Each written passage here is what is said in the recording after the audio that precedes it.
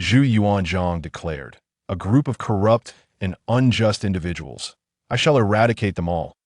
Han Du responded, Your Majesty, rather than executing them, it would be more prudent to exploit their remaining value. Zhu Yuanzhang replied, Han Du, I shall bestow my daughter upon you. Han Du answered, I accept. The crown prince interjected, I beseech Master Han to take me as his disciple.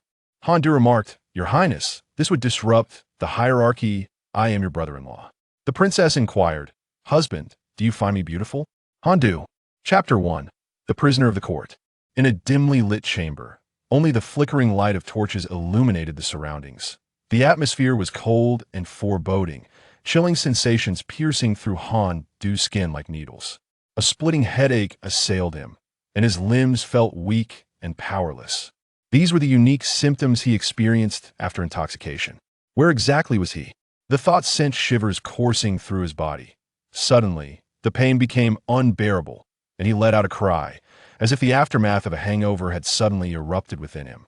Simultaneously, vivid memories surged forth, fleeting like dreams in his mind. In the 14th year of the Hongwu era, the Minister of Revenue proposed the abolition of paper currency.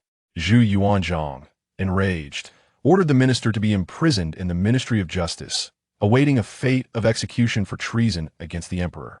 Han Du was the eldest son of the Minister of Revenue, and now his family was gathered together in the dark confines of the Ministry of Justice's prison.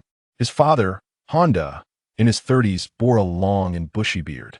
Yet, the dignity he once commanded had faded, replaced by a visage of despair and regret. Tears glimmered in his eyes as he glanced at his wife and children. His younger brother, Han Shu, huddled on the cold, damp floor, motionless, clutching his knees like a lifeless statue. Indeed, the imminent threat of execution had stripped him of all hope and vitality.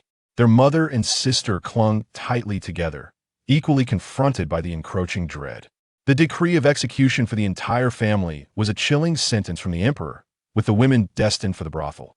Though their mother and sister would not face death, they were about to endure a fate worse than death. Just moments ago, Han Du had been reveling in the company of friends in the 21st century, and now he was faced with an undeniable death sentence. I do not wish to die, Han Du screamed inwardly. Ha ha hee hee. A raucous laugh, filled with the satisfaction of a hearty meal, interrupted Han Du's thoughts. Two jailers, one elderly and one young, approached, laughing and cleaning their teeth. Upon reaching Han Du's cell, they produced a key and unlocked the door. With the clanking of chains, they entered the cell. What do you want? What do we want? Naturally, we're here for some amusement, the young jailer sneered, his gaze lecherous as it fell upon Han Du's mother and sister, the implication unmistakable. Ah, impudence. Han Du, a man of integrity, could not bear such vile words, especially directed at his wife and daughter. Anger surged within him, flushing his face crimson and causing his hair to bristle.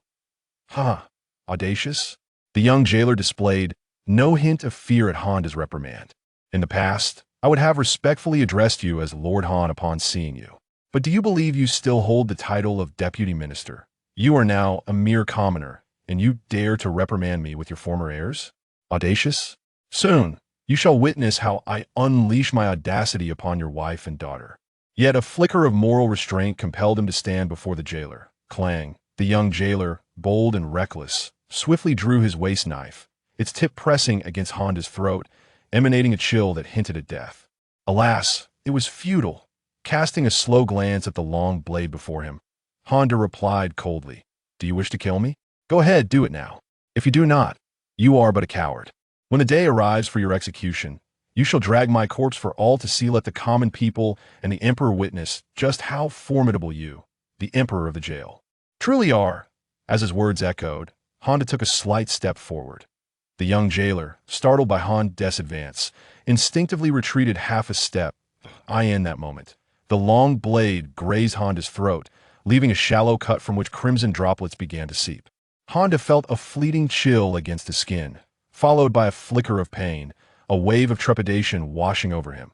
Yet his face remained expressionless, his eyes wide and fixed intently upon the young jailer.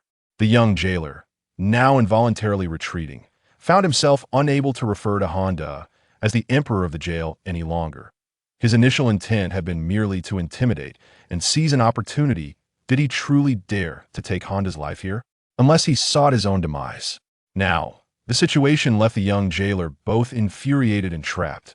For a moment, the raised knife hung suspended in the air, his eyes narrowing with malice, seeking to subdue Honda with a mere glare. Observing the young jailer's hesitation to strike, Honda felt a surge of confidence. Standing resolute in defiance that it was akin to the past when one possesses 10 billion at a bank, the institution kneels, pleading for one's survival. Now, though he was a condemned prisoner, until the emperor issued his decree, no one in the realm would dare lay a finger on him. To do so would invite a reckoning upon their entire lineage. The standoff persisted. Then, a gnarled hand pressed upon the young jailer's shoulder from behind. What's with this tension? Put away. Put it away. Lord Han, do not misunderstand, he was merely jesting with you. We are here on routine inspection, with no ill intent. Now that we have completed our inspection, we shall take our leave. With that, he turned and ushered the young jailer out of the cell. Once they had distanced themselves from Honda, the young jailer, still seething with indignation, muttered, "Damn it, if it weren't for your older brother stopping me, I would have struck him down just now. Forget it, Xiao Lu. Why bother getting angry with a dying man?" The old jailer chose not to expose Xiao Lu's feigned bravado and continued to advise. After all, he has only a few days left to live. If you were to strike him down, you would inevitably face consequences, and in the end, it would be you who suffers.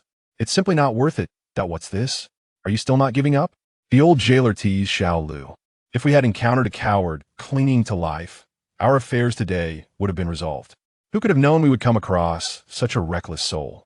It seems we must resign ourselves to fate and let it be. The old jailer paused momentarily before adding, however, if you truly have your heart set on it, there are ways. Xiao Lu shook his head with a light chuckle. Brother, do not deceive me. He is to be sent to the Ministry of Rights. Is that a place for people like us? Although the Ministry of Rights engages in the same trade as brothels, it is certainly not a venue where anyone with wealth can gain entry. The ministry is exclusively accessible to officials. The old jailer glanced around and leaned closer to Xiao Lu, whispering, there are indeed avenues available. Really?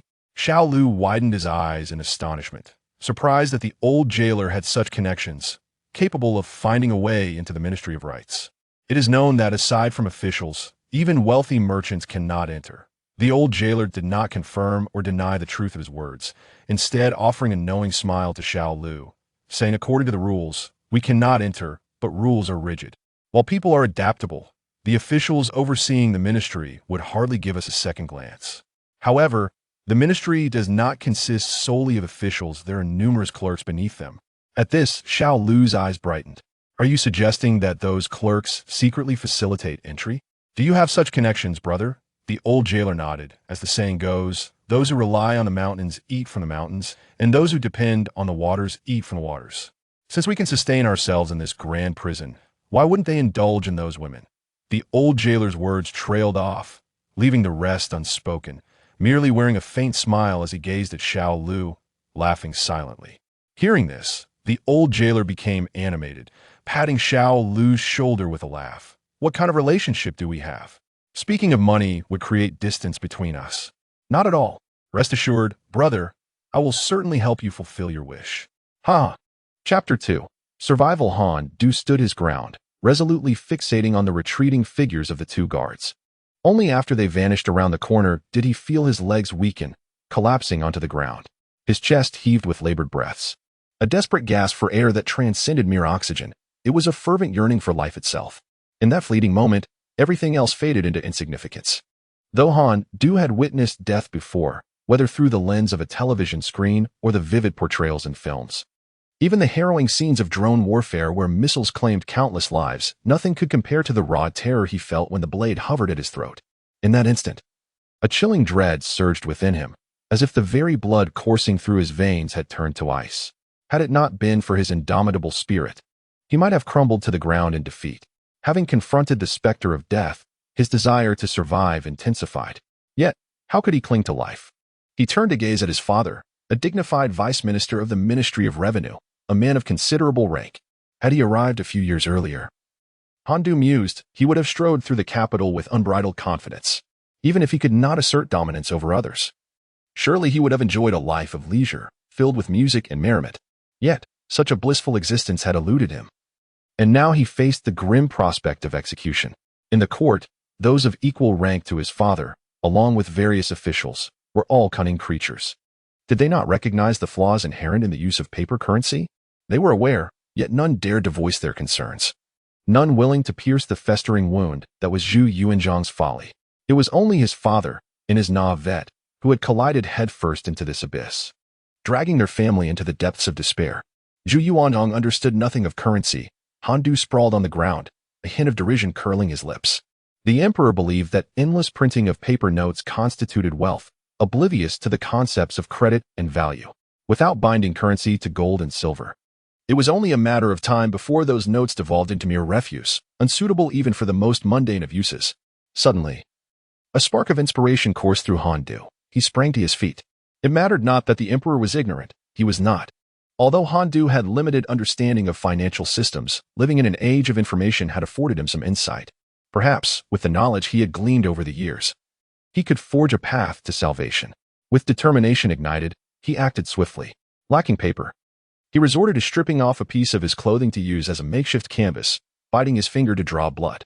Every matter in existence has its advantages and disadvantages, and paper currency was no exception.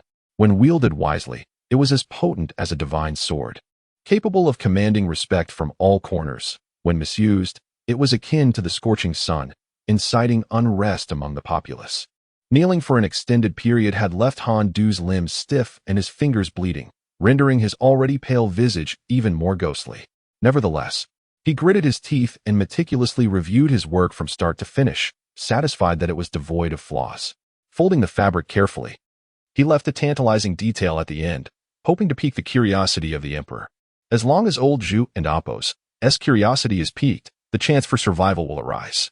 I did not expect you to possess such profound knowledge about the banknotes. Father, when did you arrive? I came long ago. Seeing you startled, I thought something was amiss. So I came to check. I never imagined you were recounting the merits and demerits of the banknotes. Are you intending to petition the emperor and secure a means of survival for the family? Han Du nodded and said, Father, do you think the emperor would absolve you of your sins upon seeing this? Upon hearing this, Han Du's face brightened, for after so much turmoil, he finally glimpsed a glimmer of hope. However, Han Du's subsequent words crushed that hope into the ground. But presently, His Majesty is in a furious state regarding the banknotes. Whether he will even consider your petition, or if he does, whether it will provoke further ire or incite calmness, I cannot say with any certainty. Besides, we are currently imprisoned. How can you possibly get your petition out for His Majesty to see?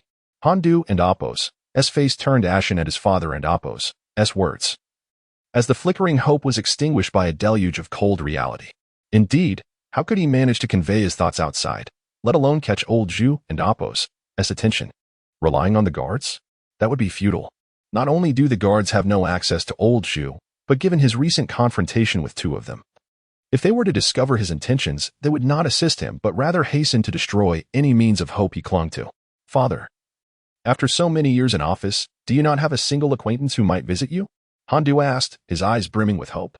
This was the only solution Han Du could conceive. Only a high-ranking official of equal standing to his father could gain an audience with old Zhu in a timely manner. Han Du's pallid complexion instantly flushed crimson as he waved his hand in irritation. I have served with integrity, disdainful of mingling with those lowly sycophants. With that, he turned away to his elderly wife, disregarding Han Du. Han Du felt stifled by his father's retort. It seemed this avenue was also closed off. Indeed, if his father had allies in court, he would have undoubtedly discussed the petition to abolish the banknotes with them. Any friend of conscience would have forewarned Han Du, preventing him from recklessly charging forward.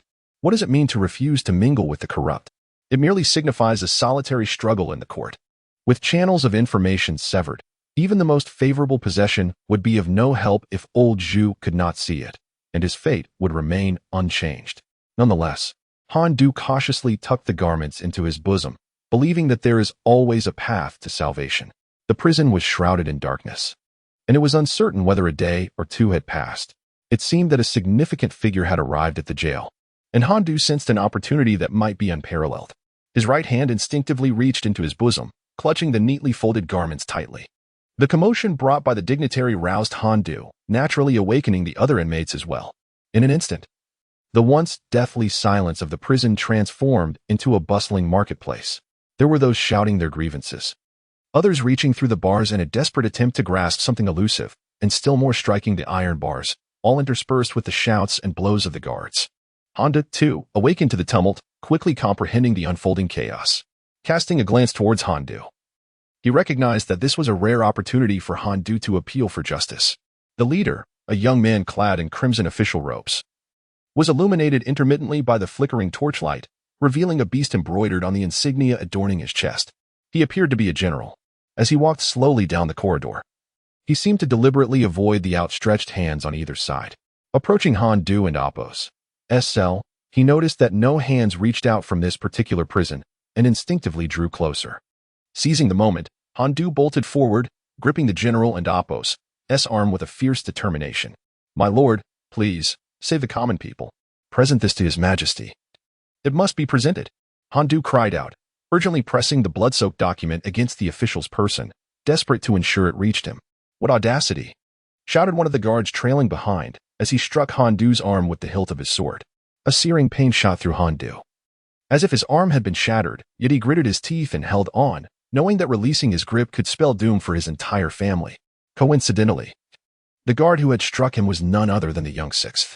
Seeing Handu's refusal to let go, a cruel smile spread across his face as he drew his blade, preparing to sever Handu and Apos' hand. At that moment, the official cast a cold glance in their direction. Startled, the sixth, who had raised his sword high, hesitated, forcing a smile as he said, "My lord, this man has so grievously offended you. Allow me to teach him a lesson." The official, unresponsive, turned his attention back to Handu, whose heart raced as he met the official's icy gaze. A flicker of fear surged within him, yet faced with life and death, this fear ignited a fierce will to survive, compelling him to grasp even tighter. "Please, my lord, present this to his majesty and save the common people," Handu implored. The leader, silent yet intrigued by the unwavering determination in Handu's eyes, inexplicably reached out to accept the folded garment. Joy illuminated Handu's face as he released his grip and fell to the ground in reverence. "Thank you, my lord. Thank you." Perhaps some might believe that a man should never kneel lightly, save for the heavens, the earth, and his parents. While it may have been a mere trifling act for the general, for Handu, it was a profound act of salvation, deserving of his humble submission. The official, unperturbed by Handu's gesture, accepted the bow before departing with his entourage. Chapter 3. The Eternal Marquis and Lan Yu. Handu observed the departing crowd, releasing a long sigh of relief as if a great weight had been lifted from his shoulders. He yearned to laugh heartily, yet restrained himself, fearing that the walls of the prison might carry his mirth to unwelcome ears. Thus, he stifled his inner joy, disregarding the pain in his arm, and sprang up to face his father with a beaming smile. However, Handu noticed that his father's countenance remained troubled, causing his heart to sink. He inquired, "Father, what troubles you?" Handu gazed at his son, whose complexion had drastically changed, and sighed, "It is not my intention to dampen your spirits. But do you know who that individual was? Could it be that this person was an enemy of his father?" The thought sent Handu and Apos' spirits plummeting from elation to despair as he stammered, "Father, could he be your rival?" If that individual truly bore enmity towards his father, Handu felt his life would be irrevocably forfeit. His earlier actions now seemed absurdly reckless, akin to placing a lifeline into the jaws of a predator, only to have it severed with a mocking snip. The more he contemplated, the paler his face became. Handu, unaware of the depths of his son's inner turmoil, continued, "He is not precisely my rival. I merely refuse to conspire with such individuals in my official capacity. There are no deeply rooted grudges between us. He truly cannot be classified as an adversary." "Ah, that is a relief, indeed," Handu murmured to himself, then softly asked, "What do you mean, then?" With a resigned glance, Handu replied, "His name is Lan Yu. Not long ago, he suffered a defeat and was reprimanded by his majesty. Even if he wished to assist you, I doubt the emperor would grant him an audience. Furthermore, he may lack the courage to invoke the emperor and Apos' wrath. You should abandon hope. It appears that our Han family may not escape this calamity after all. How unfortunate." Handu sighed and shook his head in lament. Meanwhile, Handu's eyes widened in shock, entirely oblivious to his father's words, as his mind was consumed by the name Lan Yu. Who was Lan Yu? Even a person of Handu's scientific disposition understood that he was the principal figure in the Lan Yu case, the one whose family was annihilated by Zhu Yuanzhang. In the early years of the Ming Dynasty, during the Hongwu period, two infamous cases emerged, the Hu Weiyong case and the Lan Yu case. While the Hu Weiyong case is not the focus here, the Lan Yu case alone resulted in the execution of tens of thousands. It was merely a matter of life or death, differing only in timing. At that moment, Han Du felt an urge to curse, unsure whether to voice his frustrations. Lan Yu and his entourage had completed their official duties and departed from the prison. Upon reaching the entrance, an official beside him observed the garment Lan Yu clutched and smiled, asking, "General Lan, are you truly going to assist him by taking this to His Majesty?" "Why not you?" Lan Yu replied, his expression impassive as he extended the garment towards the official. Startled, the official recoiled as if confronted by a venomous serpent. Retreating a couple of steps with his hands raised in protest, "No, no, no. One should not trouble two masters. It is best if you go yourself, General Lan. I have no ties with that Minister Han." Lan Yu merely scoffed in response. "The reason this general wishes to present this matter to your Majesty is firstly due to the assertion made by that young man, claiming it pertains to the well-being of the common people. Your Majesty often emphasizes that matters concerning the populace are of utmost importance. Hence, even the slightest possibility warrants my utmost attention." With a soft sigh, Lan Yu continued, "Secondly, it evokes within me a sense of shared plight." Shared plight? The official beside him appeared perplexed, unable to grasp Lan Yu's meaning. After all, while others languished in prison, General Lan was not among them. What common affliction could they possibly share? Once, I, Lan Yu, was spirited and ambitious, but ever since that fateful battle. Lan Yu paused. His lips moved silently as if the words were too painful to utter. After a brief moment, he resumed, "Look at that young man, now trapped in a cell. In truth, my existence here in the capital feels akin to imprisonment. Should this persist, perhaps one day I shall fade into obscurity, unnoticed by all. When I gaze into his eyes, I am struck by the realization that our circumstances are remarkably similar. Thus, while I still possess the means to extend a hand, I shall do so." The official comprehended Lan Yu's sentiment. It was evident that Lan Yu had felt neglected for far too long, preferring not to broach the subject further. The official clasped his hands before him and said, "Now that I grasp the situation of General Lan, I must attend to other matters. I take my leave." As the official departed, his lean figure swayed and official robes appeared somewhat comical. This was the true nature of bureaucracy. Matters that did not concern them were scarcely investigated, lest they incur unwanted entanglements. Lan Yu cast a sidelong glance at the retreating official, but chose to remain silent, lowering his gaze to the attire in his hands. He pondered that while he wished to assist, it was impractical to present himself before the emperor in such a manner. He needed assistance. Who should he seek? After a moment of contemplation, one name surfaced in his mind. Prince Zhu Biao would undoubtedly be of help. Lan Yu was the brother-in-law of Chang Yucheng, who was the father-in-law of Prince Zhu Biao. Thus, as the maternal uncle of the crown princess, and having always staunchly supported the crown prince, Lan Yu instinctively thought of Zhu Biao. There are times when possessing too much knowledge can be counterproductive. Was this not the very reason that official had departed? Stealing his emotions, Lan Yu raised his head and made his way toward the Eastern Palace. The Eastern Palace was the residence of Crown Prince Zhu Biao, who had resided there since his designation as Crown Prince in the first year of the Hongwu reign. He was merely 13 years of age at that time. Upon reaching adulthood, Zhu Biao began assisting Zhu Yuanzhang in state affairs. Historically, the relationships between emperors and their crown princes were often fraught with tension. After all, as the primary heir to the throne, the crown prince inherently posed the greatest threat to the reigning emperor. For instance, the renowned Kangxi emperor, who was often hailed as a paragon of emperors, repeatedly elevated and deposed his crown princes, doing so twice, all to mitigate the threat posed by their burgeoning power. Furthermore, there are those who hypocritically lament the crown prince's lack of ambition, yet it is evident that such shortcomings were largely a consequence of Kangxi's coercion. In stark contrast, Zhu Yuanzhang's affection for Zhu Biao was seemingly boundless. He refrained from establishing a separate court for the crown prince. During Zhu Yuanzhang's military campaigns, the crown prince was entrusted with the regency, facilitating the collaboration of generals and chancellors alike. Had Zhu Biao harbored aspirations for the throne, he could have effortlessly seized it at any moment. This illustrates the unparalleled trust that the elder Zhu placed in Zhu Biao, a sentiment rarely observed in history. During Zhu Yuanzhang and Appo's obstinate pursuits, only two individuals had the capacity to dissuade him, Empress Ma and Zhu Biao. The Eastern Palace, located within the imperial city, allowed Lan Yu, as the maternal uncle of the crown prince, to visit without formal summons. Upon arriving at the Eastern Palace to pay his respects to the Crown Prince, the guards instructed Lan Yu to wait briefly before escorting him inside. Chapter 4. The Eastern Palace. The Eastern Palace, as the residence of Zhu Biao, exudes a solemn grandeur akin to that of the imperial city, yet it is imbued with an additional layer of opulence. Within its confines, a myriad of exotic flora and rare fauna flourish, leaving first-time visitors utterly astounded by the kaleidoscope of beauty. This is not to imply that Zhu Biao indulges in a life of excess. Rather, these embellishments were forcibly bestowed upon him by Zhu Yuanzhang, who, in stark contrast, maintained a remarkably austere palace devoid of such luxuries. It is reminiscent of a humble farmer who yearns to offer his finest possessions to his most cherished son.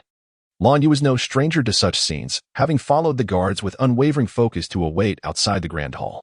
Upon receiving a nod of permission from the guards, he stepped into the hall. There, seated behind an imposing desk, was a young man with a square face, adorned in a golden-patterned black crown and a resplendent yellow python robe, his brow furrowed in concentration as he fervently penned documents. Since reaching adulthood, Zhu Biao had been assisting Zhu Yuanzhang with state affairs, and after years of diligent practice, he had become well-versed in the complexities of governance, leading to an ever-increasing volume of duties.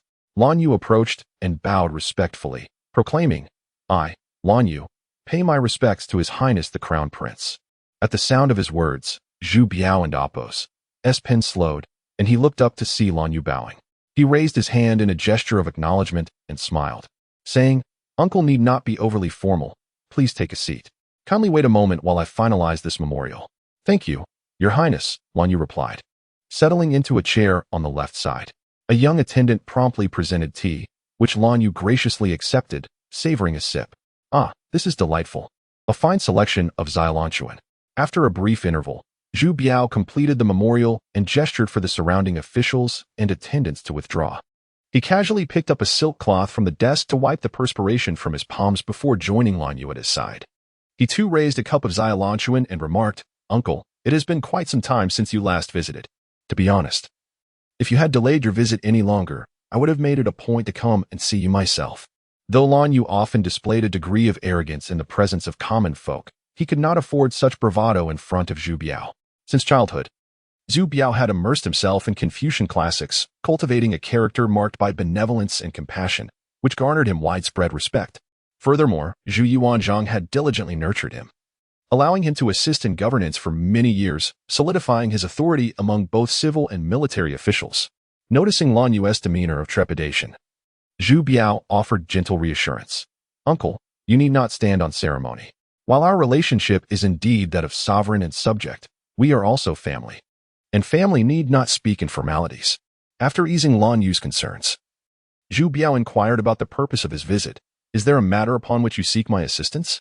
"Indeed, there is a matter I wish to discuss with Your Highness," Lan Yu replied, abandoning any further pleasantries as he recounted the entire situation. Upon concluding, he produced a garment from his robe, which had been given to him by Han Du, and presented it to Zhu Biao. "Your Highness, this is what the individual wishes to submit to His Majesty, claiming it pertains to the welfare of the common people. I dare not act without your counsel and have come to seek your guidance."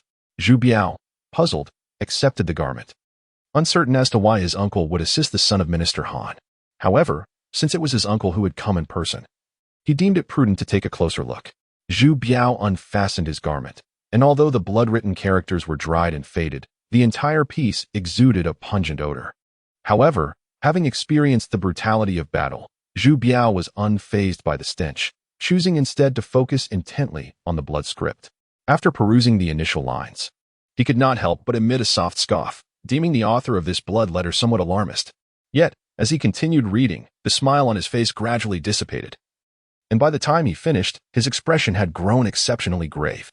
Lan Yu, who had not yet examined the letter, felt a sense of caution upon witnessing the change in Zhu Biao and Appo's demeanor, and he cautiously inquired, "Your Highness, does this blood letter contain some troubling content?" After speaking, he cast a smile in Lan Yu's direction. Lan Yu let out a bittersweet laugh, responding, "I have devoted decades to the study of military strategy, yet I have failed to perform well in battle, suffering defeat during the northern expedition in the 5th year of Hongwu. I possess little understanding of the livelihood of the common people. Thus, even if I were to read something concerning their welfare, it would be of no use. It would be better not to read it at all. The melancholy in his words was evident on his face. It seemed Lan Yu still harbored regrets about not being able to partake in the campaign against the Northern Yuan. This was his inner turmoil, perhaps only to be resolved when he could personally vanquish the Northern Yuan once more. Zhu Biao, sensing the underlying emotions, sought to offer comfort. Uncle possesses both courage and wisdom. He is a renowned general of the realm. Though the Northern Yuan still exists, I am confident there will come a day when you lead an army against them again. Seeing that matters were settled, Lan Yu prepared to take his leave. Your Highness, I shall take my leave now. After such a long-awaited meeting, Uncle, won't you stay a while longer to converse with me? Zhu Biao urged. The words you have spoken have eased my heart significantly, but your Highness is burdened with affairs of state. I shall not impose further. When you have a moment to spare, this idle man will return to speak with you. Very well. I shall ensure to engage in a good conversation with you when I find the leisure.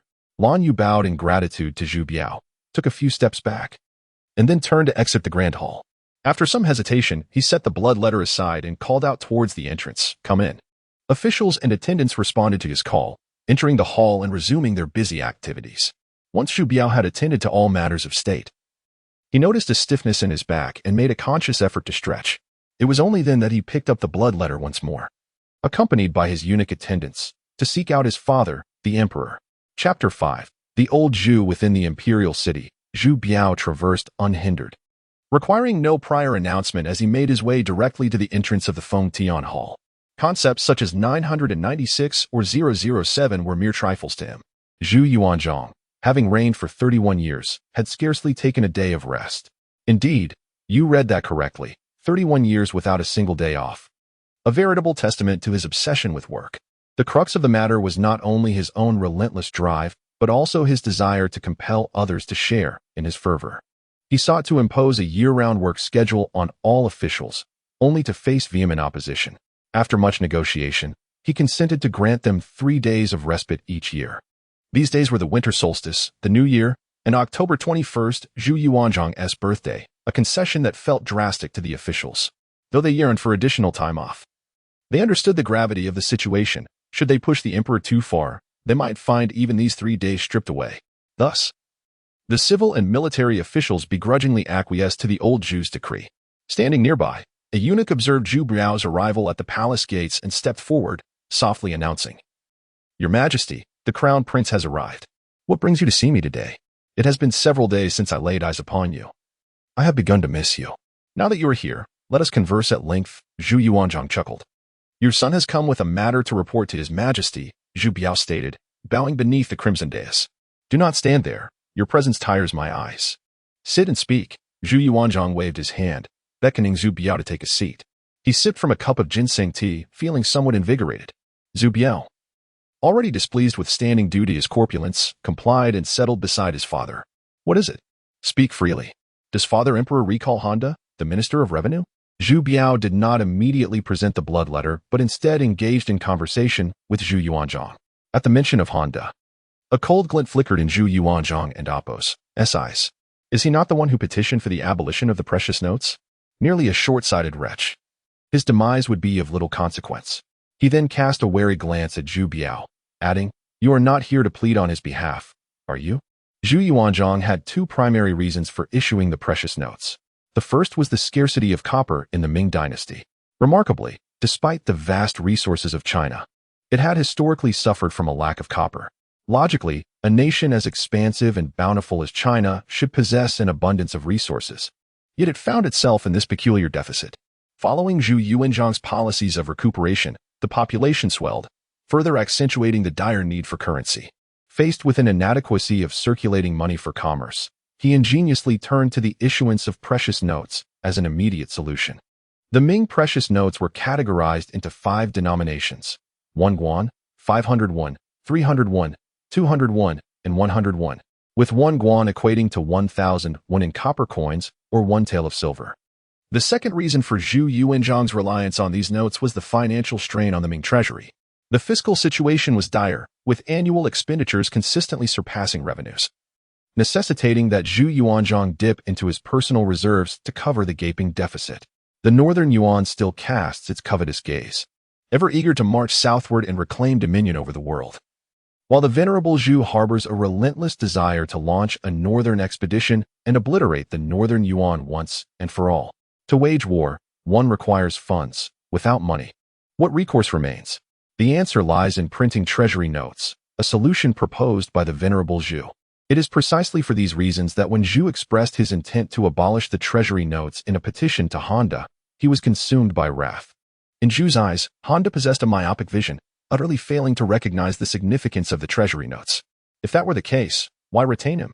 To merely collect his salary? Yes, but also no. Zhu Biao's response was ambiguous, yet he continued, stating that he indeed sought to intercede.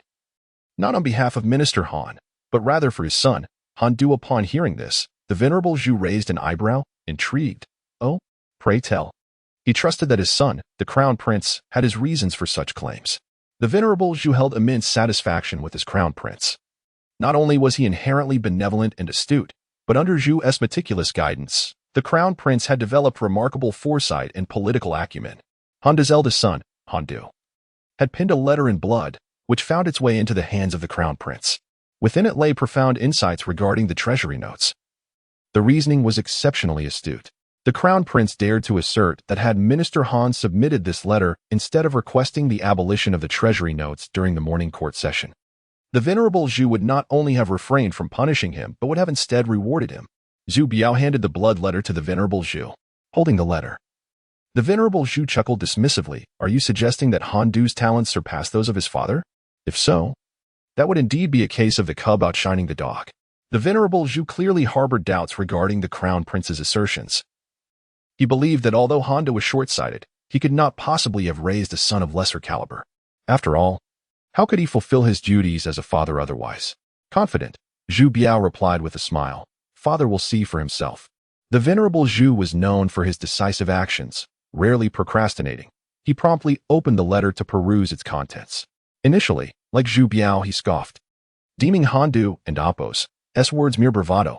However, as he continued to read, he found the letter increasingly substantive and compelling. After a prolonged silence, the venerable Zhu gazed at the letter in contemplative quietude. Zhu Biao exhibited no impatience, remaining composed as he allowed ample time for reflection.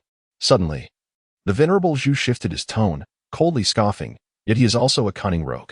What did he mean by this final remark? He claimed to understand what the treasury notes were used for, yet deliberately withheld that information. Such audacity. Was he attempting to coerce me? Did he believe that should I threaten him with execution, he would remain silent? The venerable Zhu seethed with indignation, pointing to the final line of small print in the blood letter for Zhu Biao to see. The smile on Zhu Biao's face instantly morphed into embarrassment. How could he not grasp Han Du's overt intentions? Upon first encountering that line, he understood Han Du's message clearly. Spare my life, and I shall elucidate matters. Should I perish, alas, no one will be left to provide clarity. This statement holds significant weight. When Zhu Biao first encountered it, he contemplated its implications, yet arrived at no definitive conclusion. According to Han Du, since the treasure notes could indeed procure goods, it follows that something must be paid in return. Throughout his life, old Zhu had never succumbed to the coercion of others. Those who dared to intimidate him had all met their demise, without exception. Zhu Biao feared that old Zhu, in a fit of rage, might execute Han Du, and thus hastened to interject. Father, Han Du is likely not attempting to intimidate you. Rather, if you observe the garment, it is quite small. While the characters are rather large, perhaps Han Du simply could not fit any more writing. The last line is evidently much smaller than the preceding ones. Furthermore, Han Du seeks your pardon for his offenses. He would never possess the audacity to threaten you. Upon hearing this, old Zhu's expression remained stormy. No audacity? Wasn't his father quite bold? In the court, before all, he dared to demand the abolition of the treasure notes, claiming he would die in remonstrance. Very well, if he wishes for death, that can be easily arranged. Not only shall I see to his demise, but I shall also ensure his entire family accompanies him. As he spoke, old Zhu slammed his palm down upon the table, startling Zhu Biao. He quickly added, Father, please consider, Han Shilang indeed exhibited some disrespect towards your Majesty. However, Han Du possesses considerable talent.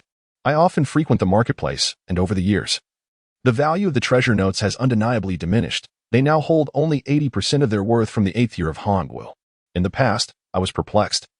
Yet Han Du has alleviated much of my confusion. You have always sought out talent with fervor, and given the critical nature of this matter concerning the treasure notes, Why not summon Handu and hear his perspective? Zhu Biao's gentle voice carried a weight of calm persuasion. Old Zhu nodded thoughtfully, then instructed a eunuch nearby. Go to the Ministry of Justice and summon Handu to me. Chapter 6. An audience. When Handu learned from his father that the person he had detained was Lord Lan Yu of Yongchang, a chill ran through him. However, what did it matter? Even the tiniest creature clings to life. It is preferable to face a later demise than an immediate one. As long as he could survive in the present, he could alter the course of the future. Thus, he silently pleaded, Lan Yu, rescue me. If you save me now, I shall surely repay you in the days to come. In the hall of the Ministry of Justice, Left Minister Hu Zhan gazed in astonishment at the approaching eunuch. Could it be that His Majesty had issued a decree at such a late hour? Not daring to be lax, Hu Zhan advanced to greet the eunuch, inquiring, May I ask, esteemed eunuch, does His Majesty have a command?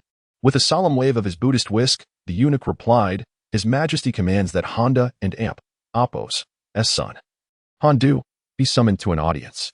Hu Zhan, not wishing to delay, responded, Please wait a moment. I shall have him brought forth immediately. Just as he was about to order Handu's retrieval, the eunuch interjected, There is no need for your excellency's trouble.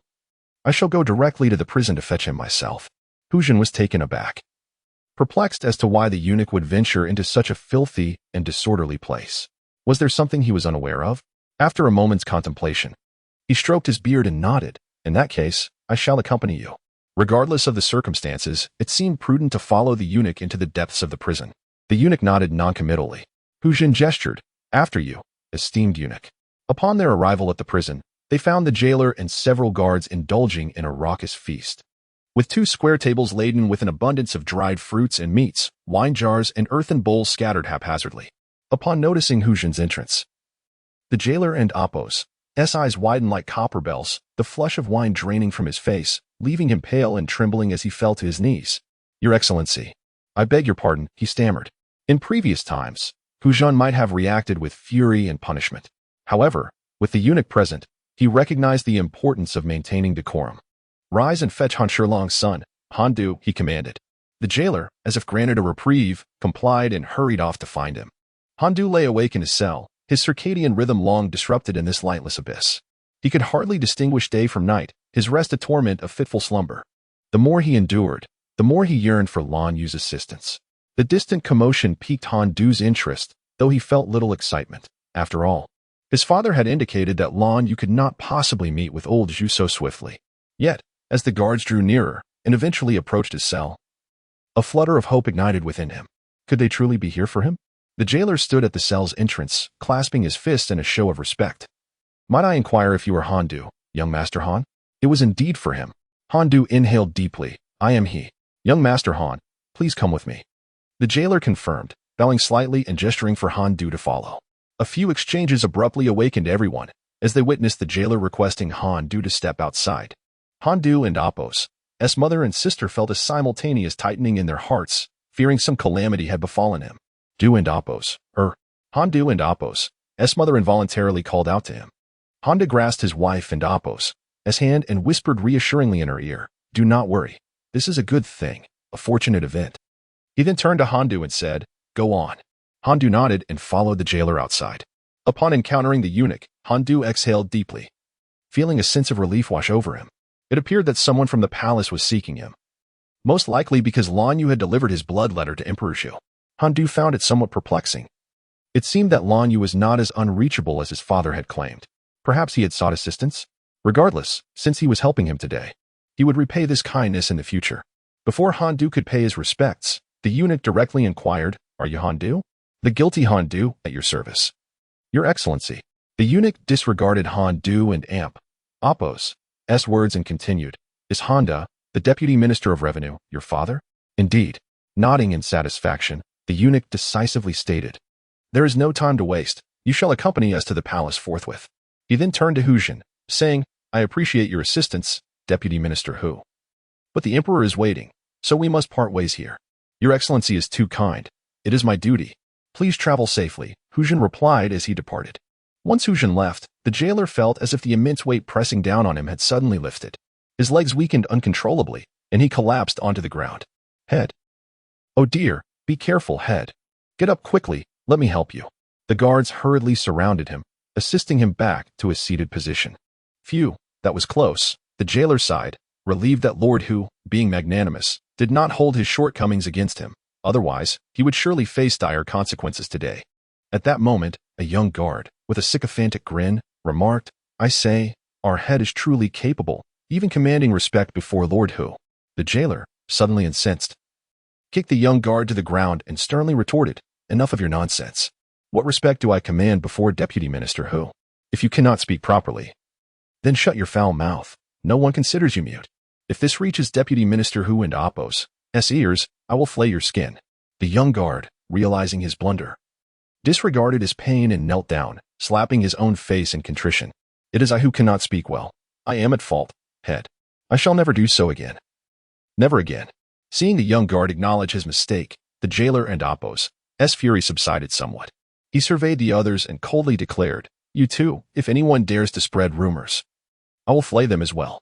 The guards hastily shook their heads in agreement, assuring him, "We absolutely will not. We dare not. Head, you know me well." Once he saw that everyone had promised not to spread any rumors, the jailer coldly commanded, "What are you all still standing around for? Hasten to remove all these items and ensure this place is immaculate. Those assigned to guard should take their posts, and those on patrol should commence their rounds." Oh! The crowd quickly sprang into action. Suddenly, the head jailer's gaze sharpened, and he bellowed, "Old Chun, Little Six, where do you think you are going?" The busy crowd halted, turning their attention to a particular spot. Old Chun and Little Six stood conspicuously apart from the others, preparing to enter the main prison. The atmosphere was so tense that one could hear a pin drop. After a lengthy silence, Old Chin broke the stillness, forcing a smile as he spoke. "My esteemed superior, I merely recalled that I had neglected to conduct a patrol today, and I was planning to take Little Six along for the rounds." With that, Old Chin attempted to lead Little Six further into the prison. "Stop right there." The head jailer's voice, though not loud, was as unyielding as iron, halting their steps. "What do you mean by that, sir?" Old Chin feigned ignorance. "Nothing of consequence," the head jailer replied with a smile. "It matters not if you miss a patrol. From this moment on, you shall no longer patrol the prison. Instead, you will guard outside." "Sir, you." Though Old Chin maintained a calm facade, his heart sank in trepidation.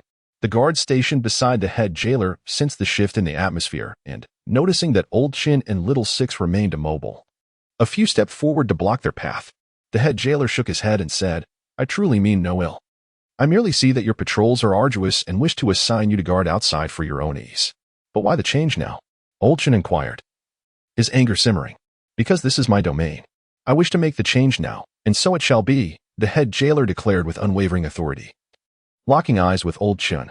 Hearing this, Old Chun lowered his gaze in silence, but suddenly he raised his head and laughed heartily. Of course, whatever you say, sir, shall be so. We will go guard outside." He then reached for Little Six, intending to leave together. However, when Old Chun tugged at Little Six, he found him unyielding. Fixing a penetrating gaze upon Little Six, he murmured, "Let us go." With that, he forcibly pulled Little Six along as they exited.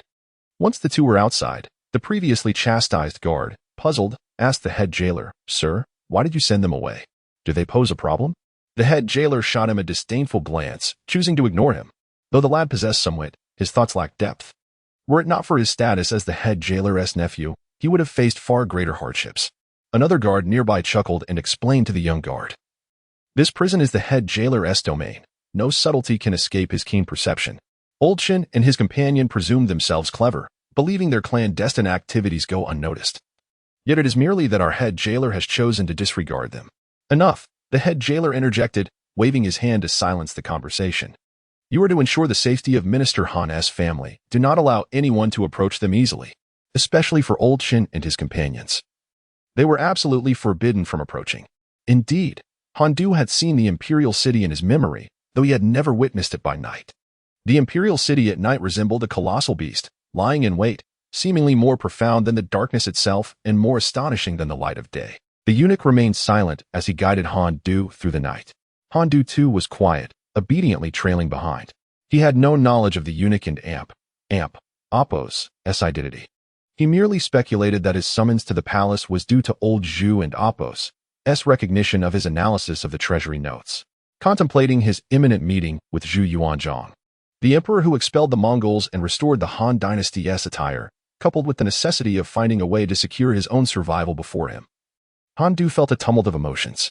The eunuch instructed Han Du to wait outside the grand hall. Moments later, he heard the voice summoning him. Announce Han Du for an audience. Taking a deep breath, Han Du stepped over the high threshold, chest out and head bowed, entering the chamber. The sinner Han Du pays his respects to your majesty. He had no opportunity to behold Zhu Yuanzhang as he knelt upon the ground. What could this mean? Had he erred in some way? According to his recollections, he had made no mistakes. Or was old Zhu perhaps displeased and unwilling to meet him? Rise. At that moment, a commanding voice resonated. Finally, he heard the long-awaited voice, and Han Du stood up. Before him sat an elderly man in his 50s. Adorned with a golden crown and clad in a dragon robe, seated upon the dragon throne.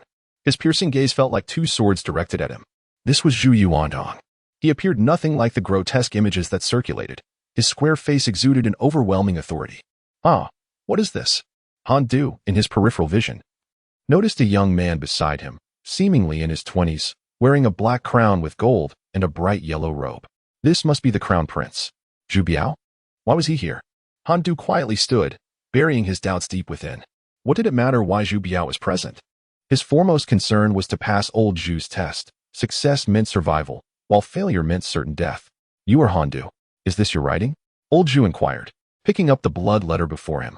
He set it down, resting his hands on the throne's armrests and leaning back slightly. Explain. What issues do you see with the treasury notes? These were all matters Han Du had inscribed in the blood letter.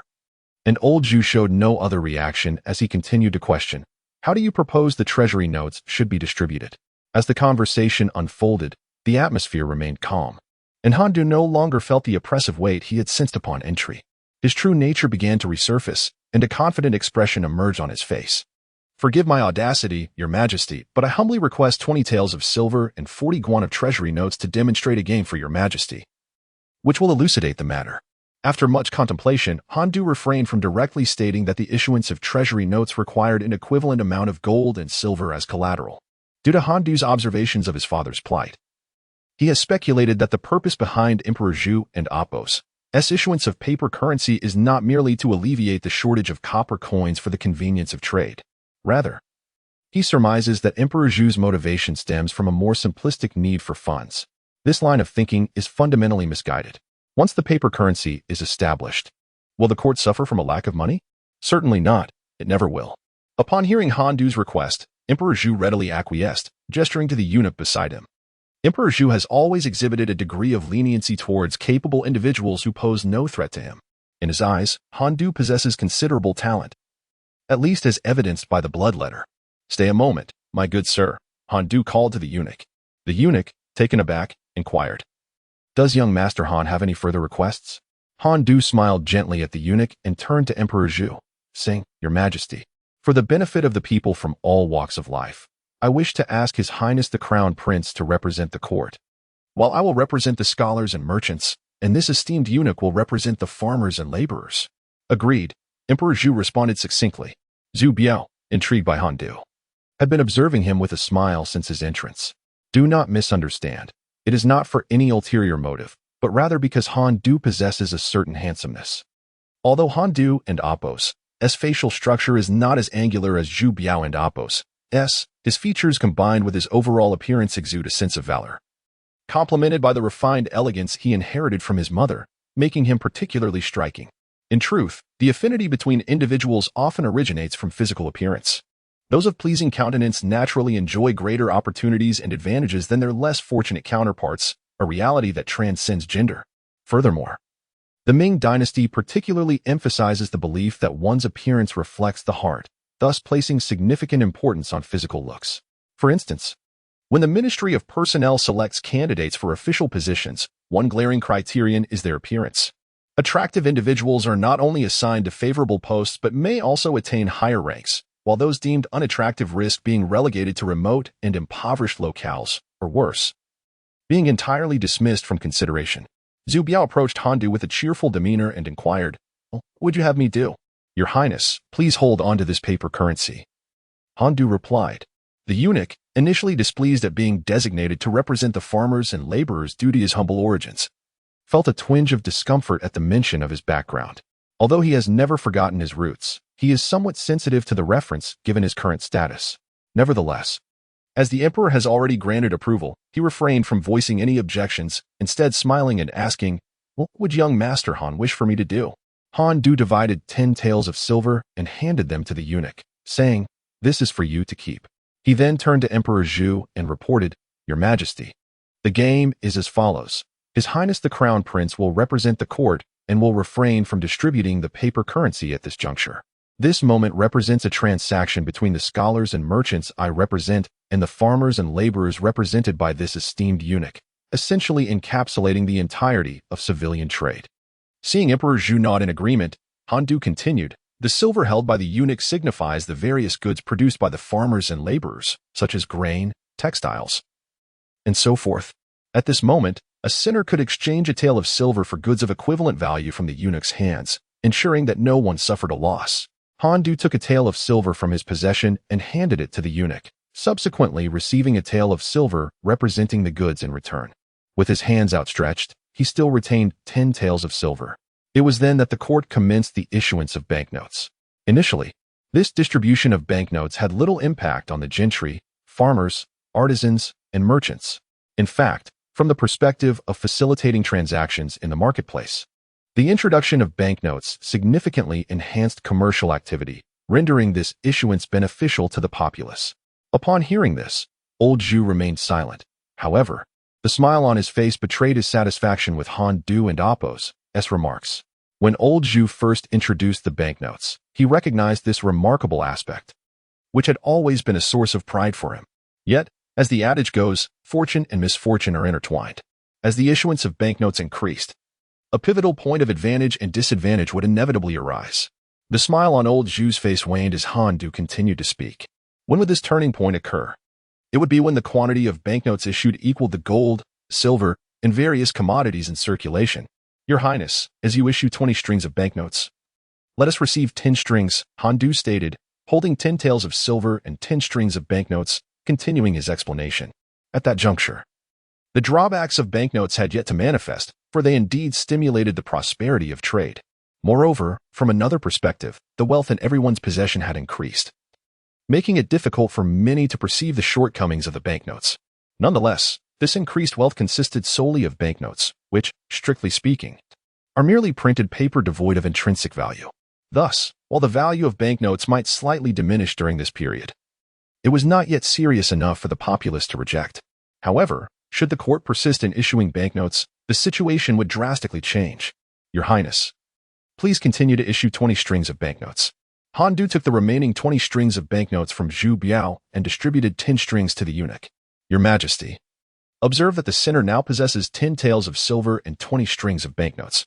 Previously, the sinner had stated that when holding 10 taels of silver and 10 strings of banknotes, the impact was negligible as they were equivalent and could be exchanged freely. Yet now, how many banknotes are required to exchange for 10 taels of silver? 20 strings. Han Du held 10 taels of silver in one hand and banknotes in the other, indicating the exchange between them. Chapter 8. Demonstration at this juncture. The intrinsic value of the treasury notes had diminished by half, a situation referred to by the sinners as devaluation. The worth of the treasury notes was merely half of what it had once been. Thus, a full treasury note was essentially valued at 500 yuan. Nevertheless, the court persisted in issuing these notes, steadfast in their belief that a full treasury note equated to a full treasury note.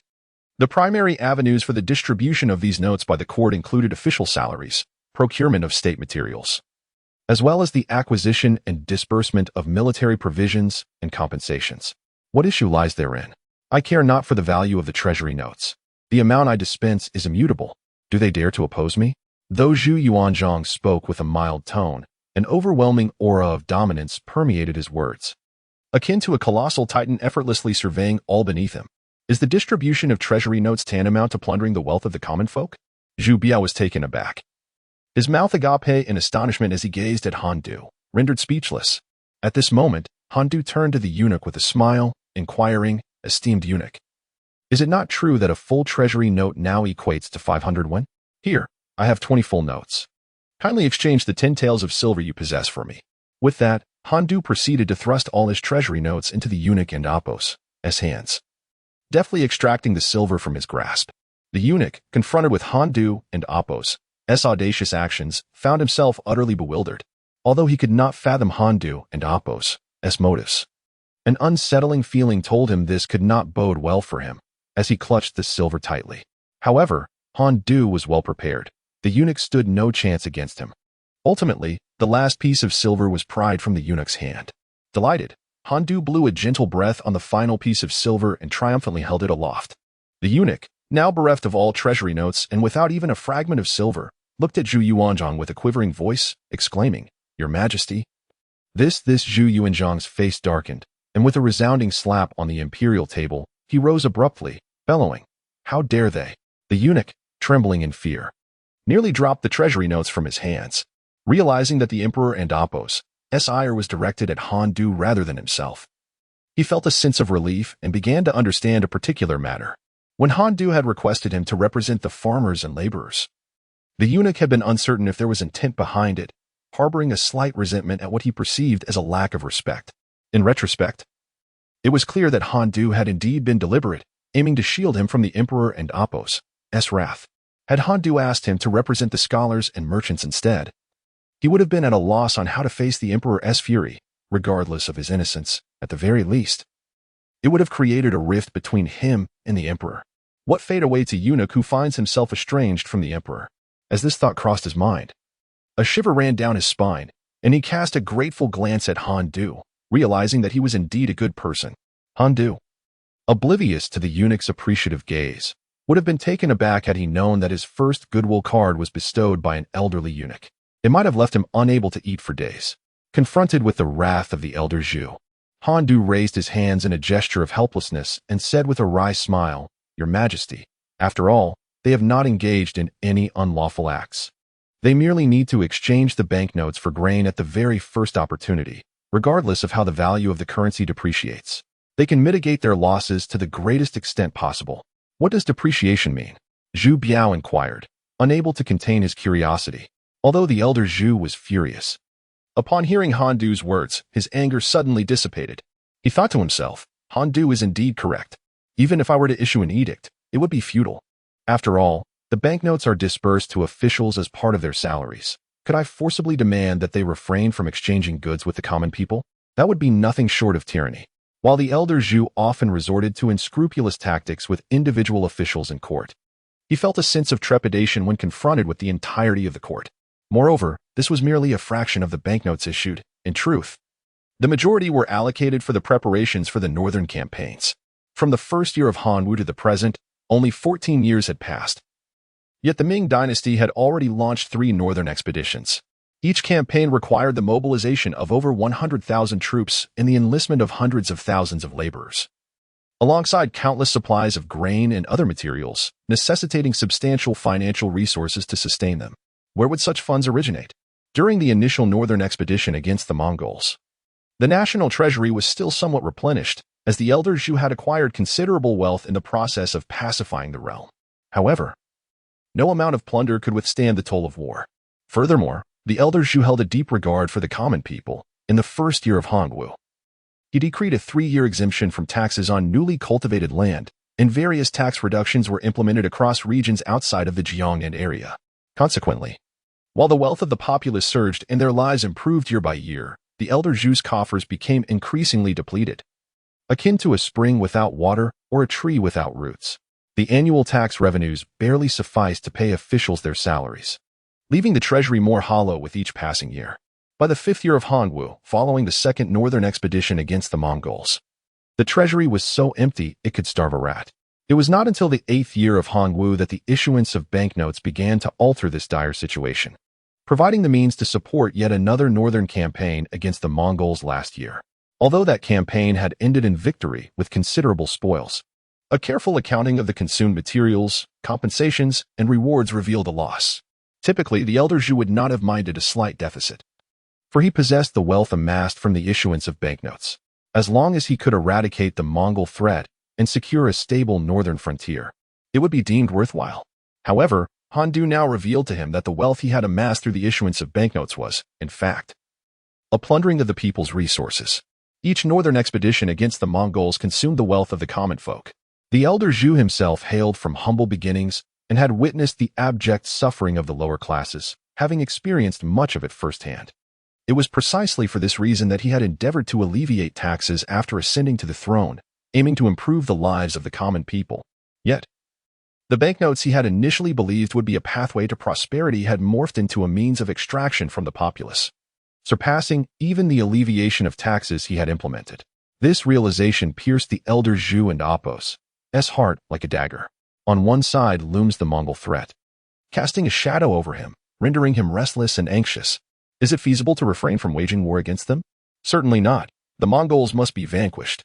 Yet, warfare demands financial resources, and without the backing of precious currency, how can he mount a northern expedition? However, issuing currency equates to plundering the wealth of the people, exacerbating the plight of the already impoverished populace. Even the resolute Zhu Yuanzhang hesitated, confronted with such a dilemma, uncertain of the path to pursue.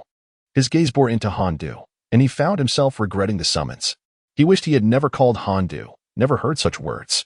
Zhu Yuanzhang's hand instinctively grasped the inkstone upon the imperial desk, veins bulging, as if he intended to crush it to pieces, oblivious to the red cinnabar staining his fingers. He yearned to hurl the inkstone at Han Du's head. Yet, he understood that turning a blind eye would not resolve the predicament. If eliminating Han Du could rectify matters, Zhu Yuanzhang would act without hesitation. Alas, dispatching Han Du would yield no resolution. The issues at hand were genuine and not of Han Du's making. How could this be?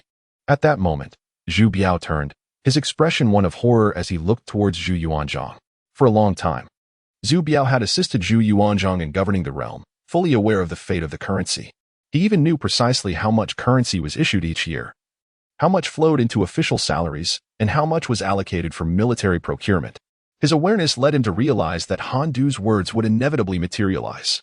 Once the currency began to depreciate, officials would promptly expend it. Military procurement, being a matter of state importance, would see buyers adhering to the face value of the currency. Consequently, the burden would invariably fall upon the common folk. Seeing the color drain from the faces of both Zhu Yuanzhang and the crown prince, Han Du chuckled inwardly. Pleased to witness their alarm, he decided to stoke the flames further.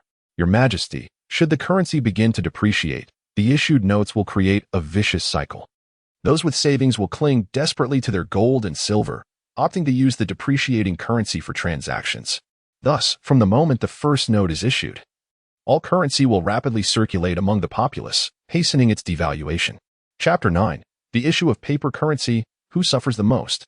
Naturally, it is the common people at the lowest strata of society.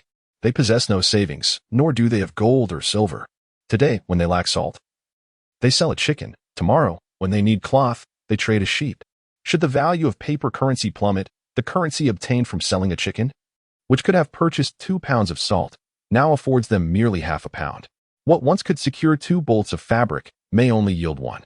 And in some dire instances, they might find themselves unable to procure even a single pound of salt or a bolt of cloth, reduced to acquiring mere ounces of salt or a foot of fabric. Ultimately, they may clutch a fistful of paper currency while being unable to purchase even a needle. In all matters, gain must accompany loss. Acquisition invariably entails expenditure. While paper currency may procure boundless resources, it seemingly incurs little cost. Surely, Your Majesty has long pondered this conundrum? The ability of paper currency to exchange for innumerable goods arises from the love and trust the populace bestows upon Your Majesty. Since the inception of your campaign, you have faced peril and triumphed in countless battles, restoring peace to the realm and providing the common folk with a clear and prosperous world.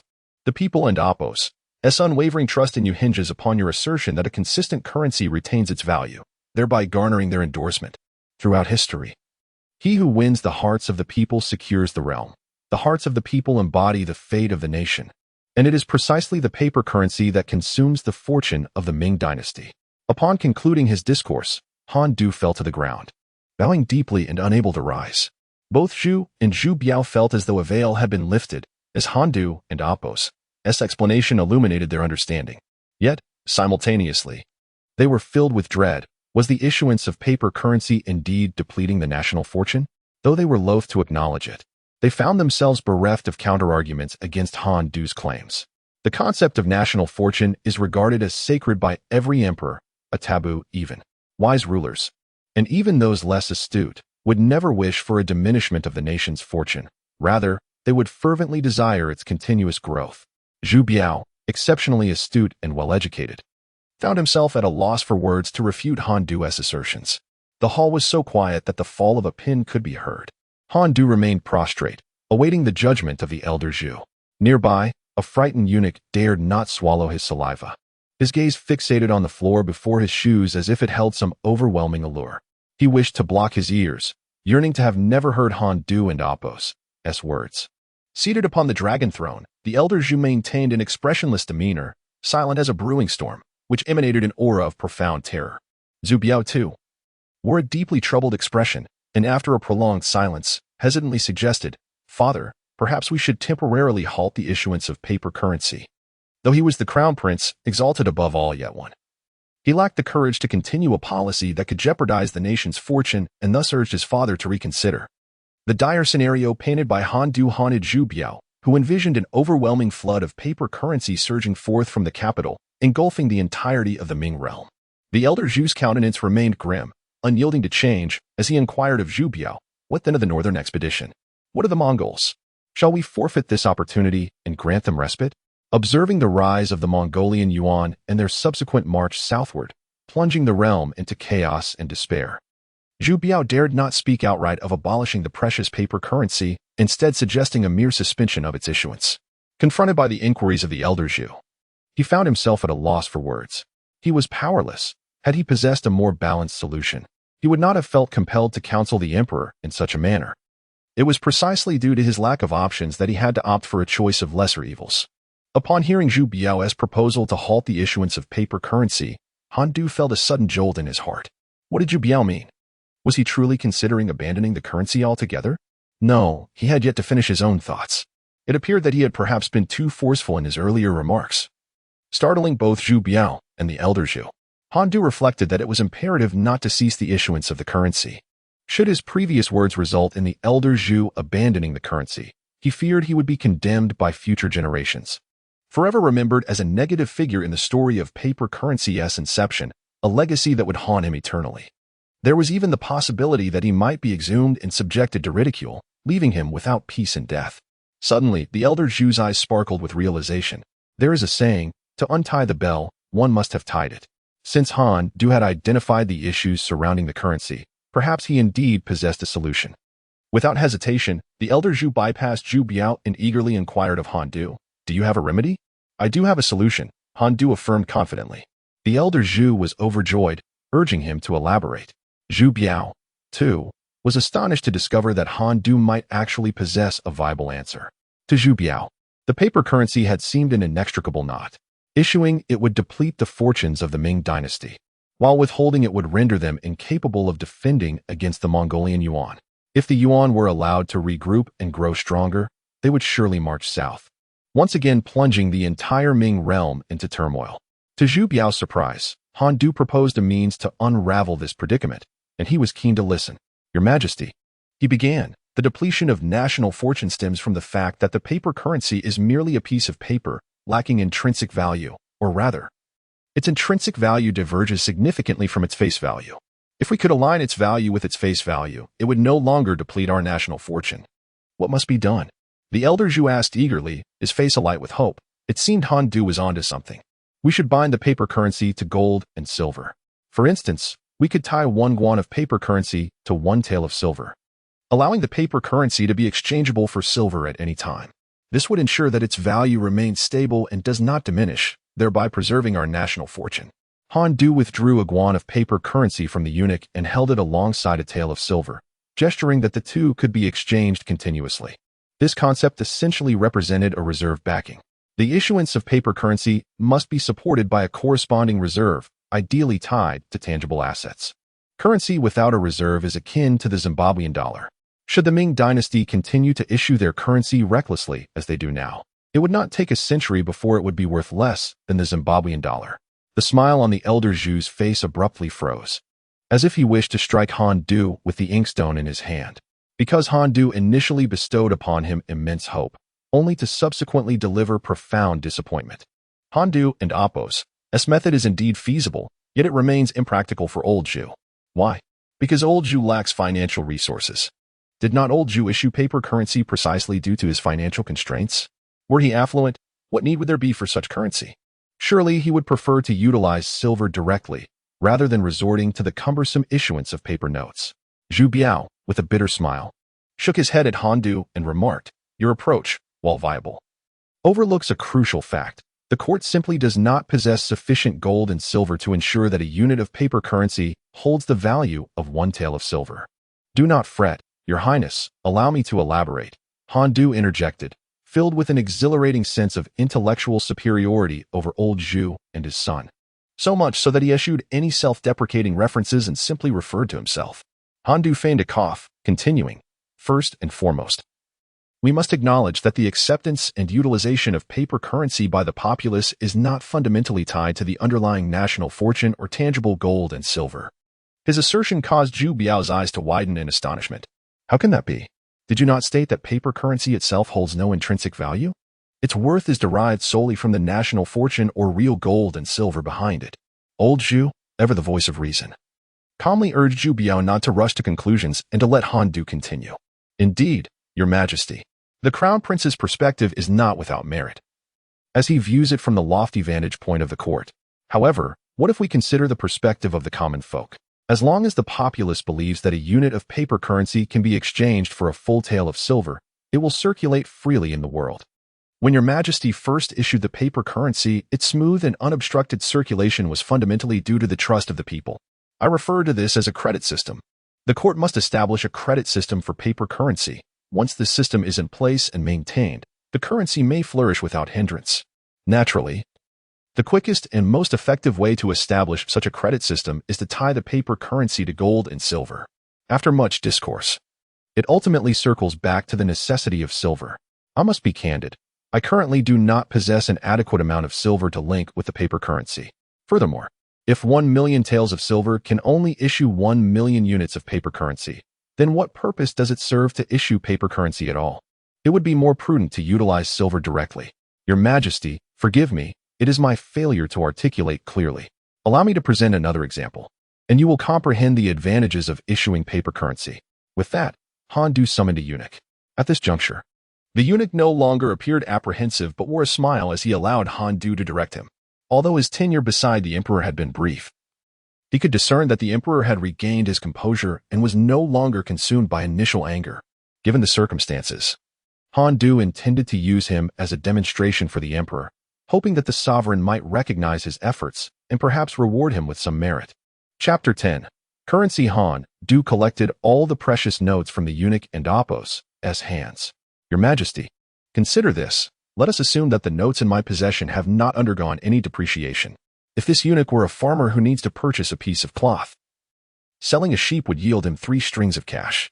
Han Du handed the eunuch 3 strings of cash, both complete and fragmented. Following Han Du's indication, the eunuch accepted the 3 strings. Han Du continued, "Eunuch, you require cloth, and the cost for 1 piece is 500 won. Kindly provide me with 500 won." The eunuch complied and handed over 500 won to Han Du. Han Du nodded and added, "Very well, the cloth you needed has been procured. Now, if you have no other purchases to make, what will you do with the remaining cash?" Old Zhu, observing the scene unfold, could not help but stroke his beard pensively. Suddenly, a flash of inspiration illuminated his mind, and an expression of immense delight spread across his face. It was as if Han Du witnessed old Zhu's dark pupils transform into shimmering silver, only to swiftly shift to a radiant golden hue, reminiscent of gold itself. Overwhelmed by a profound sense of happiness, old Zhu envisioned a cascade of golden notes raining down upon him, each bill glimmering with the lustrous sheen of wealth. Zhu Biao, still furrowing his brow in contemplation, voiced his concern. If this is the case, will the common people not also find themselves inundated with an abundance of notes? Is this not merely a form of plundering the wealth of the populace? No, it is not the same, old Zhu interjected before Han Du could respond. Should the notes lose their value, it would indeed constitute a robbery of the people's wealth. However, as long as the credit system proposed by Han Du is established, and as long as the notes retain their value, then the wealth the common people possess will remain unchanged. The notes will always enable them to purchase necessities or be exchanged for an equivalent amount of silver. How could that be considered plundering?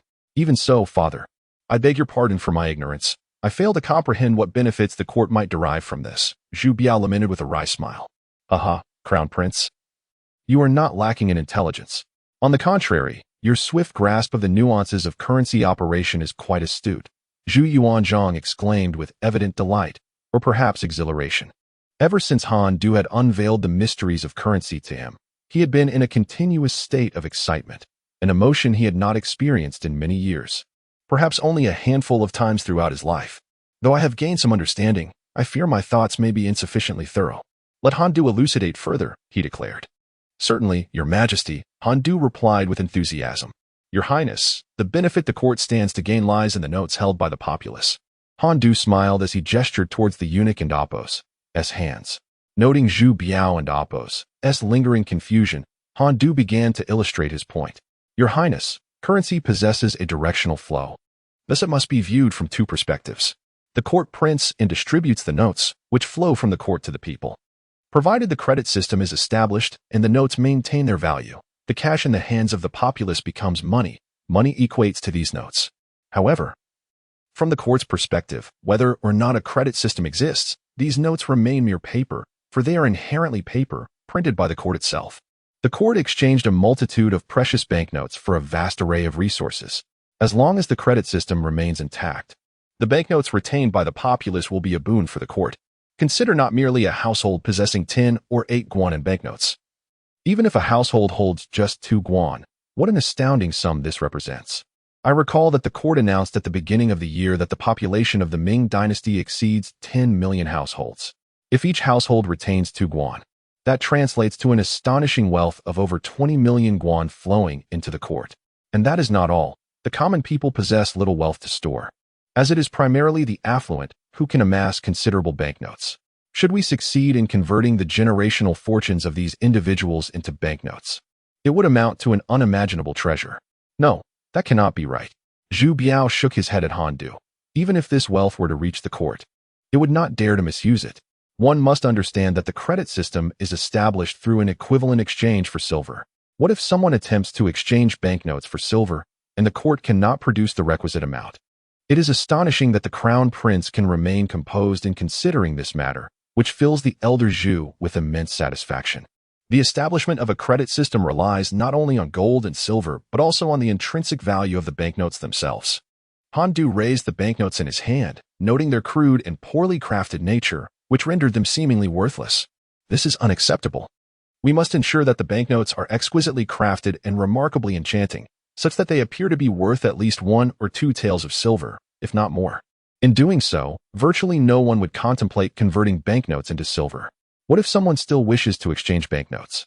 Zhu Biao persistently inquired. Then we shall accommodate their request. Each person is unique, and each possesses their own sentiments. The scenario Your Highness describes does indeed exist, albeit rarely. The banknotes are backed by reserves, which are specifically allocated for silver exchange. If someone insists on an exchange, we can certainly oblige, Han Du explained.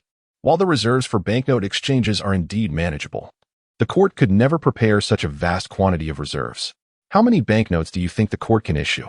What volume of reserves would be necessary? Zhu Biao queried.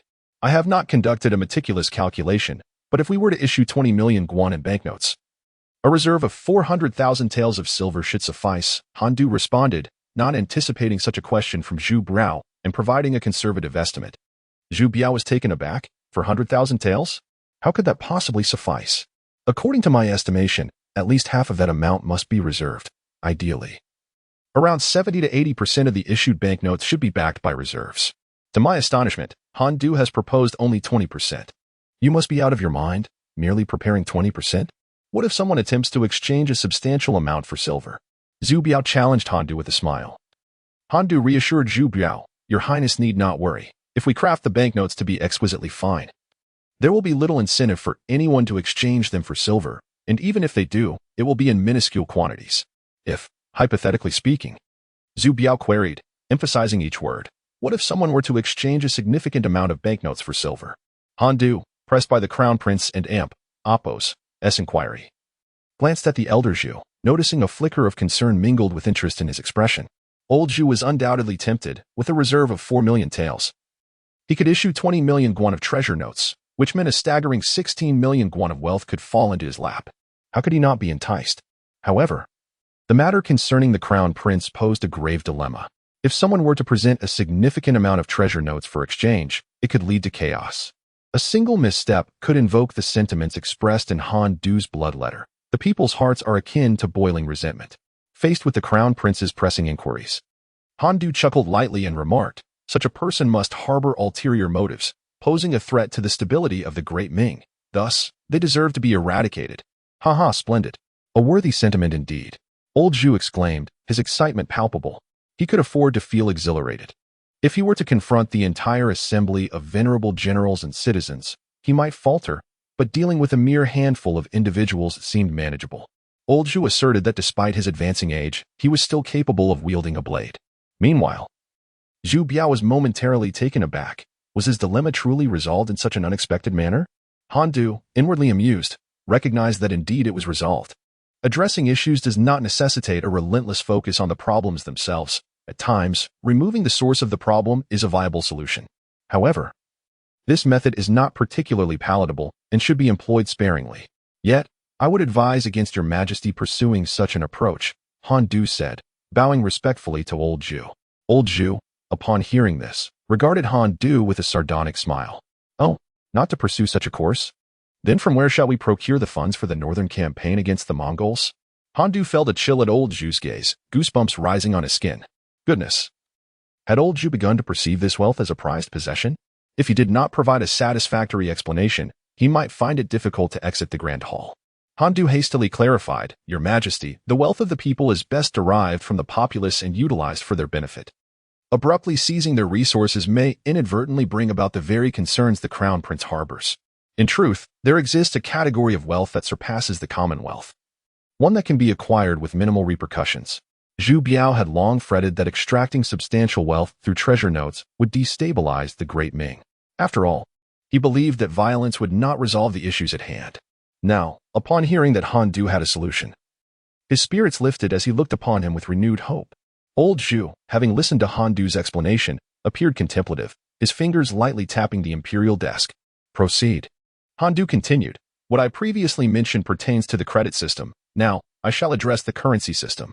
The currency system? This was yet another unfamiliar term. Both old Zhu and Zhu Biao listened intently. "Might I inquire if His Highness is aware of why the great Ming has perpetually suffered from a shortage of copper coins, necessitating the issuance of treasure notes to facilitate trade among the populace?" Zhu Biao pondered for a moment before shaking his head. "It is not just our great Ming that lacks copper. The Mongols above, and both the southern and northern Song dynasties, even the Sui and Tang, have all faced copper shortages. The Central Plains have historically lacked copper mines, and over the millennium, as resources have been exhausted by the time of our great Ming, many copper mines have been depleted. Consequently, we face a copper deficit. In fact, it is not only copper that is scarce, our great Ming also lacks gold and silver." Chapter 11. The significance of pricing power. "This is a once-in-a-lifetime opportunity, Your Majesty," Han Du remarked with a sly smile. "I have stated that when utilized wisely, the banknotes serve as a divine sword, capable of commanding respect from all corners. As long as the Ming Dynasty produces exquisite banknotes, the neighboring vassal states will undoubtedly adopt them as their circulating currency, just as they do with copper coins. At that point, the Ming can justify requiring an equivalent amount of gold and silver as reserves for the banknotes, compelling the vassal states to send their precious metals to the Ming in exchange for an equal amount of banknotes." "I see," old Zhu nodded with excitement.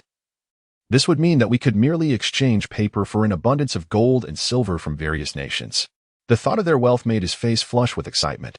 He had long coveted the riches of other nations, yet two factors had restrained him.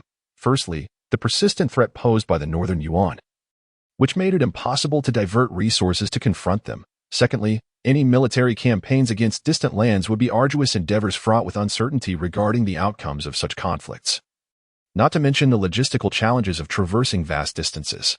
Yet here I sit in this hall of heavenly purity without having to expend any effort, and I can amass wealth effortlessly. Is there anything more advantageous in this world? Old Zhu believed not. However, Han Du informed him that even greater opportunities awaited.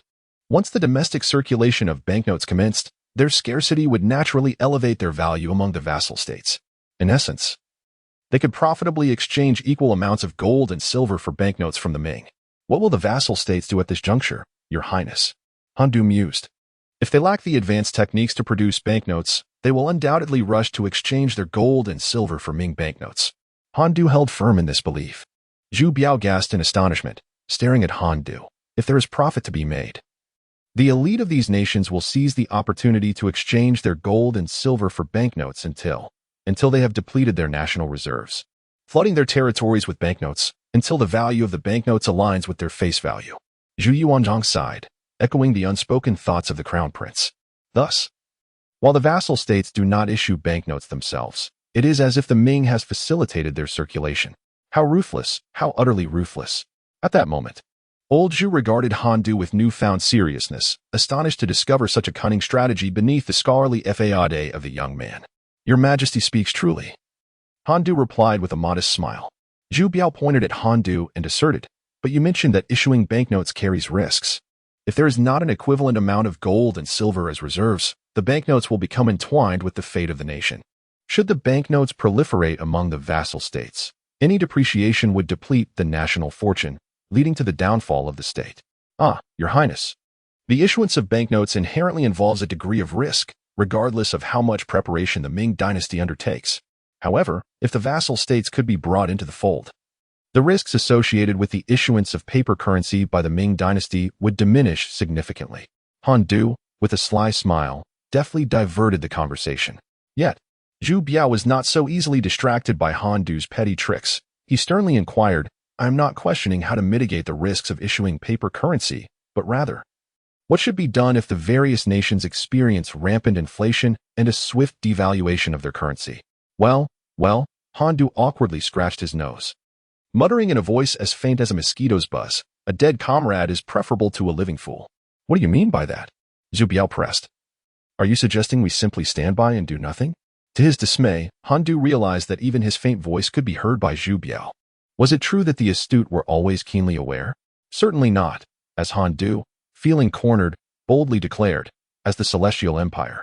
The Ming Dynasty must be amicable and responsible towards the vassal states. Zhu Biao's simmering anger began to subside in response to Han Du's resolute words, finding merit in each phrase that resonated deeply within him. In stark contrast, old Zhu and Appo's expression soured. With Han Du and Appo's discourse, the smile on his face gradually faded, as if the golden ingots he had envisioned had sprouted wings and were fluttering away. Irritated, old Zhu shot Han Du a glare and reached for the tea on the imperial desk. Han Du continued, however, given that this pertains to the internal affairs of the nations, the Ming expresses grave concern and sympathy. The last two words were spoken with uncertainty, as he caught sight of the crown prince glaring at him. Is that all? Zhu Biao wished to press further, but was abruptly interrupted by Zhu Yuanzhang, who, seated upon the dragon throne, sprayed tea across the imperial table, soaking the memorials. Yet, old Zhu showed no sign of anger. Instead, he gestured to quiet the crown prince. Turning to Han Du, old Zhu pondered aloud, Are you attempting to absolve your father of his transgressions? The crucial moment had arrived. Han Du fell to his knees, exclaiming, Your Majesty, your insight is unparalleled. Although my father has clashed with you in court, the devaluation of paper currency indeed poses a threat to the Ming Dynasty. I earnestly beseech you to show mercy and spare him from a death sentence, considering his unwavering loyalty to the dynasty. Having spoken, Han Du remained bowed, awaiting Zhu Yuanzhang's verdict. Is merely avoiding the death penalty sufficient? Do you not wish for your father to be reinstated? Old Zhu observed him with a hint of amusement. The sinner dares not harbor such lofty aspirations, Han Du replied sincerely. He had never contemplated his father's reinstatement, nor did he have designs on becoming a privileged offspring under his father's protection. In Han Du's view, his father's temperament was ill-suited for governance. The mere fact that he had ascended to the position of Deputy Minister of the Ministry of Revenue had already stretched the limits of their ancestors' protection. Should he continue? Even without the issue of paper currency, other calamities would inevitably arise, leading their family to ruin. To succeed in governance, one must heed the wisdom of the great, cultivate numerous friendships, and minimize enmities. This is the true path to prosperity and the essence of governance. Where could one find another like his father in the realm of officials? In the grand court, amidst the assembly of esteemed officials, not a single friend could be found. Even in the dire straits of imprisonment, there was no one to lend a helping hand, leaving the Han family to languish in their own demise. Is this the essence of governance? It feels more akin to self-destruction. regardless of whether Handu's sentiments are genuine or feigned. Emperor Zhu is resolute in not restoring Han to his former position, at least not at this moment. I have heard that you are a successful candidate. The emperor's mind harbors ulterior motives. At such a tender age, being a successful candidate is indeed a mark of youthful brilliance. The emperor, seizing the opportune moment, offered Handu a compliment. A bitter smile crept upon Handu's face. Had it not been for his father's offense against the emperor, he might truly have been seen as a youthful prodigy, a paragon for countless parents in educating their children. However, after the entire family was imprisoned, the aura surrounding him shattered into fragments. Being a successful candidate is commendable, for it still opens the path to officialdom. The emperor mused aloud. Pausing to regard Handu with solemnity, Handu, heed my decree. I appoint you as the director of the 8th rank of the new banknote printing office, tasked with overseeing the production of the new currency, a chance to redeem yourself through merit.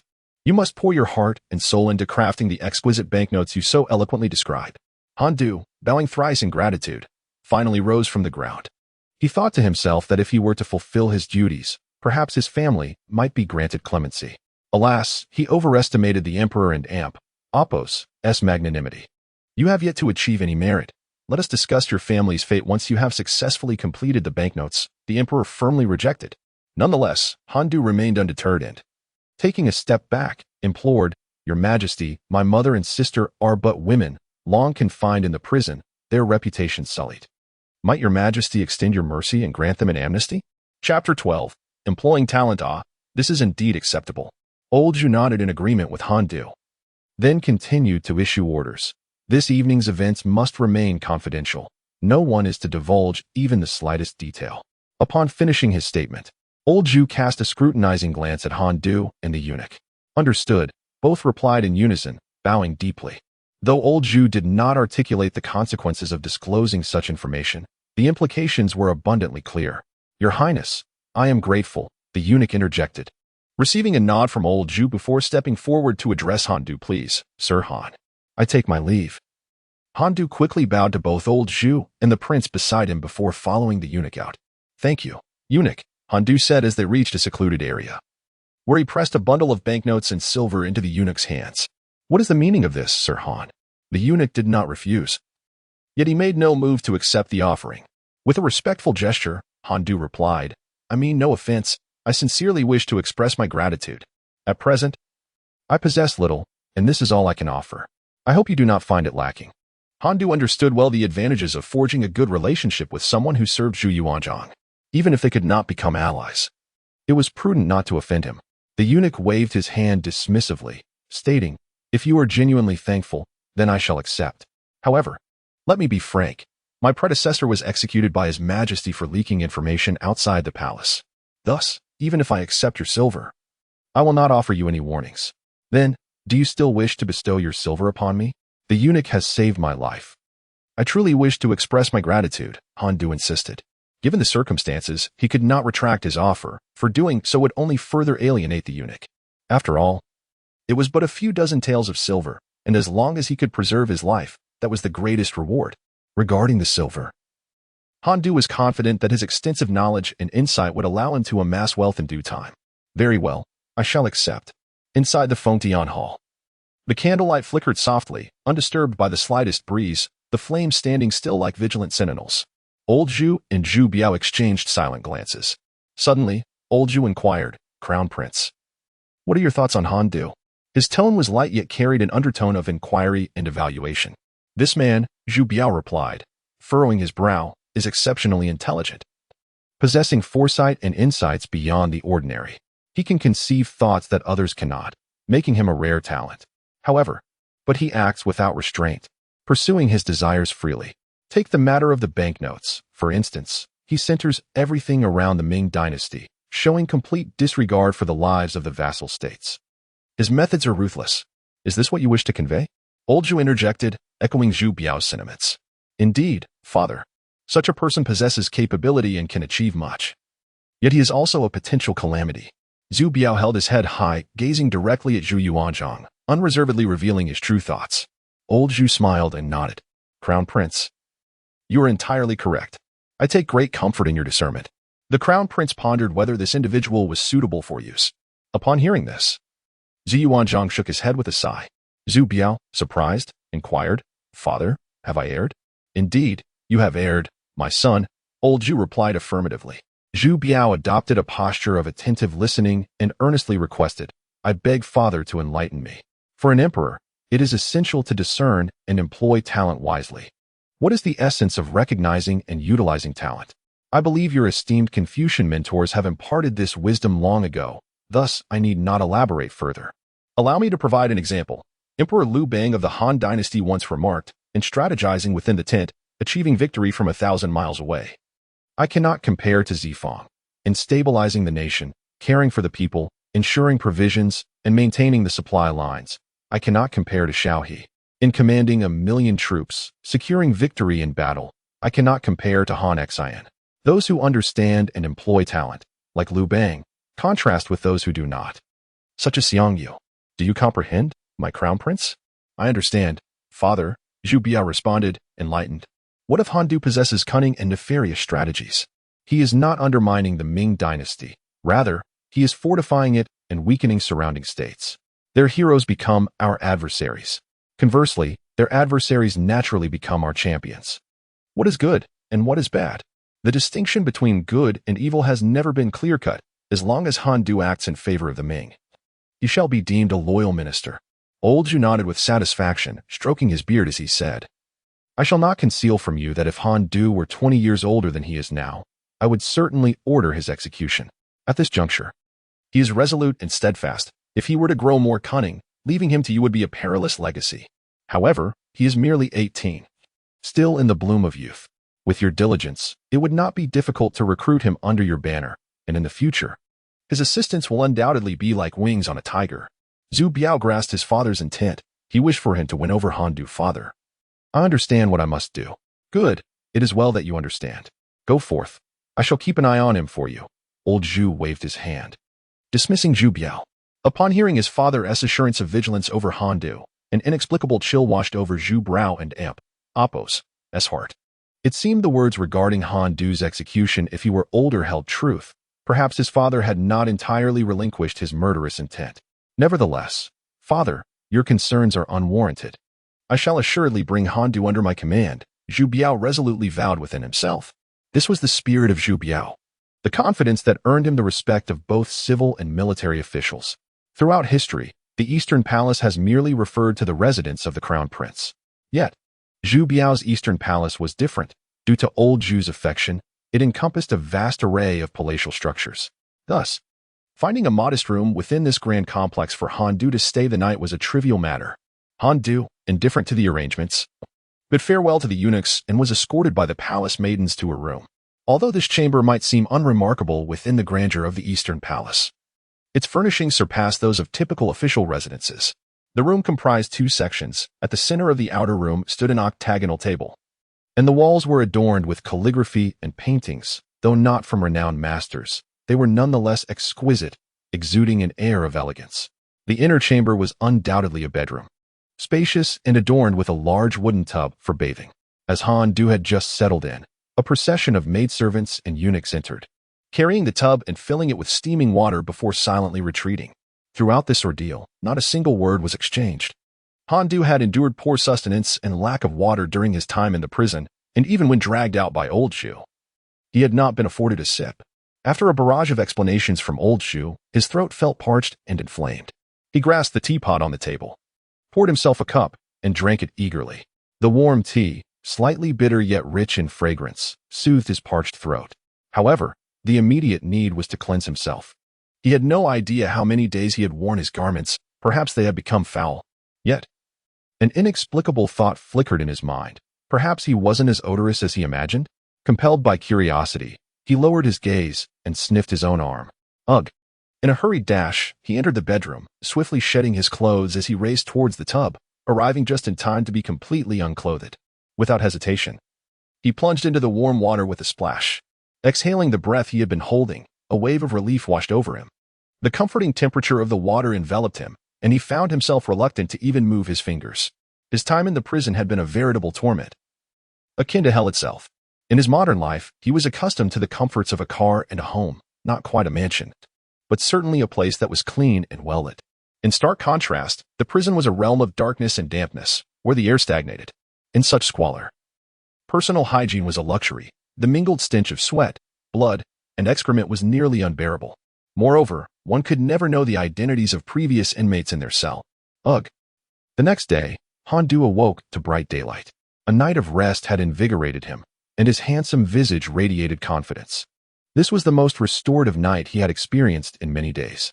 The previous nights had offered no genuine respite, hindered by the wretched conditions that made it impossible to find peace. And the looming threat of death that consumed his thoughts with desperate schemes for escape from the fate that awaited his family. Now, however, although old Zhu had tasked him with atoning for his sins, it signified that his family's lives were, for the moment, secure, having alleviated the threat to his existence. He felt his entire being relax, allowing him to sleep soundly through the night. Chapter 13. Redemption through service. Has the esteemed Lord awakened? I am here to assist you with your attire. A sudden voice jolted Han Du from his indulgent reverie. Turning his head, he discovered a maidservant standing by his bedside. Her gaze lowered as she cradled a set of official garments. The maid's appearance was unremarkable. She possessed a round visage and slightly tanned skin, resembling a hard-working peasant girl rather than the enchanting courtiers of legend. Han Du pondered this realization. Such tales could only be fanciful myths, for it was improbable that so many beauties existed in reality. Even if they did, they would scarcely linger on the periphery of the Eastern Palace, having long since been taken into the harem by Zhu Biao. Desire is an innate human trait. Startled by the maid's abrupt presence, Han Du awkwardly drew the quilt to cover himself and inquired with irritation, "Who are you?" Glancing at the garments she held, he asked, "Is this the official attire? Where are my clothes?" Yet, he soon comprehended the implication behind her words. It was merely due to his clothing and Apos' unpleasant odor after so many days in confinement. Under such circumstances, it was hardly his fault. Nonetheless, he was unaccustomed to being served in such a manner. If she had been a beauty, perhaps he might have entertained the notion of indulging in the decadence of feudal society. However, given her plain appearance, he decided against it. It was far more comfortable to dress oneself without the awkwardness of another's presence. "Please set the robes down. I shall dress myself," he insisted. "Yes, my lord." The maid turned and placed the garments down before exiting the room. Han Du rose and donned the official attire with the ease of memory. This was not the ceremonial garb reserved for court audiences, but rather a formal uniform. Tailored appropriately, it conferred a semblance of authority upon him. However, the color was somewhat disconcerting. As a steward of the Treasure Bureau, he was of the 8th rank, and the attire for ranks 8 and 9 was green. It is worth noting that in modern times, men often harbor a distaste for green, primarily due to its association with infidelity and subsequently, green clothing. Fortunately, during the Ming Dynasty, such connotations did not exist, and as long as Han Du could reconcile these thoughts within himself, he would be at ease. The official attire featured a patch, indicative of his rank within the Ministry of Revenue. Han Du and Apos' patch displayed a square design embroidered with 2 quails.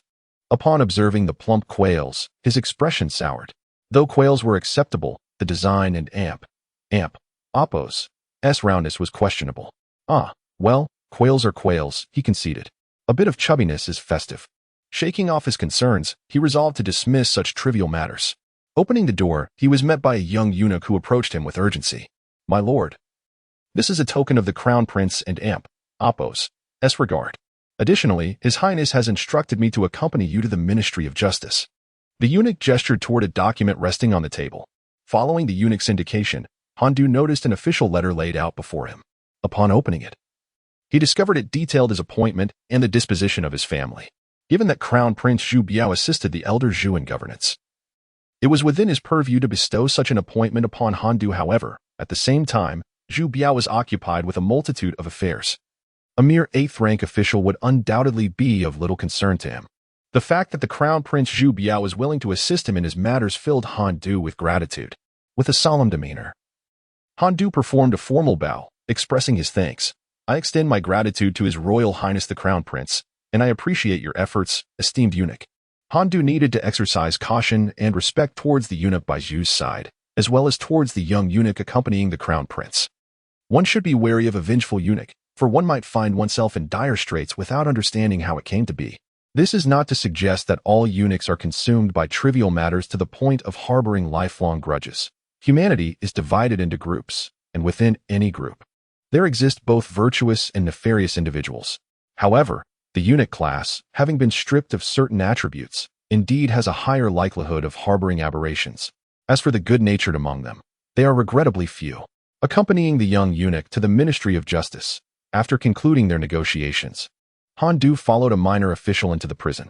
Unlike the prominent eunuchs close to Zhu, he lacked the privilege of being accompanied by the Vice Minister of Justice, Hu Xin. Instead, he was accompanied merely by a low-ranking clerk. Yet, this clerk was sufficient, for upon their arrival at the prison, he was greeted with a smile from the jailer. "Ah, Lu Kuei here greets you, sir. What brings you here today?" While the clerk managed to maintain a cordial demeanor towards Han Du, he merely nodded coldly in response to the jailer and Apos' greeting. At that moment, Han Du emerged from behind the clerk. The jailer, upon seeing Han Du, nearly overflowed with astonishment. Was this not young Master Han? Just yesterday, he awaited execution in these very confines, yet today he donned official robes. However, recalling that a eunuch from the palace had caused quite a stir last night, he surmised that Han Du might indeed be a person of significance, perhaps even dispatched by the emperor himself. If the emperor had indeed met young Master Han, it was conceivable that he might rise to officialdom, from a humble farmer to the throne of the emperor. Such is the nature of imperial authority. Of course, the jailer was unaware of the phrase from a humble farmer to the throne of the emperor, but he recognized that young Master Han must now be a favored individual in the emperor's court. He felt fortunate for having treated Han Du's family with care, never having offended them. With a smile resembling that of a blossoming chrysanthemum, he greeted, "Greetings, Han Darren. I hope you're well. Good day to you as well."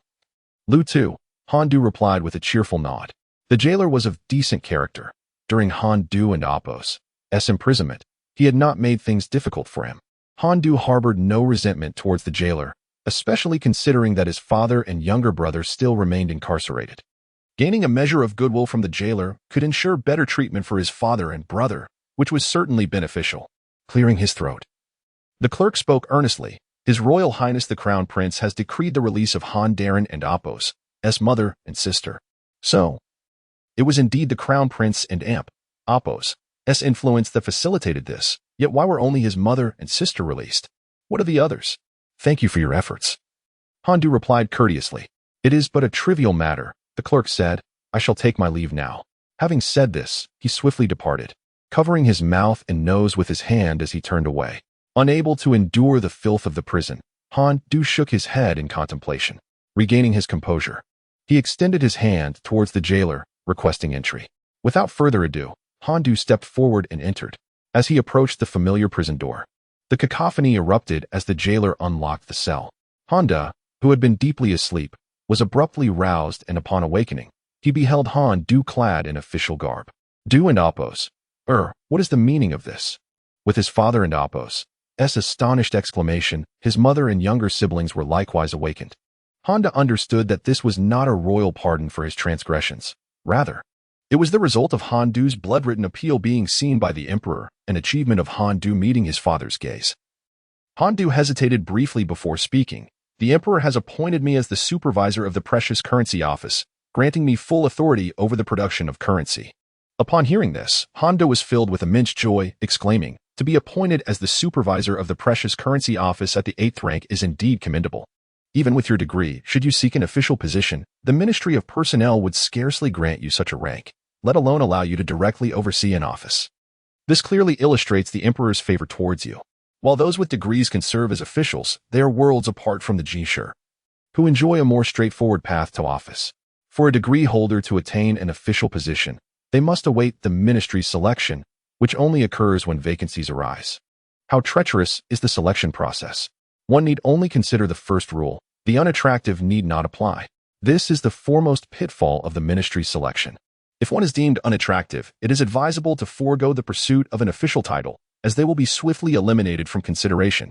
Should one find this selection method unjust, the alternative is to strive for the Jinshur degree, which provides a fair opportunity for officialdom without the need for selection. Even if one navigates the absurdities of the selection process successfully, it is prudent to temper one's expectations. Degree holders typically commence their official careers at the lowest rank, starting from the 9th. If one possesses influential connections, they may be able to elevate themselves to a position of the 9th rank. However, even in such cases, They would merely serve as an assistant to the principal official, never assuming the role of the head. In contrast, Han Du, as a degree holder, has achieved the 8th rank immediately upon entering officialdom and to be appointed to the Precious Currency Office, a significant department in the capital since the establishment of the Ming Dynasty, is unprecedented. Upon hearing this news, Han Du and Apos, mother and siblings could scarcely believe their ears. Their eyes sparkled with newfound brilliance, dispelling the despondency and gloom that had enveloped them in recent days. Chapter 14. The cunning old Chun. Was it merely a case of atoning for sins? It appears that His Majesty has not entirely absolved the Han family's transgressions. Han's outstretched hand froze in midair. He had previously dismissed his colleagues' remarks regarding the Emperor's grudges as mere slander, believing them to be reflections of petty minds maligning noble intentions. Yet now, it seemed evident that the Emperor's heart was indeed rather narrow. How foolish I have been, Han thought, a bitter smile gracing his lips. Observing the disappointment etched upon his father and Apos' face, Han Du was at a loss for words to offer comfort. He spoke softly, mindful of his father and Apos' somber mood. Raising his voice would only serve to further agitate him. Ever since Han Du donned his official robes, their mother and sister had worn expressions of unbridled joy. To women, a prison is akin to a true hell.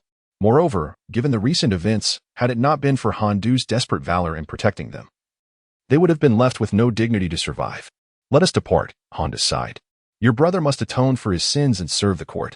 Assist him as much as you can, so he may fulfill His Majesty and Apos' orders promptly, allowing me to leave this prison and reunite our family. Father, you have suffered, their mother said, wiping her tears as she pulled her younger son close. You must take good care of your father while you are here. Do you understand? I understand, replied Han Du. Though merely 10 years old, the upheaval within their family had caused him to mature significantly. The innocence he once bore had faded considerably, and his small shoulders now radiated a sense of maturity and responsibility. An idea struck Han Du. Father and brother, I must request Lu.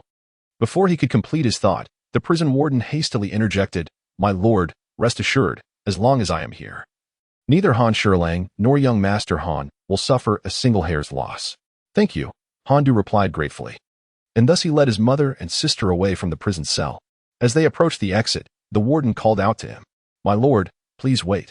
Confused, Han Du turned to the warden, unsure of what further matters required attention, as he believed everything had been settled. Once the warden explained, Han Du grasped the gravity of the situation. In this era, a woman's chastity was deemed more precious than life itself, and the prison offered no distinctions. Men and women were intermingled in confinement. The possible occurrences within those walls were unknown to all, and even in the absence of wrongdoing, the malicious speculations of onlookers could be devastating. Words carry weight. Slander can be as lethal as a dagger. In this age, countless women had taken their own lives under the burden of rumor. Although the entire Han family was imprisoned, Han's status as a second-rank official meant that only the upper echelons of society were aware of their plight. The common folk remained oblivious, knowing only that yet another high-ranking official had fallen from grace. Thus, should anyone witness their mother and sister exiting the prison, it could very well ignite a scandal throughout the city. This was a self-inflicted predicament. Lu's concern was genuine, and Han Du expressed his heartfelt gratitude. Standing at the threshold of the prison, I gazed intently as Han Du and his companions boarded the carriage and departed. Once the carriage had vanished from sight, the jailer's nephew could no longer contain himself and remarked, Uncle, you were quite generous. Spending a whole tael of silver to hire a carriage could have afforded us a grand feast, yet you allow it to be used by others, while you yourself seem reluctant to partake. The jailer cast a sidelong glance at his nephew, choosing silence and clearly disinclined to engage with him. Nearby, a middle-aged prison guard jested, You should learn from your uncle. What is a mere tael of silver? The value it holds today surpasses that of 10 or even 100 taels in the future. Even if you laid 100 taels before them, they might not even glance your way. The middle-aged guard's gaze lingered on the young guard, who appeared puzzled and bewildered. Sighing inwardly, the middle-aged guard lamented the naivety of his uncle's son, so oblivious despite the cunning nature of the jailer. Congratulations, Chief. Your rise to prominence is imminent, the middle-aged guard declared, turning to offer his respects to the jailer, disregarding the young guard. As everyone settled, the jailer suddenly inquired, By the way, where are Old Chun and Xiao Lu? It seems they are absent today. Xiao Lu patrolled all night and continues to do so today. I saw him just this morning, the middle-aged guard replied casually. As for Old Chun, He claimed to have an upset stomach and went to the latrine. Why is old Shin taking so long in the latrine? The middle-aged guard muttered to himself, growing increasingly uneasy. His expression shifted as he instructed a nearby guard. Go check on the latrine to see if old Shin is still there. The jailer also sensed something amiss and shot a grave look at the middle-aged guard. This is bad, Chief. Old Shin has escaped. With a sharp slap on the table, the jailer exclaimed, cunning as a fox. How do we track him down? He glared at the middle-aged guard. If he were easily found, he wouldn't have fled. Never mind, just keep a close watch on Xiao Lu. We must ensure he doesn't escape as well. Rest assured, Chief. Observe how I handle this. The middle-aged guard felt relieved that the jailer did not lay blame upon him and assuredly responded. Inside the carriage, Han Du sat alongside his mother and sister. The driver, an elderly man clad in black, lacked the vigor of youth, refraining from incessantly whipping the horses. Instead, he held the reins steadily, guiding the horses at a leisurely pace. The carriage itself was exceedingly plain and unadorned. Both the exterior and interior bore no embellishments, with hard wooden planks serving as seats instead of soft cushions. Yet, the faces of Han Du's mother and sister radiated with joy, as if they were riding in the finest carriage imaginable, surpassing all the opulent ones they had previously experienced. This was the taste of happiness after surviving calamity. The carriage ambled steadily towards the Han residence in Jinling, a home comprising 3 courtyards. Upon disembarking, the trio stood before the Han estate. Though they had been away for many days, the house seemed unchanged, as if it had remained untouched by time. Originally, the entire Han family was to be executed, and their residence would undoubtedly be seized by the court, sealed with official notices and guarded by soldiers. However, at present, there is nothing outside the Han residence, no soldiers, no seals. This must be due to Han Du's meritorious service and atonement for his past sins. Old Zhu has simply returned this house to him. Han Du and his companions pushed open the door and entered, surveying the familiar surroundings, which remained largely unchanged. The only difference was the absence of servants and the fact that small personal items had been thoroughly looted. Moreover, the lack of care over recent days had left a thin layer of dust. Indeed, the passage of soldiers is akin to that of bandits. His sister, Han Jingyun, cast a glance at her empty boudoir and rushed out to complain to their mother and elder brother. Their mother playfully tapped Han Jingyun on the forehead with a finger, reminding her to be grateful for being alive. Anything she wished for could be provided by her brother in the future. On the day of the Han family's confiscation, a large contingent of soldiers, led by officials, stormed in. They not only arrested the entire Han family and dismissed the servants, but also looted the house thoroughly. While the soldiers left the larger items behind, they did not spare the smaller possessions that could easily be concealed in their garments. Do not worry, sister. Whatever you desire to purchase in the future, I shall procure for you, Han Du assured her with a smile. His sister perfectly inherited their mother and Appo's genes. With skin as white as snow, flowing hair like a waterfall, and exquisite, 3-dimensional features. Most importantly, her large, sparkling eyes carried a blend of allure and innocence, exuding a beauty that could captivate a kingdom. Yet, this was merely the budding promise of her beauty, which shone through even in her current disheveled state, unable to conceal her grace. This allure was also the reason why the 2 jailers harbored ulterior motives.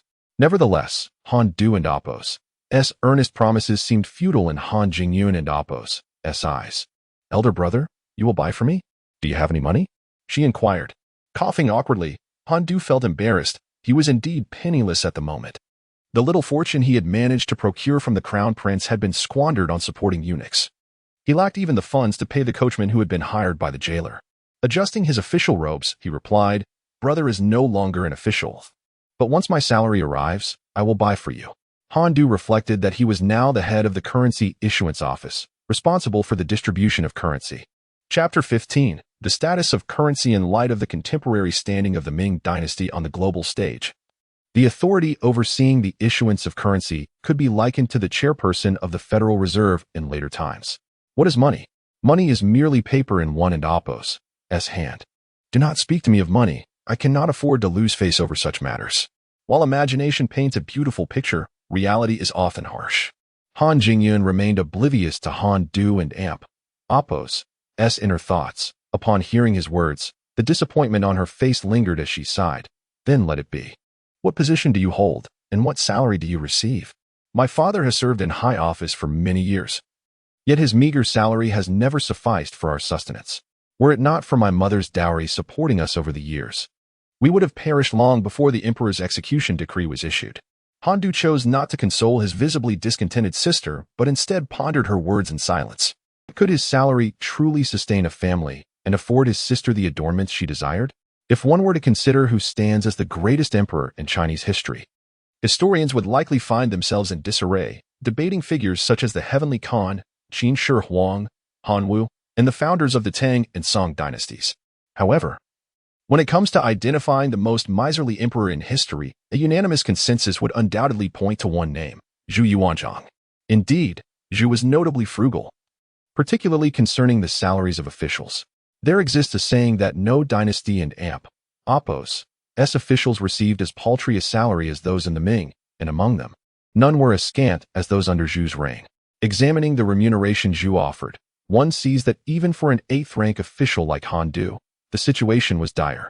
In the 13th year of the Hongwu reign, Zhu revised the annual salaries of civil and military officials, establishing a scale of 18 ranks. A first-rank official's salary was set at 1,044 stones of rice, while a 7th-rank county magistrate earned a meager 90 stones, approximately 5, for 140 kilograms today. As for Han Du, his annual allocation amounted to only 80 stones of rice. But that is not the end of the tale. Officials did not always receive their due rations. The Ming court often converted rice into currency, paper notes, and spices. This seemingly allowed officials access to resources unattainable by the common folk. However, in reality, currency was prone to depreciation, and non-essential goods like spices were difficult to exchange for necessities. Therefore, Han Du discreetly calculated in his mind. His meager salary might barely suffice to address the family's dietary needs. As for clothing, shelter, or even firewood, he could not provide. Fortunately, Zhu did issue some currency to officials, which slightly alleviated their burdens. Yet, as the market began to witness a decline in the value of currency, officials found their circumstances increasingly dire. This situation could not persist. Whether for Zhu's directives or his own financial well-being, the currency must not continue to depreciate. It must increase in value. Suddenly, Han Du realized he should expedite the printing of currency, for it was intimately linked to his livelihood. Just as he was lost in contemplation, a sound of footsteps approached from the courtyard. An elderly man emerged through the moon gate, and upon catching sight of Han Du and his companions, he stood momentarily stunned, before being overtaken by a mixture of joy and sorrow. "Uncle Mu, what brings you here?" Han Du stepped forward to assist the elderly man. "Indeed, Uncle Mu, everyone else has departed. Why do you linger here?" His mother expressed her bewilderment. "All right, Uncle Mu, do not be overly agitated. Excessive joy or sorrow can be detrimental to your health," Han Du gently advised. Very well, I shall remain calm," Uncle Mu replied, wiping his eyes. "By the way, where is the master? I must pay my respects to him." However, his mother interjected, "Uncle Mu, please tidy up Du's room. As for the master's quarters, Jing Yun and I will handle that ourselves." "Mother, where did you procure the money?" Han Du inquired in astonishment. Just moments ago, while idly seated, he had been contemplating the family's financial predicament. To his surprise, before he could arrive at a conclusion, his mother produced silver coins. He distinctly remembered that his mother had no money on her. She had surrendered even her jewelry when captured and taken to the prison. His mother smiled silently, while his sister chimed in to explain to Han Du, "Humph, foolish brother. Obviously, it came from our home." Han Du was not entirely convinced by his sister's explanation. Their home had long been ransacked by soldiers. What silver could possibly remain? His mother, however, had shown remarkable foresight, discreetly hiding valuable items in a concealed compartment. The soldiers could only seize what was visible, lacking the time to search for hidden treasures. "Ah, I see. Mother is indeed exceptionally wise." Han Du raised his thumb to his mother, flattering her in the process. Following this, Han Du engaged in light conversation with his mother. Uncle Mu opened the food box and began to place the dishes on the table. "Madam, young master, dinner is served." At the sound of his voice, Han Du and the others approached the table and seated themselves. Even Uncle Mu complied with Han Du's insistence to take a seat. The four of them gathered around the table to dine, and there was a palpable warmth in the atmosphere. The meal was modest, comprising only 4 dishes, 3 of which were vegetarian, with a solitary dish featuring a hint of minced meat. Nonetheless, it was far superior to what they had eaten in prison. Both his mother and sister savored their food with great delight. However, as Han Du continued to eat, he found his appetite waning. The culinary practices of this era while improved compared to the Tang Dynasty, still paled in comparison to future generations. The only addition was the stir-frying technique. Otherwise, dishes were either stewed or boiled. Even stir-frying lacked the variety of later times, often consisting merely of a quick salt in oil followed by a sprinkling of salt. Noticing that Han Du's chopsticks moved increasingly slowly, nearing a halt, his mother inquired, "What is it? Are these dishes unpalatable? Have you perhaps tasted something delectable in the Eastern Palace that has spoiled your appetite?" His sister's innocent gaze was disregarded by their mother, who scolded her directly, "Eat less. As an unmarried woman, just look at how you are eating." Han Du, observing the scene, stifled a laugh.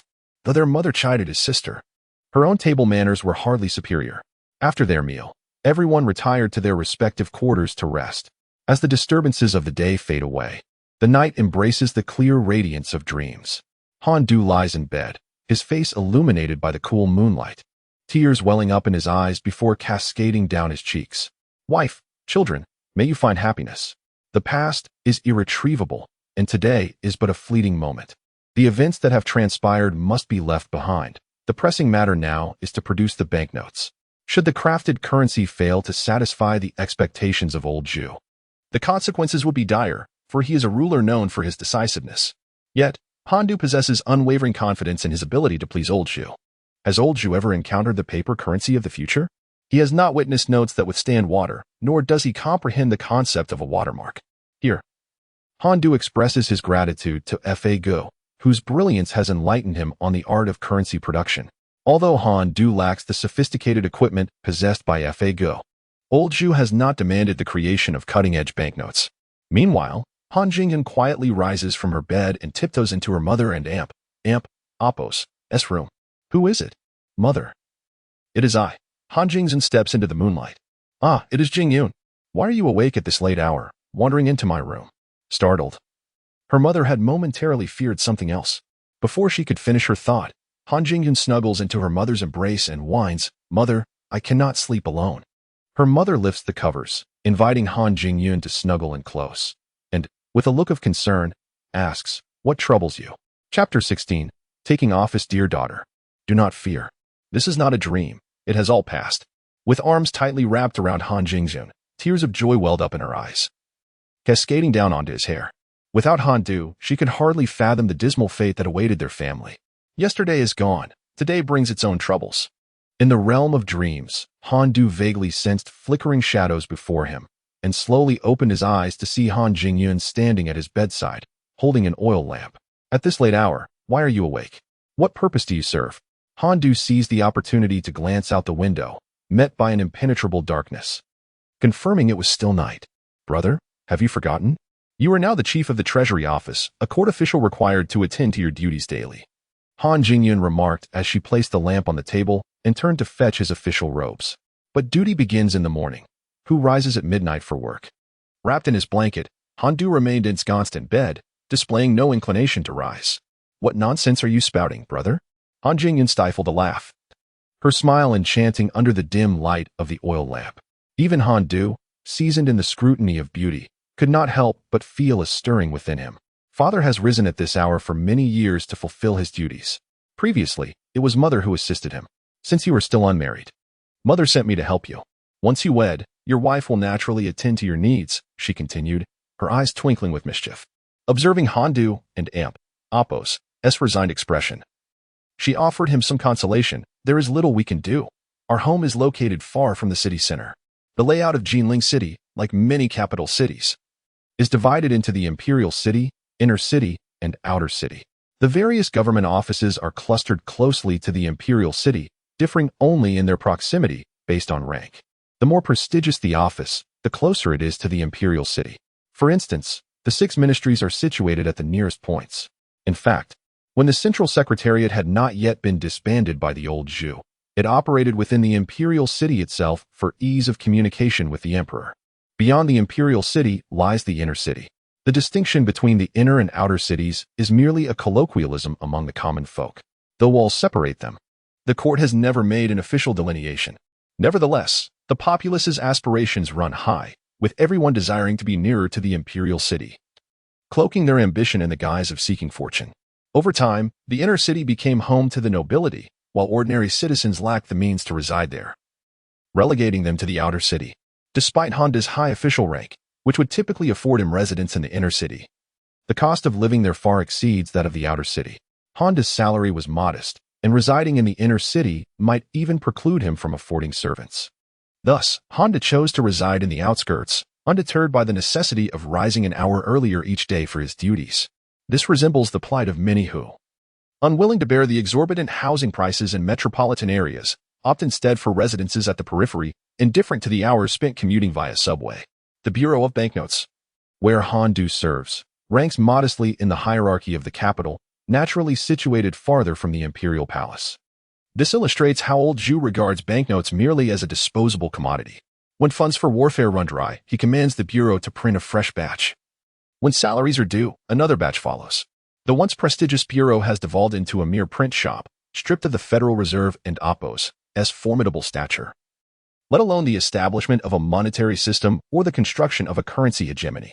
Fortunately, having now come into possession of this financial instrument, Han Du resolves to forge the banknote into a powerful currency sword.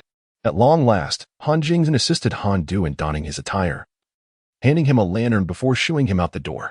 Lantern in hand, Han Du traversed the bustling streets of the capital, his nose running from the chill, cursing old Shu, the greedy landlord. Serving in the Ming Dynasty, his days as an official proved less bearable than his previous life as a lowly office worker, thriving in the 996 work culture. Back then, he dared to challenge his superiors, resigning if necessary. As the saying goes, if one does not find a place here, there will be another. Alas, now under old Zhu and Oppo's thumb, Han Du dared not voice a single complaint. Resigning? He risked losing his head. To protect himself, he raised his collar against the damp night breeze and pressed on.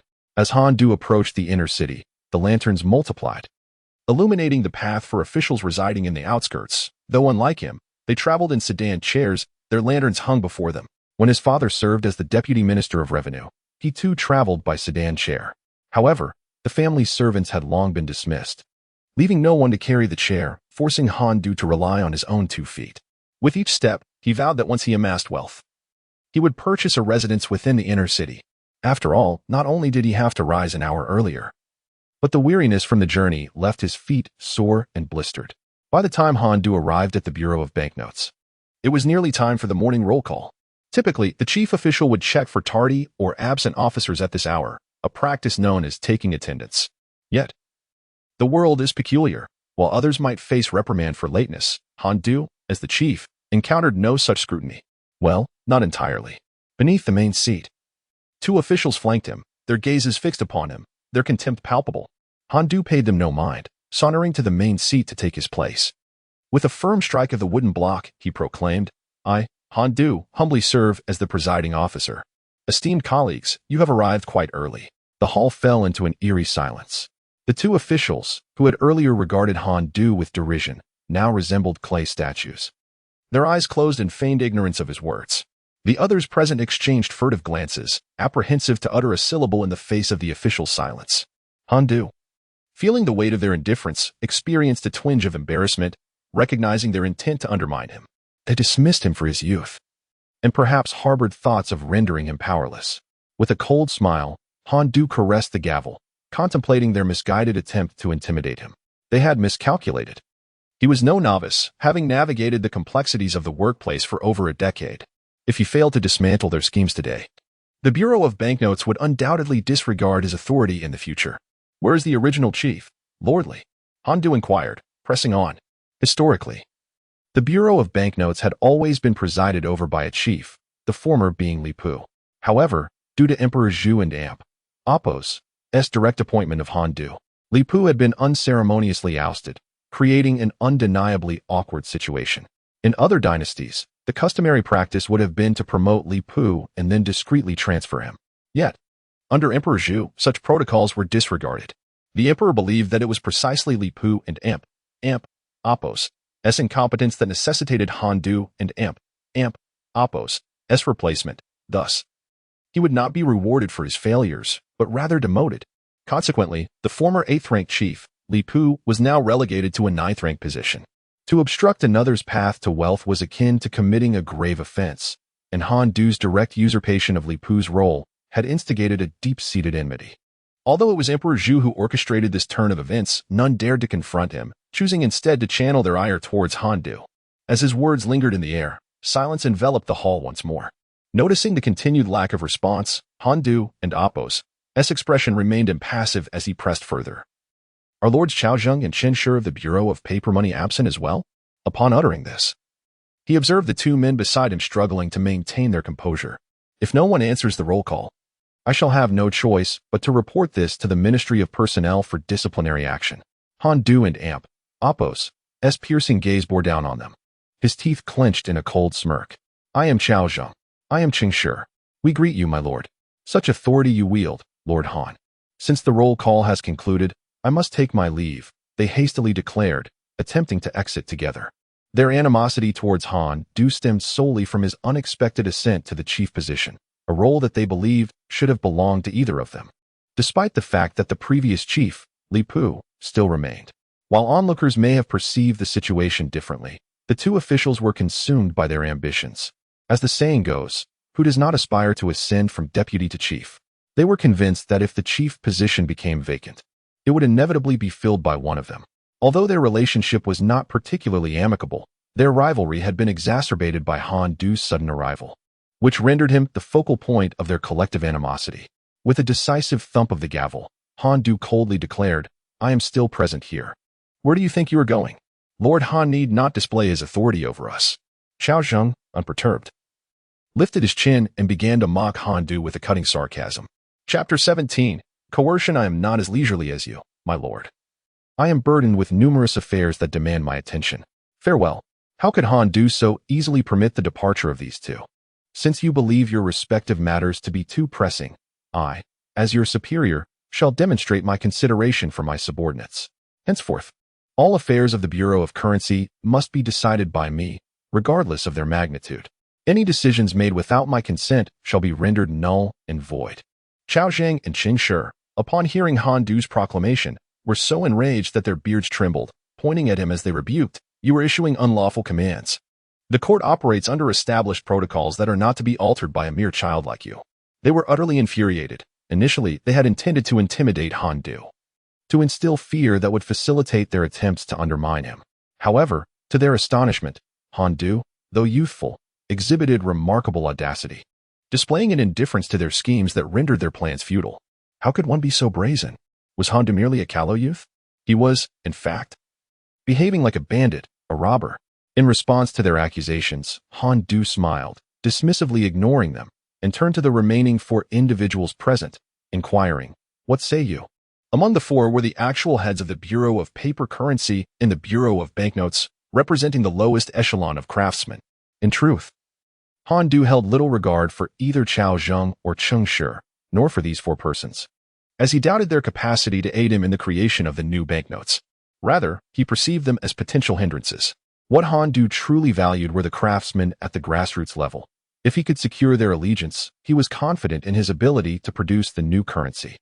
As for the individuals present, should they demonstrate compliance with his orders, he would allow them to share in the credit, even if they chose to defy him. As long as they refrained from disrupting his efforts, he would not begrudge them a modicum of recognition. However, should they insist on opposing him, he would show no mercy and would not hesitate to expunge them from their positions. For the sake of this endeavor, he was willing to cleanse the Bureau of Paper Currency from top to bottom. After all, the creation of banknotes was a matter of life and death for his family. Anyone who dared to obstruct him would meet with dire consequences.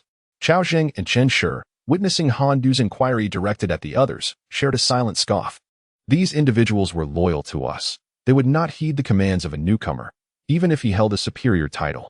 Qing Shi, suddenly in high spirits, looked at Han Du with a broad smile and remarked, there is no need for you to exert yourself, my lord.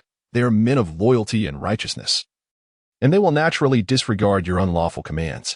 Initially, the 4 had maintained a non-committal stance regarding Han Du and Apos' arrival, as he had not directly threatened their interests. The position within the Bureau of Paper Currency was unlikely to ever be theirs, regardless of how many times it changed hands. Yet, Qing Shi and Apos' words cornered the 4, compelling them to take a decisive stand. My lord, it is better to adhere to the protocols of the court, came a voice, delicate as a whisper. Indeed. Qing Shi possessed a certain gravitas among the 4. A simple statement tipped the scales in favor of the four individuals, a result that did not surprise Han Du. After all, as a newcomer without the aura of authority, it was implausible that others would immediately revere him. Having made their choice, the four hesitated no longer and gradually positioned themselves behind Qiao Zheng and Cheng Shi. 6-1, they gazed down upon Han Du with overwhelming superiority. At that moment, a sense of collective expectation surged within Qiao Zheng and Cheng Shi. Qiao Zheng was elated. He had initially thought this brash youth would be difficult to handle, but instead, he had dug his own grave, compelling the four to align with him. Now, apart from Han Du, everyone in the Bureau of Banknotes stood by his side. What was there to fear? Even Han Du, the official in charge, was dismissed from his mind. What of an official? If no one heeded his commands, he would be no different from a mere puppet. Witnessing this scene, Han Du felt no tension. Rather, he sighed in relief. This was advantageous. He need not discern each individual, but could simply expel them all at once. He clapped his hands and declared, "Very well. Since we have reached this point, let us part amicably. Rest assured, I shall petition the court to arrange new positions for you, ensuring you do not suffer." "Ha. Lord Han is jesting. I have never claimed I wish to leave the Bureau of Banknotes. I wish to serve under you," Cheng Shi replied, though everyone present recognized the irony in his words. Moreover, despite his humble status, he had acquaintances in the Ministry of Revenue. While you hold great authority in the Bureau of Banknotes, can you truly claim the same in the ministry? Qiao Zheng interjected, his tone laced with subtlety. Facing Qiao Zheng's attempt to intimidate him with the ministry, Han Du felt no apprehension. This was not due to a lack of respect for the ministry. After all, the Bureau of Banknotes fell under its jurisdiction, but rather that he saw no need to confront the ministry directly. His focus was solely on dealing with Qiao Zheng and his cohort. "Do you truly wish to remain?" Han Du asked. "You jest. My loyalty to the court and the Bureau of Banknotes is unwavering. How could we leave? My intention to have you depart is, indeed, for your own good." He spoke with an earnest demeanor. "Well, since none of you wish to leave, I shall take my leave," Han Du said, standing and bowing to the assembly. "Ha. Well said, well said. It is only proper," they responded, just as everyone believed Han Du had conceded. A seemingly casual remark from him struck like a bolt from the blue, leaving them reeling. "I have sworn an oath before His Majesty. Should I fail to produce satisfactory banknotes, I shall face execution along with everyone under my command in the Bureau of Banknotes." Shock. Terror. You are not human. You are a madman." Qiao Zheng trembled as he pointed at Han Du, his speech faltering. The only term he could muster to describe him was madman, despite his self-assured demeanor as a well-read scholar. Han Du, however, maintained a serene smile amidst it all. Indeed, he had not sworn an oath of military command before Lord Zhu, but now he claimed he had. Who would dare to seek verification from Lord Zhu? After all, he had been directly appointed by Lord Zhu himself, and asserting that he had made such a vow before him was entirely plausible. Lord Zhu and Oppo's formidable reputation had been recently reaffirmed with the execution of Chancellor Hu Weiyou. For a minor official like Qiao Zheng, encountering the image of Lord Zhu was akin to facing a butcher's knife. Who would dare to approach Lord Zhu for confirmation? Qiao Zheng and Cheng Shi and Oppo's faces alternated between crimson and pallid, ultimately settling into a ghastly white, beads of cold sweat dotting their foreheads. "Your subordinate humbly requests your leniency, my lord." In utter desperation, the two were compelled to soften their stance and plead with Han Du. Only moments ago, they had been the ones coercing him. Yet in an instant, their fates lay firmly in his grasp. If Han Du were resolute in preventing their departure, they would find themselves devoid of any viable options. Even if alternatives existed, the price to be paid would be profoundly detrimental. Submission was their only recourse. Could they honestly remain in the Bureau of Currency Collection awaiting death? They had little faith that Han Du could produce banknotes to the Emperor's satisfaction. Unlike Han Du, who was seeking redemption for past transgressions, their situation was dire. Failure to create banknotes would mean death in due course. Thus, crafting banknotes appeared to be the lesser of two evils, granting them a few more days of life. Seeing that he had thoroughly subdued the two, Han Du and Oppo's spirits soared. "Rest assured, esteemed sirs, I shall duly petition the court for your reassignment. We are most grateful for your magnanimity, Lord Han," they chorused in unison. "We take our leave." Initially intent on asserting dominance over Han Du, the two now found themselves in such a predicament that they could no longer maintain their dignity.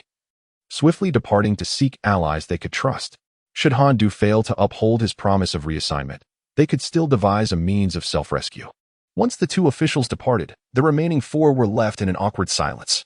Two among them gazed longingly at the retreating figures of Chao Zhang and Cheng Shi, as if wishing to depart alongside them. Yet, at that moment, the two were entirely consumed by thoughts of extricating themselves from the fire pit, leaving no consideration for others. Observing this, Han Du, unperturbed, waved his hand. "You may all leave. I shall arrange for your reassignment as well." "Thank you for your generosity, my lord," they replied, bowing before vacating the premises in a daze, leaving only one individual standing there. Han Du glanced up at him. "Why do you not depart?" Rising from his seat, he approached the man with hands clasped behind his back, scrutinizing him closely. "Are you not afraid of death?" The man looked up with a bitter smile. "Indeed, I fear death. However, should my salary cease, my entire family would perish from hunger. Rather than let them all die, it is preferable for me to face death alone. Besides, I do not believe that following you will lead to my demise. Even the lowliest of creatures cling to life. Surely, you would not take life and death lightly." "Ah, how commendable," Han Du remarked, stroking his chin with a smile. Chapter 18. The military order. This individual truly possesses both courage and insight. Setting aside the so-called military order established by Han Du, which is fundamentally non-existent, one must ponder, if Han Du lacked confidence, would he have even contemplated such a decree? Regrettably, they failed to engage in deeper reflection, or perhaps they were simply devoid of intellect. Intimidated by the bloody reputation of Zhu Yuanzhang, they found themselves momentarily disoriented, desperately flailing in an attempt to preserve their lives, leaving no room for meticulous contemplation. These individuals epitomize the kind of people despised by Chao Ming. Those who forsake their lives for trivial gains and hold back in grand endeavors. Working alongside such individuals could lead to one's demise or, at the very least, their burdensome presence would weigh one down. Consequently, Han Du, displaying remarkable magnanimity, allowed them to depart, even agreeing to their reassignment. After scrutinizing the man before him and circling him twice, Han Du inquired, "What is your name?" "I am Cheng Shi," came the reply. At that moment, Han Du took the opportunity to closely observe Cheng Shi, as figures like Chao Zhang were already slated for expulsion and had never captured his attention. Cheng Shi appeared significantly older than Han Du, likely nearing 40. With thick brows, large eyes, and pronounced lips, he exuded a robust demeanor, resembling a martial figure more than a scholarly one. Yet, beneath this rugged exterior lay a keen intellect and an audacity that defied peril. "Very well. Since you are willing to stay, I shall not refuse your presence," Han Du acknowledged, nodding while tempering his expression. In a calm tone, he addressed Cheng Shi. "I hope you will dedicate yourself to this task. Otherwise, I do not wish to reiterate the consequences. I shall commit myself wholeheartedly to assist you in producing the new currency." Cheng Shi responded resolutely, willing to risk his life even in the face of failure. At 37, Cheng Shi's son was but a few years younger than Han Du. Unlike Han Du, who had achieved remarkable scholarly success at a young age, Cheng Shi was a recommended official. In the early days of the Han Wu reign, the nation had just endured turmoil, and the need for reconstruction was paramount. Yet, the number of literate individuals was exceedingly scant. It was not merely a matter of organizing examinations, as even summoning all scholars to serve in government positions would fall short. What, then, could be done in the absence of sufficient literate individuals for governance? Zhu Yuanzhang devised a solution: the recommendation of officials to fill the vacancies in the court. Villages and counties were permitted to recommend local virtuous individuals to the court, which would then bestow upon them official titles. Naturally, these appointments typically began at the lowly 9th rank. However, the selection of virtuous individuals was not a free-for-all. These candidates were required to possess literacy skills. One could not recommend an illiterate farmer for an official position. In this era, society was stratified into distinct classes: scholars, farmers, artisans, and merchants. Those who could read and write belonged to the scholarly class, whereas the average person, whether a farmer or a merchant, who had attended a few private schools and read a handful of books, could not be classified as a true scholar. Cheng Shi had merely attended a few years of private schooling when he fortuitously encountered the old Zhu, who, in his quest for capable individuals, though in truth, it was due to a shortage of hands, seeking any excuse to conscript the able-bodied, depleted his own resources to secure a position for Xiong as the custodian of the treasury at the Bureau of Precious Currency. Initially, Xiong believed that with diligent effort and earnestness, he would earn the favor of his superiors and ascend the ranks of officialdom. However, The reality of the Bureau of Precious Currency was starkly different from his expectations. From the chief officer down to the various departments, apart from himself, all were scholars of esteemed lineage. These scholarly officials held a deep disdain for those who rose through recommendations, viewing them as power-hungry and lacking the noble character of a true literati. Thus, upon his arrival, Xiong was met with scorn from both his superiors and colleagues. There was no chance for camaraderie, as they would not even engage him in conversation. Even when he made an effort to approach them, they would turn away, leaving him with nothing but a chilling silence. Over time, this treatment ignited a fierce determination within Xiong. He aspired to climb the ladder of success, to attain a lofty position, and to earn the respect of those who once looked down upon him. Yet, without the favor of his superiors, how could he possibly seize opportunities for merit? After 7 or 8 years of service, the leadership of the Bureau had changed multiple times. Yet Xiong remained the same lowly 9th-rank custodian, just as he resigned himself to the thought that he might spend his entire life in this humble position. Until death or dismissal, Han Du emerged. Although Han Du was a scholar by background, entirely different from Xiong, upon facing the intimidation from Cao Zhang and others, he chose to confront them directly, ultimately triumphing and driving them all out. Though the enemy of my enemy may not necessarily be my friend, they are certainly not adversaries. With Cao Zhang and his cohorts gone, Xiong found himself as the sole individual available for Han Du's employ within the Bureau. How could he not seize such a fortuitous opportunity? As for their differing backgrounds, in the face of a common goal, even foes can unite against a shared adversary, let alone mere differences in origin. Observing Han Du and Apos' lack of anger, replaced instead with a smile as he circled around him, Xiong felt a sense of calm settle within him. It seemed he had placed his bet wisely. This young official was indeed unlike Cao Zhang and his ilk, indifferent to the pretentiousness of social standing. Upon hearing Xiong and Apos' earnest assurances, Han Du merely smiled, offering no further commentary. Should the current currency be desired, Han Du could easily fabricate it. However, his ambition lay in creating the paper currency of the future. And even if he could not fully achieve the sophistication of that era's currency, he sought to produce something that was 4/5 as exquisite and secure. This would suffice to satisfy Zhu Yuanzhang's expectations. Yet, even such currency would not be easily crafted. And Han Du was uncertain of the current technological capabilities in the Ming Dynasty. Watching Xiong, whose excitement caused him to tremble slightly, Han Du pondered the thought, would Xiong still feel this elation upon learning of his intentions for the currency? He sincerely hoped despair would not ensue. In light of this, I would like to request Lord Xiong to take me to observe how the Bureau of Banknotes produces its currency. After you, my lord, Xiong Shi gestured. Han Du, with his hands clasped behind his back, stepped forward without hesitation as Xiong Shi passed by. The Bureau of Banknotes is not merely confined to a few office rooms beneath the imperial city. The true production site is located outside the city, nestled within a heavily guarded valley.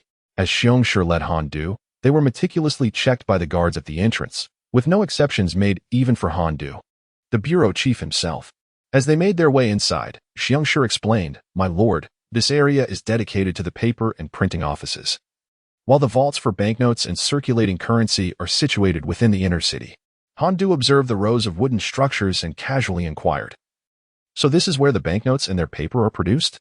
"Indeed, my lord. This section is for the creation of banknote paper, which differs from ordinary paper. As it is specially crafted for our purposes." Xiong Shi indicated a vast expanse of buildings to his left. Han Du nodded thoughtfully, realizing that the people of this era recognized the need for unique materials in banknote production, though they remained unaware of the significant role paper composition plays in counterfeiting prevention. Over here is the printing facility for the banknotes. Although this area appears small, it is where all the banknotes of the Ming Dynasty are printed. Initially, the paper is produced at the paper bureau, then it is brought here for printing. Once the banknotes are printed, they are meticulously counted and transported by dedicated guards to the bureau for storage, and finally distributed from the circulating vault according to their intended use. Xiong Shi patiently elaborated on the general process from production to distribution, noting Han Du's keen interest. Seeing Han Du captivated by the information, Xiong Shi inquired, "Which area would you like to explore first, my lord?" "Let us first examine the paper-making process." Han Du expressed his desire to learn how paper was crafted in this era and whether it differed from his memories. "Right this way, my lord," Xiong Shi said, lifting the heavy curtain and leading Han Du into the room. Inside, the workers were engaged in their tasks. Upon noticing the arrival of the two, they promptly set aside their work, as if the room had been paused. "We, humble folk, pay our respects to the two lords," they greeted reverently. After Han slightly nodded, Xiangshi waved his hand, signaling them to continue their duties without excessive formality. "Thank you, my lord," they replied before returning to their tasks, allowing the air within the room to flow freely once more. Han surveyed the artisans resuming their work, feeling somewhat disheartened. In this era, there were no dedicated workers. Anyone laboring for the state, regardless of their skill level, was classified as an artisan. These artisans were vastly different from Han's expectations. He had envisioned a bustling space filled with youthful workers, akin to the factories he had heard of in his later life, crowded with young people earning a living. However, as one gazes around, young individuals are nearly absent, replaced instead by a congregation of elderly men with graying hair. Furthermore, these artisans appear gaunt and ragged, clearly suffering from malnutrition. At that moment, Han felt the curtain behind him being lifted. Upon turning, he beheld an elderly man with a face beaming like a chrysanthemum. Entering the room, the old man had previously encountered Lord Xiong and was acquainted with this esteemed gentleman. While he did not recognize Han, it was of little consequence. Familiarity with official attire sufficed. The two esteemed gentlemen had traveled a great distance, and the old man humbly apologized for not extending a proper welcome. Xiangshi seemed quite familiar with the old man and, upon his arrival, beckoned him over. "Old Huang, cease your flowery speech and come here." The old man, undeterred, approached with a beaming smile. "Esteemed gentlemen, this is old Huang, who oversees the artisans here." Chapter 19. Amidst the powder keg greetings, Lord Huang. "I hope you are well," Han courteously inquired. At this moment, Xiangshi solemnly introduced Han to the elderly Huang, stating, "This is Lord Han, the supervisor of the banknote bureau, sent by His Majesty to oversee the production of banknotes." As he spoke, he clasped his hands in salute towards the direction of the imperial city. "Ah, so it is Lord Han. The old man does not deserve such a title. Just call me old Huang," the elder replied, displaying a hint of cautious restraint in the presence of his new superior. "There is no need for excessive formality, my dear elder. We must work together harmoniously for the emperor's service. Let us be more at ease," Han reassured him, attempting to alleviate old Huang's apprehension. Upon hearing the young lord's amiable tone, old Huang felt his earlier trepidation dissipate, his demeanor becoming considerably more relaxed. "May I inquire your esteemed name, elder? How shall I address you?" Han, feeling it inappropriate to address an elder so casually, sought to learn his name. "Oh, my lord, you jest. My father was just an ordinary craftsman. There is nothing remarkable about my name that would not offend your ears." "Old Huang sounds far more pleasant," the elder replied, evading the question. Han perceived the elder and Apos' reluctance and chose not to press further. It seemed likely that the elder and Apos' name was indeed rather unrefined, as most individuals of this era had received little education, and it was a common belief that simpler names brought good fortune. Consequently, many bore peculiar names, such as dog or pig. "Why is it that I see mostly old folks laboring here? Where are the young ones?" Han voiced his curiosity. "Well," old Huang hesitated, glancing at Xiangshi. Seeing this, Xiangshi remarked impassively, "The Lord has asked you, so you should answer. What are you looking at me for?" Positioned slightly behind Han, he inclined his body slightly, demonstrating his unwavering allegiance to the young lord. Recognizing Xiangshi and Apos' stance, old Huang abandoned any pretense and spoke candidly. "I cannot deceive you, my lord. There are indeed very few young people in the bureau, almost.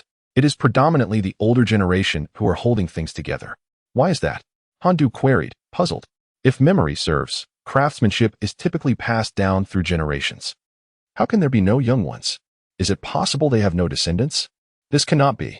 The importance of lineage was evident to Han, as he understood well that his own father wished to have another son after him. The notion that a family of craftsmen would lack a single male heir seemed implausible. After all, they were craftsmen, a lineage that spanned generations. This was how the old Jew divided the four classes of society: scholars, farmers, artisans, and merchants. Logically, the banknote bureau should have a mix of elder, middle-aged, and young artisans. The current situation, with only a handful of elders and middle-aged individuals remaining, felt amiss. Old Huang stammered, struggling to articulate a coherent response. "My lord, given this situation." Xiangshi gestured towards Han, prompting him to lean in closer. Xiangshi whispered softly into Han's ear, "My lord, I implore you not to delve too deeply into the reasons behind this. The situation is as follows. During the early years of the Han Wu era, life was somewhat bearable for artisans, as Zhu Yuanzhang prioritized the well-being of the common people. Those years marked the most prosperous times for craftsmen, who could easily support their families through their skills. However, as the Ming Dynasty became embroiled in constant warfare, the conscription of artisans grew increasingly frequent, and now the government has been summoning them year after year. It is crucial to understand that the government does not compensate artisans for their service. This amounts to artisans working for the court without any remuneration, rendering them unable to sustain their families and, tragically, forcing them to rely on their families for support. Consequently, the public has developed a profound aversion to the idea of becoming artisans.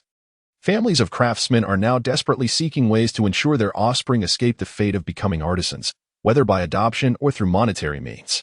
In summary, the number of artisans has dwindled significantly, making government conscription increasingly challenging, while the duration of unpaid labor for the court continues to grow. Such is the situation. And I beseech you, my lord, to exercise discretion and keep this matter confidential. Having concluded his plea, Xiangshi earnestly implored Han Du, my lord, have mercy upon us. We kneel before you. Please show us compassion. The artisans present all bore expressions of sorrow as they knelt before Han Du. He felt a pang of discomfort. For coming from a later era, he had never anticipated that the system during this time would be so dire. In his time, a place like the Bureau of Paper Currency represented a state enterprise, thriving and prosperous.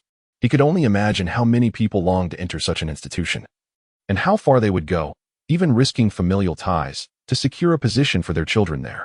Yet now, as he observed the artisans kneeling on the ground, he found himself at a loss for words. The esteemed Bureau of Paper Currency, under his command, was viewed as a pit of despair from which everyone sought to escape. However, this was not their fault. It was the fault of the court, the fault of Zhu Yuanzhang. Had the court provided artisans with a modest stipend each month, they would not be so eager to flee. Furthermore, if Zhu Yuanzhang had offered these artisans pathways to advancement, they would likely flock to such opportunities. Artisans are invaluable. They embody advanced technology in this age. The Ming Dynasty once possessed the world and Oppo's leading technology. Yet its continuity has faltered over the past 2 centuries due to a lack of emphasis on technical expertise. Although he could not alter the prevailing disregard for technology within the Ming court, as the chief officer of the Bureau of Paper Currency, he felt a profound responsibility to cultivate a more favorable atmosphere among his own ranks. However, relying solely on oneself and conversing with these artisans proves futile. They might even suspect ill intentions. It is imperative to seek out old Zhu. Han Du momentarily set aside his thoughts and gestured for all the craftsmen to rise, assuring them that he would not divulge any information. Thank you, esteemed sir. Your kindness shall be etched in my memory, old Huang expressed. His initial trepidation towards Han Du dissipating, replaced by a newfound sense of camaraderie. My lord, please observe, this is where we process the raw materials for banknotes. Following old Huang, Han Du entered another room, where the materials, after a cursory selection, were sent for further refinement. Han Du observed tree bark, ramie stems, and various other items. The artisans meticulously scraped away the dried outer layer of the bark with knives, employing similar methods for the other materials. My lord, the banknotes we produce incorporate mulberry bark and ramie. This composition yields a flexible paper that resists tearing and can endure repeated folding. As Han Du gazed at the motes of dust dancing in the rays of sunlight streaming through the window, he furrowed his brow and inquired, "Is fire prohibited here?" Upon receiving confirmation, he remarked, "Merely prohibiting fire is insufficient. All windows must be opened during the work process." Upon witnessing the dust, Han Du was struck by a grave realization: dust explosions. This was no jest. Flammable dust was pervasive, with a thick layer of wood shavings and grass clippings carpeting the floor. Any rise in temperature or a spark from a dropped knife could ignite a disaster. Furthermore, it is essential to assign personnel daily to sweep away these shavings. Not a single speck of wood dust must remain, Han Du stated solemnly. My lord, daily cleaning is certainly feasible. However, old Huang's expression faltered. If we open the windows, it may contravene regulations. Should an inquisitive individual witness the raw materials for the banknotes? Are you truly concerned about leaking secrets over such scrap paper? Han Du thought incredulously. The raw materials were hardly of significance in his eyes. Moreover, did he believe that sealing the windows would obscure the truth from others? In any case, if Han Du wished, he could effortlessly ascertain such information. There was no need to sneak a glance here. A simple inquiry into the materials received by the Banknote Bureau would provide clarity. even if Han Du intended to produce currency. He had never contemplated that the raw materials could conceal any secrets from the astute. The true essence of confidentiality lay not in the materials themselves. Nonetheless, Han Du chose not to elaborate to old Wang, merely waving his hand to interrupt, instructing, no matter, if anyone could replicate my precious banknotes simply by knowing the materials, I would be deeply impressed. Upon hearing Han Du's words, Lao Huang found it difficult to refuse any longer. He turned to the artisans and commanded, "Everyone has heard the master and amp, Appos, S words, open all the windows."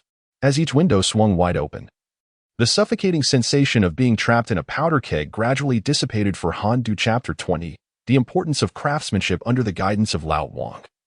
Han Du observed the process of pulp production, including how the fibers were extracted from the pulp and ultimately pressed into banknotes. The entire procedure resembled what Han Du had anticipated, with only minor differences during the fermentation of the raw materials. The large pit used for the ingredients was not as he had envisioned. Rather, it was simply a hole dug into the ground. As the materials soaked, the soil dissolved into the water, resulting in yellowed pulp and consequently producing paper that was similarly discolored. Han Du plucked a corner of the banknote and crumbled it in his hand, visibly noticing a faint yellow dust appearing on his fingertips, an indication of the mud permeating the fibers. Thus, the soil acted as an impurity, significantly diminishing the quality of the banknotes. Unfortunately, at that moment, no technology existed to separate the soil from the pulp. Han Du lacked the means to accomplish this.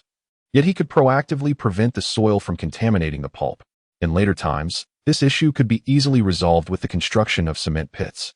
However, in this era, such a solution was utterly impractical. Some might suggest using stone jars, but one must remember that these jars were too small for anything beyond basic household water storage. Attempting to carve out stone jars the size of a house was a fanciful notion, utterly impossible. It appeared that to produce quality banknotes, he would first need to create cement, Han Du mused. Subsequently, Han Du visited the mint once more, finding it largely as he had imagined. The engraving plates used for printing the banknotes were made from a type of hard wood, with patterns and characters that were crude and far from the precision he envisioned. However, the ink used for printing was of high quality, made from superior pine soot. It became evident that to achieve his ideal currency, significant improvements in the minting process were necessary.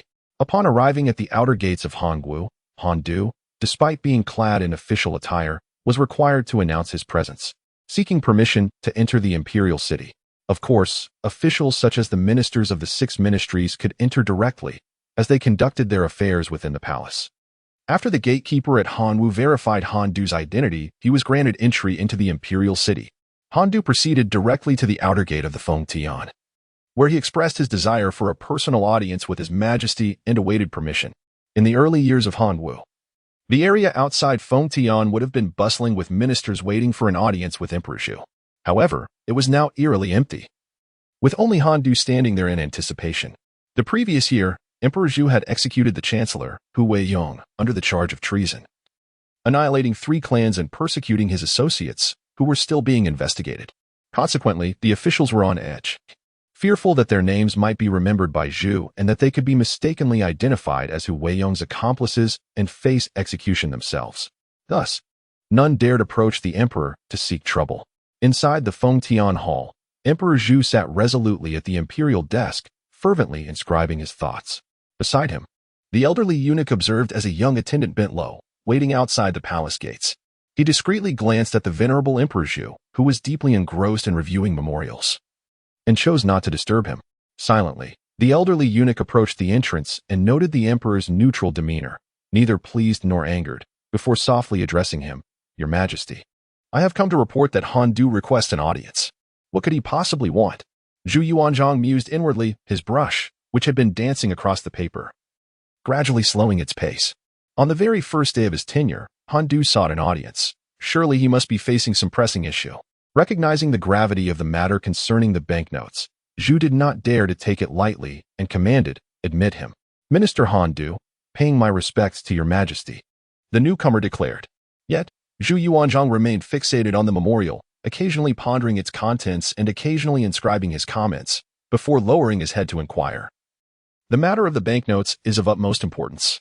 On your first day in office, rather than devising a swift solution for their production, you come to me for what purpose?" Raising his gaze momentarily to Han Du, he quickly returned his attention to the documents. Zhu Yuanzhang was a practical emperor. Favoring straightforward discourse, he detested officials who beat around the bush without clarity. Once, an official had submitted a convoluted report filled with flowery language, leaving Zhu utterly bewildered as to its intent. Infuriated, he dismissed the official on the spot and decreed that all reports must be direct and substantive. Your Majesty, I have come precisely to expedite the production of the banknotes.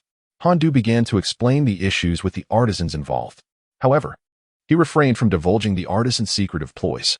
Should Zhu become aware that these craftsmen were scheming to evade their identities, he feared the emperor's reaction would be far from sympathetic. Rather, it would likely be met with violent repercussions. Han Du argued from his own perspective, contending that the court ought not to exploit the artisans and oppos, labor without fair compensation. Zhu Yuanzhang and oppos' frown deepened, and he set aside the brush he had been wielding without pause. Are you suggesting that the court should allocate salaries to these craftsmen as it does to the officials? Zhu and oppos' voice took on a sharper tone. Your Majesty perceives clearly. Yet this is unacceptable. With a decisive and unyielding rejection of Han Du and oppos' proposal, Zhu Yuanzhang and oppos' firm stance left Han Du startled, unable to fathom the abruptness of the refusal. Undeterred, Han Du pressed. Might I inquire why this is so? Such a precedent has never existed, Zhu Yuanzhang replied, noting Han Du's persistence. He took a sip of tea, allowing himself a brief respite. Han Du and oppos' hearts sank, recognizing that Zhu had long esteemed the practices of the Tang Dynasty. The structure of the Ming court, including official titles and attire, largely mirrored that of the Tang. Had it not been for the recent dissolution of the Secretariat due to Hu Weizhong and oppos' treason, it might still be in existence. Yet, some matters compelled Han Du to speak up. Taking a deep breath to gather his thoughts, he articulated, Your Majesty, endowed with divine wisdom and courage, you arose from humble beginnings, uniting the realm through both martial and literary prowess. Thus, when considering your policies, one must judiciously blend the ancient with the modern. While it is true that historical accounts may not always be accurate, as evidenced by the Tang and Song dynasties, the Tang, despite its formidable military prowess and dominance over neighboring territories, ultimately succumbed to the ravages of war. As Han Du continued to articulate his views, a chilling expression gradually settled upon the face of the elder Zhu. It was clear that Zhu held the Tang dynasty in high regard. Otherwise, he would not have so meticulously emulated its governmental structure and various ceremonial attire. Moreover, due to Zhu and oppos' campaigns against the northern Yuan, there began to emerge sentiments within the court and the populace regarding the emperor's inclination towards militarism. Naturally, upon hearing Han Du's remarks, Zhu was displeased. Han Du found himself in a predicament. To successfully persuade Zhu, he needed to evoke a profound response from him. Merely offering superficial observations would surely fail to sway the emperor. Observing the shift in Zhu's demeanor, Han Du felt a twinge of apprehension. Zhu was a formidable adversary, akin to a wolf ready to strike, and who could remain unscathed once he set his sights on someone. Quickly altering his tone, Han Du continued. But what of the Song dynasty? They believed that only civil officials could stabilize the realm, relentlessly suppressing military might, convinced that such an approach would ensure their safety. Yet, what was the outcome? The Mongolian cavalry descended upon them, ravaging the land for a century. Had it not been for your Majesty and oppos' valiant swordsmanship in battling against the Mongols, we Han people would still be in uncertainty regarding the restoration of our cultural identity. Han Du subtly flattered Zhu, and as a result, the frostiness in Zhu's expression began to thaw. Indeed, his most cherished achievement in life was rising from humble beginnings to overthrow the Mongols and establish his reign. Han Du's words resonated deeply within him. Witnessing Zhu's demeanor soften, Han Du felt a weight lift from his heart. It seemed that his flattery had borne fruit. After all, everyone enjoys hearing words of praise. Your Majesty, Han Du continued with renewed assurance, it is evident that the actions of our ancestors were not without fault. I believe that when it comes to ancient laws, one ought to select the good and follow it, while amending the bad, preserving the essence while discarding the superfluous. I contend that rewarding artisans can yield substantial benefits for the court and should be pursued. Preserving the essence while discarding the superfluous? Zhu mused, your argument holds merit. Yet I do not believe that providing salaries to artisans would benefit the court. Rather, it would impose an additional burden. Zhu continued to shake his head in disagreement. Your Majesty, if you hold such a belief, then I must impart a lesson. Han Du radiated confidence. I maintain that for the nation to flourish and society to prosper, the development of industry, agriculture, and commerce is indispensable. As the saying goes, without agriculture, the state is unstable. Without industry, the state is weak. Without commerce, the state is impoverished. Your Majesty should treat artisans with the same regard as farmers. You have emphasized the importance of agriculture, allowing the people to rest, remarking that when the realm is newly stabilized, the populace is financially strained, akin to a fledgling bird. One must not pluck its feathers, just as one must not disturb the roots of a newly planted tree. It is crucial to foster a period of recuperation. Artisans and farmers are both subjects of your Majesty. Why favor one over the other? Favor one over the other? Your assertion that and oppos, without agriculture, the state is unstable and oppos, is valid. Zhu replied, casting a sidelong glance at Han Du. However, I do not concur with your statement that and oppos, without industry, the state is weak, and oppos, during the Han and Tang dynasties, there was no precedent for providing salaries to artisans. Do you insinuate that the Han and Tang were weak? The Han and Tang dynasties exemplify unparalleled strength. In the annals of Chinese history, no era surpasses the grandeur of the Han and Tang. Chapters 21 and 22, a presentation. The grandeur of the Han and Tang dynasties is indisputable, yet Han Du possesses means to substantiate his claims. He takes a different approach and inquires of the venerable Zhu, your Majesty, being well-versed in ancient and modern history. Do you know how our primordial ancestors survived? Although Zhu Yuanzhang hailed from humble beginnings as a cowherd, his relentless pursuit of knowledge rendered Han Du's question no challenge. Ancient texts record that early humans subsisted on raw meat and hunted ferocious beasts for sustenance. Your Majesty, please observe. Han Du smiled, extending his right hand and spreading his fingers. As humans, we lack the sharp fangs of hounds, the claws of wildcats, and our strength pales in comparison to that of cattle and horses, not to mention the ferocity of wolves, tigers, and leopards. Unless one is exceptionally gifted, the majority of individuals faced unarmed against such beasts would merely become prey. What, then, enabled humanity to rise from such perilous conditions to become the dominant species on Earth? It is through the continuous emergence of various skills. The early ancestors, devoid of claws and fangs, fashioned axes from stone, crafted spears from branches, and wove nets from vines to hunt mighty creatures. As skills advanced, the advent of bronze rendered these beasts no longer a threat.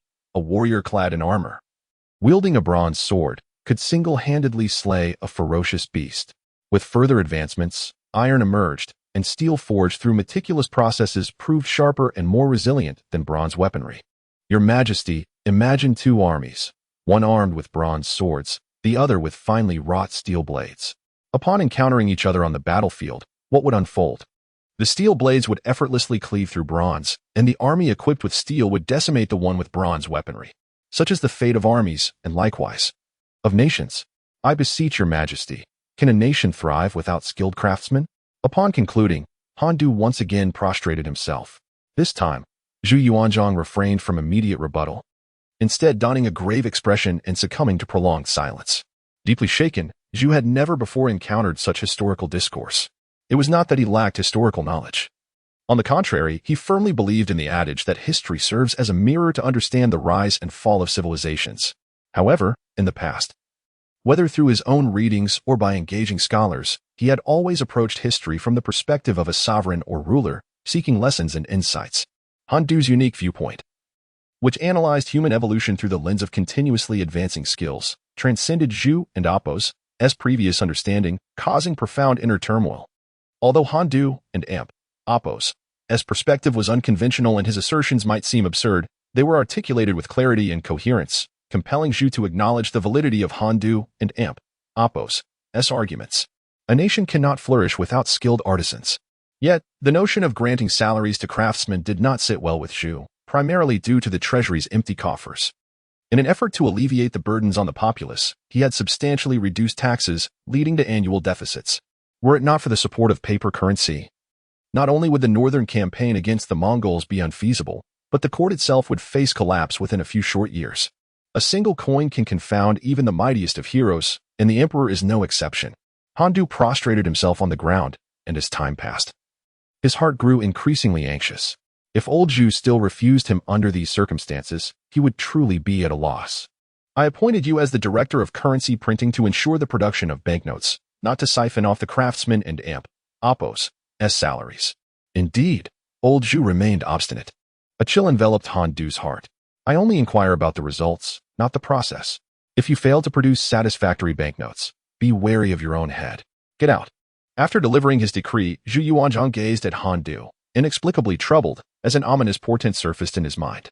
Upon hearing these words, Han Du was overjoyed. At last, old Zhu had acquiesced. Thank you, Your Majesty, he said, his face radiant with joy. He tentatively inquired, might the court allocate some funds to support this endeavor?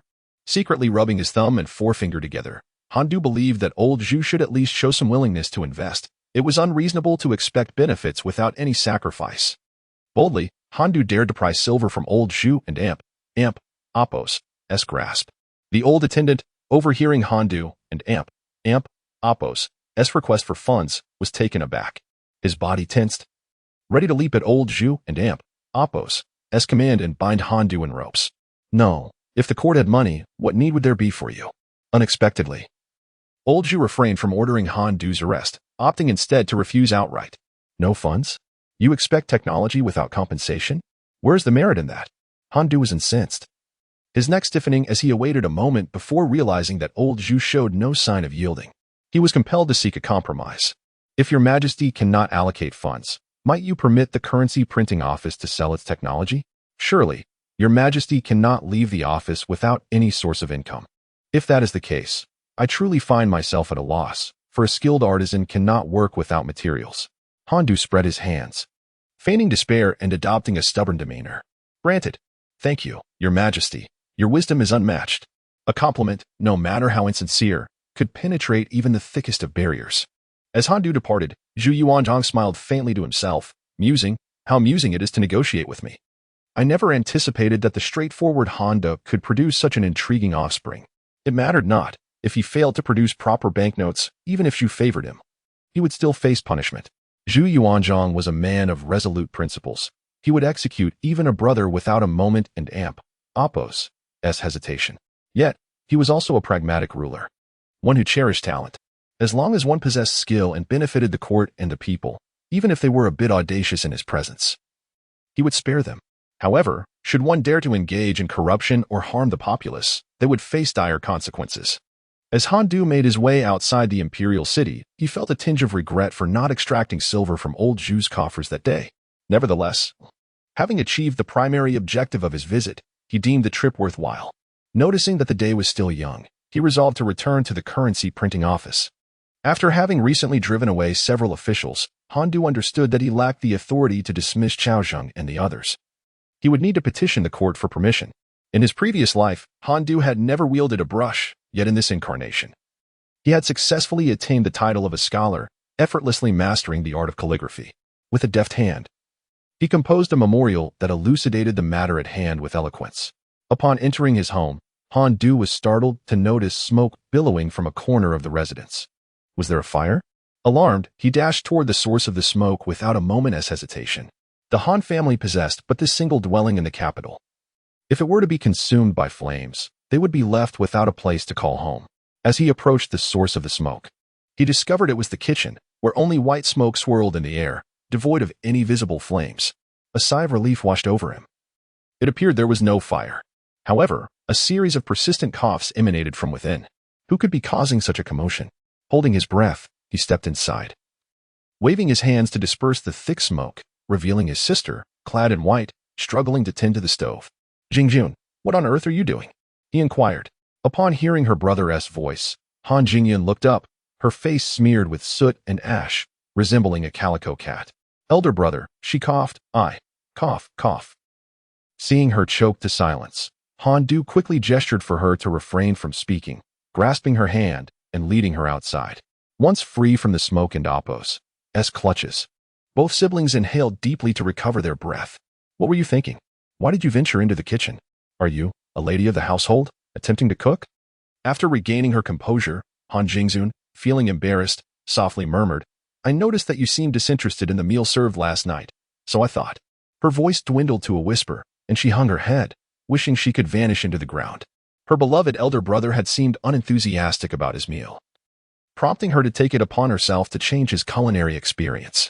However, given the current state of her cooking efforts, Han Du mused that he would need a stomach of iron to consume such dubious fare. Was she truly concerned for him? With her cooking skills resembling a disaster, it would be better to stick with the delivered meals. He cast a wistful glance at Jingzun, though he dared not voice such thoughts.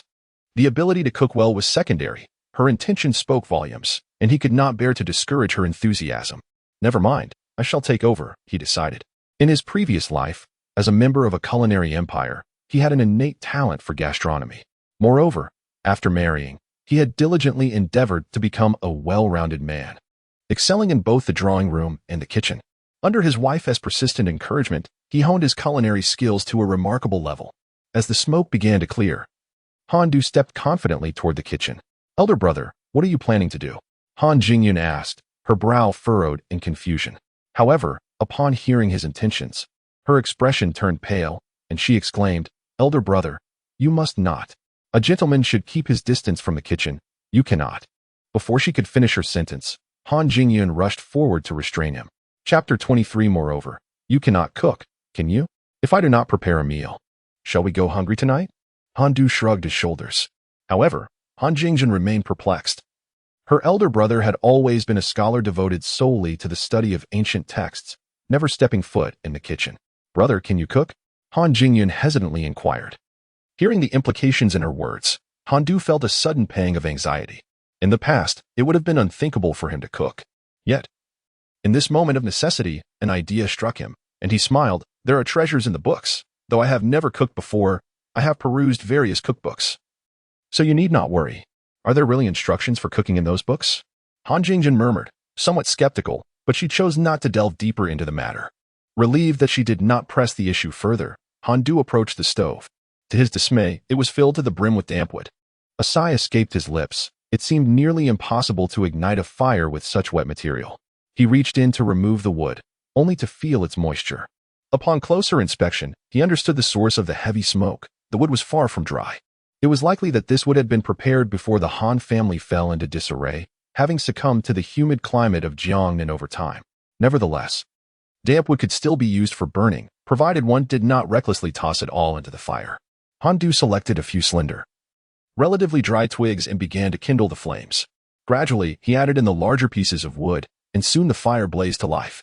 First, let us cook the rice before preparing the dishes. The ingredients Han Jingzun had gathered were plentiful: radishes, leeks, and tofu.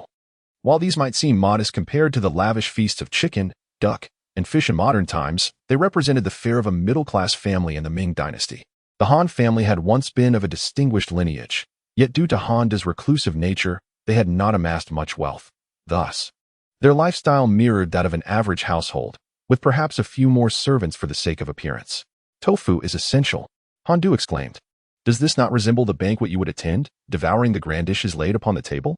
In ancient times, tofu was indeed considered a delicacy.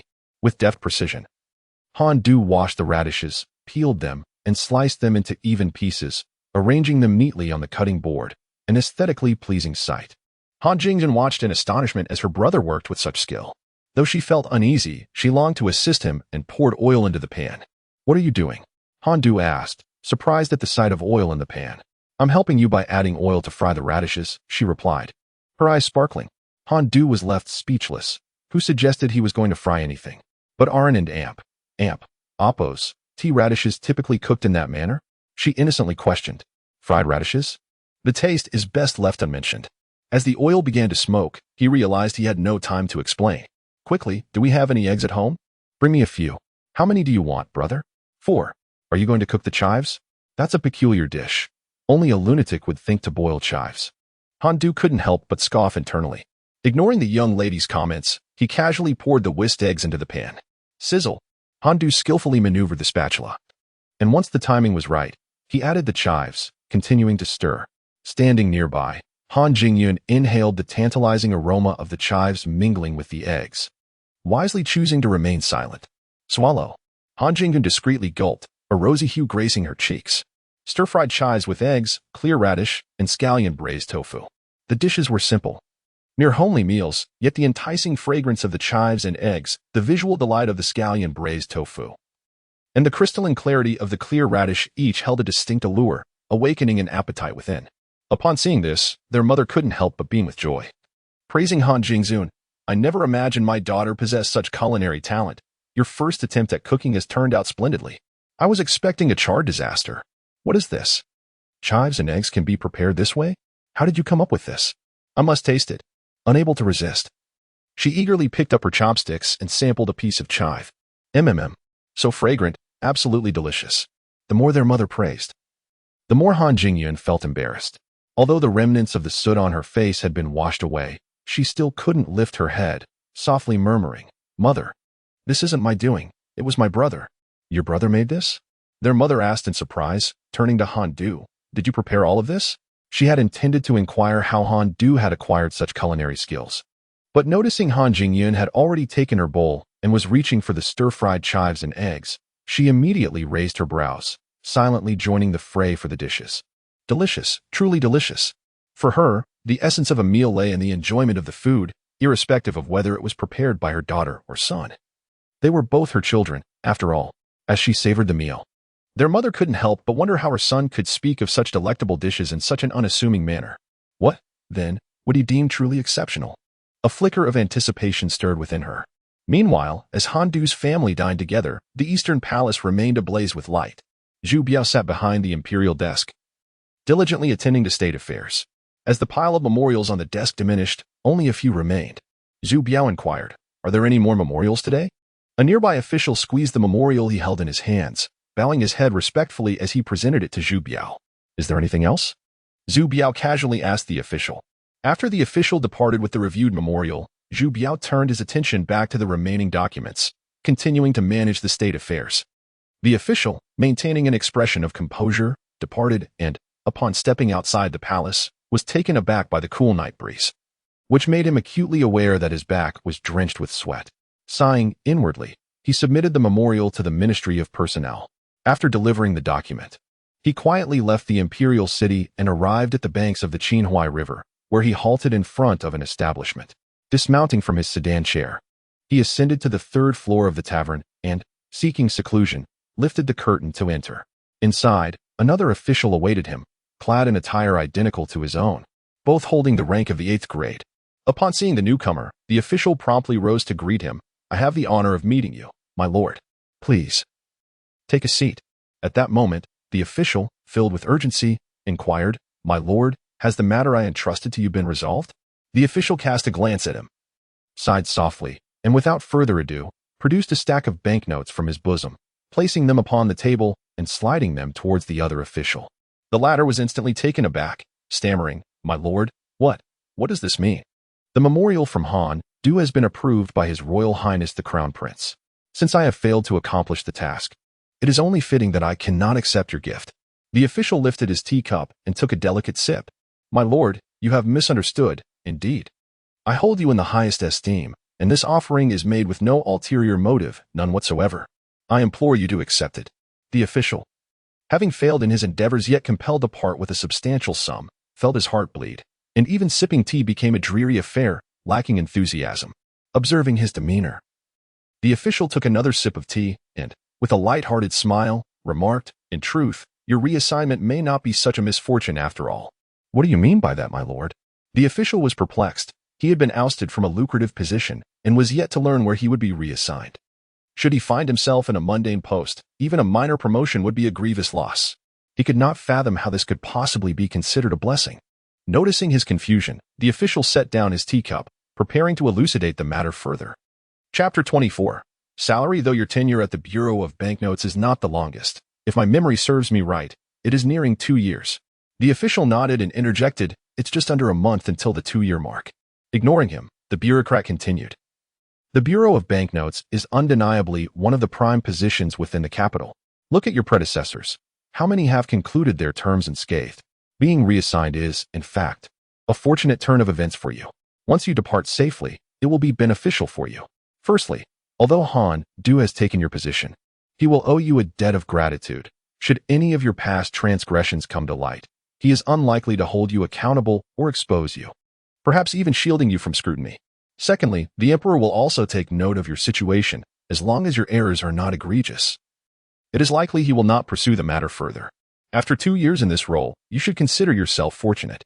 Allow me to offer you this counsel. Secure what you have rather than risk it all for more.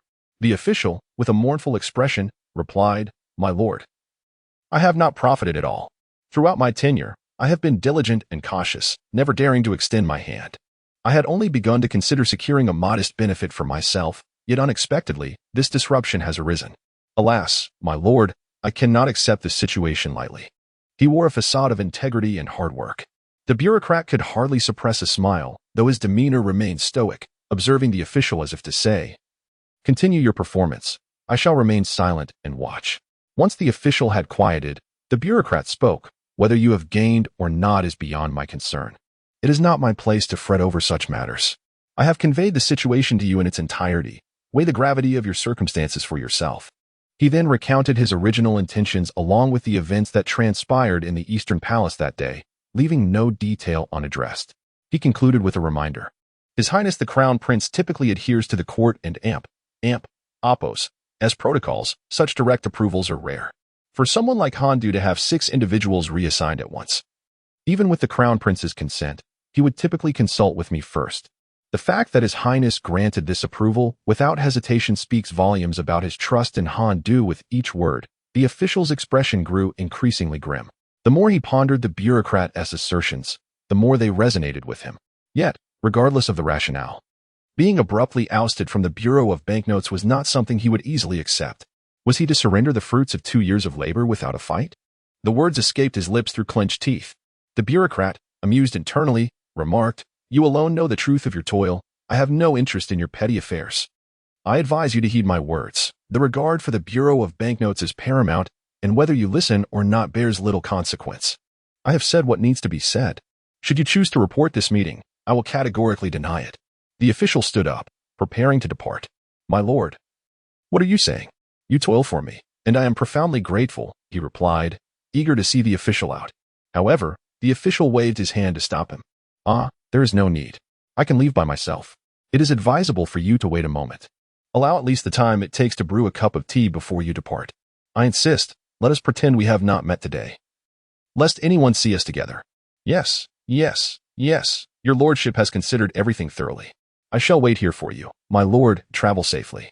Handu was familiar with the method of producing cement. While he could not manufacture the concrete required for erecting skyscrapers, he was knowledgeable in the traditional methods of creating cement. The materials required for cement production include 3 primary components, one of which is lime. Therefore, to produce cement, one must first create lime. Fortunately, by this time, the production of lime was well established. In the Ming Dynasty, the poet Yu Qian composed a poem titled Ode to Lime, mined from deep mountains with countless blows. Fierce flames consume it as if it were not. Fearless of being ground to dust, I wish to leave my purity in the world. Of course, Yu Qian had not yet been born, but the use of lime was prevalent. People would place limestone in kilns to calcine it. After burning it to a powder, they could mix it with water to bind stones together for construction. Additionally, lime possesses insect-repelling properties. It is said that when Emperor Zhu constructed the Fengtian Palace, he used a considerable amount of lime on the ground to deter insects. For Handu, constructing a lime kiln was not a daunting task, for he was not alone. He commanded the entire Bureau of Banknotes. He brought Xiangshi to the paper bureau and instructed Lao Wang to summon all the craftsmen. Once everyone had gathered, Handu rose from his chair. Facing the assembly of dozens, he felt a surge of nervousness. He had never addressed so many people before. And now he found himself in this grand Ming dynasty. Thus, he spoke loudly, "Gentlemen, you have long served the Bureau of Banknotes, and I am immensely grateful. As the saying goes, if you wish for a horse to run well, you must feed it plenty of grass. I cannot allow you to toil on empty stomachs. Therefore, I have decided that effective immediately, each of you shall receive a monthly salary of 1 guan. Upon hearing this, a clamor erupted among the craftsmen. Is this true? Did we hear correctly? One person might mishear, but surely not all of us. To receive a salary for our labor is unprecedented. I wonder if our Lord can truly fulfill this promise. Why wouldn't he? Lord Han has stated it before everyone. He surely can deliver. Or else why would he say it? The craftsmen debated among themselves, astonished that the official would grant them a salary. Some young craftsmen felt a rare sense of pride, envisioning the prospect of dining at home with their heads held high. Meanwhile, the older craftsmen remained more composed, since their inception as artisans. They had never encountered an official willing to provide a salary, and they dared not hope for such an occurrence. With merely a statement from Handu, they disowned that he was a virtuous official. They did not yearn for a salary. Rather, they merely sought a modicum of kindness from this good official, and they would be content. Upon hearing Han Du's declaration, Xiongshi was taken aback, exclaiming, "My lord, that is utterly unacceptable." His words instantly drew the attention of the craftsmen, all eyes converging upon him. Although the craftsmen dared not voice their resentment towards Xiongshi, their gazes conveyed a singular sentiment. This man is wicked. Why is it unacceptable? Han Du inquired, turning his gaze towards Xiongshi, the elder craftsman. Upon hearing Xiongshi and Appo's remarks, though disapproving of the official, acknowledged the validity of his words. Under the constraints of court regulations, the notion of receiving a salary was nothing short of a delusion. While Han Du might consider their plight, he was likely powerless to effect any change. The younger craftsmen, needless to say, were engulfed by a profound sense of disappointment. The clamor among the crowd intensified. "I need only to manage my own people. Those officials in the Ministry of Works can perish," Han Du mused indifferently. His sole aim was to invigorate the craftsmen's enthusiasm, ensuring their unwavering obedience to his commands and dedication to his cause. Raising his hand slightly, he commanded silence. And the room fell so quiet that one could hear a pin drop. "Please remain calm," Han Du continued. "I have already reported this matter to the Emperor. Though His Majesty has not granted approval, it is also true that he has not opposed it. However, the court will not allocate additional funds to the Bureau of Currency. We must devise our own solutions." The craftsmen, upon hearing that the Emperor had withheld his approval, were rendered ashen, their hearts sinking with the realization that hope was dimming. Yet, the Emperor's silence could be interpreted as tacit consent. However, with no additional funding from the court, what were they to do? All the craftsmen were bewildered, their eyes fixed intently on Han Du, awaiting further elaboration. "Do not concern yourselves with monetary matters. I shall find a way," Han Du asserted decisively. "You need only to fulfill the tasks I assign and meet my requirements." As his words settled, the room fell into a hushed stillness, with everyone exchanging glances, uncertain of how to proceed. Suddenly, the old craftsman Huang knelt upon the ground, swearing an oath. "My lord, rest assured, I, Huang Mingkai, am willing to sacrifice everything for you, without hesitation." One man and Appo's action inspired compliance from all. "Willing to sacrifice everything for you, without hesitation." Han Du surveyed the multitude kneeling before him, reflecting inwardly that empathy begets empathy. Genuine sincerity begets genuine sincerity. "Everyone, please rise," he gestured, allowing them to stand. He continued, "Furthermore, starting tomorrow, you will no longer need to bring your own provisions to work, since you are laboring for the Bureau of Currency. It is only fitting that the Bureau takes on the responsibility of providing meals, ensuring you are well fed and able to work effectively." With that, he turned to Xiongshi, instructing, "Prepare accordingly. Starting tomorrow, the Bureau will procure rice and vegetables uniformly, ensuring everyone is well nourished and capable of working hard." Acceptable indeed. Chapter 25. The construction of the kiln. Alas, may the noble lords endure for generations. This was the blessing bestowed upon Han Du by the elder artisans. The younger craftsmen, however, were more direct in their expressions, chanting, "Long live the noble." Yet, as soon as these words left their lips, they were met with a resounding slap from the elder artisan, who admonished, "What nonsense is this? It is the Emperor who deserves our praise. Long live the Emperor." The artisans regarded Han Du as their savior.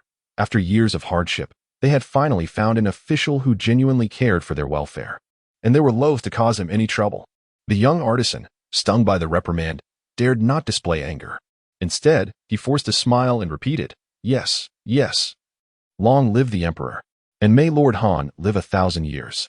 His tone, however, lacked certainty, a reflection of the elder's earlier reprimand.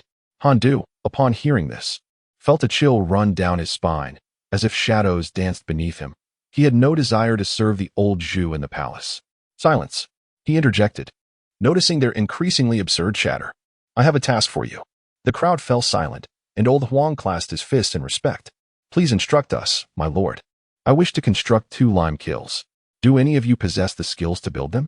As soon as Han Du posed the question, old Huang turned to the crowd, calling out, "Hey Z, come forth." A thin, dark-skinned youth approached, shuffling awkwardly yet grinning widely. "I have the honor of meeting you." "My lord." True to his name, he was indeed quite dark. "My lord," old Huang continued, "this lad hails from a lineage of lime kiln workers. Since he was a child, he has been by his father's side, learning the art of kiln construction. His skills surpass even those of his father." As he spoke, Old Huang could not help but sigh. His father has toiled all his life in the kilns, yet has only grown poorer, depleting the family legacy amassed by his grandfather. Thus, he harbors a deep resentment towards this craft, refusing to let his son pursue it, which is how he ended up here with me. Han Du nodded in understanding.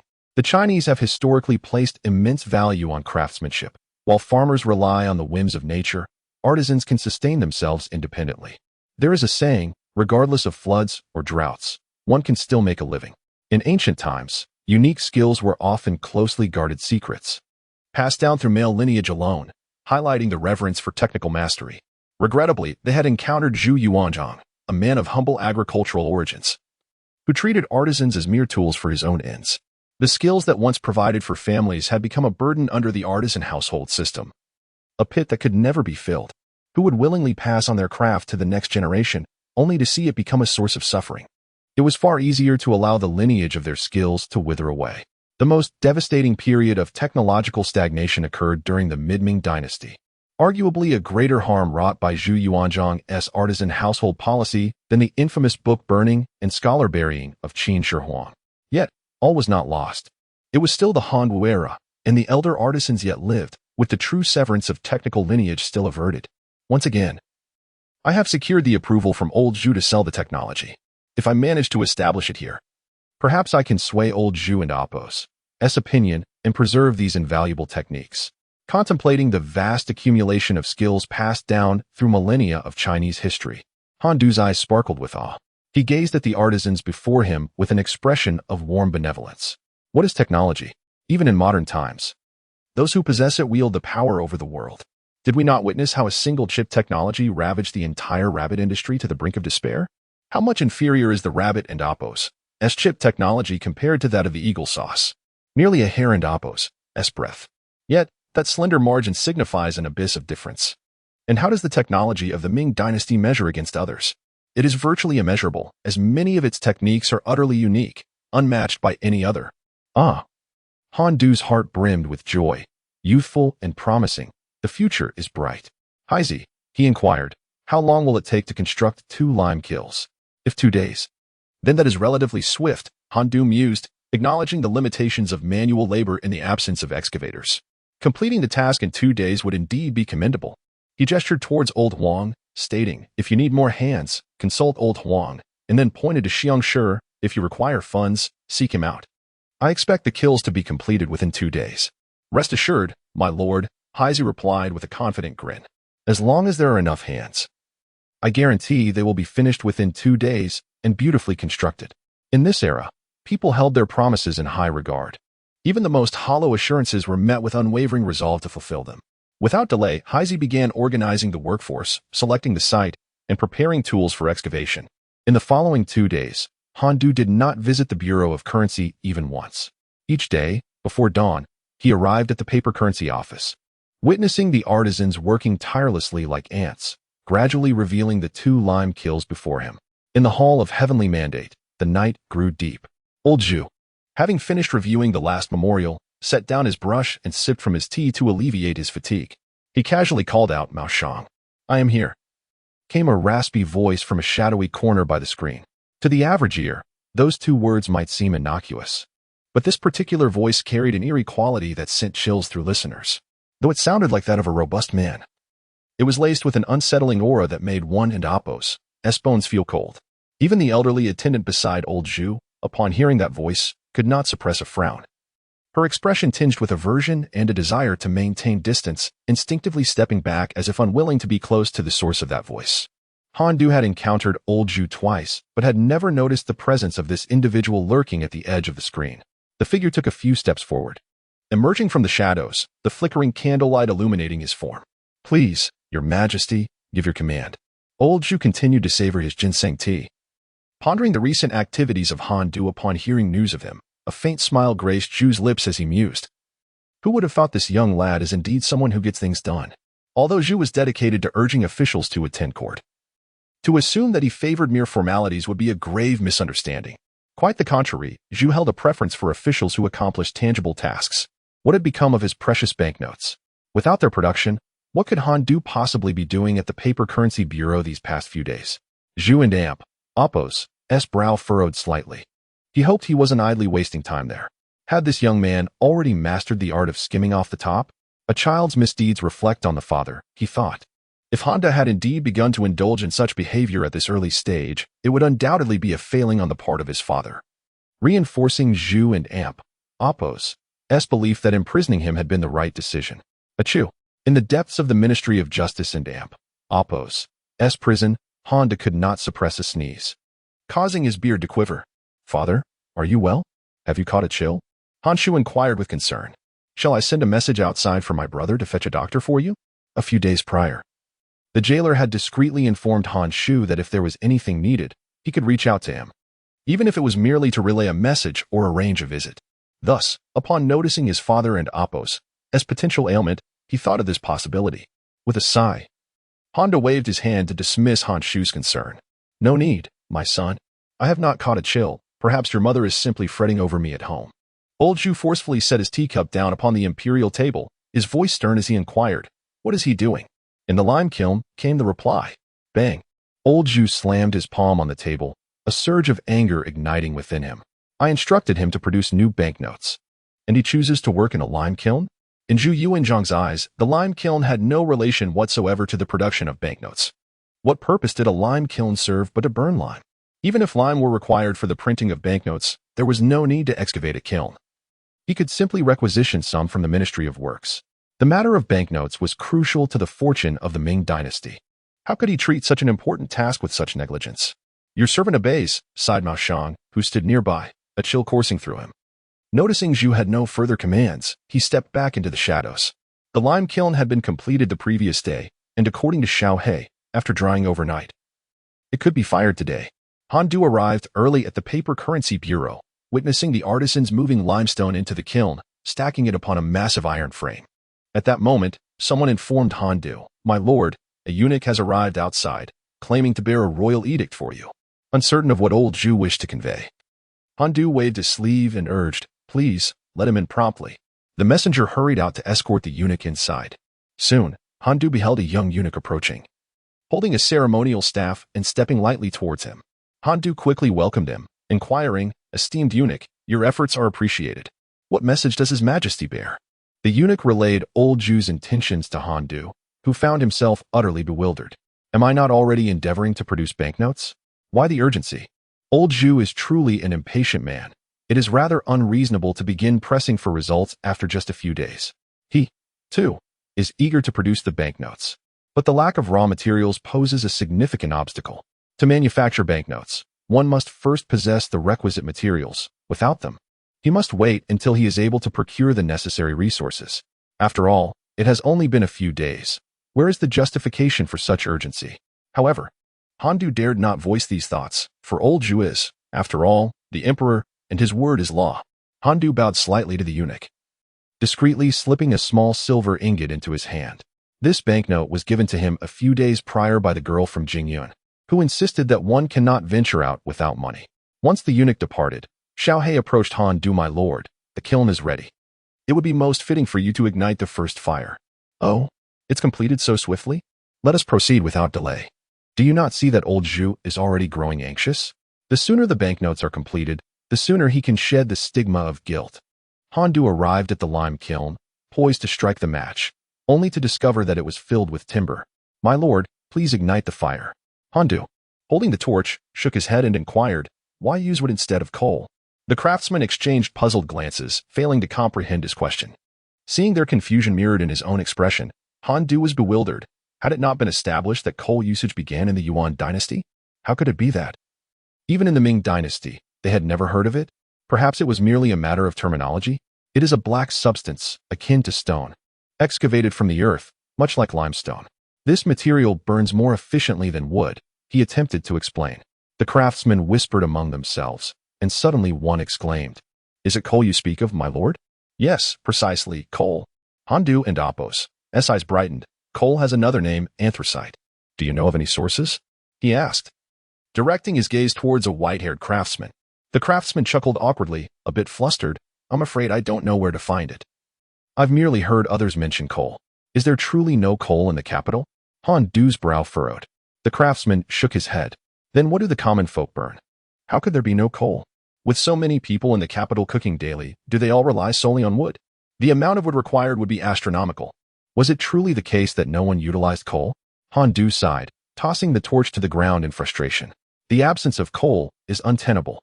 In addition to lime, coal ash is another essential component in cement production. Thus, coal is indispensable. This cannot be substituted simply by using firewood.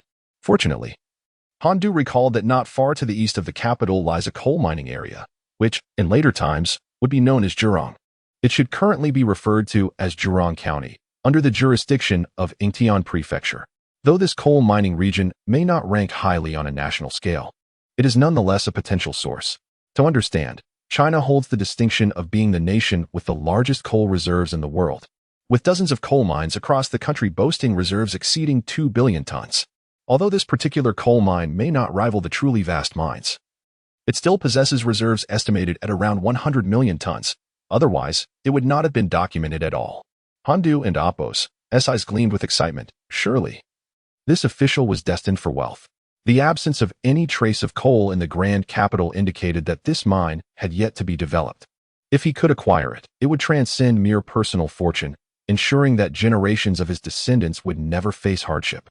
Land transactions were entirely legitimate during the Ming Dynasty. Han Du cast his torch to the ground, leaving the surrounding craftsmen bewildered, hesitant to approach him. Eventually, it was Xiang Shi who mustered the courage to inquire about Han Du's intentions. What does this mean, sir?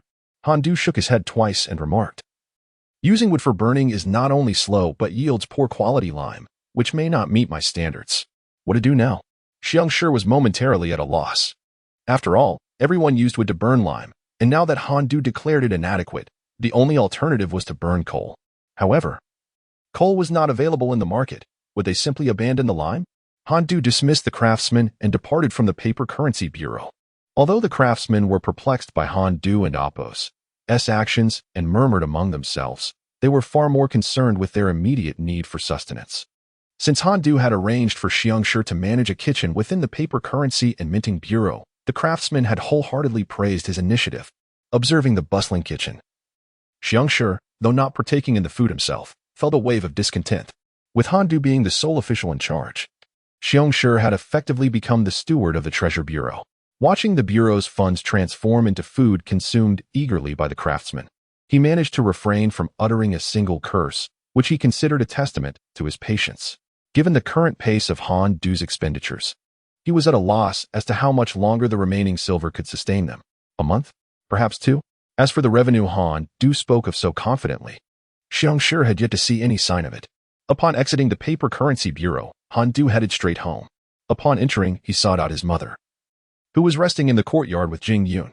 Mother, how much silver do we have left? Han Du immediately asked as he approached her. Why do you want to know this? His mother was puzzled by his sudden inquiry regarding their finances, as Han Du had never shown interest in such matters before, especially not in the days following his release from prison. What is the reason for this sudden concern about our household's wealth? Just tell me how much we have, and give it all to me, he insisted, leaving Lu Shi no choice but to refrain from pressing further, intrigued by her son's mysterious demeanor. Regardless, the eldest son has proven to be the most capable. Even when the entire family was imprisoned by the emperor, he managed to find a way to turn the situation around. In comparison to losing everything, a handful of silver is merely a trifle. There are approximately 300 taels of silver and over 100 guan in cash, with the rest being part of our mother's dowry. Do you want all of it? Let us set aside the dowry. Just give me the silver and cash. Han Du estimates that 400 guan would suffice. After all, the coal mine area has yet to be discovered and is likely to be barren mountains. 400 guan might not buy much fertile land, but it could certainly purchase several plots of wasteland. People of this era fail to comprehend the value of barren land. A vast expanse could be bought for just a few dozen guan. Lu did not say anything further, merely nodding towards Jing Yun, who stood beside her. Jing Yun, with a pouting expression, reluctantly turned to retrieve the silver. Soon, she returned with a wooden box. Elder brother, this is the cash. I cannot carry the silver. Why do you need so much money all at once?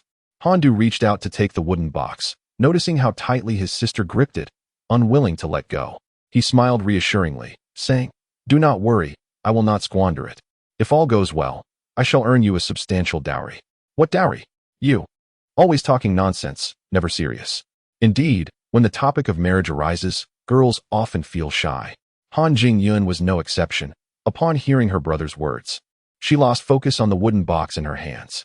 Her grip loosened, and the cash was effortlessly gathered into Han Du and Amp Apos' embrace. Just as he was about to leave, he spotted Uncle Mu approaching with several others.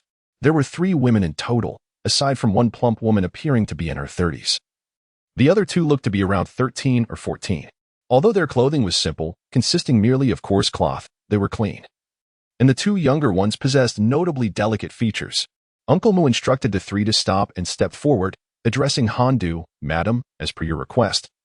These 3 were meticulously selected by this old servant from the brokerage.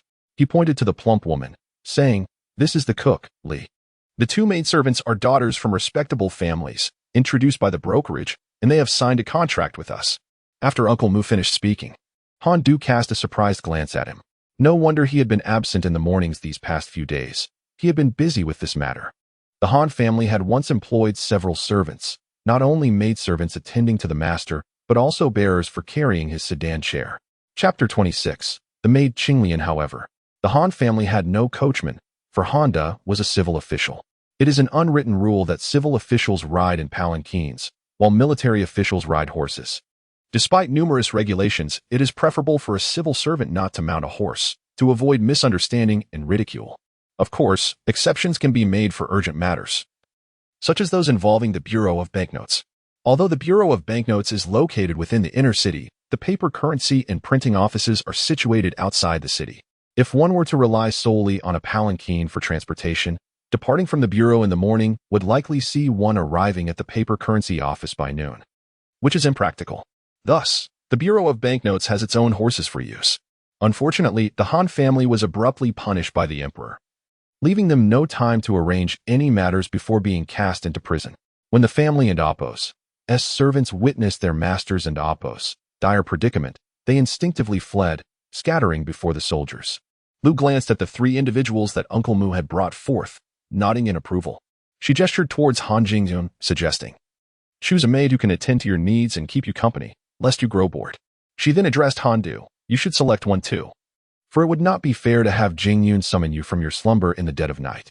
Han Du remained unresponsive, whereas Han Jingzun and Apos' eyes sparkled with excitement as she approached the 2 maids. "What is your name?" she inquired, pointing at one of them. I do not have a name," the maid replied. In this era, children from impoverished families, even boys, seldom possess formal names, and it is not uncommon for girls to lack names altogether. Han Jingyun then turned to the other maid, asking, "And you?" "My name is Goer," she replied. This maid at least had a name, albeit one that caused Han Jingyun to frown. In the end, Han Jingyun chose the maid named Goer, for she appeared considerably more astute and courageous compared to the other, who seemed rather simple-minded. "Goer, your name is quite unappealing. Would you like me to bestow upon you a more charming name?" she asked cheerfully. "Whatever pleases you, miss," Goer replied without objection. Han Jingyun pondered, tapping her chin. "Previously, my maid was named Ozu, but she has left. I no longer fancy the name Ozu. Henceforth, you shall be called Hong and Amp Apos, the other maid." Witnessing her companion's immediate favor from Han Jingyun, felt a pang of disappointment, uncertain if she would be accepted by this family, having never experienced the broader world. She felt timid, and tears began to well in her eyes, threatening to spill over. For a girl of her humble origins, securing a position in an official household represented a significant opportunity. Not only would her daily sustenance and attire vastly improve compared to her previous life, but the exposure to a more refined society could also surpass that of ordinary individuals, and with good fortune, she might even have the chance to study alongside the young masters and mistresses. Moreover, the family before them exhibited a demeanor of kindness, their words imbued with warmth, showing no hint of disdain towards her. Such a noble household is indeed a rarity to encounter. "What? Do you underestimate your elder brother?"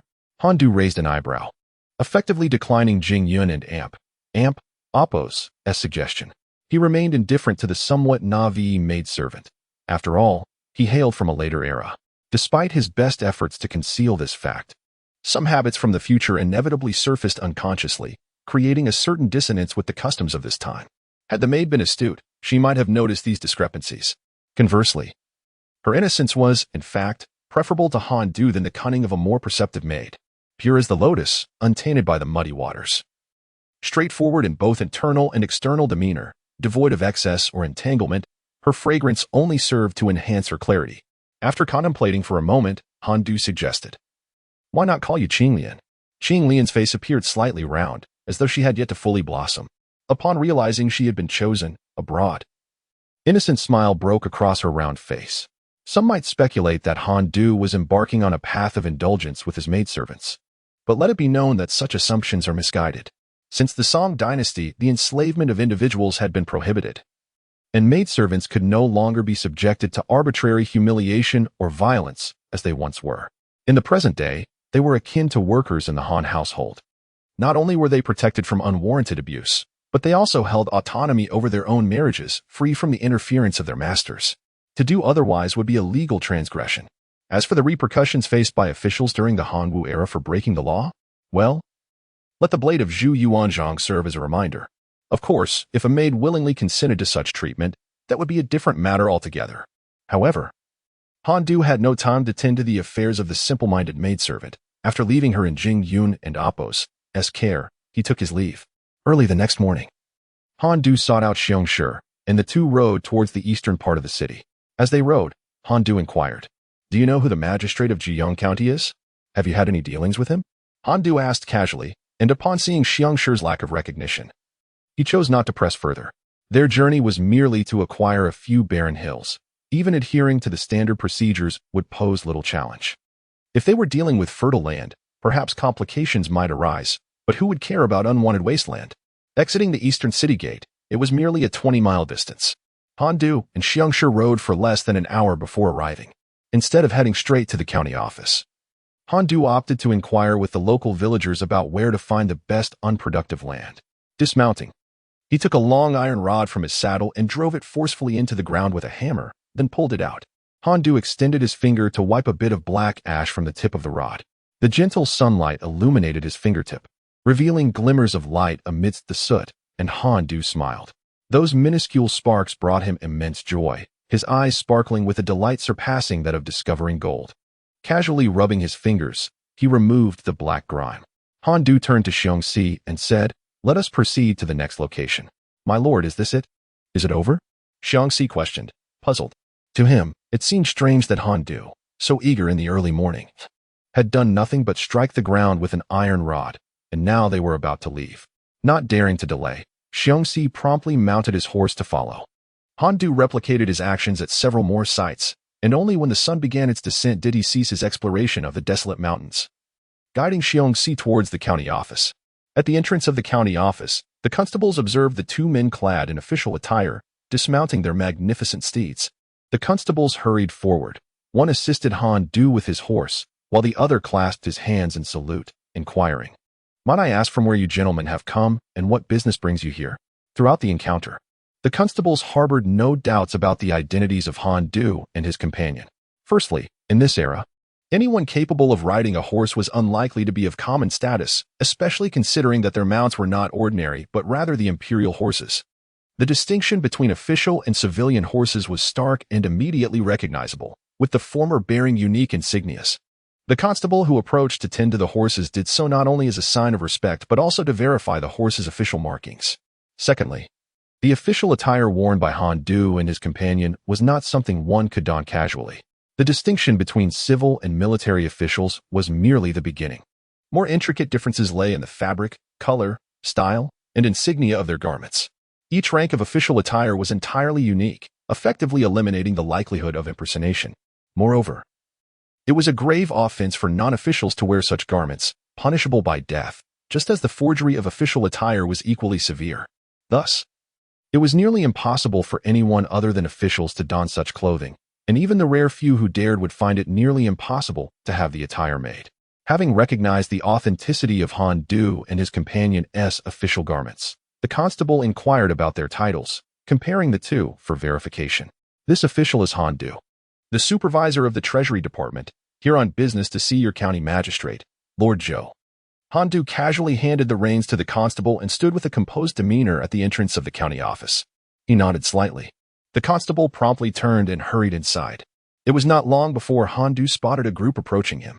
At the forefront was a man with grizzled hair, a lean figure, and quick steps, wearing a smile upon his face. "Which one of you is Lord Han?" he called out before even reaching him.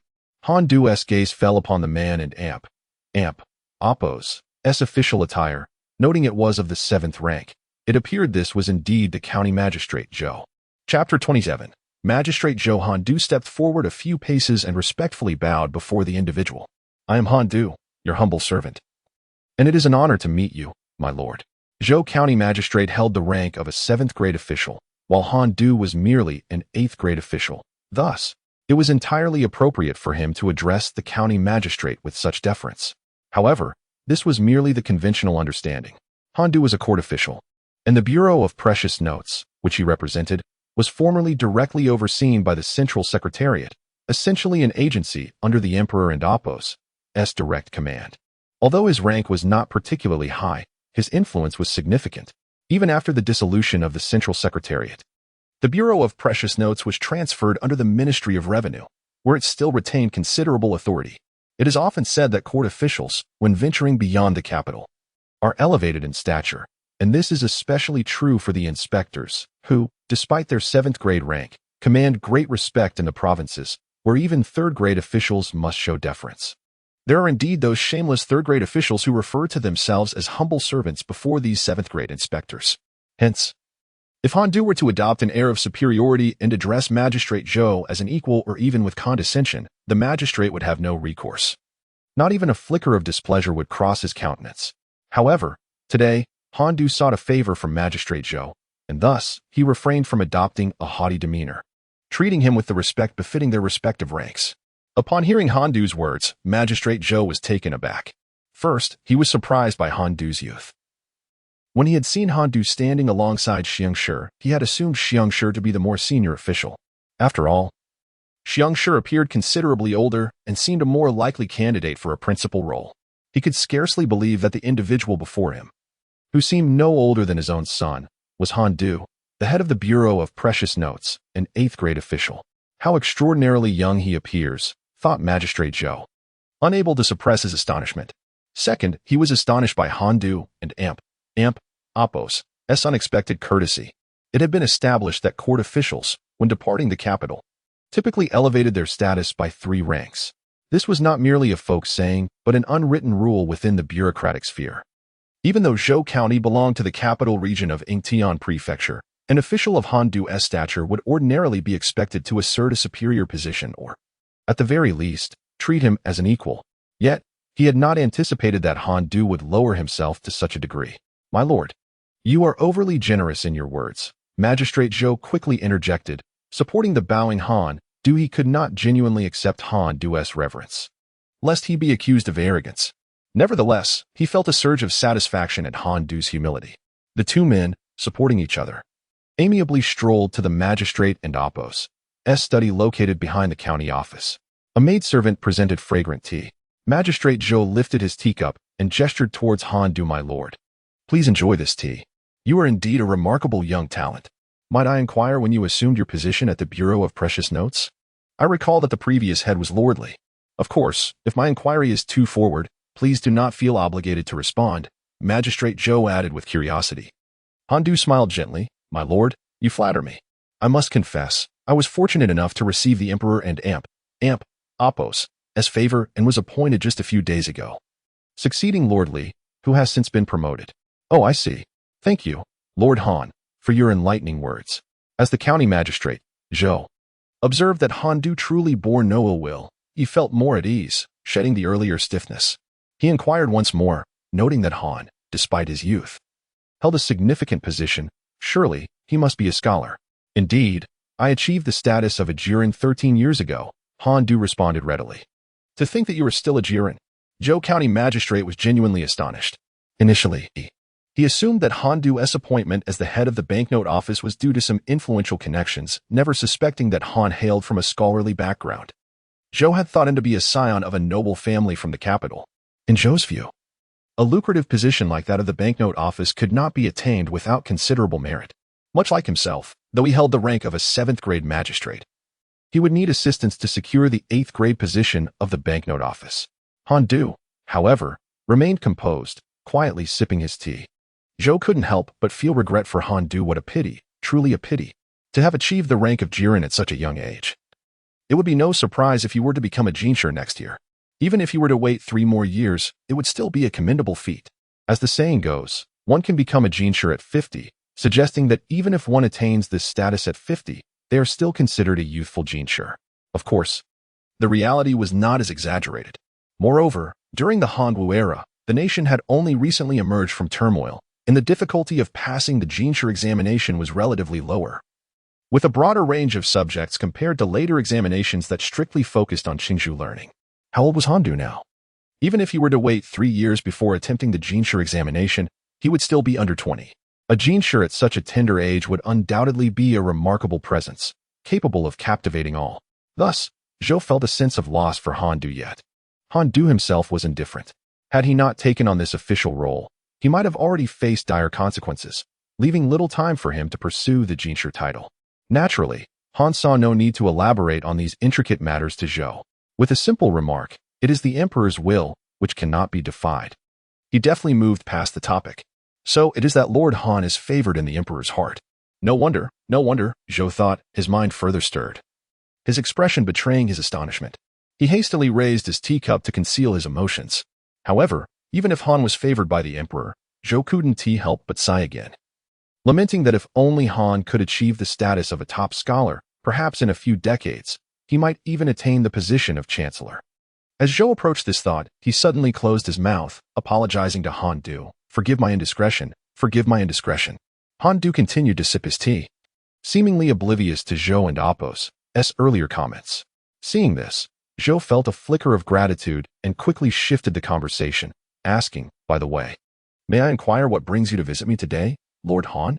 "Oh, it is merely a personal matter," Han Du replied. Han Du took over the conversation and conveyed his desire to purchase some land to County Magistrate Zhou. It turned out that Lord Han wished to acquire a parcel of land, which was a simple matter. Magistrate Zhou did not hesitate for a moment. He readily agreed and called out to those outside his study, requesting the county clerk to bring the fish scale atlas. The clerk arrived, beaming with a smile and carrying the atlas. After greeting the county magistrate and acknowledging Lord Han with a nod, he placed the fish scale atlas on the tea table between them, unfolding it to display its contents to Han. "Do please take a look, my lord. This is the fish scale atlas of our county, detailing all the fertile lands within." Zhou inquired, "Might I ask which plots you are interested in purchasing? And how much land do you wish to acquire?" Since the establishment of the Ming Dynasty by Zhu Yuanzhang, there had been an emphasis on allowing the populace to recuperate and thrive, as well as encouragement for them to cultivate wasteland. Policies were enacted to exempt taxes for 3 to 5 years on land reclaimed by the citizens. Therefore, during the early Ming period, when the population was relatively sparse, the supply of land was quite ample, and the people were often willing to sell the land they had reclaimed to the government. As a result, land prices at this time were rather low. Conversely, the government was not particularly inclined to purchase land from the citizens, as acquiring land necessitated labor for cultivation. Thus, the government often served merely as a witness in transactions between buyers and sellers, acting as a link between them. Han Du scrutinized the fish scale atlas, aligning the markings with his intentions, and quickly identified the barren mountains he sought. Here, and here. These are the ones. Magistrate Zhou, how much would be appropriate for me to acquire these? Magistrate Zhou looked at the locations Han Du had indicated, astonished, and hesitantly reminded him, "My lord, the areas you desire are barren mountains." Having served in his official capacity for over a decade, Zhou had only seen individuals eager to purchase fertile or arable land, never someone like Han Du who specifically sought barren mountains. He was well aware that in earlier years, some citizens had attempted to cultivate these mountains, hoping that although rice might not thrive, they could at least grow trees for firewood. However, no trees could survive on these barren hills, and since then, no one had sought after them again. In truth, even if the government were to offer these barren mountains to the citizens, they would refuse, for according to the regulations of the fish scale atlas, any registered landholder was liable for taxes. Even if the tax burden on barren mountains was negligible, it still required some silver to be paid annually. For the common folk, possessing unproductive land was merely a burden. Could it be that Lord Han was a fool? Magistrate Zhou scrutinized Han Du, unable to reconcile the notion that someone so young and accomplished could be foolish. If Han Du was no fool, then his intention behind purchasing these barren mountains must be purposeful. In the eyes of Magistrate Zhou, this is an evident matter. Chapter 28. The Purchase Regrettably. Magistrate Zhou could only speculate about Handu and Apos' motives for acquiring these barren mountains, yet the true purpose eluded him. However, he found himself unable to outright refuse Handu's request. Firstly, there was no valid reason to deny Handu the purchase of the wasteland. In the hands of the government, these desolate lands were of no use, since Handu was willing to spend his money to acquire them. It presented a financial gain for the government, which could be seen as an achievement for Magistrate Zhou, thus he had no grounds for refusal. Secondly, Handu had consistently treated Magistrate Zhou with great courtesy, even expressing words filled with respect towards him. For someone as young and favored by the emperor as Handu, a promising future was surely in store. In any case, Magistrate Zhou perceived that Handu and Apos' prospects far surpassed his own. To abruptly reject Handu might mean offending a potential future magnate, which would be exceedingly unwise for Magistrate Zhou. Yet, despite the myriad reasons supporting the sale of the wasteland to Handu, a sense of unease lingered within him. He vaguely sensed that Handu's acquisition of the mountains bore significant implications. Unperturbed, Handu indicated the barren mountains he had surveyed on the fish scale map, then settled comfortably in his chair, sipping tea with an air of tranquility. Magistrate Zhou, torn by indecision, attempted to glean insights from Handu's expression, only to find his countenance devoid of emotion, as if the matter of purchasing the barren mountains were merely a casual remark, indifferent to its outcome. Ultimately, Magistrate Zhou could not withstand Handu's resolve. Since Master Han is keen on purchasing these barren mountains, I cannot oppose your wishes. Finding himself unable to maintain the stalemate, he reluctantly acquiesced. Upon hearing this, Handu smiled faintly, concealing his inner elation. Leisurely taking a sip of tea before setting down his cup and bowing respectfully to Magistrate Zhou. I kindly ask for your assistance, esteemed Zhou. Certainly. Magistrate Zhou, with a glint in his eye, pondered. However, these barren mountains have never been sold before. Should they be priced by the plot or by the mu? And as for the price, at that moment, Handu spoke up. These lands are barren and thus should not be sold by the mu. I propose we sell them by the plot. As for the price, I am willing to offer 10 guan for each plot of wasteland. How does that sound? Although Handu had brought 300 taels of silver and over 100 guan in cash, he was not one to be easily swindled. Why pay a higher price for something that could be acquired at a lower cost?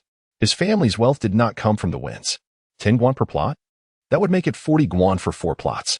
While this was indeed profit for the magistrate, he still hesitated, feeling the total sum was somewhat lacking and would provide minimal benefit to the county office. Shaking his head in opposition, he replied, Master Han cannot say that. Since these barren mountains are marked with measurements on the fish scale map, they should be sold by the mu. I will not ask for more. How about 1 guan per mu of wasteland? With a jovial smile, Magistrate Zhou stroked his beard. Upon hearing this, Handu's eyes widened in disbelief as he stared at County Magistrate Zhou, exclaiming in astonishment, My lord, are you jesting? You intend to sell barren mountains at the price of arable land to me? County Magistrate Zhou, feeling somewhat embarrassed by his audacity, looked at Handu and said, Please do not be angry, my lord. As the county magistrate, I must consider the interests of our jurisdiction. Handu forcefully set down his teacup onto the table, his voice icy as he responded, Zhou, there are established prices for fertile fields and for land. It is utterly improper to sell a barren mountain at the price of arable land. It seems my journey here has been in vain. I shall take my leave. Handu bowed to County Magistrate Zhou, preparing to depart. Zhou hastily grasped Handu and Apos' hand, urging, My lord, please do not be upset. The price is negotiable. Handu was not genuinely intent on leaving. Upon being stopped by Zhou, he settled back into his seat, though his expression remained one of considerable irritation. County Magistrate, if we are to negotiate by the acre, I can offer no more than 10 won per acre, not a single one more. County Magistrate Zhou appeared unfazed by Handu's anger, recognizing that Handu's willingness to sit again indicated genuine interest in the purchase. With this in mind, the negotiation became simpler. It was merely a matter of increasing the price. My lord, if you are offering only 10 won per acre, I might as well sell you the entire mountain for a mere 10 guan. That is unacceptable. However, considering our acquaintance, I shall offer you a sincere price of 500 won per acre. This is the lowest I can go, no less. The two men, one older and one younger, engaged in a back and forth of haggling, during which Handu rose several times, seemingly prepared to depart. Ultimately, they arrived at a mutually satisfactory conclusion. Han Du acquired 4 barren mountains totaling 4,516 acres at the price of 100 won per acre, requiring a total payment of 451 guan to County Magistrate Zhou. As for the remaining 600 won, Zhou graciously waived the debt with a wave of his hand. Once the agreement was finalized, County Magistrate Zhou summoned the county clerk to prepare the land deed. They first inscribed the details of the 4 barren mountains in the designated sections of the ledger, including the land names, original amounts, and the name of the head of the household.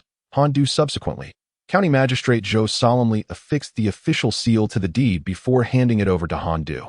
Han Du accepted the deed with a sullen expression, meticulously verifying that all details were correct before folding it and placing it in his bosom. "My lord, do not rush off. I have arranged a banquet. Why not dine before departing?" County Magistrate Zhou called out cheerfully as he watched Han Du retreating.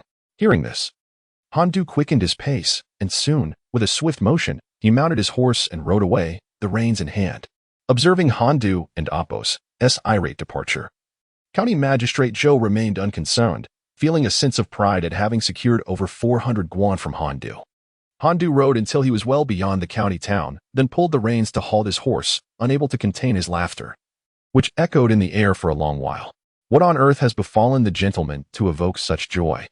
Although Xiangshi accompanied Han Du on his journey throughout the day, he remained utterly oblivious to the activities Han Du engaged in on those desolate mountains. Moreover, Han Du consistently departed from the wilderness with remarkable swiftness, further deepening Xiangshi's confusion. While Han Du conversed with County Magistrate Zhou in the study, Xiangshi awaited outside. Entirely unaware of the nature of their discussion, he began to speculate that Han Du had halted the lime kiln operation due to a lack of coal and ventured out in search of it. Could it be that he had discovered coal beneath those remote hills? This notion seemed preposterous. Xiangshi had accompanied Han Du from the eastern city gate to the desolate mountains, where Han Du lingered only briefly. If, within such a short span, Han Du had concluded that coal lay beneath the mountains, it would indeed be astonishing. However, it mattered little, since Han Du had instructed the artisans to excavate. The results would soon reveal themselves. Days later, several horse-drawn carts laden with coal arrived at the Paper Currency Bureau. Han Du promptly organized the artisans to utilize the coal for the lime production. Witnessing the azure flames erupting from the lime kiln, Han Du beamed with satisfaction. The quality of coal exceeded his expectations, being the finest grade of anthracite. Just as light crude oil reigns supreme among oils, high-quality anthracite stands as the sovereign of all coals. Coal is often deemed the sustenance of industry. Without it, industry would languish in starvation. The news of coal discovery in Zhejiang County, under the jurisdiction of Yingtian Prefecture, spread like wildfire, swiftly reaching the entire capital. At this juncture, the populace had already begun to utilize coal as a fuel source. From the western Han to the Wei, Jin, and northern and southern dynasties, a certain scale of coal mines and corresponding mining techniques emerged. Coal was not merely employed as a fuel for production, but also in iron smelting. Both raw coal and processed coal cakes enhanced its utility. During the Yuan Dynasty, coal exploitation became increasingly prevalent, with broader applications in industries such as metallurgy and ceramics, elevating coal to a significant commodity in the market, thereby deepening public comprehension of its value. Records indicate that during this period, coal was used as fuel, costing several times less than firewood. However, the absence of coal in the capital raises questions. The absence of coal in the capital is primarily due to the lack of prior discoveries in the surrounding regions. Coal mining and usage were predominantly concentrated in the northwest, where the population was sparse and exploitation remained lukewarm. Conversely, despite the capital's dense populace and immense daily fuel demand, the absence of local coal deposits necessitated the arduous task of transporting coal over 1,000 miles from the northwest. The state of overland transport at that time was disheartening. Even if coal were successfully transported to the capital, the cost would likely soar beyond those of firewood, rendering such endeavors impractical and foolish. Chapter 29. The news spreads. The news of the discovery of coal spread through the capital like wildfire. While some common folk remained skeptical, Magistrate Zhou had dispatched someone to verify the claims personally. According to later whispers, upon learning from his subordinates that the coal was found in a desolate mountain recently sold to Han Du, he was so enraged that he smashed his most cherished teacup, berating Han Du as a shameless rogue consumed by insatiable greed. In a frenzy, he hurried to draft a memorial to the court to defend himself. Amidst the storm of rumors surrounding the coal in the capital, Han Du remained oblivious, engrossed in his work at the Paper Currency Bureau, diligently firing lime and pursuing his ultimate goal of producing cement. While Han Du maintained a steady course, others were seething with rage. The discovery of coal in the Yingtian prefecture became the talk of the town. Upon receiving the news, old Zhu promptly sent someone to investigate, which left him feeling both elated and infuriated. The good news was that coal indeed existed, and it appeared there was a substantial reserve. As an emperor who had risen from humble beginnings, old Zhu was acutely aware of the annual expenses the common people incurred for firewood. As the saying goes, the 7 necessities of life begin with firewood, ranking even above rice. Being a ruler who constantly considered the welfare of his subjects, old Zhu understood the significance of coal for the populace. However, what angered old Zhu was that this coal was not owned by the government, but by private individuals. Just before the discovery, the desolate mountain had been sold to a private party, indicating that the coal had no connection to the court unless old Zhu intended to undermine his own established rules. Seething with frustration, old Zhu first summoned the Minister of Works, Shuexiang, and berated him harshly. He chastised Xue for being a mere figurehead, failing to notice the valuable resources hidden under his very nose for so many years, allowing others to seize the opportunity. The elderly man, with graying hair, was so chastened by old Zhu's tirade that he could only kneel in submission. Mao Chang stood silently in the shadows, observing Shuexiang's humiliating position, a fleeting glimmer of bloodthirst flashing in his eyes. However, this spark vanished as quickly as it appeared. Mao Chang dared not kick someone when they were down, sensing that he too might soon find himself in dire straits, unable to provoke the emperor's ire. Yet, some matters cannot be evaded. Indeed, after scolding Shuexiang, old Zhu paused for a moment and suddenly bellowed, "Mao Chang." Mao Chang stepped out from the shadows, bowed his head, and knelt beside Shuexiang, sharing in his disgrace. "Your servant acknowledges his guilt," he declared. After a long silence, old Zhu spoke slowly. "What? Beyond admitting your guilt, do you have nothing else to say?" His words, though lightly spoken, bore down on Mao Chang like a mountain. Beads of sweat instantly formed on Mao Chang's forehead as he prostrated himself, awaiting old Zhu's judgment. As the fear within Mao Chang intensified, the emperor finally spoke.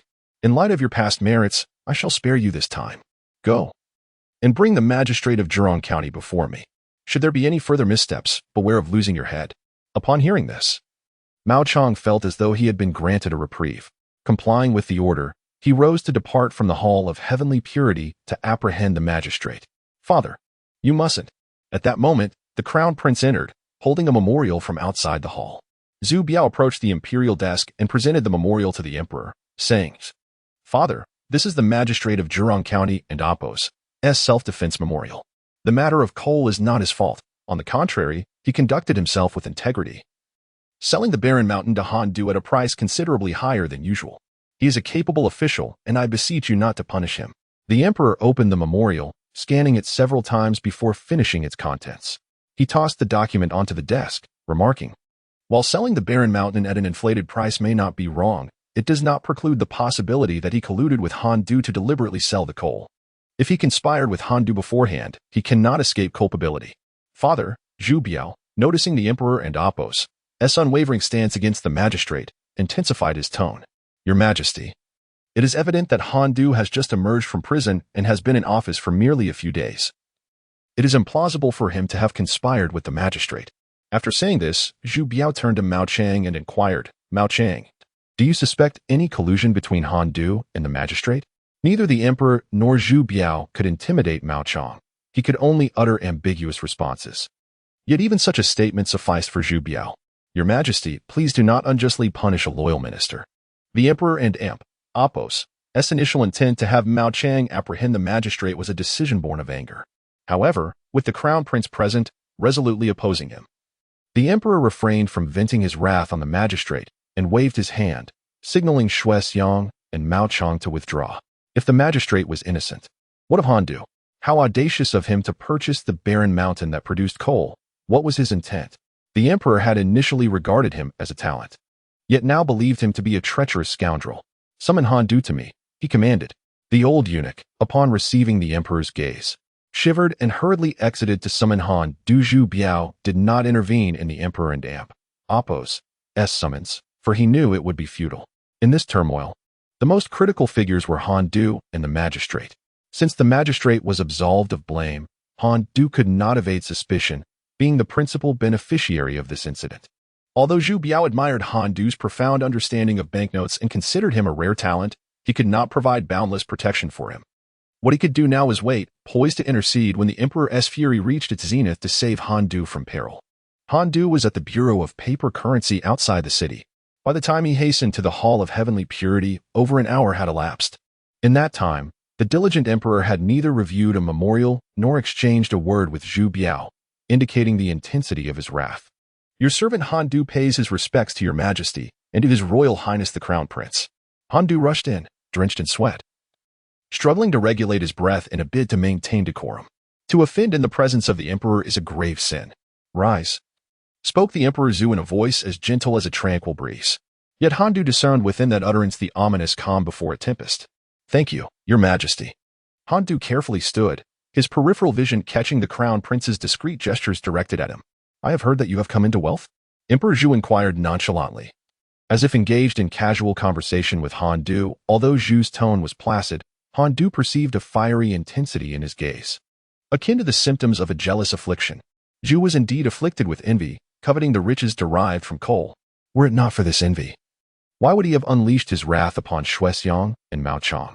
Understanding the emperor's jealousy simplified matters for Han Du.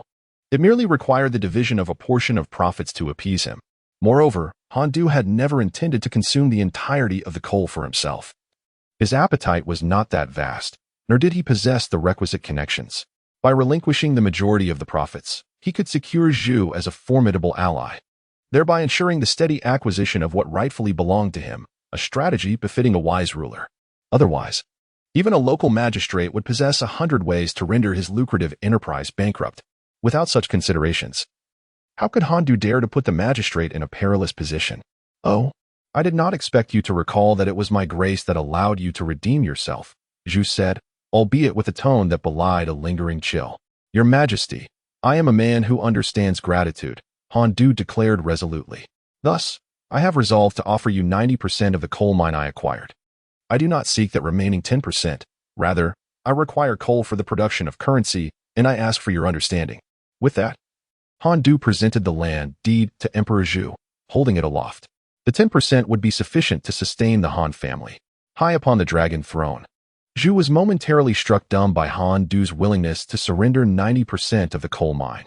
What did you say? You would give me 90%? You cannot be mistaken? Zhu Biao, seated nearby, gazed at Han Du in disbelief. Initially, when Han Du had purchased the coal mine, Zhu Biao had perceived him as a talented individual, albeit slightly greedy. Could one blame him for his greed? Acquiring a coal mine at the price of barren land was an extraordinary opportunity. The notion that Han Du had fortuitously stumbled upon coal after purchasing a desolate mountain was not entirely implausible, yet the likelihood was minuscule. Why then?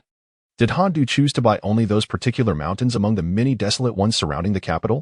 Suddenly, Zhu Biao realized that the coal lay beneath one of those barren peaks, and it now appeared that the others might also conceal coal deposits.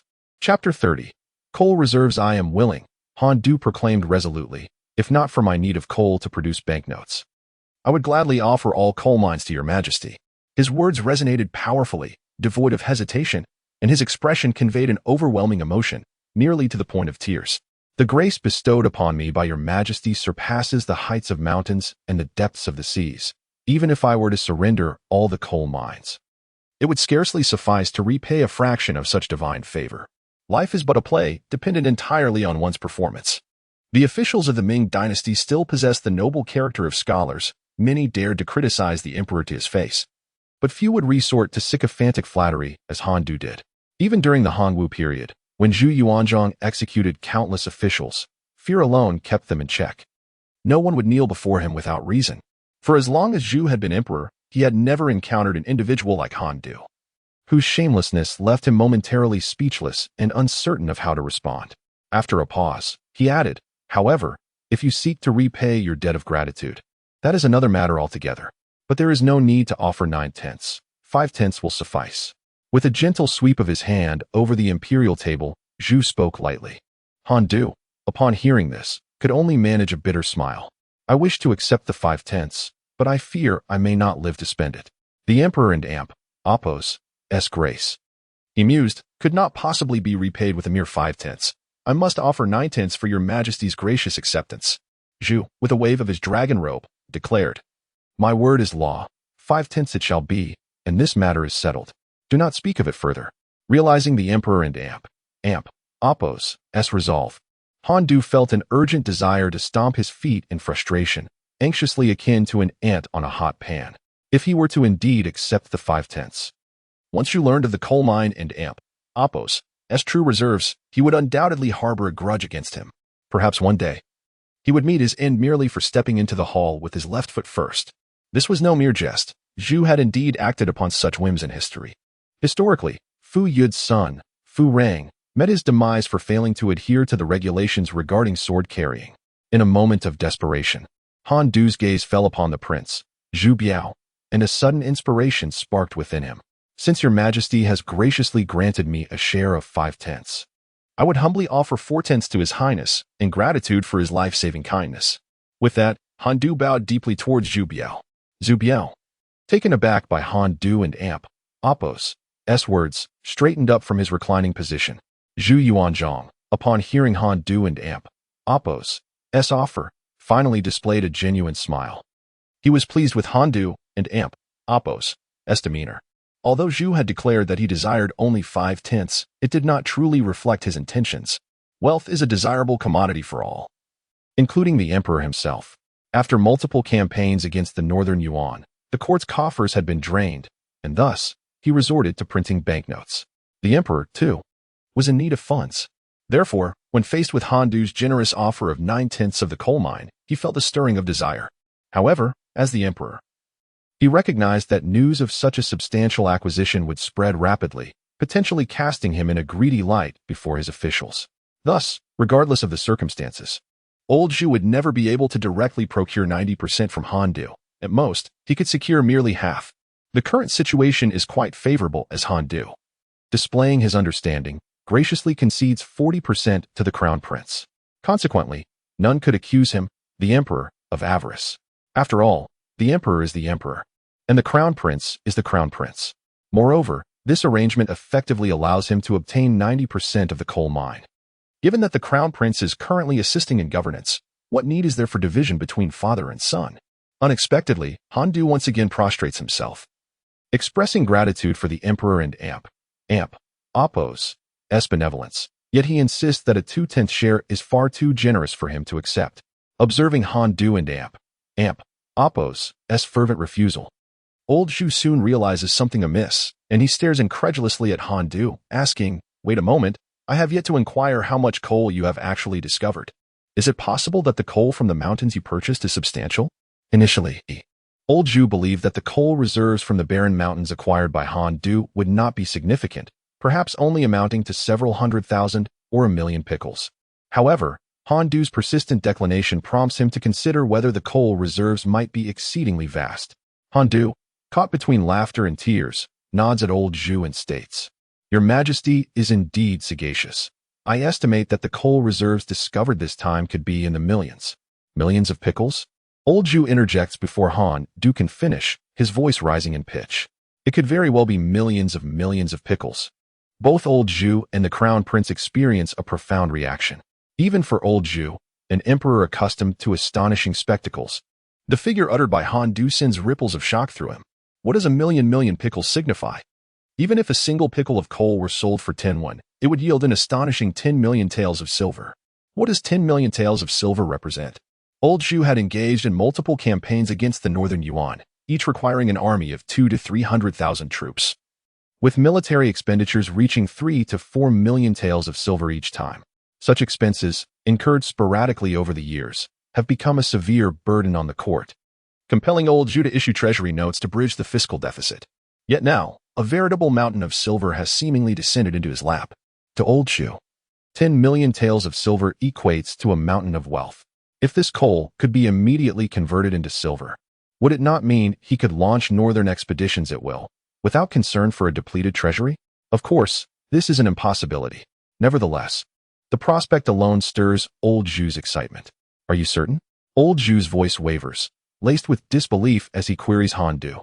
torn between a desire for affirmation and a fear that Han Du might be exaggerating, thus leading him to false hope. I am certain. Han Du possesses confidence in the coal mine and Oppos, reserves. According to his recollection, the reserves are nearing 1 billion tons. And his assertion of millions of pickles is a conservative estimate. The true reserve should be closer to 200 million pickles. Naturally, Han Du cannot disclose to old Zhu that he has traversed time, which grants him knowledge of the coal mine and Oppos' capacity. To do so would undoubtedly result in old Zhu deeming him a monstrosity, promptly leading to his execution. Thus, Han Du pretended to educate Lao Zhu and the Crown Prince on the method of triangulation for measuring the height of mountains, calculating the volume of the mountain to estimate the reserves of coal. Lao Zhu, observing the lines and data Han Du sketched on paper, nodded in approval, exclaiming, "I never anticipated your proficiency in mathematics." Han Du replied, "Your servant enjoys perusing various books in his leisure time and has developed a fondness for mathematics, delving into it extensively." A sense of unease washed over Han Du, for he was unaware of the contemporary significance of triangulation in his school days.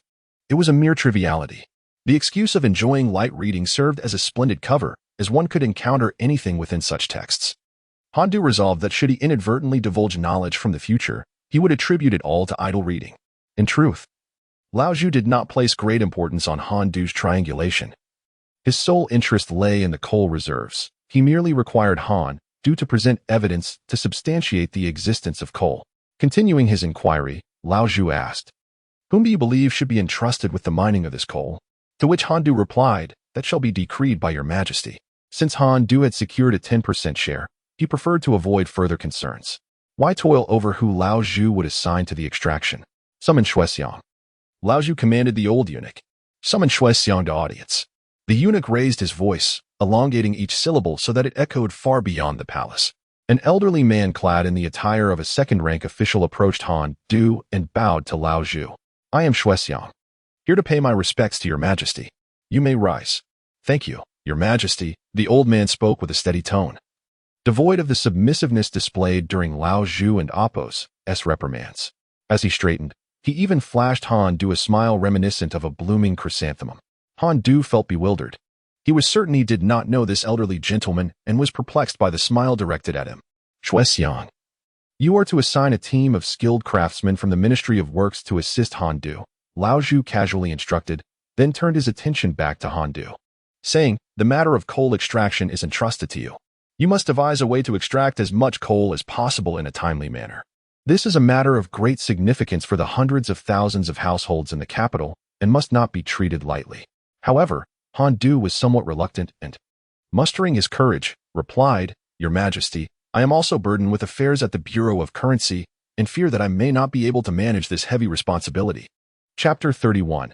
Entering the Eastern Palace, Zhu Yuanzhang waved his hand decisively, dismissing Han Du with a firm resolution. "That is settled. You may withdraw." With no alternative, Han Du, accompanied by Shuexiang, exited the Grand Hall. Upon leaving, Han Du bowed respectfully to Shuexiang. "I am Han Du, and it is an honor to meet you. Master Shui, I humbly request your leniency regarding the matter of reallocating craftsmen." Han Du was perplexed by Zhu and Oppos' arrangement, yet found himself ensnared in a predicament he could not escape. As a mere 8th-rank official in the treasury, he was expected to draw upon the skilled artisans of the Ministry of Works. Was this not a blatant affront to the ministry? He was well aware of the offense such actions could provoke. Thus, he endeavored to ingratiate himself before this esteemed figure, hoping to avoid any undue hardship. Shuexiang regarded Han Du with a genial smile, stroking his beard as he remarked, Han Darren, your name precedes you. I never expected our meeting would surpass my expectations." Han Du, hearing this, forced a smile. "You flatter me, esteemed elder. I am but a lowly 8th-rank official, hardly worthy of your attention. Do you think I speak falsely?" Shuexiang scrutinized Han Du. This left Han Du baffled. He could not fathom why such a prominent figure would take notice of him, as a mere 8th-rank official newly appointed to the Ministry of Revenue. He was astounded that someone of Shuexiang's stature, the head of the Ministry of Works, would even be aware of his existence. There were countless 8th-rank officials within the ministry. Surely, the elder could not recognize them all, let alone pay attention to a minor official from the Ministry of Revenue. "Then why do you wish to distribute salaries to the craftsmen?" Shuexiang continued his inquiry. After a moment, Han Du asked, "Might I inquire how you came to know of my humble self? How did I know of you?" Shui Xiang chuckled lightly. Were it not for my intervention, the memorial accusing you of contempt for authority would have long since reached the Emperor and Amp, Apos, escort. Handu and Amp, Apos, expression darkened instantly. Contempt for authority, what an egregious charge. He merely sought to improve the lives of his subordinates, not to display any disdain for the crown and Apos' edicts. While he had anticipated some discontent among the officials of the Ministry of Works regarding his intentions to provide for the craftsmen, he had never imagined that such actions would be construed as a grave offense. The realization that his seemingly innocuous actions could be perceived as a heinous crime left him incredulous. How could it come to this? Handu sighed. How could it indeed? Shui Xiang replied with a soft chuckle. Some individuals indulge in their own excesses while begrudging others even the simplest sustenance. But rest assured, as long as I remain in the Ministry of Works, no one shall dare to accuse you. Therefore, if you wish to act, it would be prudent to do so while I am still here. Handu expressed his gratitude. I am deeply appreciative, but I am at a loss as to why you would go to such lengths on my behalf. He chose to ignore Shui Xiang and Amp, Apos' urging to take action immediately. He is not a mere child easily led by others. Oh, you ask me to do something, and I shall comply? I am not so foolish, Lord Shuel. We are not well acquainted. Naturally, Handu kept his thoughts to himself, yet his actions displayed a certain distance, tinged with aloofness towards Shui Xiang. Smack. A sudden clap on Handu's forehead. What is the meaning of this, my lord? Handu, though perplexed, was not angered as he gazed at Shui Xiang. Seemingly unsatisfied with merely smacking him, Shui Xiang huffed. I am teaching you not to mistake kindness for folly. At such a tender age. From whence have you acquired the cunning of an old fox? Very well, whether you choose to believe it or not, time will reveal the truth, and I am disinclined to argue with you. Handu stood still, pondering Shui Xiang's words. The minister Shui is indeed a good official. Upon hearing a voice, Handu turned to see the prince and bowed deeply. Your Highness, I pay my respects. Rise, Zhu Biao gestured lightly for him to stand. Are you curious why I say this? Handu remained silent, yet his intent was unmistakable. Is the method of suppression real? Handu interjected with a light chuckle. Do you truly believe the method of suppression to be a myth?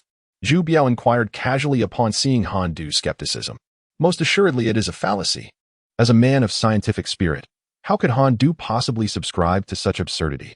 However, despite his disbelief, he could not dismiss the fervent beliefs of others, particularly old Zhu.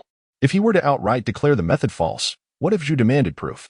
He found himself unable to substantiate such a claim. Thus, Handu cleverly replied, I cannot ascertain its veracity, yet it is known that Emperor Wu of Han executed many due to this method, only to later express regret. Zhu Biao nodded. Indeed, the notion of suppression is nebulous, yet many have perished due to it throughout history. After a moment of reflection, Zhu Biao continued, at that time, my father was incensed and commanded the execution of all craftsmen. It was Minister Shui who intervened, arguing that not all craftsmen were present and that the method bore no relation to the ironworkers, thereby saving thousands. Truly, old Zhu is as formidable as a tiger with sharpened teeth. Handu felt a cold sweat break upon hearing this. One mere method of suppression could lead to the deaths of so many. Those saved numbered in the thousands. Surely, the slain were not fewer. Was old Zhu always wielding a metaphorical butcher's knife, ready to unleash it at a moment's displeasure, with every swing claiming heads? This was no longer merely serving a monarch akin to cohabiting with a tiger. It was akin to sharing space with a saber-toothed tiger, where even a slight proximity could result in grievous wounds. Handu pondered how his father had dared to advocate for the abolition of paper currency. Knowing full well the bloodthirstiness of the ruler he served, how could his father have been so audacious, or perhaps so ignorant? Yet, this minister Shui was indeed extraordinary, capable of rescuing lives from beneath the blade of old Zhu, and saving thousands at that. It seems that in the matter of granting salaries to the craftsmen, this venerable elder may indeed be inclined to assist himself. Realizing that Minister Shui is genuinely committed to aiding him, Handu cherishes this bond in his heart. However, he understands that he must not act hastily. It would be imprudent to approach Shui Xiang at this moment with a suggestion to distribute salaries to all craftsmen. The practice of craftsmen bringing their own provisions and working for the court without remuneration has persisted for millennia, and such a deeply entrenched issue cannot be resolved with ease. Patience is essential. With Minister Shui and Apos' support, Handu plans to gradually make headway, taking measured steps rather than engaging in reckless actions that may result in injury to others or himself, or worse, mutual destruction. Your Highness, I seek enlightenment, Handu states. These are merely well-known facts and hardly warrant enlightenment. Your ignorance stems from your recent entry into office. In due time, you will come to understand. Zhu Biao, appreciating Han Du and Apos' gratitude, finds him overly cautious and chuckles lightly. Would you care to visit my residence? Zhu Biao suddenly invites Han Du. Your servant dares not refuse the command, replies Han Du. Zhu Biao, sensing Han Du's careful demeanor, says no more and simply nods. Let us proceed. Many officials have access to the Eastern Palace, but few receive a personal invitation from Zhu Biao. As they walk and converse, Zhu Biao expresses surprise. Your willingness to relinquish 90% of the coal mine is truly unexpected, especially such a substantial one. He admires Han Du and Apos' decisiveness, recognizing that not everyone can part with such immense wealth. Your Highness overestimates me, Han Du replies with a gentle smile. Though the coal mine is vast, its value cannot be immediately realized. I estimate that extracting such a large mine will take at least a century, requiring significant manpower and resources. Therefore, I believe your Highness should not place too much weight on it. Even with successful extraction, it may yield only an average of 100,000 taels of silver annually, accounting for extraction and transportation costs. As the crown prince destined to inherit the throne, it is unnecessary for you to burden yourself with this coal mine. As they continue their stroll, they soon arrive at the garden of the Eastern Palace. 100,000 taels a year. How can I not be concerned? Zhu Biao responds with a smile, then inquires, do you know how much silver is required annually for the prince's official salaries, riverworks maintenance, palace construction, and so forth? Not to mention the need to prepare military funds for the northern expedition against the Mongols. Zhu Biao cannot help but sigh at times. I wish I could stretch a single coin to cover two expenses. Now that you have identified an annual income of 900,000 taels for the court, I must admit it allows me to breathe a little easier, and for that, I owe you my gratitude. The two settle in a pavilion within the garden, where a maidservant presents them with tea and refreshments.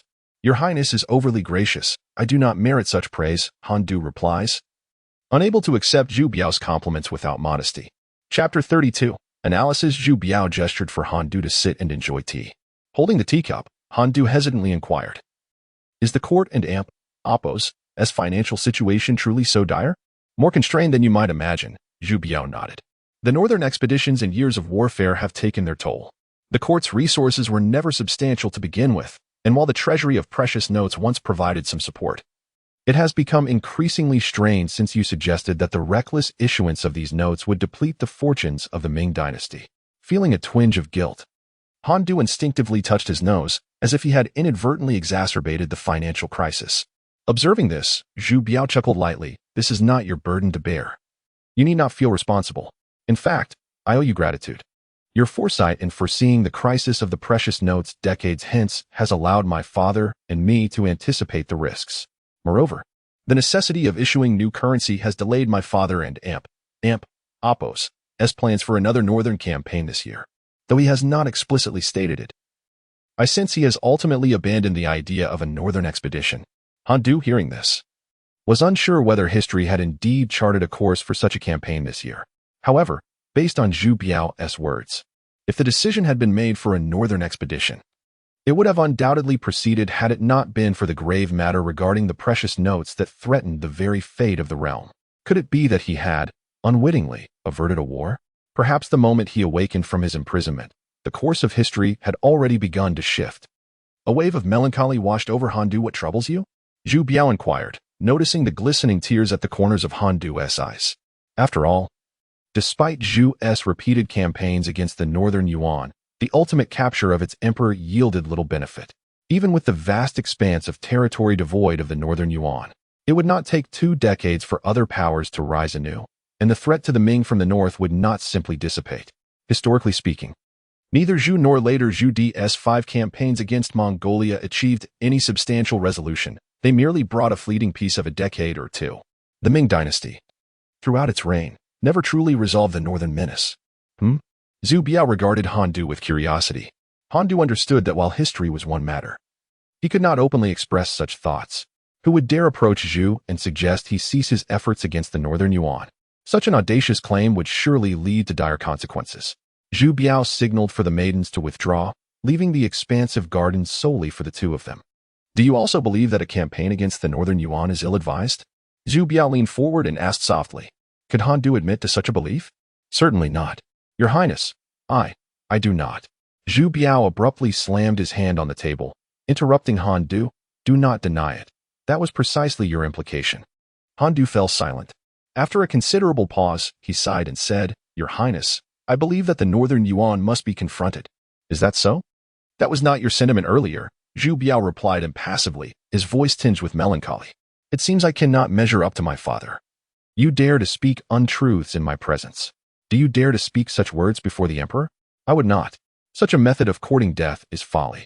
To perish alone is one thing, but to act thus before His Majesty would doom not just oneself, but one's entire family, even extending to one's clan. Observing Zhu Biao and Appo's relentless demeanor, Han Du realized that unless he presented some substantial arguments, he could not escape this predicament.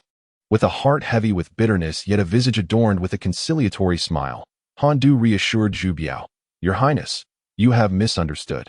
What I mean to convey is that the Northern Yuan must be vanquished. However, the threats faced by the Ming from the north cannot simply dissipate with the fall of the Northern Yuan.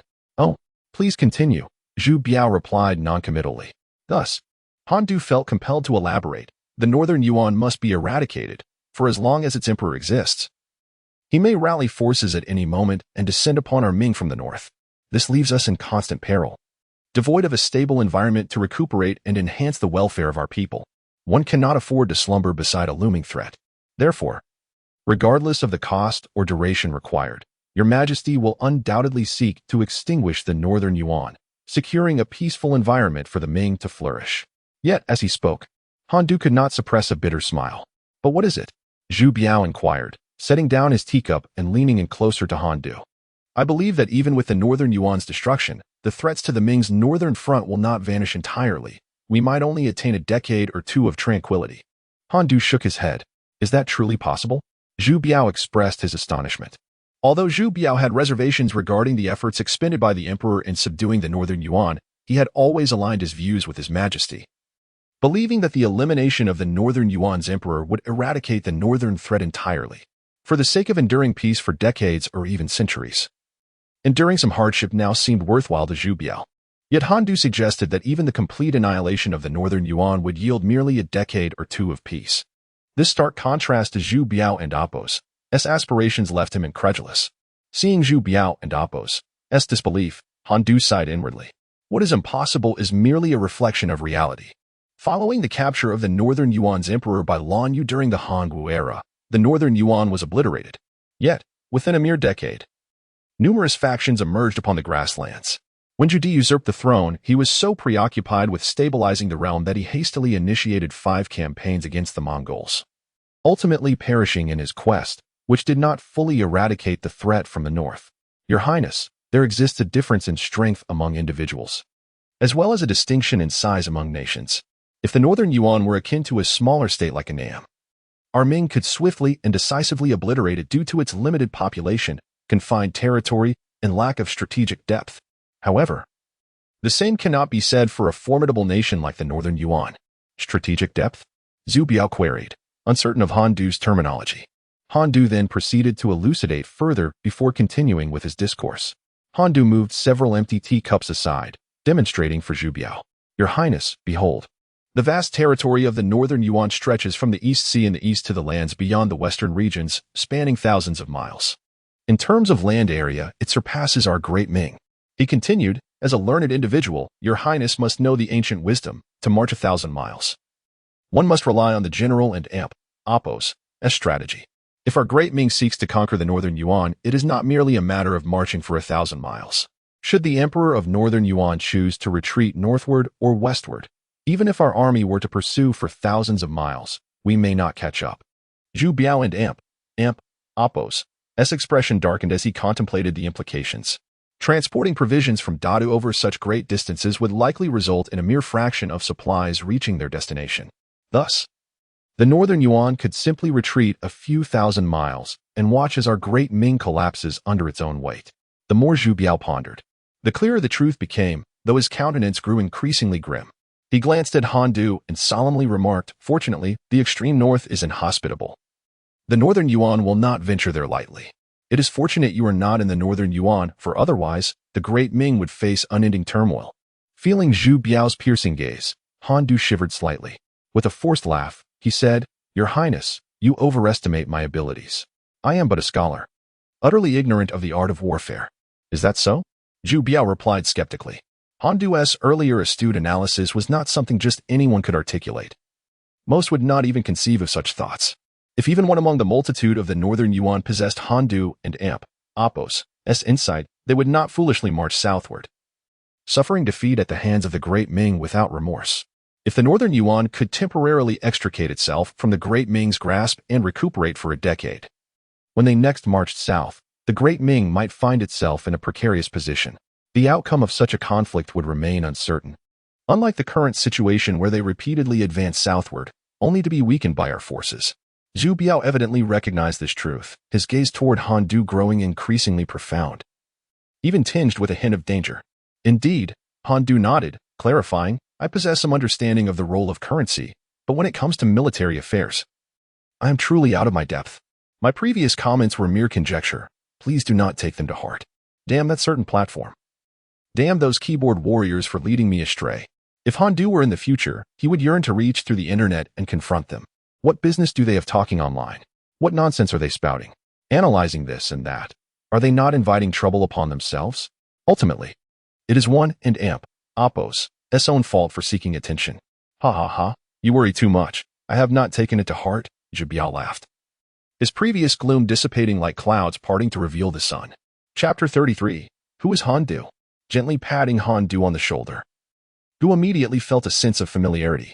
"We were merely engaged in casual conversation earlier. How could it weigh on our minds? We must cultivate a closer relationship moving forward. Perhaps we could discuss matters regarding the banknotes?" "Certainly, Your Highness. Whatever you inquire, I shall respond with utmost transparency." Seeing that Zhu Biao no longer pressed the issue, Han Du breathed a sigh of relief. The two exchanged smiles, and the atmosphere grew congenial once more. "Your Highness, I just remembered that there are affairs at the Banknote Bureau that require my attention. I must take my leave now." "Go ahead." Zhu Biao regarded Han Du with a warm smile, offering no resistance. After bowing to Zhu Biao, Han Du departed from the East Palace. Zhu Biao watched Han Du and Apos' receding figure until it vanished from view, at which point the smile on his face quickly faded, replaced by a look of deep concern. Without a moment's hesitation, Zhu Biao turned and headed towards the Hall of Supreme Harmony. Upon arriving at the Hall of Supreme Harmony, it was rare for old Zhu to be unoccupied with memorials. Instead, he was engaged in conversation with another individual, having sent all officials and attendants outside the hall. Old Zhu and Apos' spirits were high, his hearty laughter even reaching the doorway, where Zhu Biao, just arriving, overheard it. "I pay my respects to Father, and I greet Duke Wei." Zhu Biao bowed to old Zhu and then to the other gentleman beside him. Duke Wei, Suda, though a celebrated general of the founding era, renowned for his military prowess and achievements, even surpassing Chang Yuchun, was indeed the foremost figure in the military. However, he possessed both literary and martial talents. Exuding an air of refinement and tranquility, seated in his noble robe resembling more of a scholar than a warrior. "What brings you here, my son? We have few memorials today. Once I finish reviewing them, I shall invite your Uncle Su to converse with us. Your arrival is timely. Let us engage in a good discussion." Initially, old Zhu spoke casually, but upon noticing Zhu Biao's pallor, he inquired, "What troubles you? Has something occurred, or are you unwell?" Old Zhu, ever fond of his somewhat plump son, was equally concerned for Zhu Biao's well-being. Zhu Biao, upon hearing this, let out a wry smile. "I am in good health, father. However, the matter is as follows." He then recounted, in vivid detail, his conversation with Han Du. Suda had initially been apprehensive about Zhu Biao's health, but upon hearing that all was well, he ceased his concern. He had come at old Zhu and Apos' behest for a casual chat and had not anticipated discussing anything of great significance, hence he felt at ease. However, as Zhu Biao continued, Suda found himself increasingly troubled, his brow furrowing ever tighter. Indeed, Zhu Biao affirmed, old Zhu's expression also darkened. Their pleasant conversation had been abruptly shattered by Zhu Biao's revelation regarding Han Du's thoughts, which obliterated his previous sense of well-being. The mere contemplation of the Northern Yuan completely severing ties with the Ming Dynasty, recuperating for 10 or 20 years, and then marching southward once more rendered old Zhu restless and unable to find peace in either food or sleep. The intention was to swiftly eliminate the threat posed by the Northern Yuan, eradicating it entirely to leave a peaceful and stable Ming for future generations. Yet, now someone informs him that he is overly optimistic, as long as there exists even a modicum of clarity among the Northern Yuan's leaders. A decade of recuperation away from the Ming could enable them to march south once more and vie for dominance over the realm. How could the old Zhu possibly accept this? Zhu, embodying the mindset of a humble farmer, could endure his own hardships and labor, believing it worthwhile as long as the northern threat to the Ming was completely extinguished. However, he could not tolerate the prospect of his descendants facing the menace from the north, nor the looming possibility of Iron Host trampling upon the Ming's territory. If the decapitation of Han Du could resolve the issue, Zhu would certainly ensure that Han Du would not see the light of the next day. Alas, even now, the execution of Han Du would bear no fruit. As Han Du stated, the crux of the matter lies not with the Ming but with the Northern Yuan. No matter how formidable Zhu may be, he could not simply behead the officials of the Northern Yuan court. Su De, pondering beside him, found himself intrigued by the name Han Du, which he had heard for the first time. Who is Han Du? It turns out he is the son of the Minister of Revenue, Honda. Honda, the Minister of Revenue? Su De contemplated for a moment, recalling the individual who had petitioned the court to abolish paper currency, only to be imprisoned along with his entire family. Indeed, it is his son. Zhu nodded. Wasn't it Amp? Oppos, T. Honda imprisoned with his family? How could his son? Su De was perplexed.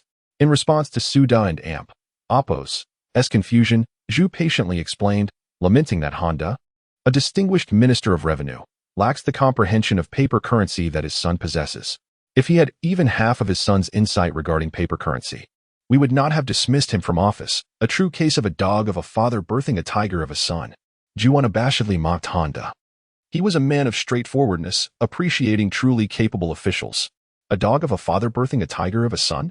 Su De gazed at Zhu, astonished, as he did not anticipate such high praise for Han Du from Zhu. In this era, which values loyalty, filial piety, benevolence, and righteousness, no matter how exceptional a son may be, he would not surpass his father. When others speak of the father-son duo, even if the son is remarkable, he would not be placed above his father. At most, one would say, a tiger father begets no dog son, equating their statuses, which is already a significant commendation for the son. Although Su De was not well versed in the matters of paper currency, he could not help but admire Han Du's analysis of the situation regarding the Northern Yuan and the Ming. What is your perspective on the Northern Yuan, my dear brother? Although Zhu was a seasoned military strategist, he found himself at a loss for effective solutions to the possibilities raised by Han Du, and thus turned to inquire of his foremost military general. If the Northern Yuan, as Han Du suggests, indeed relies on its vast territory to strategize. Su De finds this term somewhat awkward, yet uttering it evokes a peculiar resonance. Should a strategy of depth be employed for defense, then the ministers have no recourse. Ascendancy. This is an overt scheme. Upon reflection, the threat from the north has never truly dissipated throughout history. Whether it was Emperor Wu of Han vanquishing the Xiongnu or Emperor Taizong of Tang obliterating the Turkic Khaganate, these were merely instances of transient shifts in power. Perhaps, as Han Du posits, this embodies the advantage of a great nation, capable of standing invincible due to its expansive lands. There are unspoken thoughts Su De harbors. In fact, Han Du and Oppos' assertions are equally applicable to the Ming dynasty. The Central Plains, with its dense population and vast expanse, has withstood numerous foreign invasions throughout history, repeatedly rising anew, often due to the strength of a great nation. Such an advantage is indeed noteworthy. This is the first time Su De has encountered such notions, and he finds himself intrigued by Han Du, pondering what sort of mind could conceive ideas beyond the grasp of ordinary thought. Zhu Yuanzhang listened to Su De and Oppos' words in silence. He was acutely aware that this was an overt scheme, one without resolution. Questioning Su De was merely a flicker of hope. That damn boy. Suddenly, old Zhu slammed his teacup to the ground, shattering it to pieces. Zhu Biao was startled by his father's outburst. Father, please temper your anger. How can I temper my anger? Old Zhu glared at Zhu Biao, his eyes wide as saucers. I had intended to risk my frail body to leave you a prosperous realm, enabling you to become a sovereign of peace. Yet, that rascal Han Du. Zhu Biao, moved to tears, recognized that although his father had acted this way in the past, he had never voiced such sentiments before him. As the saying goes, a father and Oppos' love is as steadfast as a mountain, often unspoken.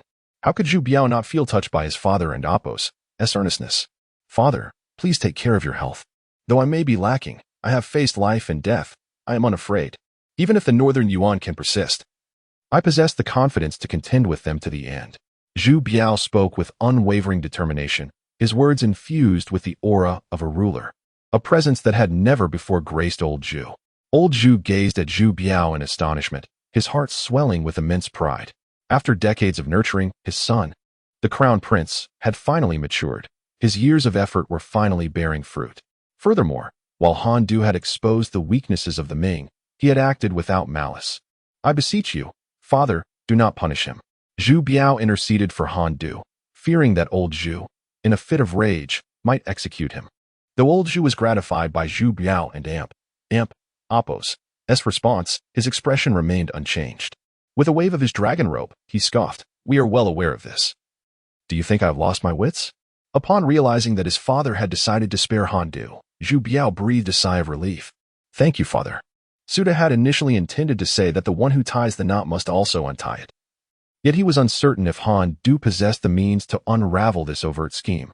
To speak rashly would invite calamity if Han Du were also unable to provide assistance. After all, Suda believed that unraveling this intricate scheme would not be an easy task. To ensure prudence, he preferred to first consult Han Du when the opportunity arose. Chapter 34. Suda seeing the troubled expression on Zhu's face, Suda chuckled and said, "Do not fret, my elder brother. When soldiers approach, we shall meet them with arms. When water comes, we shall dam it. Throughout our lives, have we not faced countless tempests? I refuse to believe that there exists a hurdle that we brothers cannot overcome. Moreover, in my humble opinion, the Northern Yuan is unlikely to depart so easily. Pray, share your insights, dear brother." Upon hearing Suda and Appo's words, Zhu and Appo's eyes suddenly sparkled with intrigue. Suda stroked his beard thoughtfully before he continued. Although Han Du provides a lofty analysis of the circumstances surrounding the Northern Yuan and the Ming, he has never ventured to the north nor engaged in battle against the Northern Yuan firsthand. Thus, there are matters he remains oblivious to. Zhu nodded frequently in agreement. No man can predict the future with certainty. Han Du may possess the intellect to perceive the broader picture, yet without first-hand experience of the Northern Yuan. His analyses are bound to contain inaccuracies. A slight deviation can lead to monumental errors.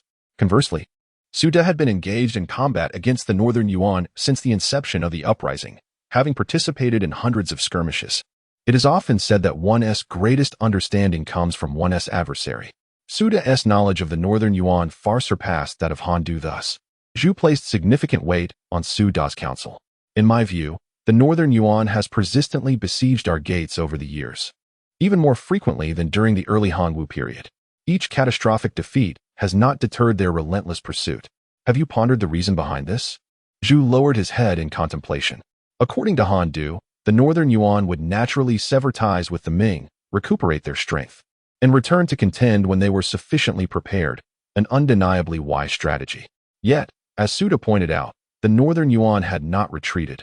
Rather, they had intensified their assaults, seemingly indifferent to their heavy losses. What could possibly motivate this? Did the Northern Yuan Emperor truly remain unaware that each defeat depleted their vitality? Surely, he must know. For the court of the Northern Yuan cannot be composed solely of fools, incapable of grasping such a fundamental truth. What, then, could be the reason? Zhu lifted his gaze. Perplexity etched on his face as he looked at Suda, Zhu, and Appo's expression transformed as he listened, his spirits lifted, and he clapped his hands in delight. Your insights, dear brother, have enlightened me. Ha ha ha. The Northern Yuan will not depart, for they are unwilling to leave.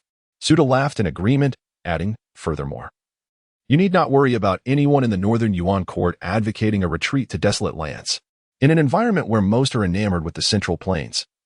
Even if someone suggests a withdrawal, it would be deemed an act of cowardice, stirring no significant opposition. Your words hold profound wisdom, truly the counsel of a seasoned statesman. Zhu exclaimed, his heart brimming with joy. Indeed, Han Du is but a youth, merely engaging in theoretical discussions. He could not resist a jibe at Han Du, entirely forgetting that he had been unsettled by Han's analysis moments earlier. Unbeknownst to them, Han Du, walking along the road, suddenly sneezed and rubbed his nose, pondering. Who could be thinking of me? Prince, you ought to learn from your Uncle Su more often and foster a closer bond with him, old Zhu remarked, casting a sidelong glance at Zhu Biao. The Crown Prince replied earnestly, I shall certainly seek Uncle Su's counsel. Upon being singled out by old Zhu Biao nearly succumbed to laughter, quickly rising to pay his respects to Su De in an effort to mask his amusement. Old Zhu, pleased with the perceptive crown prince, inquired, "Do you have any other matters to attend to? If not, you may take your leave. Your Uncle Su and I wish to converse at length." With a wave of his hand, he intended to dismiss Zhu Biao. "I take my leave, Your Majesty," Zhu Biao said, bowing before exiting the hall of abundant grace. Fortunately, although rest was scarce, Han Du still managed to find moments to indulge in leisure. For instance, the Bureau of Currency was located within the city, while the paper currency office lay beyond its walls, thus affording Han Du some latitude. The journey from the office to the paper currency office spanned several miles. Han Du was no superhuman, after all, and he could not possibly traverse the distance instantaneously. It would take him some time to walk there, which could vary from half an hour to 2 hours. In any case, as the head of the Bureau of Currency, no one was closely monitoring him to nitpick the duration of his travels. Indulging in leisure was indeed his forte. Han Du patted the deed to his property on his chest and strode confidently into his home. Upon entering the inner residence, he was immediately caught in the gaze of Han Jingjun, whose eyes sparkled with excitement. She approached and grasped Han Du and Apos' arm, pulling him along into the house. However, considering that Han Du was indeed an adult, and the head of a bureau at that, he ought to have his own opinions. Lu Shi refrained from saying too much, though she held some reservations about Han Du and Apos' lackadaisical demeanor. "Did the emperor summon you to the palace regarding the coal mine?" Lu Shi inquired, half speculating, half affirming. "How did you know, mother?" Han Du responded, astonished at his stepmother and Apos' awareness. His summons by old Zhu had only occurred today, making it improbable for news to have spread so swiftly. Moreover, as an emperor, old Zhu would likely keep such an undignified request for coal mine shares under wraps.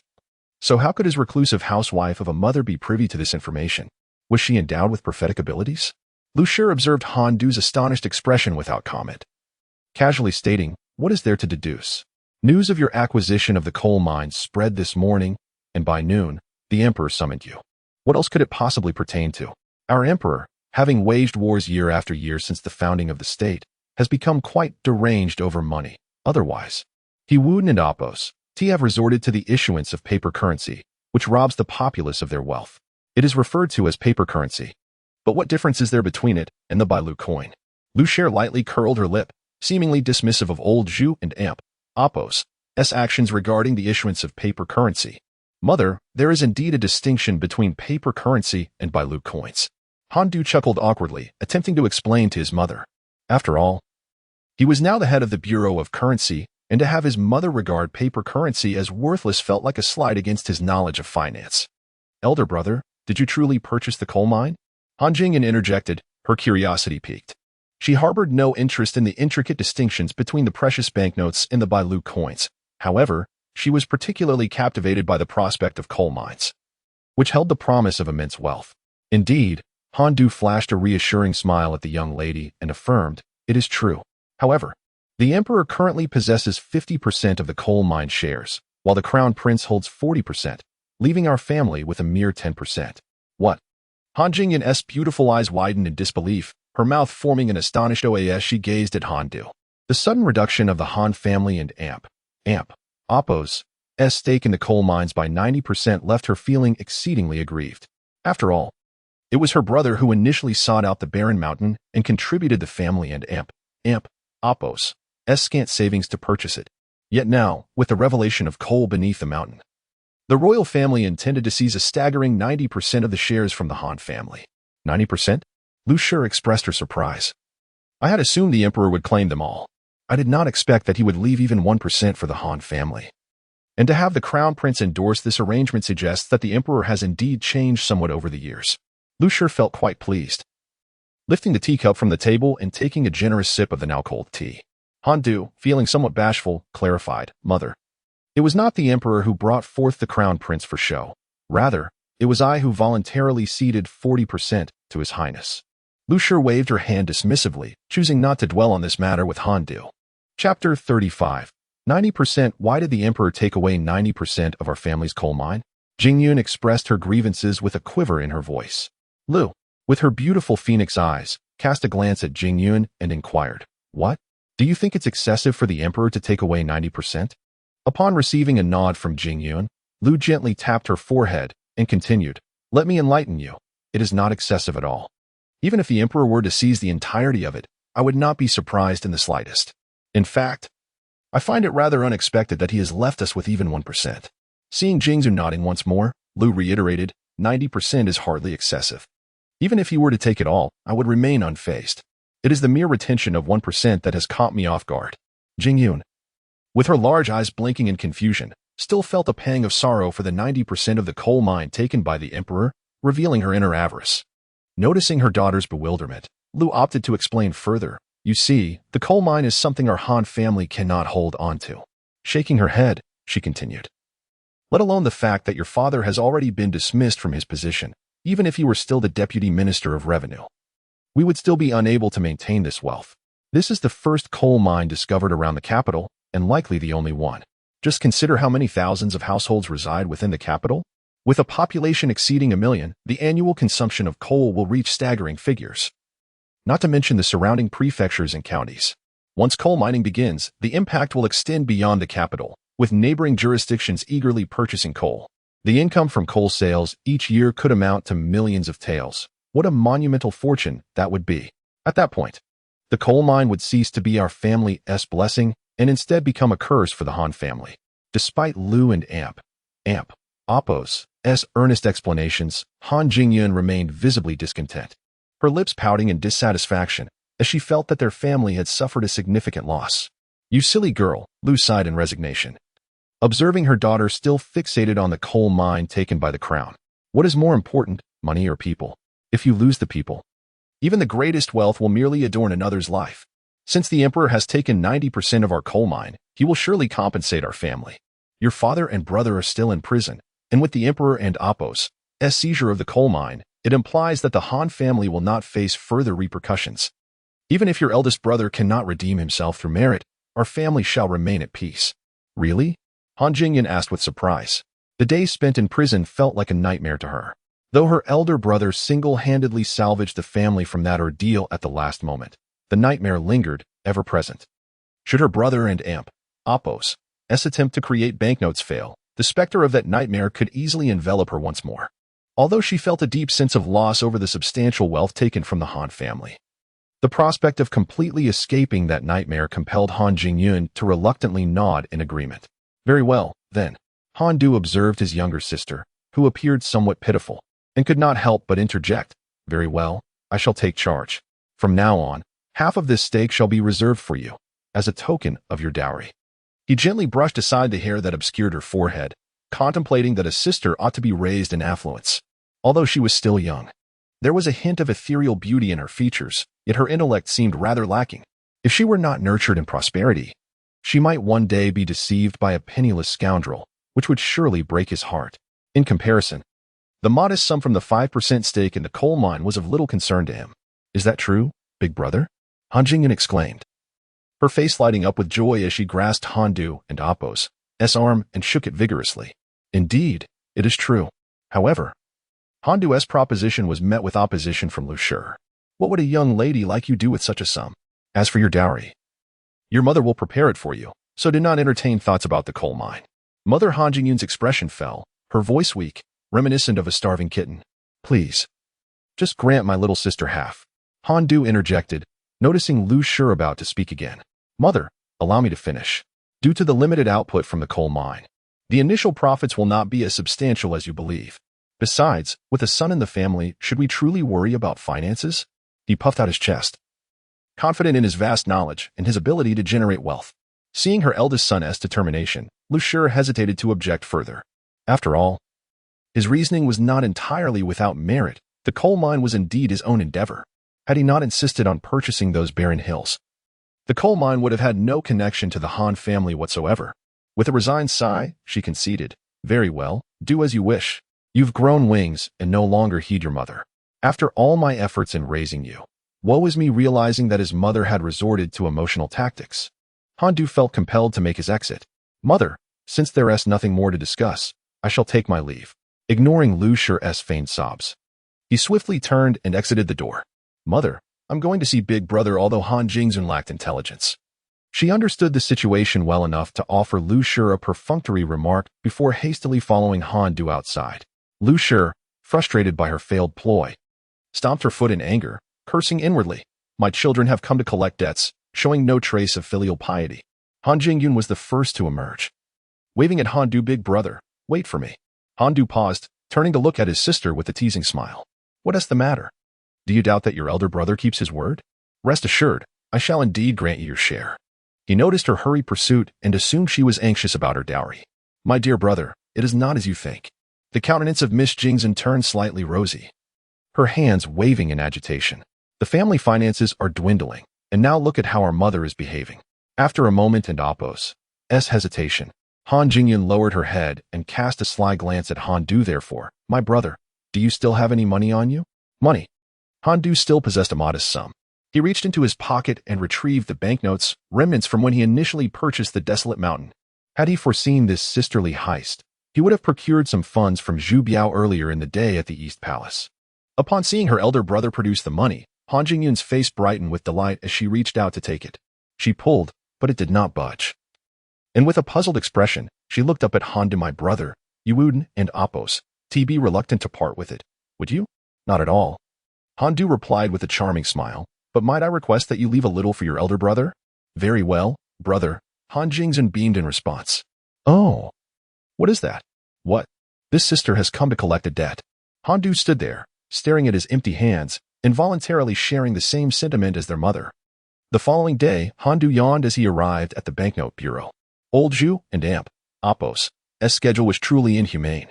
Initially, perhaps due to his narrow escape from the prison, he managed to endure it. However, as time passed, his body seemed to revert to its former state, and he found himself sleepy every morning. Fortunately, in this bureau, he held the highest authority, and others dared not voice any objections. Huang Lao, who had been following Han Du, observed everything keenly. This gentleman was commendable in many aspects. He showed empathy towards the craftsmen by distributing salaries and even established a cafeteria within the bureau, providing free meals for all. Yet, he was somewhat lethargic. Huang Lao looked up at the sky. It was already midday, yet Han Du appeared wholly unrefreshed. Noticing that Han Du seemed more alert than before, Huang Lao stepped forward and said, Sir, everything you requested is ready. Would you like to take a look? Have the materials for producing cement been prepared? At this, Han Du and Appo's spirit stirred, awakening considerably. Let us go and have a look. The sooner we produce the banknotes, the sooner I can relinquish my official duties and escape this daily torment of rising before dawn.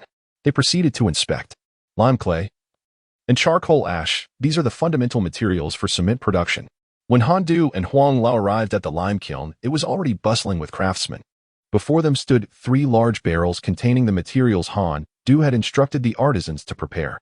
The pristine white lime was pinched between Han Du and Appo's fingers, smooth and delicate, without the slightest roughness. Quite good. Indeed, the old man followed your instructions to the letter. After thoroughly cleaning the stone vat, he carefully added the lime bit by bit and even sifted it meticulously. Huang Lao was diligent. Han Du smiled with satisfaction. He was pleased that Huang Lao could adhere to his requests without fail. He dreaded the lackadaisical attitude of those who merely went through the motions. Although Han Du was aware of the materials required for cement production, he was not familiar with the precise ratios of each ingredient. To produce cement, one must engage in a series of meticulous trials. If the quality of the raw materials cannot be ensured, then the quest for precise formulations will undoubtedly complicate matters, leading to an incalculable waste of human resources, materials, and time. Chapter 36. Cement. Huang Lao was exceedingly reliable. Not only did he meticulously prepare the lime, but he also ensured that the clay and carbon residue were flawlessly executed according to Han Du's instructions. Han Du inspected each item thoroughly, nodding in satisfaction before instructing the craftsman to take a small quantity of the raw materials and mix the 3 components together in the correct proportions. Then place them back into the kiln to be fired into clinker. Instead of departing, Han Du remained, observing alongside the craftsman as the flames roared within the lime kiln. Once sufficient time had passed for the calcination, they extinguished the fire, opened the kiln, and extracted the clinker. After allowing the clinker to cool, Han Du bent down to examine it closely. The color resembled that of cement he had seen before, but he was uncertain whether its efficacy would match that of true cement. Setting down the clinker he had been holding, he clapped his hands and commanded, Bring forth the prepared sand and water. The craftsmen swiftly fetched the sand, pouring it onto a wooden board, where they combined it with the clinker, shaping it into a volcano-like mound, and then added a bit of water to commence the vigorous mixing. Once thoroughly blended, the craftsman placed the mixture into the prepared wooden frame. Seeing the work completed, Han Du nodded. Let us conclude for today. Sensing Han Du's satisfaction, Huang Lao stepped forward to inquire, My lord, do you believe this will succeed? Success or failure? I cannot say, Han Du replied, shaking his head. However, we shall know by tomorrow morning. Await the results. The following day, with a heart full of anticipation, Han Du arrived at the paper currency bureau, instructing the craftsman to dismantle the wooden frame and extract the concrete within. The 2-foot square block of concrete appeared somewhat pale, and upon witnessing this, Han Du felt a sudden chill in his heart. Indeed, in subsequent experiments, this concrete exhibited none of the near impenetrable hardness he had recalled under the craftsman's hammer. It shattered into pieces after merely 5 strikes. My lord, is this a success? Huang Lao asked, surprisingly upbeat. He had observed clearly that this material, capable of withstanding several blows from the hammer, was significantly stronger than mere lime. Han Du weighed the broken fragments of concrete in his hand, scrutinizing them further. Upon hearing Huang Lao's comment, he turned to him with a sigh. What success? This is a failure. We must adjust the proportions and try again. Huang Lao and Apos' eyes widened in disbelief. Was this not already a commendable outcome in his view? What, then, would constitute a success? Yet, understanding Han Du and Apos' authority, he dared not voice his thoughts further, simply responding, yes. In the ensuing days, they conducted experiment after experiment, each culminating in failure. Han Du was almost consumed by his relentless dedication at the Paper Currency Bureau. One morning, while still enveloped in slumber, he was abruptly awakened by a series of loud knocks at the door, rubbing his bloodshot eyes. He opened the door and was startled to find that the sun was already high in the sky. My lord, it has succeeded. It has succeeded. Huang Lao, upon seeing Han Du, became exuberantly incoherent, his hands fidgeting as if unsure where to place them. For a moment, Huang Lao appeared momentarily stunned by Han Du and Apos' demeanor. However, Han Du had no time to concern himself with Huang Lao's reaction. He quickly released his grip and hastened towards the lime kiln. When Han Du arrived, the place was already teeming with artisans. The crowd whispered among themselves, and upon seeing Han Du, they hurriedly offered their greetings. My lord, this is truly extraordinary. At that moment, Han Du had little inclination to acknowledge the throng. His gaze was fixated on the concrete slab encircled by the crowd. The slate, a muted gray, occasionally shimmered with glimmers of light, an indication of the cement mortar setting, precisely as he remembered. Taking a deep breath, he turned to Huang Lao, who had just arrived, and inquired if anyone had tested it. It has been tested, and it is exactly as you described, as solid as a rock. No matter how fiercely struck by a hammer, it remains unscathed. Huang Lao marveled, in my lifetime, I have never encountered such a miraculous substance, capable of transforming sand into something akin to stone. My lord, this is a treasure. Huang Lao nodded in agreement. A treasure indeed, otherwise I would not have expended such effort to experiment with it. Han Du smiled contentedly. In the hall of heavenly purity, Mao Chong offered an apology and leaned in to whisper to old Zhu. What did you say? Old Zhu's eyes widened in disbelief as he turned his head to look at Mao Chong. What I said is entirely true. Han Du has created an astonishing material at the Bureau of Paper Currency, capable of turning sand into rock, and it is even harder than ordinary stone. Mao Chang lowered his head, suppressing any hint of self-interest as he reported the truth to the emperor. Transforming sand into rock, and even harder than stone. Each word resonated within old Zhu, stirring his thoughts. His immediate concern turned to the fortifications along the northern border, which played a critical role in defending against invasions from the northern Yuan.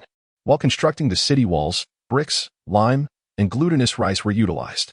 However, lime and glutinous rice, despite their applications, fell woefully short of true stone in terms of withstanding the elements. Over time, their binding properties diminished significantly, necessitating annual repairs to the fortifications.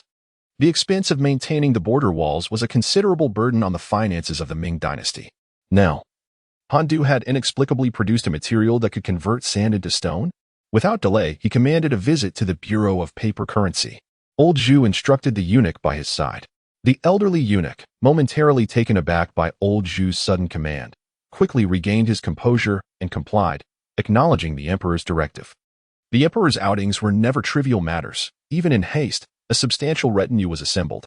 Soon, old Zhu led the assembly away from the Hall of Heavenly Purity. In the council chamber, ever since the emperor had executed Hu Weiyong and abolished the Ministry of State Affairs the previous year, the left chancellor Li Shanchang had relocated his office to this unremarkable room. The news of the emperor and Imp Apos' unexpected departure from the palace startled Li Shanchang, causing him to rise abruptly from his seat. The emperor and Apos' diligence was something he understood all too well. When the emperor abolished the central secretariat, it is true that Li Shanchang harbored some dissatisfaction. After all, as the left chancellor, he was the individual closest to the nexus of power. What minister does not aspire to one day wield authority above all others, presiding over the court and commanding respect from all? It was not only Li Shanchang. Nearly all the civil officials at that time were amused by the emperor and Apos' decision, for no one believed that the affairs of the realm could be managed solely by the emperor himself. However, as the year progressed, the old Zhu demonstrated through his actions that they were mistaken.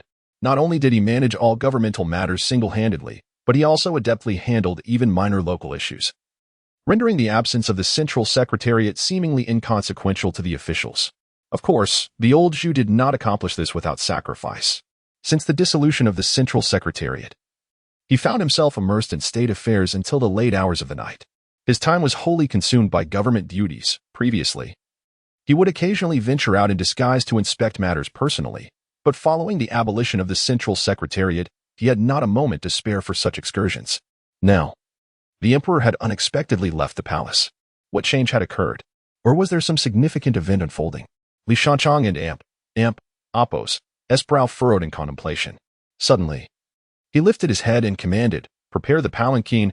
I shall go to pay my respects to His Majesty." At the Paper Currency Bureau, the artisans rejoiced upon hearing Han Du announce their success. They had endured considerable hardships in recent days.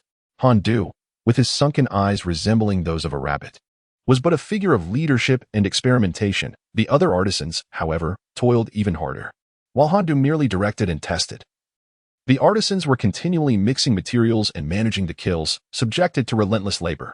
It was at this moment that the benefits of Han Du's earlier decision to enhance the artisans' compensation became evident. Had this been in the past, such relentless demands from Han Du would have provoked a tide of complaints from the artisans, who brought their own provisions to work without any prospect of reward. Yet now, with salaries provided and their sustenance secured, the artisans willingly complied with Han Du's every request. As Han Du meticulously recorded the precise proportions and instructed the artisans to continue loading materials for the cement firing, a sharp, resonant voice echoed from a distance. "The emperor has arrived." The old eunuch, accompanying the old Zhu, caught sight of Han Du and immediately called out. Regardless of whether the emperor and Imp Apos' visit would bode well or ill for Han Du, the eunuch felt he had done all he could. Startled, Han Du turned and beheld the emperor and Apos' retinue. He quickly gathered the artisans and hurried towards the old Zhu. "I, Han Du, beg your pardon for my tardiness in receiving your Majesty." The common folk pay their respects to the emperor.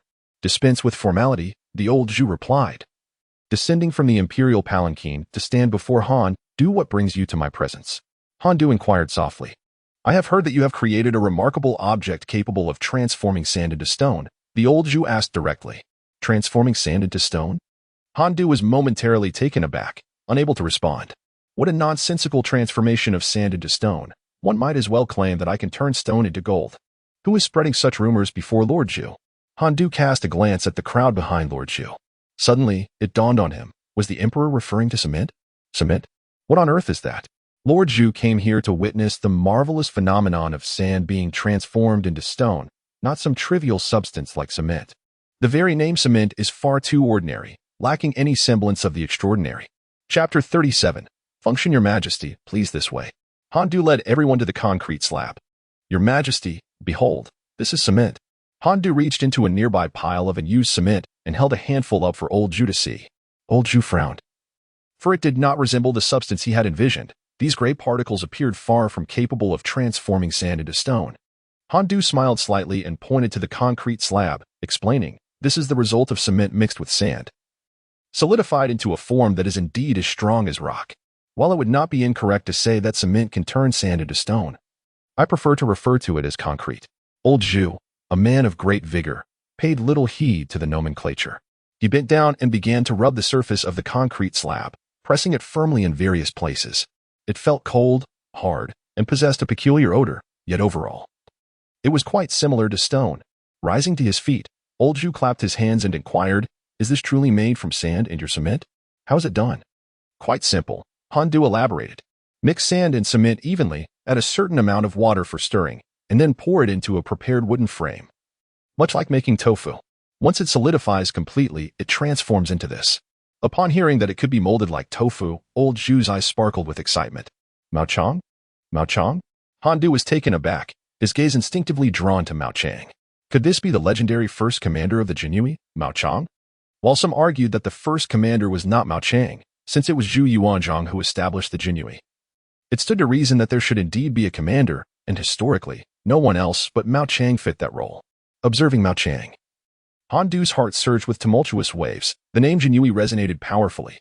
Yet, Mao Chang bore no resemblance to a fearsome figure. With straight, thick eyebrows, large eyes, a prominent nose, and an exceptionally handsome visage, there was a hint of refinement about him. Could this truly be Mao Chang? Surely, it could not be a case of sharing a name without being the same person. However, Han Du struggled to conceive of another individual named Mao Chang in Zhu Yuanzhang and Appo's retinue. "Let us test it," old Zhu commanded decisively, unconcerned with Han Du and Appo's inner musings. "As you wish," Han Du replied. Mao Chang rolled up his sleeves and took the hammer from the craftsman. The crowd parted to give him space to demonstrate. Old Zhu included. Thud, thud, thud. Mao Chang struck the concrete slab with the hammer, but alas, apart from the loud clanging noise, he could only dislodge a small amount of sand from the surface. Sigh, if only Mao Chang understood the principles of science, Han Du thought to himself. For concrete is renowned for its compressive strength. What is compressive strength? It is the ability to withstand direct pressure, which is the hallmark of concrete. While one might strike a metal sheet with a hammer to create a dent, it is implausible to produce a similar indentation in concrete. Upon contact with the concrete, the force exerted by the hammer is dissipated by the internal stresses of the material, significantly diminishing the hammer and Appo's impact. To shatter a concrete slab is a simple task. One merely needs to elevate both ends of the slab, ensuring that a single blow will cause it to fracture into numerous pieces. This phenomenon arises from the fact that although concrete possesses compressive strength, it lacks tensile strength. This is precisely why modern construction of skyscrapers often incorporates steel reinforcement within the concrete, enhancing its tensile properties. A concrete slab fortified with a steel mesh can withstand considerable force. Even if one were to elevate its ends and strike it with a hammer, it would remain unscathed, regardless of how high it might bounce. Thus, for someone like Mao Chang, who attempts to break the concrete slab through sheer brute force, it would be wise to reconsider. When the slab lies flat on the ground, the impact is entirely transmitted into the earth, rendering any hope of fracture illusory. Indeed, as Mao Chang continued to hammer away, the slab sank deep into the soil, yet the concrete itself remained intact. "Enough," old Zhu commanded, halting Mao Chang's efforts. It was not merely that old Zhu recognized Mao Chang's futile actions. Rather, he felt that having reached this point, they had already gleaned the necessary insights. "Excavate it," old Zhu instructed. The craftsman hastily moved forward, working in unison to unearth the concrete slab. Old Zhu meticulously examined the slab and, upon confirming its impeccable condition, erupted into joyous laughter. "Ha ha ha, what a marvelous discovery. Han Du, you shall be rewarded." "Thank you, Your Majesty. I merely did my utmost." Han Du and Appo's heart swelled with delight at the prospect of a reward, yet he maintained a facade of modesty, striving to utter words of restraint. However, old Zhu had grown weary of such remarks and dismissed him with a wave of his hand. Turning to an elderly minister, he inquired, "Li Qing, how do you propose we reward him?" Han Du observed the man, whose hair and beard were grayed, adorned in a first-rank crimson crane robe. The only individuals of such high rank, aside from the executed Hu Wei-yong, were the Minister of Rights, Zhuo Zhuguo, Grand Preceptor, Zhuo Qinxiang, and the Duke of Han. "Li Shanchang, I have seen the Duke of Han," Han Du stated as he approached to pay his respects, only to suddenly notice another figure standing even closer to Li Shanchang. The man, upon catching Han Du's gaze, smiled and introduced himself, "I am Su De." Han Du expressed his gratitude with a nod and bowed again. "I have seen the Duke of Wei. Is today a special occasion? Could a mere slab of concrete draw such esteemed figures?" Han Du mused internally. Old Zhu nodded in agreement. Yet Han Du felt a chill at the mention of the reward. How much? 15 guan. Is this a mere pittance being offered? Ha ha ha, splendid. Then I shall grant you 15 guan, old Zhu declared with evident delight. The others echoed his sentiments, but Han Du's expression darkened, his countenance freezing with indignation and exasperation. He laughed hollowly. 15 guan, indeed a substantial sum. Your Majesty, is it truly the case that the considerable efforts and resources expended by the Bureau of Currency in the production of this cement are only worth 15 guan? To speak bluntly, the cost of materials consumed during the testing alone far exceeds that amount. If Your Majesty insists on acquiring the cement-making technique for merely 15 guan, I must regretfully decline the offer. As Han Du and Amp Apos S words left his lips, the joyous atmosphere in the room was instantly extinguished. Li Shanchang and Suda exchanged incredulous glances. For they had followed the old Zhu in establishing the country, yet had never witnessed anyone daring to confront him so directly. Oh, but wait, there seemed to be one such instance recently. Li Shanchang suddenly recalled the Minister of Revenue, Honda, and it was rumored that this Han Du is indeed his son. Truly, like father, like son, this lineage is evident. Yet, when Honda had challenged the emperor, he nearly faced execution for his entire family. What fate awaits Han Du, one wonders. However, the old Zhu did not erupt with fury as he had during Honda's defiance. Instead, he merely smirked and remarked, "No wonder you insisted that I agree to your terms for selling the technique. You have been waiting for this moment. With a heavy heart, I have given my word. And thus it stands." The old Zhu continued with a relaxed demeanor. "Very well. Then tell me, how much do you wish to sell this cement for?" In the Emperor and Amp Apos S mind, since Han Du was unwilling to part with it for 15 guan, he would simply raise the price.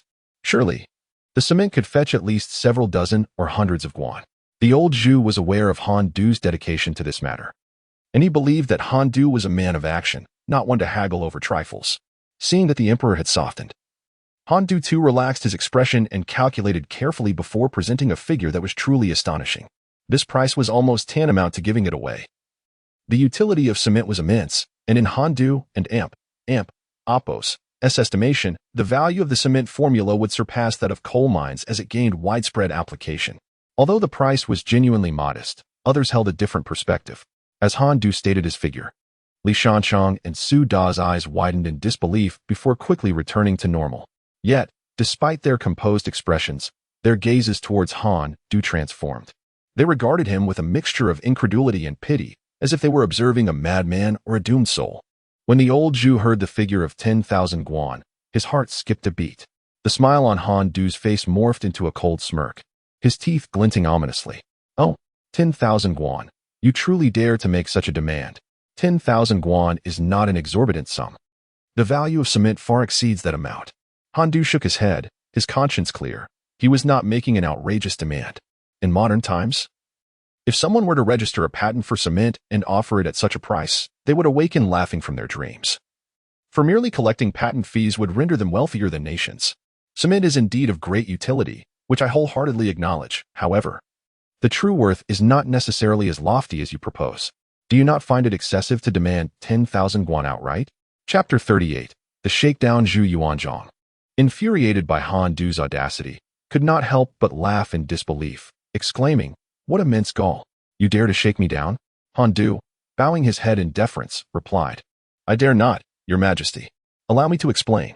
It is a misunderstanding, a grave misunderstanding indeed. When misunderstandings arise among common folk, they may merely result in a rift. However, a misunderstanding with the likes of Zhu Yuanzhang could cost one their head." Han Du hastily clarified, "Your Majesty, I believe you intend to use cement for constructing the city walls, am I correct?" "Indeed, is that not permissible?" Zhu Yuanzhang retorted.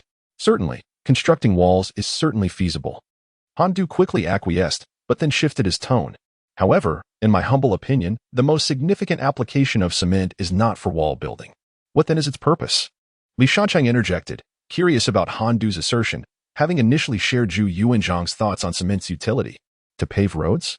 Suda, who had been standing quietly, inquired with a hint of puzzlement. "That," Suda mused after a moment, and Apos S contemplation, "I have not personally witnessed, so I cannot presume to judge." Han Du turned to Zhu Yuanzhang, explaining, "Your Majesty, roads constructed with cement are smooth and durable. Most importantly, they withstand the ravages of rain. even amidst torrential downpours. Men and vehicles can traverse them with ease. Yet, even so, what of it? A court official queried. Han Du smiled slightly, wishing to convey the adage that to prosper, one must first pave the way. The convenience of roads plays a monumental role in the development of an economic society. Moreover, roads significantly enhance the court and Apos' ability to exert control over distant regions. The saying goes, the mountains are high, and the emperor is far away. The ease of rebellion in remote areas is primarily due to the court and Apos' inability to reach them. Should convenient roads be established, the efficiency of the imperial army's movements would be greatly enhanced, making it unlikely for these regions to dare rebel. However, Han Du refrained from elaborating to the official and instead addressed Zhu Yuanzhang. Your Majesty, the Duke of Wei, both are military strategists. May I be so bold as to inquire how much of the national treasury is consumed each time we campaign against the Northern Yuan? Upon hearing Han Du and Apos' inquiry, Suda merely glanced at the emperor, remaining silent. May I inquire, Your Majesty, what proportion of this expenditure is attributed to provisions and transport? Han Du continued. Suda and Li Shachong exchanged glances, astonished by the rapport displayed between the emperor and Han Du, a low-ranking official. Both were astute individuals and, upon reflection, began to grasp the significance of their exchange. 70%. Assuming 3 million cash, that amounts to 2,100,000. Han Du elucidated. The logistics of grain transport across great distances consumes nearly 1/10 of the total. Over 90% of the provisions are expended during the transportation process. At this juncture, Han Du paused, adopting a serious demeanor. If we had roads built with cement, we could significantly enhance transportation efficiency, thereby drastically reducing the time required for grain delivery. Less time equates to diminished waste of provisions during transit. Your Majesty, please observe. Han Du gestured towards the concrete slab. Before it solidified, it resembled a malleable substance, capable of being shaped into any form. Once it hardened, however, it became sturdy and smooth. With such a road, horse-drawn carriages could traverse without fear of the hazards posed by uneven surfaces, allowing for swift travel. In the past, a single horse could carry only 200 to 300 pounds of provisions, covering a mere 20 miles in a day. Yet, with the advent of the carriage, one could transport 1,000 pounds, enabling a single horse to pull it swiftly along such roads, potentially exceeding 100 miles in a day. Most importantly, these roads would be devoid of potholes, permitting continuous travel day and night, thus enhancing efficiency by over tenfold and drastically reducing the consumption of provisions to less than 1/10 of the current amount. Upon hearing Han Du and Apos' words, Zhu Yuanzhang and Su Da's eyes sparkled with enlightenment. Both were military experts, although they had initially overlooked the implications of such a material. Han Du and Apos' insights struck them like a revelation. While Han Du focused solely on the transportation benefits of concrete roads, the two generals discerned a deeper significance, namely, the ease of troop movement. The essence of military strategy lies in swift execution. Speed is paramount in warfare, and any commander worth their salt relentlessly pursues it. The notion of rapid deployment and the ability to move unseen had long been the aspiration of generals throughout history, and both men found this idea resonating within their minds. Old Zhu and Su Da exchanged a knowing glance, a mutual understanding dawning upon them. If what Han Du suggested could be acquired for a mere 10,000 taels, it would indeed be a worthy investment. Seeing Old Zhu's satisfaction, Han Du couldn't help but smile. Your Majesty, Han Du harbors ulterior motives, weaving deceptive words to disrupt our great Ming stability. He must be punished. The smile froze on Han Du's face. How could he be accused of such treachery? Following the sound, he noticed an official clad in the attire of the Ministry of Works, bowing before Old Zhu. My lord, I believe we are unfamiliar with one another. Why then do you claim I possess ulterior motives? Han Du regarded the official with displeasure. By heaven's conscience, he was only considering the welfare of the great Ming. Do not assume your intentions are concealed from all. Let me make it clear, your scheme shall not come to fruition while I stand here. The official declared with brazen arrogance, as if he had an innate enmity against Han Du, glaring at him with unbridled disdain. Yet, Han Du did not recognize him. Why would there be such animosity without cause? Suddenly, a thought struck Han Du. He recalled a remark made by Minister Shui regarding an official who had impeached him for distributing salaries to artisans, accusing him of disrespecting the court. This individual must be one of those who had raised such an impeachment. It was the only explanation for his unwarranted attack in front of the emperor. Amused by the absurdity of the situation, Han Du retorted sarcastically. I propose a sound strategy for strengthening our borders. How can you dare to defame me? Do not confuse the issue. Han Du, your intentions are merely to lead the Ming dynasty down the same path as before. This individual pointed an accusatory finger at Han Du and turned to the emperor, exclaiming, Your Majesty, historical records indicate that prior to the Qin and Apos' annihilation of Han, they deceived the Han kingdom by claiming that the construction of a direct road would facilitate the swift transport of provisions and troops. As a result, once Han built the road leading directly to the border, the Qin army utilized it to launch a sudden assault on the Han capital, easily conquering the kingdom. Turning to look down at Han Du, he sternly accused, The cavalry of the northern Yuan already moves like the wind, swifter than our Ming forces by several folds. Yet you dare to mislead the emperor into constructing a direct road. Is it not so that one day the northern Yuan cavalry could effortlessly penetrate the heart of our Ming territory? What are your true intentions? Han Du merely scoffed. What did you say? Though he did not fully comprehend the meaning behind Han Du's words, he could sense the malice, causing him to glare furiously. Had it not been before the emperor, he might have even resorted to violence against Han. Do you speak with such narrow vision? Han Du retorted boldly, showing no regard for the man and amp, Apos, as higher rank. If one does not offend me, I shall not offend them, but should they provoke me, I would annihilate their entire lineage. Nevertheless, he felt compelled to clarify matters to the old Zhu. If he failed to do so, and the inherently suspicious old Zhu were to genuinely suspect him of harboring treasonous thoughts, it could very well cost him his life. The emperor, a master of warfare, was undoubtedly well-versed in cavalry tactics. Han Du smiled, flattering Zhu, yet insisted on elucidating the matter further. Zhu maintained his composure, gesturing for Han Du to continue. The hooves of cavalry are fitted with iron shoes, which sink into the ground when they tread upon grass, providing stability, Han Du illustrated with his hands. This was merely common knowledge, and soon everyone grasped the point. This is why cavalry can gallop freely across the plains. However, Han Du shifted his discourse. The concrete roads are as solid as rock. Once cavalry traverses such surfaces, their iron shoes cannot penetrate the concrete, thus failing to provide stability for the horses. In fact, I would argue that the iron shoes and the concrete are of similar hardness, and their meeting could easily lead to slipping. Indeed, it would be as smooth as silk. Who would dare to gallop recklessly upon a stone-paved road? Suda, listening nearby, nodded in agreement. He was the most qualified to speak on the matter of riding on stone. He preferred to ride into court, yet he always did so at a slow pace, never daring to gallop in the capital, where all roads were paved with stone. This was partly out of concern for others and partly for his own safety. Galloping wildly in the capital could lead to disaster. Should a horse and Apos' hoof land upon a patch of moss, the outcome could be catastrophic, even fatal. Thus, the tales of noble youths trampling others in the capital are nothing more than unfounded conjectures of later generations. If any noble dared to ride so recklessly upon the cobblestone path, he would not require the intervention of others.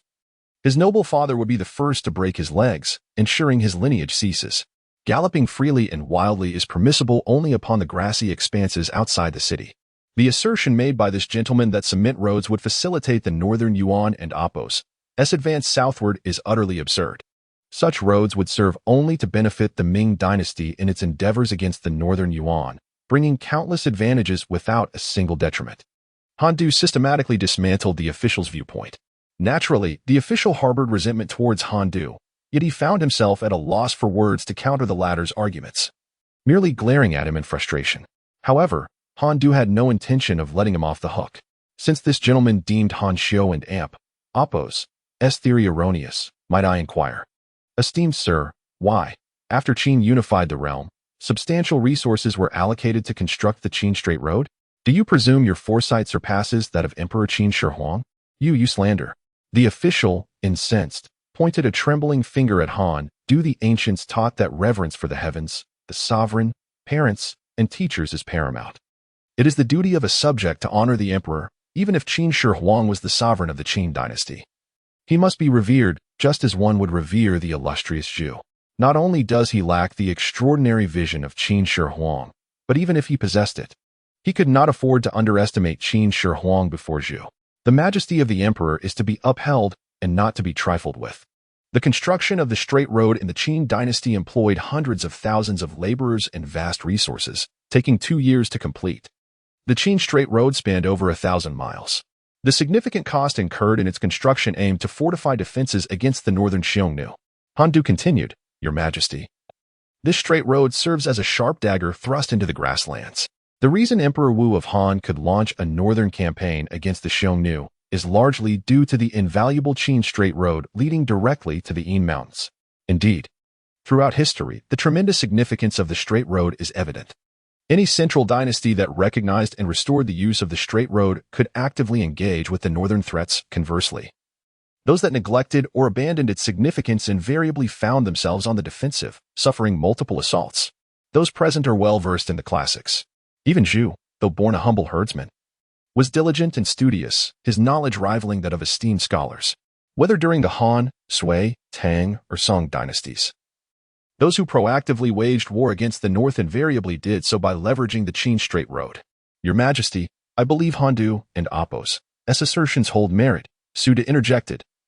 Defending Han Du while reinforcing city walls and bolstering border defenses is indeed crucial. It appears to me that the construction of cement roads bears even greater importance.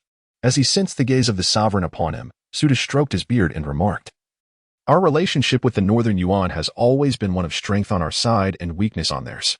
The Northern Yuan has consistently adopted a defensive posture against the Ming, rarely taking the offensive, even if the Northern Yuan were to launch a surprise attack. Our current fortifications would suffice to withstand them, preventing any further incursions into our territory. However, the construction of cement roads is a different matter. Once completed, our Ming dynasty will be able to swiftly mobilize a substantial military force and resources, whether faced with an invasion from the Northern Yuan or initiating an offensive against them. We would be adept in our responses. Zhu Yuanzhang pondered Su Da's words carefully, ultimately nodding in agreement as he shared the same sentiment. Suda spoke earnestly, Your Majesty. The Ming can wage war against the Northern Yuan multiple times, even to the point of their complete annihilation. Yet, even with the demise of the Northern Yuan, the threat posed by the nomadic tribes to the north will not vanish. The Ming may contend with these tribes for 20 or 50 years without significant progress. But what of a century from now? His voice bore a profound and somber depth, resonating with Zhu Yuanzhang. The emperor felt a deep empathy, even more intense than Su Da's own. As a sovereign, he naturally wished for the Ming dynasty to endure through the ages. His repeated campaigns against the Northern Yuan were intended to secure decades of peace for the realm. However, as Suda pointed out, what would become of the situation a century hence? The threat from the steppes would inevitably resurface. Would there still be a wise and formidable ruler like him, alongside a capable commander like Suda? If so, the Ming might indeed enjoy stability and potentially achieve another prolonged era of peace. Yet, what if such figures were absent? Would the iron hooves of the nomads not once again descend upon the south, putting the very foundation of the Ming dynasty in jeopardy? Suda bowed deeply before the emperor, imploring, I beseech your majesty to construct cement roads and restore the Qin Shidao, forging a blade that pierces the heart of the grasslands. Rise quickly, my dear brother, we are awake, Zhu Yuanzhang said, lifting Suda to his feet. Han Du observed this with great delight, though his joy stemmed not from the camaraderie of the rulers, but from the prospect that, with the emperor's agreement to build the cement roads, he could sell his cement-making expertise at a handsome price.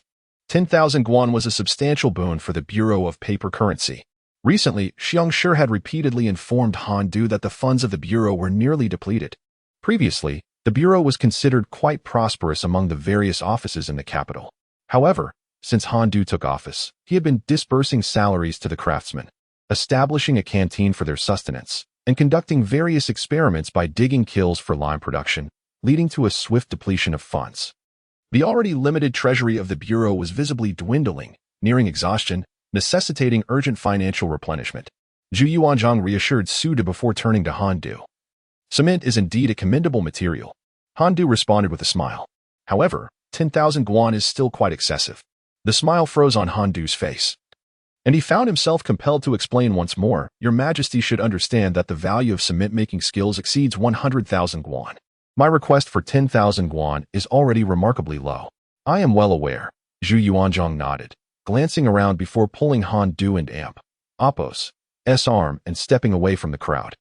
Yet the court faces its own difficulties. We are in a state of financial strain. Your Majesty, do not jest, Han Du retorted, both amused and exasperated by the emperor and Apos' remarks.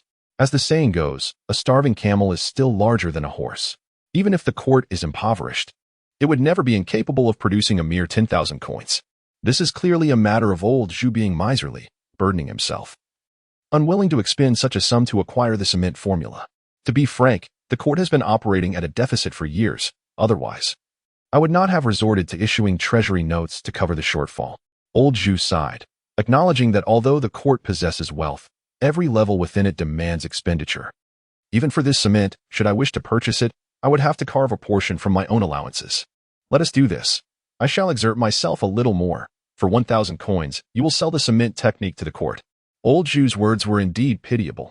Han Du, upon hearing this, gazed incredulously at Old Zhu, a master of negotiation, effortlessly aiming to consume 90% of his asking price with just a few words. Shaking his head, Han Du resolutely declared, 10,000 coins, not a single dime less. Your Majesty, if I were to sell it for less, it would be an affront to those craftsmen who have revealed their ancestral secrets. Han Du raised his head, meeting Old Zhu and Apos' gaze with eyes devoid of selfish motives. As Old Zhu observed Han Du, the warmth in his smile gradually faded. It seemed that a softer approach would not suffice. A firmer stance was required. Han Du's heart tightened. Yet, what could a firmer approach entail? In Han Du's view, a fair and willing transaction left nothing to fear. Your Majesty, you lack integrity. Han Du thought, his eyes widening in disbelief at Old Zhu's capacity for such unscrupulous behavior. Yet, Old Zhu indeed acted upon it. Han Du could only brace himself and explain to Old Zhu, Your Majesty, it is merely the craftsmen expressing their inner joy. There are no ulterior motives. Seizing Han Du's weak point, Old Zhu's smile returned, and he spoke slowly. What does that truly mean? It is imperative for me to ascertain the truth. How can I rely solely on your word? I. Han Du stammered, drenched in sweat. Old Zhu's words sounded charming, the notion of investigation. But how would it be conducted? Would it not begin with inquiries among the craftsmen? Which craftsmen would be questioned? Even Han Du could guess with his toes that Old Zhu intended to seize those few craftsmen skilled in making cement. Zhu Yuanzhang was unmistakably signaling to Han Du, either you obediently sell the cement technique to me for 1,000 coins, or I shall take away your craftsmen. And I will still acquire the cement knowledge, while you, Han Du, will receive not a single coin. The act of shouting long live the emperor could be seen as Han Du explained it, merely an expression of inner joy, yet, taken more seriously, it could imply treasonous intent. Chapter 40. The deal. The balance of power lay entirely with Old Zhu, rendering Han Du utterly helpless. After a prolonged hesitation, Han Du ultimately conceded with a wry smile, bowing to Old Zhu and acquiescing to the emperor's decree of 1,000 guan. Was it not simpler to settle this matter earlier? It was disheartening to witness a dignified court official reduced to such petty dealings over a mere trifle of copper coins. Old Zhu chuckled, his heart brimming with delight. It had been a long time since he felt the satisfaction of exerting influence over others, compelling them to yield without a fight. Han Du's heart bled for the 9,000 guan he stood to lose. Had it not been Old Zhu orchestrating the scheme, he would have considered throwing a brick at anyone else who dared to deceive him for such a sum.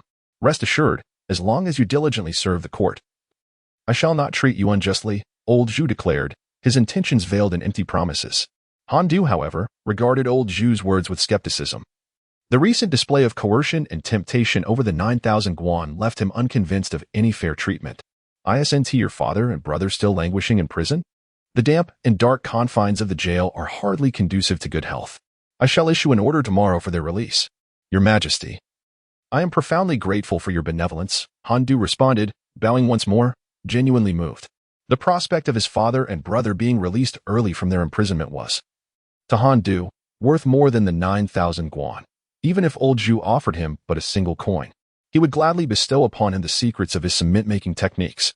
Merely a rudimentary method for producing cement could secure the safety of his family, and that was priceless. Han Du was already familiar with 3 different techniques for making cement, and with a little more time and effort, he could easily uncover 2 more. Old Zhu's gaze fell upon a certain individual, He-Peiji. I am here, He-Peiji acknowledged, stepping forward and bowing to Old Zhu. The very individual who had questioned Han Du and Apos' proposal to construct cement roads. Seek out Han Du. He will impart all the techniques for cement production, after which the Ministry of Works shall summon artisans to commence mass production of cement expeditiously. Understood, Your Majesty, He-Peiji replied, turning to Han Du. You are to disclose all your cement-making knowledge to the Ministry of Works without reservation. Certainly, I shall comply, Han Du affirmed. Old Zhu nodded slightly, gesturing with his right hand. The elderly eunuch accompanying him swept his ceremonial whisk, producing a sharp and resonant sound. Let us be off. We humbly escort Your Majesty. Long live our emperor! Long live the emperor!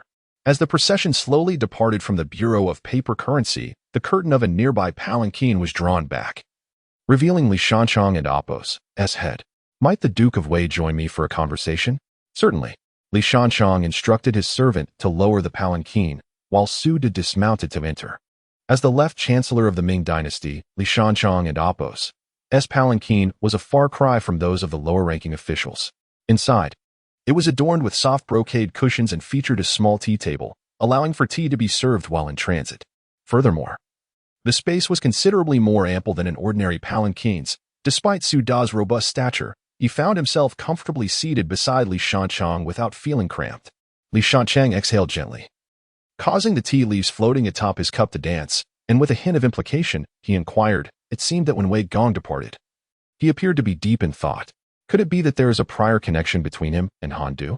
Su De anticipated Li Shanchang and Apos' question and, without reservation, nodded in affirmation, stating, "While I cannot deem it a significant connection, just a few days ago, I happened to overhear His Majesty mention this individual, which piqued my curiosity."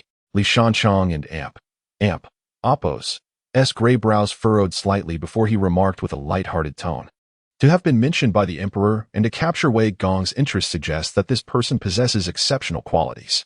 Might you share a few details?" Recognizing Han Gong's interest, Su De acquiesced, nodding in agreement. He then recounted the events of that day when the crown prince approached the emperor, primarily highlighting Han Du's observations. He concluded with a caveat, stating that since Han Du had not genuinely witnessed the Northern Yuan, his views, from my perspective, seemed somewhat theoretical and impractical. Li Shanchang's expression softened, realizing that Han Du bore no significant relation to Su De, and thus he ceased to dwell on the matter, chuckling lightly as he remarked, "How could I possibly compare to Wei Gong? Nevertheless, it is indeed rare for one to harbor such thoughts."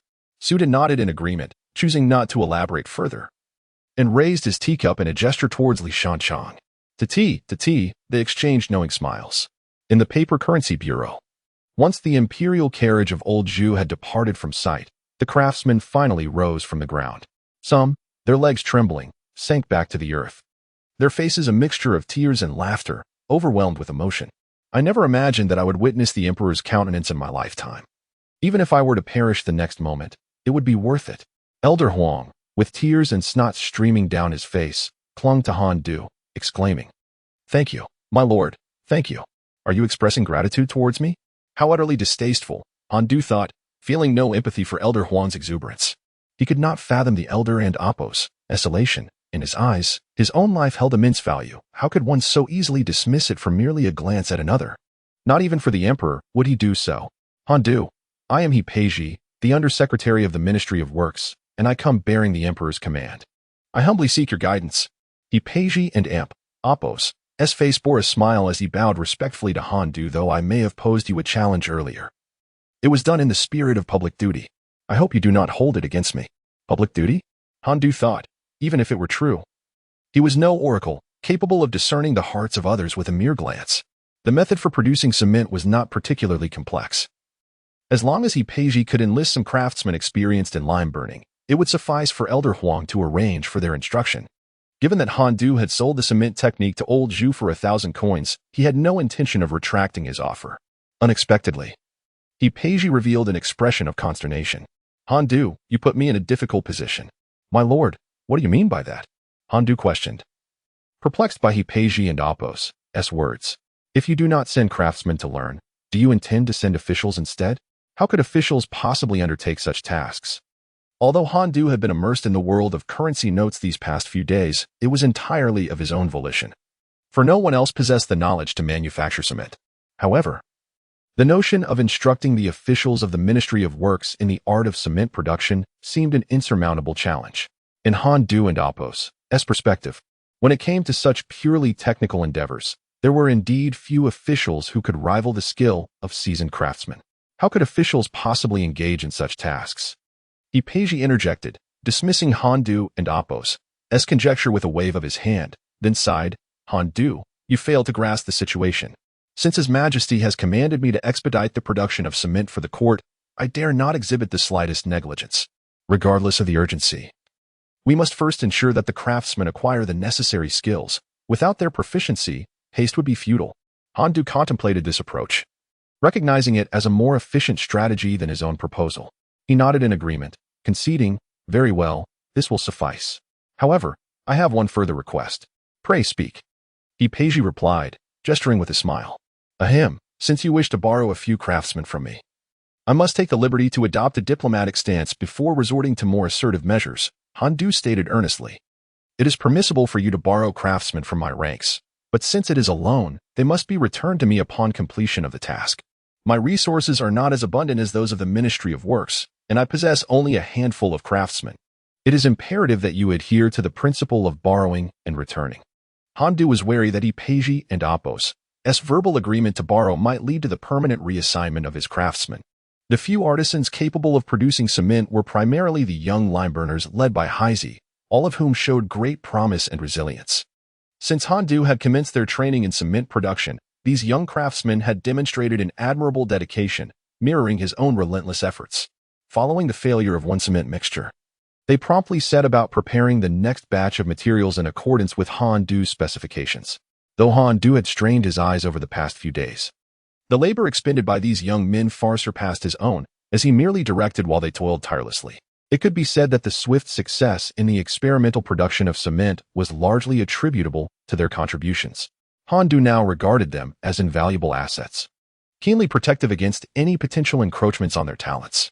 Peiji, lowering his gaze momentarily while contemplating, suddenly wore a smile as he assured Han Du, "Rest assured, this will be honored." "Very well," Han Du replied, satisfied with the agreement. Without further deliberation, he turned to instruct, "Heise, come here," beckoning to the group gathered nearby. Chapter 41. "Heise, master, do you have any instructions?" Heise stepped forward from the crowd to stand before Han Du. "This is Lord He, the Minister of Works." Han Du introduced Peiji to Heise. "In a moment, you shall take 2 brothers skilled in cement production and accompany this esteemed lord to the Ministry of Works to instruct the craftsmen there in the art of cement making."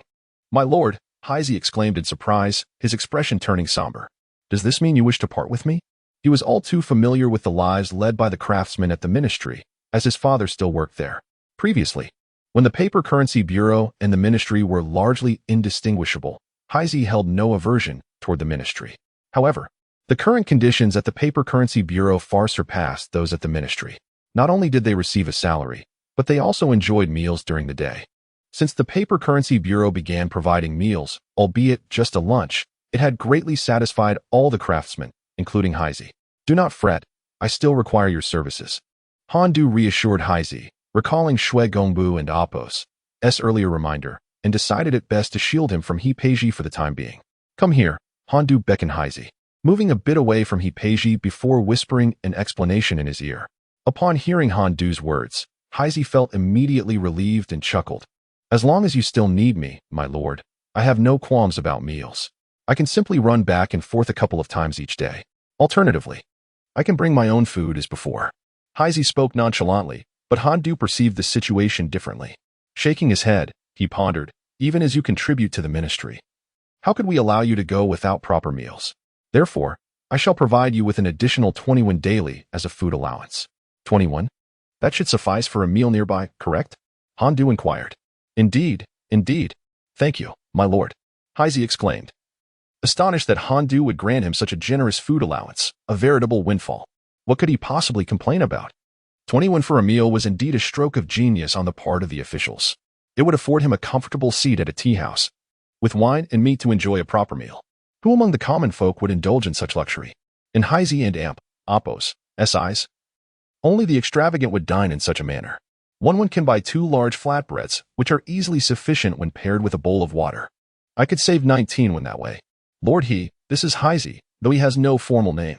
He is the most skilled in cement production under my command, overseeing everything from the excavation of the kiln to the final creation of the cement. After introducing Peiji, Han Du turned to Heise, instructing, "Now, gather your 2 companions and accompany Lord He." Heise swiftly selected 2 craftsmen, and the 3 approached Han Du to await further instructions. Seeing everything in order, Peiji prepared to take his leave. "If that is settled, then I shall take my leave." At some point, Xiangshi had joined Han Du and Apos' side. "Your foresight is remarkable, my lord. I am in awe. What is there to admire?" Han Du casually remarked. "Is 1,000 guan a significant amount?" Upon raising this topic, he felt a surge of anger. Were it not for old Zhu's coercion and temptation, would he have relinquished his cement skills for just 1,000 guan? Under different circumstances, he would have sold it for 10,000 guan, not a penny less. Turning to glance at Xiongshi, he suddenly felt as if he were speaking to an uncomprehending audience. Despite Xiangshi's intelligence, he remained constrained by the limitations of his era. Do you know what governs this world? Han Du asked impulsively. Upon hearing this, Xiangshi was taken aback, quickly whispering, "My lord, please refrain from such words. Matters of this nature are beyond our concern as subjects. I implore you not to misstep." Han Du shot him a sidelong glance and chuckled lightly. "What are you thinking? I am not referring to that." "Thank goodness. What a fright you gave me, my lord," Xiangshi replied with a wry smile. His superior was indeed audacious, capable of uttering the most reckless statements. Had his words reached the emperor's ears, the consequences could have been devastating, leading to ruin for both of them. "I am speaking of technology, of skills. Do you understand?"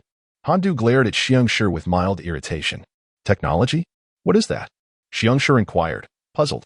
"It refers to the craftsmanship possessed by these artisans," Han Du clarified, continuing, "There is a saying, the advancement of the state relies on development. And the foundation of development is technological innovation." He endeavored to substitute the modern term society with something more comprehensible to Xiangshi. "Is it possible for the state to advance?" Xiangshi found Han Du and Appos' words increasingly perplexing. The state is the state. How can it progress? In what manner? Observing the vacant expression in Xiangshi and Appos' eyes, Han Du, feeling disheartened, waved his hand dismissively. "Forget it. You wouldn't understand. Just know that in the future, technology will become increasingly crucial, and the court will place greater importance on these artisans. They will become treasures of the court." "Is technology truly that vital?" Xiangshi asked with a furrowed brow. "But my lord, these craftsmen have existed since time immemorial. They were never regarded highly by the court as you suggest." Han Du explained, "Technology is unique. In its nascent stages, it may not reveal its potential, but with prolonged accumulation, it can experience explosive growth, reaching unimaginable heights in a remarkably short time. At that point, a court that commands superior technology will hold all the power.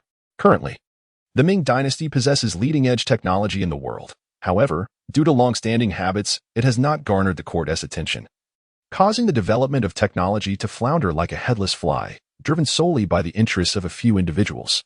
However, the situation has changed now that I am here. Without further ado, it is entirely feasible to advance technology and compel the court to take notice. Whatever you say, my lord, shall be my command. I shall follow you loyally henceforth." Xiangshi nodded, dismissing the complexities of Han Du's discourse, pledging his allegiance instead. Han Du cast a puzzled glance at him, inquiring, "What purpose do you have in following me? Have I not made myself abundantly clear? The artisans who master technology will undoubtedly become treasures of the court.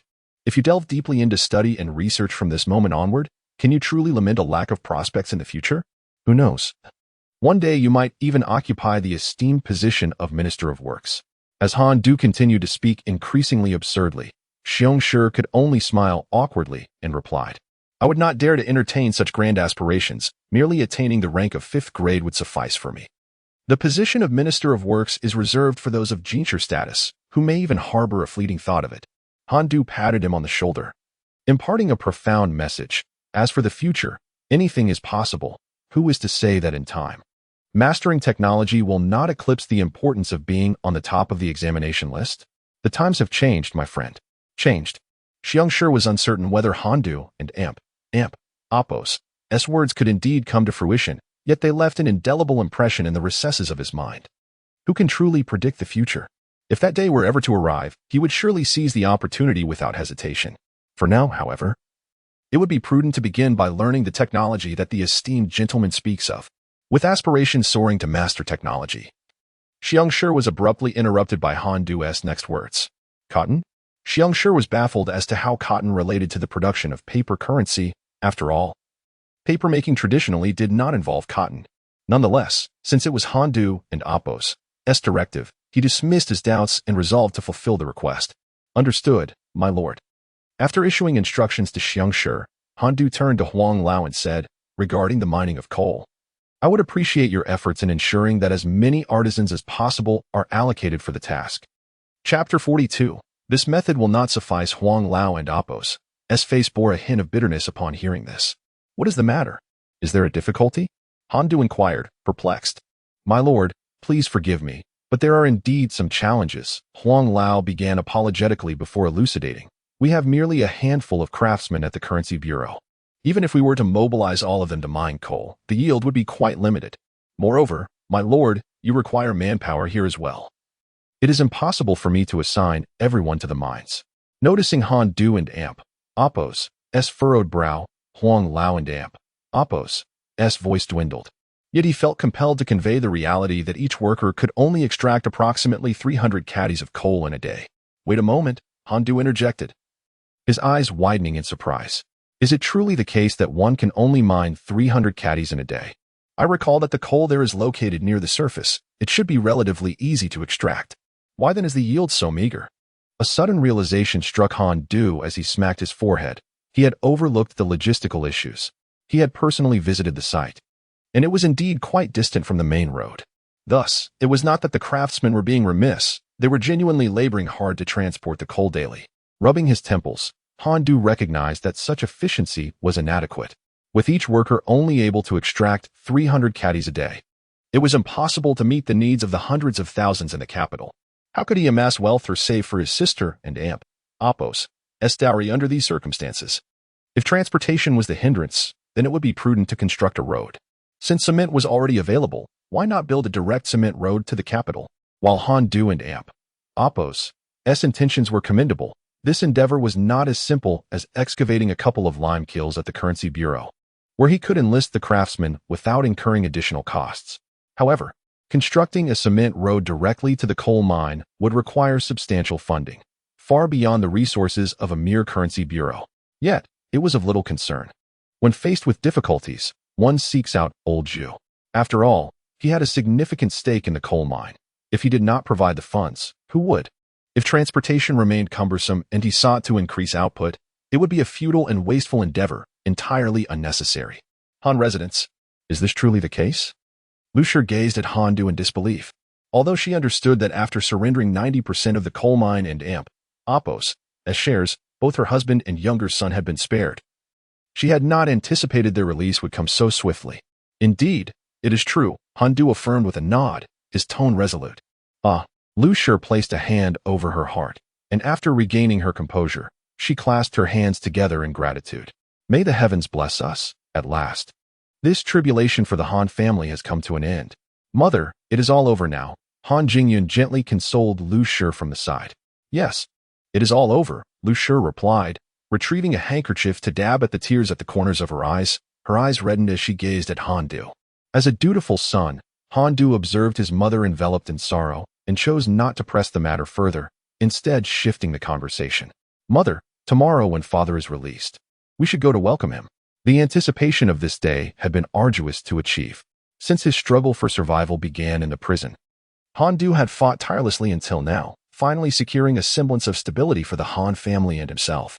Although the future remained uncertain, Han Du vowed never to allow anyone to confine him within the prison walls again, awaiting death. The following day, Han Du, accompanied by Lu Shi and Jing Yun, set out in a horse-drawn carriage to the gates of the prison. Upon arrival, the sun had just begun its ascent above the horizon, casting myriad rays of crimson light that pierced through the heavens. Though the clouds remained undisturbed, from that moment forth, all creation was shrouded in a warm glow. The street on which Han Du stood appeared no different from any other, yet at this moment, it took on an eerie and foreboding atmosphere. With a creaking sound, the large gate swung open, revealing two figures clad in prison garb, one tall and the other short, emerging with unsteady steps. Han Du and his companions hurried forward. Father, you have endured much, he greeted, while the others echoed, My lord, you have suffered greatly. Han Du acknowledged his father with a nod, choosing to hold back further conversation. Seeing this emotional reunion, Lu Shi's eyes brimmed with tears of joy and excitement. Seizing the moment, Han Du approached the prison warden beside his father and bowed in gratitude. Thank you, Warden Lu, for your care of my father during these days. Warden Lu, taken aback by Han Du and Appo's respectful demeanor, beamed with delight and quickly waved his hand in modesty. I am unworthy of such deference. I had long suspected that the elder would not remain here for long. And to my surprise, the emperor has issued a decree for his release so soon. Han De turned to Han Du and remarked, "Indeed. I have received considerable kindness from the warden during my time here. You must remember to express your sincere gratitude." As a scholar who once held the esteemed position of Deputy Minister of Revenue, Han De had initially struggled to comprehend why his son, now an official, would show such courtesy to the warden. However, through his recent experiences, he had come to understand the profound changes that had transpired. While his family was imprisoned, they had endured filthy and foul living conditions, with spoiled food and murky water. Yet, since his son's elevation to official status and their amicable conversations with the warden, their treatment had transformed dramatically. The previous squalor was forgotten as the warden had arranged for them to occupy a clean cell, meticulously tended to by the guards, far superior to their prior accommodations. Their meals had improved as well. Not only were the dishes fresh, but they occasionally included meat, and each day, the warden ensured a pot of hot tea was prepared for him. Although the quality of the tea was inferior to what he had once enjoyed, it now tasted better than any tea he had previously savored. On 2 occasions, the warden had even provided him with a small flask of wine. Han De could not help but exclaim, "The knowledge of this world is not solely confined to the pages of books." Lu Tu understood and replied, "Do not worry. My dear sir, your affairs are of utmost importance. Attend to your matters." Lu Laotu, upon hearing this, beamed with joy. His diligent efforts to assist Han De were indeed for the sake of this moment. Yet, Lu Tu harbored no expectations of Han De. As long as Han De remembered his assistance, the toil would not have been in vain. Han De nodded in farewell to Lu Laotu, supporting his father and Appo's arm as he helped both his father and brother onto the carriage. Lu Shi joined them, bringing along Jing Yun. "My lord, let us change your attire," she said, taking the brocade robe from Jing Yun's hands. After wearing the coarse prison garb for so long, Han De's clothing had become utterly soiled. He quickly shed it in favor of a clean garment. Han Jing Yun, holding the clothing, assisted his brother in changing out of the prison uniform. As Lu Shi gazed upon the now attired Han De, her tears could no longer be contained. "My lord," sobbing, "is our family finally safe?" Han De placed a comforting hand on Lu Shi's back and reassured her, "Yes, we are safe now. Rest assured, this time it is true safety." Chapter 43, Culinary Delights. Upon returning to the Han residence, Uncle Mu had prepared everything in advance. Once the two had washed up and donned clean garments, they finally ventured out. Lu had already laid out a sumptuous feast to welcome the master home. As Han De was assisted by Lu to take his seat, he gazed at his family gathered together and could not help but exclaim, "I never imagined there would come a day when we could all dine together like this." "Master, it's all ready. Let us eat," Lu said, her smile restored. "Very well, let us partake," Han De replied, lifting his chopsticks to sample a generous portion of scrambled eggs with chives.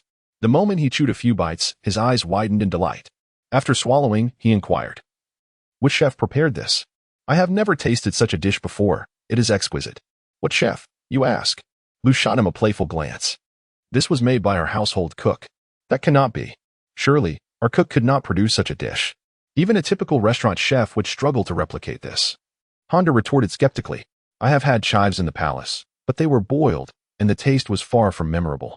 Who would have thought that ing them with eggs could yield such a delectable creation? Father, it is indeed our cook, though it was I who requested this preparation." Han De and Appo's son interjected before Lu could elaborate. "Oh, you possess such talent?" Han De said, extending his chopsticks to grab more scrambled eggs with chives. "I have never seen you in the kitchen before." "Humph," Han Jingyin scoffed, sensing her father and Appo's skepticism towards her brother. "Elder brother has remarkable skills, otherwise, how could he have rescued our entire family from prison? Would you still be dining here?" All right, I shall not pry further," Han De chuckled, accustomed to his daughter and Appo's spirited rebuttals. "Let us eat. This dish is truly delightful." After the morning court session at Feng Tian Hall, the emperor inquired, "Is there anyone who wishes to see me today?" Old Zhu, without raising his head, responded. This the old servant does not know. Sweat began to bead on the forehead of the elderly eunuch. "Heaven help us, I am not a mind reader. How could I possibly know what Han Du seeks?" As old Zhu received no answer, he reclined against the dragon throne. "Summon him." "Yes." The eunuch replied and stepped outside to fetch Han Du. Minister Han Du pays his respects to the emperor. "What brings you here? Speak your mind." Old Zhu said leisurely while holding a cup of tea. With a resounding thud, old Zhu placed the teacup heavily upon the imperial table, his expression turning grave as he addressed Han Du. "It is inconceivable. You know well that cement is critical to our northern expedition. The sooner it is utilized in our campaign, the greater our advantage will be. How could it possibly be granted to you first? Han Du was taken aback by old Zhu's sensitivity regarding the northern expedition, and his hopes were dashed in an instant. However, old Zhu's demeanor softened as he offered a suggestion. Is it not true that your currency bureau can produce cement? If you require it for your own use, simply make it yourself. The workforce is insufficient. Might I mobilize additional laborers for you? Old Zhu said nonchalantly, I can allocate another 100 craftsmen from the Ministry of Works. You can dig a few more kilns yourself, and that should suffice to produce enough cement. Han Du pondered for a moment. If he were to have an additional 100 craftsmen and a dozen more kilns, with continuous operations day and night, it might indeed meet the demands for road construction. He nodded in agreement, saying, Very well, however, Your Majesty, constructing a 30-mile road is no trivial undertaking, even if I were to make the cement myself. The required materials entail a considerable expense. Can the court allocate a sum to the Bureau of Paper Currency? Ha ha. Old Zhu chuckled, fixing his gaze on Han Du. You dare to ask me for money? Your Majesty, this is. Han Du began to explain. Yet, before he could finish, old Zhu abruptly gestured towards the door, signaling him to leave. What does this mean? Han Du, understanding the hint, closed his mouth, realizing it was a dismissal. Sure enough, after a mere 2 seconds, the word and amp, oppos, leave and amp, oppos, escaped old Zhu's lips with a thunderous finality. Your servant takes his leave. Han Du, not daring to linger, hastily exited the Hall of Heavenly Purity. Casting a backward glance at the hall, he shook his head in dismay, lamenting how a fine emperor had become a miser, his eyes fixated solely on wealth. Old Zhu seemed intent on reaping the benefits without bearing any responsibility. Without securing funds from old Zhu, what can Han Du do? The coal mine awaited exploitation, and the cement road awaited construction. Slowly, he made his way toward the palace exit, but midway, he abruptly turned towards the eastern palace. If he could not garner funds from old Zhu, he would seek them from Zhu Biao, who also held a significant stake in the coal mine. If he wouldn't contribute, then who would? Upon arriving at the eastern palace, Han Du found Zhu Biao dining. Upon hearing the announcement of Han Du's presence, Zhu Biao, undisturbed, waved for him to enter. Have you dined? Zhu Biao inquired, glancing up at Han Du from his elevated seat. Not yet, Han Du replied. Having stood outside the Hall of Heavenly Purity for an extended period and endured old Zhu and amp, oppos, ire, he felt a pang of hunger upon seeing the array of delicacies before Zhu Biao. You haven't eaten? Come, sit and share a meal with me. Zhu Biao gestured for a eunuch to bring forth a brocade stool and a set of utensils for Han Du, not one to be coy. Han Du adjusted his official robes and boldly seated himself opposite Zhu Biao. He swiftly grabbed a piece of roasted duck. Zhu Biao smiled at the sight, explaining, It is best to wrap the roast duck in the skin, otherwise it can be overly greasy. Suit yourself, Zhu Biao remarked, resuming his meal. Unlike the other ministers, who, even when specially invited to dine by Zhu Biao, maintained a decorum of astonishment, Han Du and Appo's casual demeanor was a refreshing contrast. Yet, Han Du shared a meal with him as if they were family or close friends, which amused Zhu Biao. It had been a long time since he had experienced such a convivial dining atmosphere. The last time was during the Zhijing era when he dined with his brothers. As Han Du took a bite, a symphony of fresh, fragrant, smooth, and tender flavors danced upon his palate, utterly devoid of the greasiness Zhu Biao had mentioned. Han Du had always been fond of duck, and he had long cherished the reputation of Quanzhou's roast duck, yet, regrettably, he was not a native of the capital and had had no opportunity to visit Beijing until arriving in the Ming Dynasty. Naturally, he had missed out on authentic roast duck, settling instead for local imitations. However, having tasted it once, he had no desire to indulge again. Frankly, the local specialty, sweet-skinned duck, proved far superior. The culinary skills of the Eastern Palace's chefs were commendable, certainly surpassing any he had previously encountered. Zhu Biao, having eaten little, observed Han Du as he continued to feast. Once satiated, Han Du finally set down his chopsticks. Zhu Biao chuckled, You certainly have a remarkable appetite. I have hosted ministers for meals before, yet none have dined as heartily as you.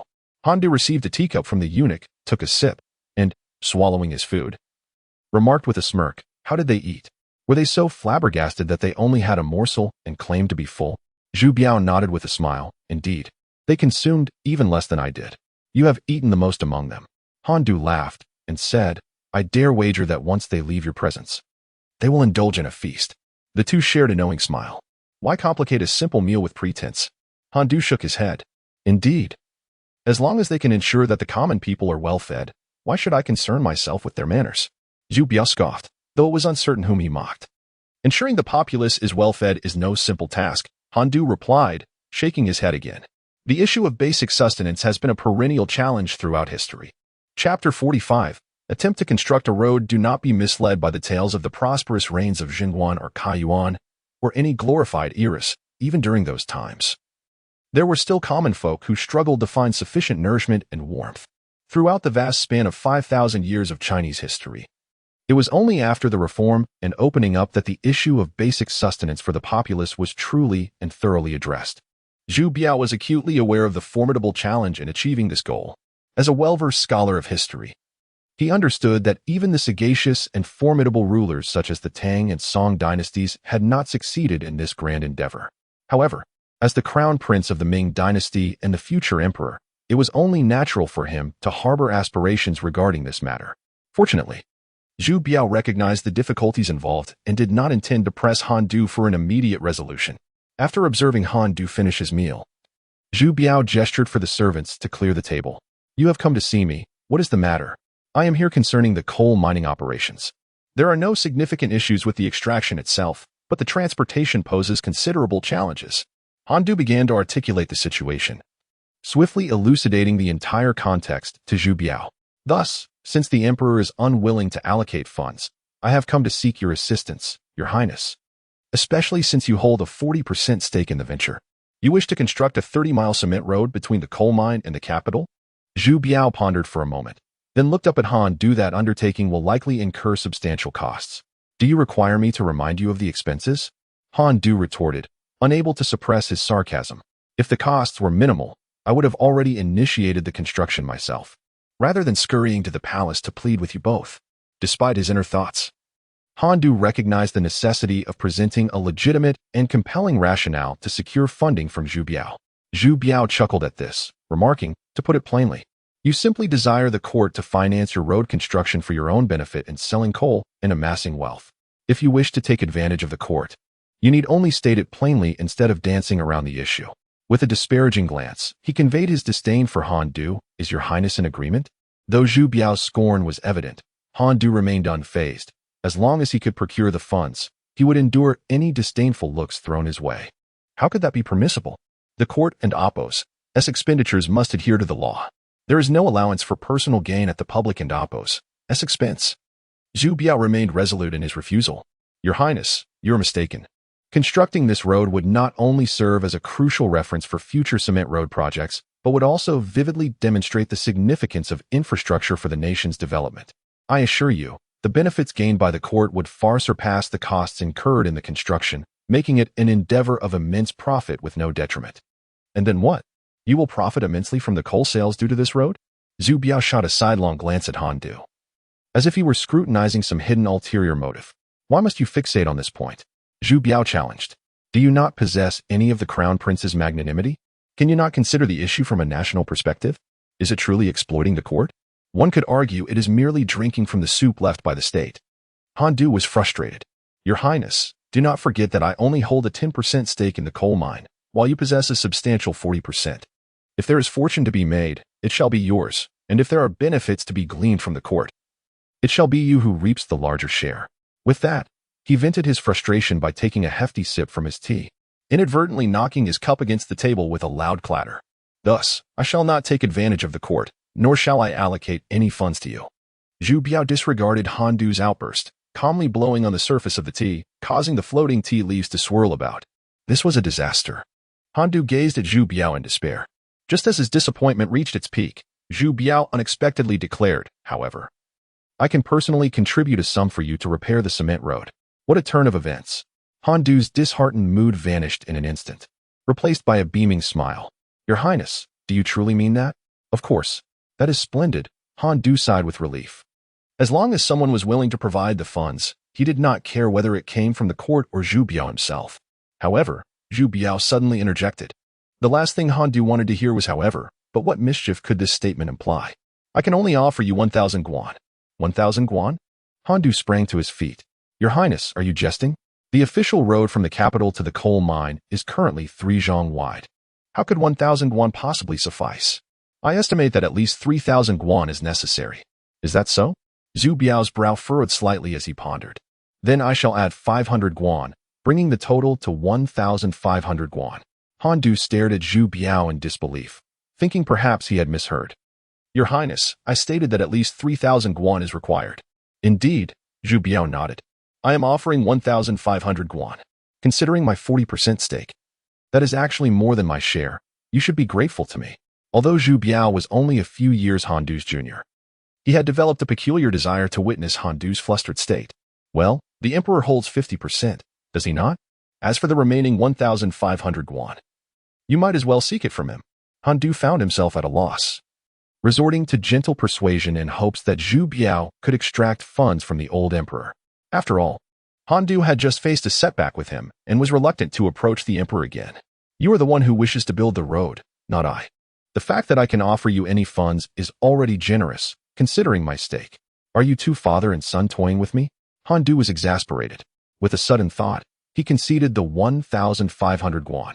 Originally, he had planned to construct a 3-zhang wide road, but since the funds were insufficient, he would simply build a road 1 zhang and 5 qi wide. That width would suffice. He was indifferent to it. Let the games begin. They would ride the donkey while watching the show and see who outplayed whom. After all, this realm belongs to the Zhu family, and its citizens are theirs as well. What concern was it of his? Why should he burden himself with such worries? Your Highness, please remember to send someone today to deliver 1,500 taels to the Bureau of Banknotes. I am eagerly awaiting its arrival, and any delay would be detrimental. With a cheerful smile, Han Du bid farewell to Zhu Biao and prepared to take his leave. Wait a moment. Zhu Biao, realizing he could not hold Han Du back, decided to soften his approach. Han Du halted his steps and resumed his seat, gazing at Zhu Biao with an air of calm anticipation. There was no need for haste. Even if I were to visit Father Emperor, I would not be able to procure funds, Zhu Biao sighed, shaking his head. Without money, what can be done? Han Du felt a wave of disappointment wash over him and prepared to take his leave once more. Observing this, Zhu Biao hastily pressed down on Han Du and Appo's arm, asking, What is your rush? Although I cannot procure funds, I can issue orders for the counties along the way to provide labor to assist you in constructing the roads. Ah, indeed, that could work, Han Du replied, a hint of regret in his tone, confounded by his modern thinking. In his original plans, he had not considered requisitioning labor.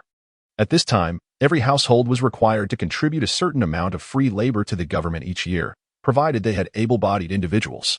The greatest expense for road construction was, in fact, cement and sand. While cement was unavoidable and required genuine currency for the purchase of raw materials, which would then be crafted by his subordinates into cement, he had initially planned to buy sand as well due to a lack of manpower. However, since Zhu Biao could assist in requisitioning labor, purchasing it became unnecessary. After all, the capital city is situated by the Yangtze River, abundant with high-quality sand. It could simply be extracted by the laborers without incurring additional costs. How many laborers can your Highness requisition for me? Han Du inquired tentatively. How many do you desire? Zhu Biao replied casually, thinking to himself that whatever number Han Du wished for, he could easily requisition, as labor for public works required no expenditure from the court. And even the laborers and Appos, meals were self-provided. However, while the labor was arduous and required the workers to bring their own food, there were no set regulations on the duration of service. It was measured in terms of instances rather than days. A household that cultivated an acre of land would suffice with 1 instance of labor service per year. Of course, one should not assume this was a simple matter. For farmers, serving in labor was still a considerable burden. If fortunate enough to encounter officials who were considerate of the people's plight, labor requisition typically lasted about a month. However, should one find themselves under the command of harsh officials, requisitioning could extend for several months or even half a year. How about 20,000? Han Du suggested with a smile. Zhu Biao looked at Han Du in astonishment. It was merely a matter of constructing 30 miles of road. Why would he require such a vast number of laborers? Time is money, my prince, Han Du feigned a sigh.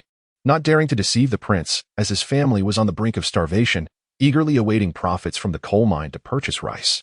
If your Highness could help me requisition 20,000 laborers, I shall present you with a surprise. Zhu Biao regarded Han Du, hesitating for a considerable time before finally making a decision. Very well, I shall await your surprise. Upon hearing Zhu Biao's agreement, Han Du finally felt the weight lift from his heart.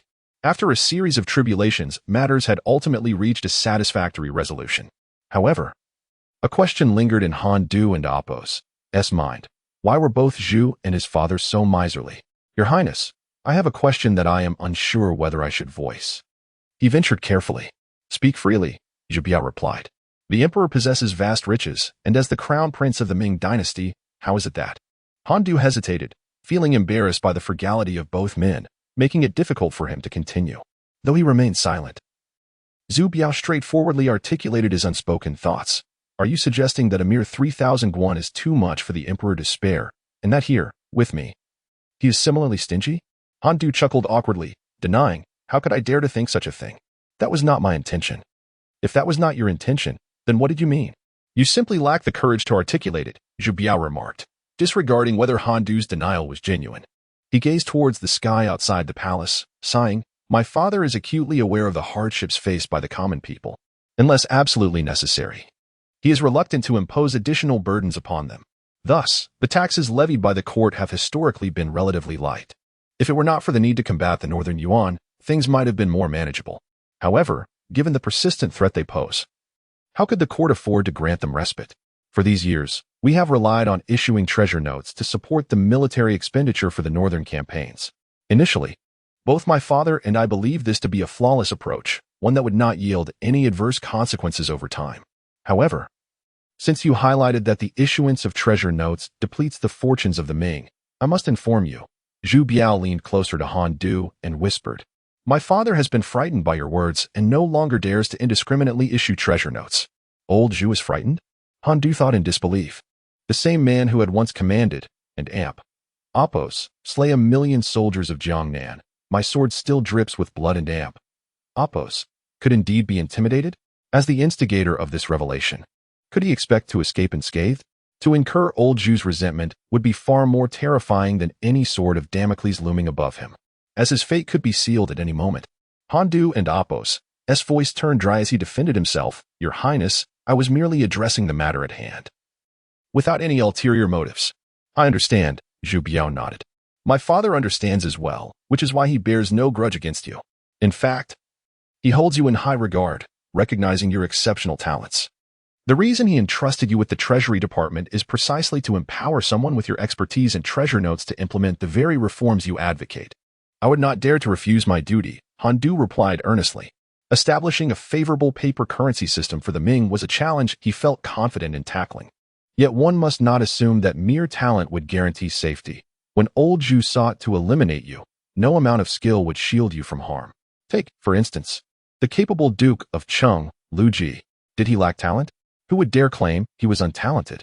Zhuge Liang, who divided the realm into three, and Liu Bowen, who unified the empire. Yet, even with such prowess, when old Zhu resolved to execute Lu Ji, was there any hesitation in his resolve? In the presence of old Zhu, one must always tread cautiously. Survival depended on restraint and prudence. Since the emperor ceased the issuance of treasury notes, the court and Apos' finances have become increasingly strained. Zhu Biao sighed, questioning whether the treasury was indeed so depleted that it could not even produce 3,000 guan. Han Du furrowed his brow in confusion. Even the most emaciated camel is larger than a horse. In such a vast Ming empire, it should be inconceivable that we cannot procure such a sum. It and Apos, even tighter than you imagine, Zhu Biao replied, casting a sidelong glance at Han Du. Let me put it this way, since the cessation of treasury note issuance, my father has withdrawn at least 100,000 guan from the inner treasury to subsidize the court. I now find myself wishing I could split a single coin in two to make it stretch. Upon hearing this, Han Du wisely fell silent, refraining from further discussion on the matter. In just a month, the old Zhu had already subsidized the court with a staggering 100,000 guan. Han Du suddenly grasped why, whenever he approached old Zhu about finances, he was brusquely dismissed. If anyone were to squander 100,000 guan in a mere month, one would not only be told to leave, but might even be met with hostility. From this perspective, Han Du realized that old Zhu was rather magnanimous, refraining from explosive reactions upon their encounters. However, as he listened further, Han Du began to discern that the two had a rather peculiar perspective on money. After a moment of contemplation, he inquired, how does your Highness perceive wealth? Money is merely money. How else should it be perceived?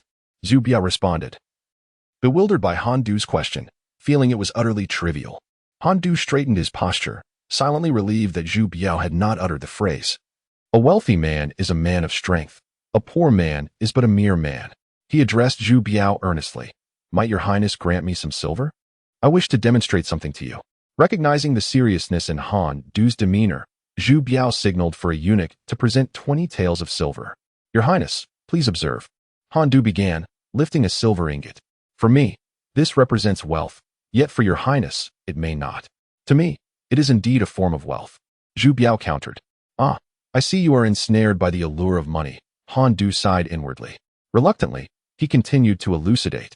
What I mean is that this silver possesses value for me because I can exchange it for goods. I too can procure goods with this silver, Zhu Biao rebutted. Are we to engage in an endless debate?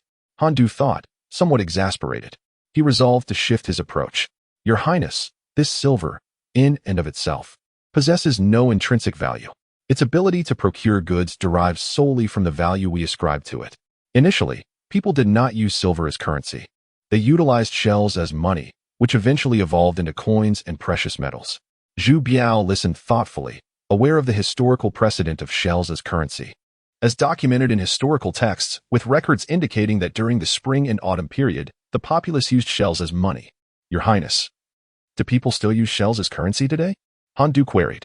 Surely not. If shells inherently possessed monetary value, why do we no longer employ them? The absence of their use signifies that they do not possess intrinsic value. Their worth is a construct of human attribution, and the same holds true for contemporary coins and precious metals. Not only this, but if people ascribe value to something, be it a stone or a piece of paper, it can be utilized as currency once it is endowed with worth. This is the essence of banknotes.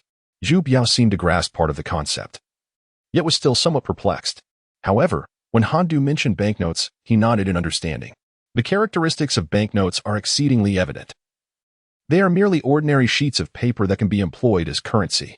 Thus, the perception of money varies significantly between the court and the individual. For subjects, money is as they commonly understand it, a means to purchase goods. At a critical juncture, Han Du paused, swallowing hard, and continued. But for the court, money transcends mere currency. It becomes a tool, an instrument for the allocation of resources. Tool? This notion was quite novel and advanced, leaving Zhu Biao momentarily at a loss, struggling to comprehend Han Du's assertion. Nonetheless, he refrained from interrupting, allowing Han Du to elaborate, while firmly etching the term tool into his memory.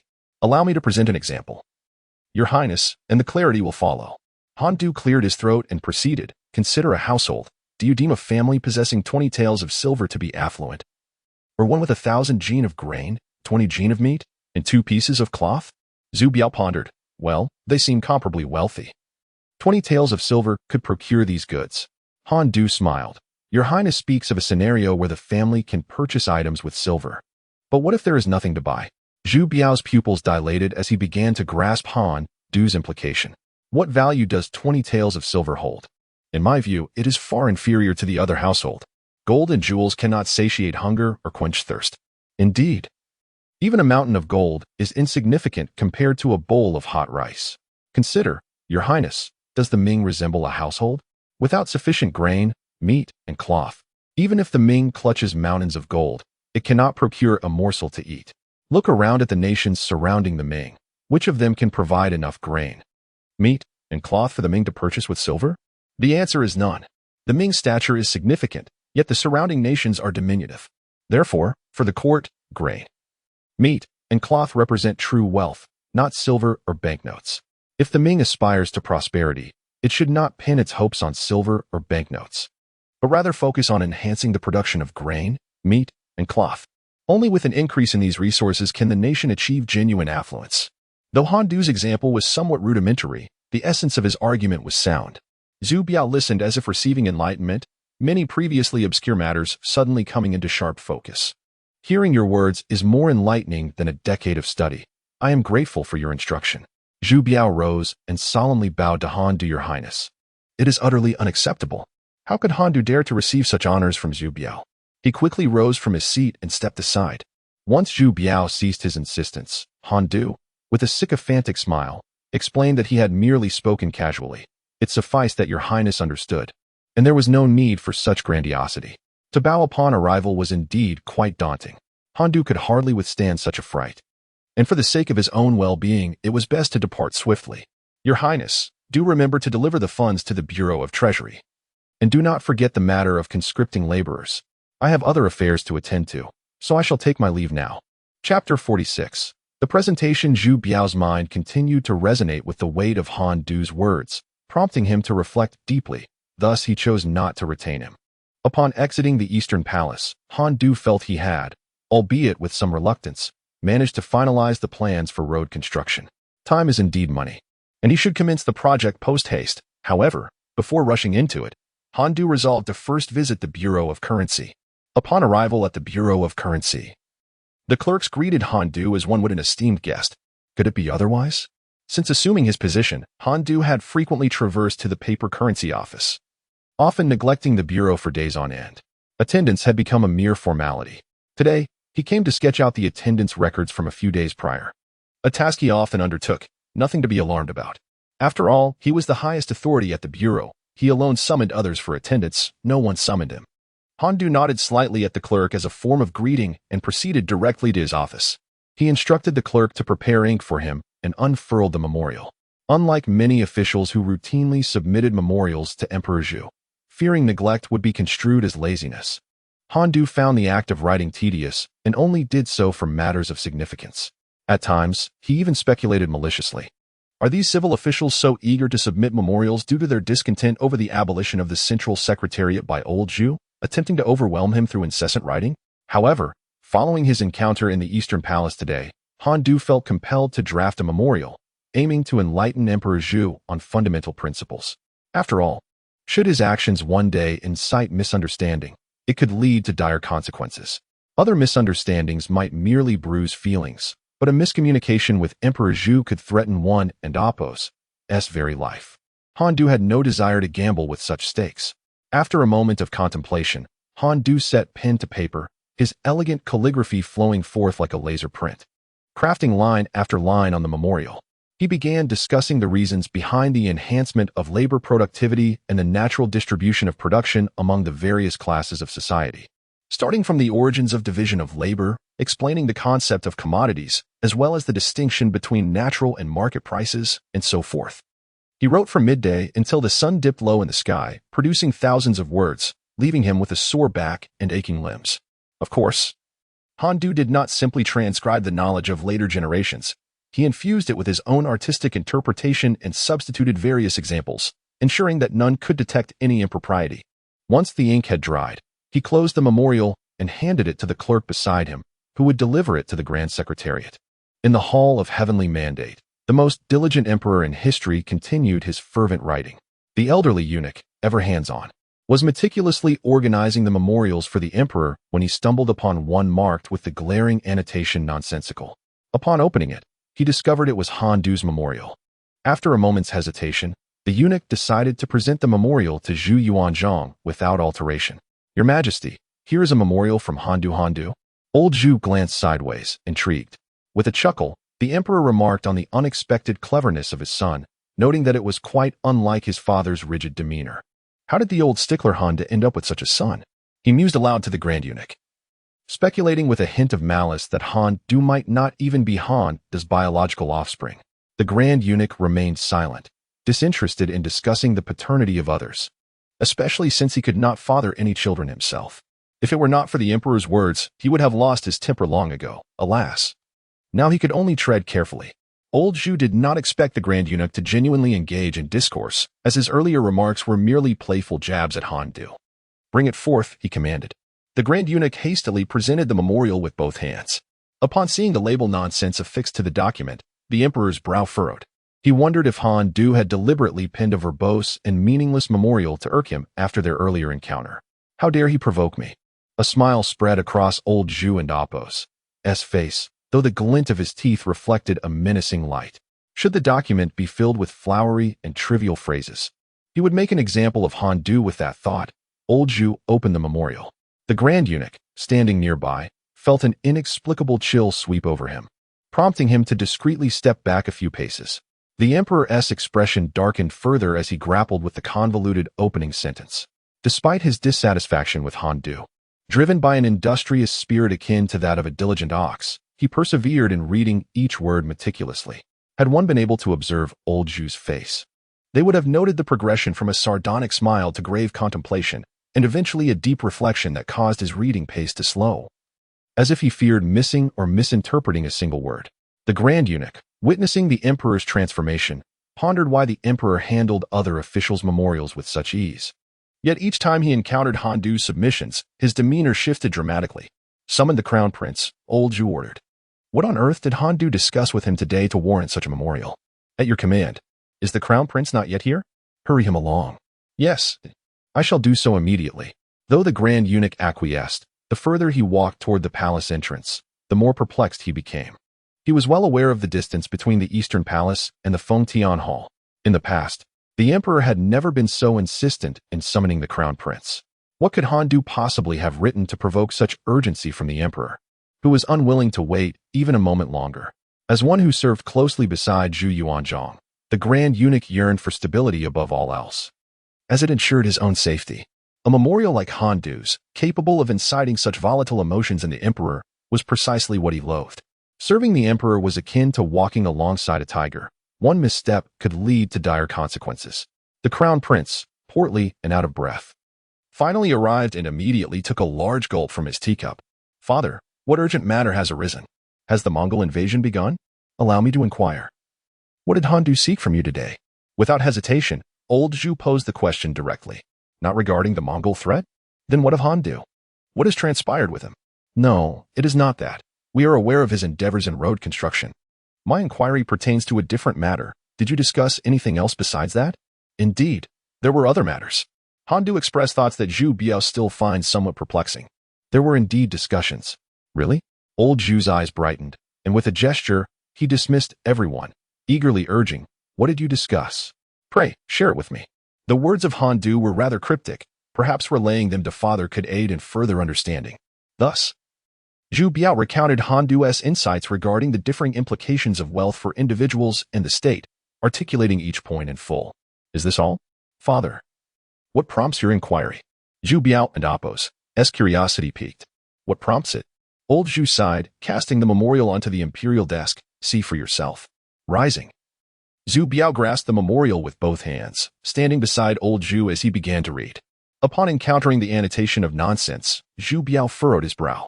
Given his father's earlier reaction, he surmised that this memorial was likely penned by Han Du as he meticulously read through each word. Zhu Biao took quite a while to finish. Suddenly, feeling parched, he lifted his teacup and drank deeply. "Have you completed your reading? What are your thoughts?" Old Zhu inquired casually. "Profound insights?" Old Zhu, intrigued, asked with uncertainty, "Do you believe Han Du's memorial can be equated with the teachings of the sage?" Zhu Biao felt a bitterness in his mouth and sighed. "Beyond that, I truly cannot conceive of any words to encapsulate it. Flowery language and exquisite phrases would not even be worthy of holding its shoes." With that, he gestured towards the memorial. Old Zhu nodded in understanding, yet pondered whether this might be excessive. After all, he was but 18 years old. Moreover, even the sage's profound teachings were a lifetime of synthesis. How could one expect an 18-year-old to possess such profundity? Zhu Biao sighed, at a loss for words. To deem Han Du a genius, can the elevated ideals expressed in this memorial merely be attributed to genius? To label him as a prodigy? Ah, but no. Prodigy is now a term of derision. Such language is unwarranted. Chapter 47. Words of wisdom. Well, let it be for now. In the end, it was the elder Zhu who drew a conclusion to this matter. He understood that such discussions would yield no results, and that it was better to leave it as is for the time being. Whether this would be a blessing or a curse would eventually reveal itself. However, based on this memorial, we could indeed grant him a reprieve from death this once. Zhu Yuanzhang was uncertain whether this was a deliberate assertion or merely a casual remark. Yet, the listener took it to heart, and Zhu Biao was genuinely astonished. The term reprieve from death had been uttered by the emperor more than once, but those instances were during the tumultuous times of warlords vying for power, when his father was establishing his dominion. Since the unification of the realm, Zhu Biao had not heard his father mention sparing anyone and Appo's life again. Now, amidst the officials, not even Duke Su of Wei or Duke Li Shanchang of Han held such a decree. This implied that if the emperor were to fulfill his recent proclamation, then Han Du would become the only individual in the Ming Dynasty capable of evading death. Zhu Biao lowered his gaze, feigning deafness, as if he had not heard the earlier words. The personnel of the Tangshanxi were becoming increasingly negligent. How could they dismiss such a memorial as utterly worthless? The Ministry of Personnel ought to be reformed.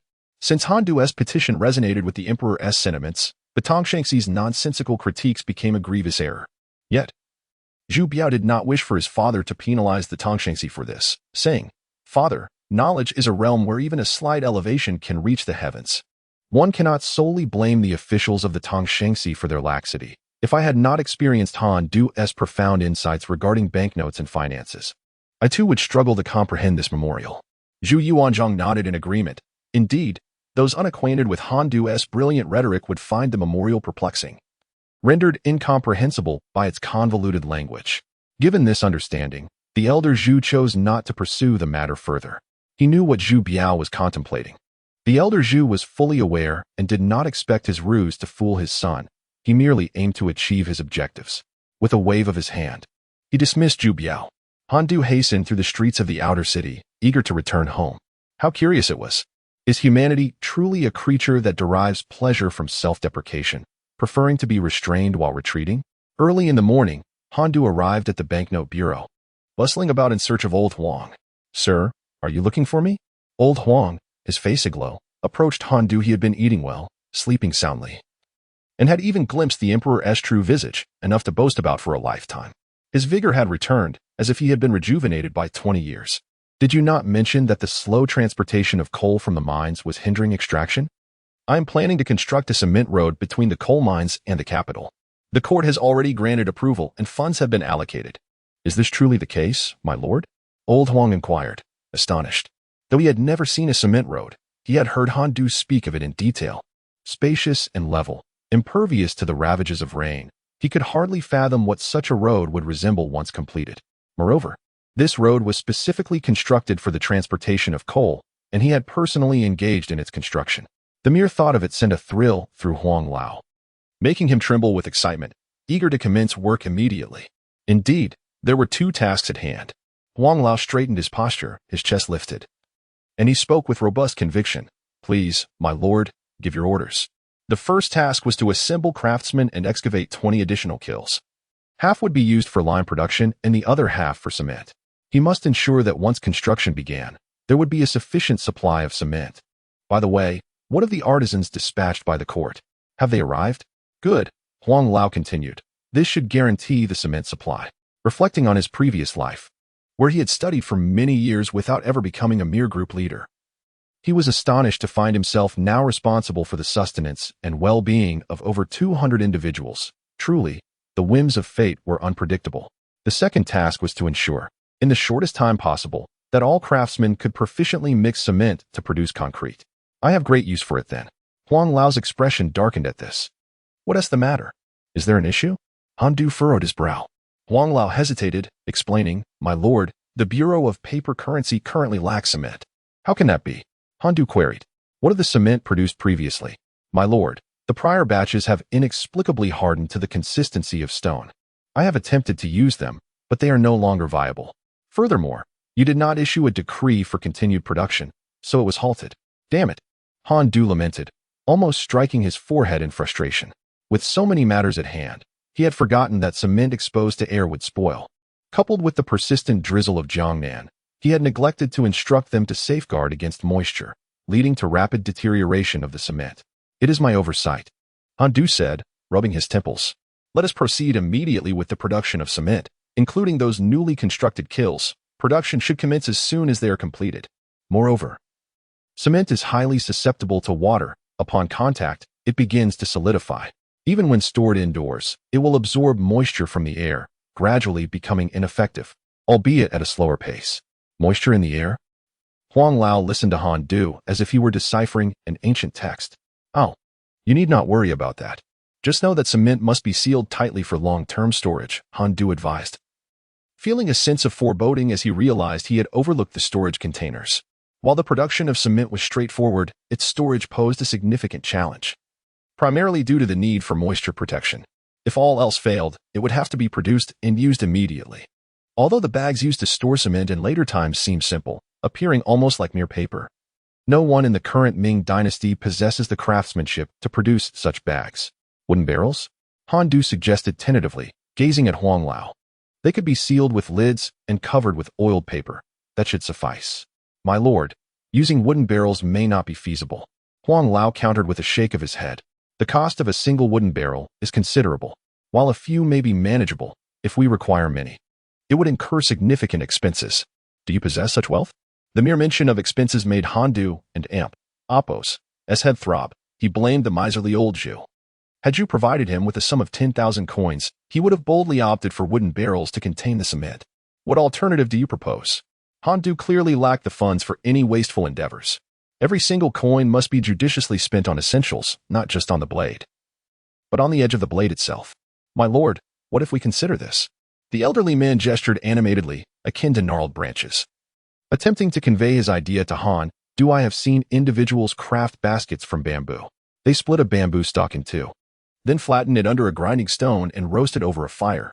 In a matter of moments, they can create an entire basket with astonishing speed.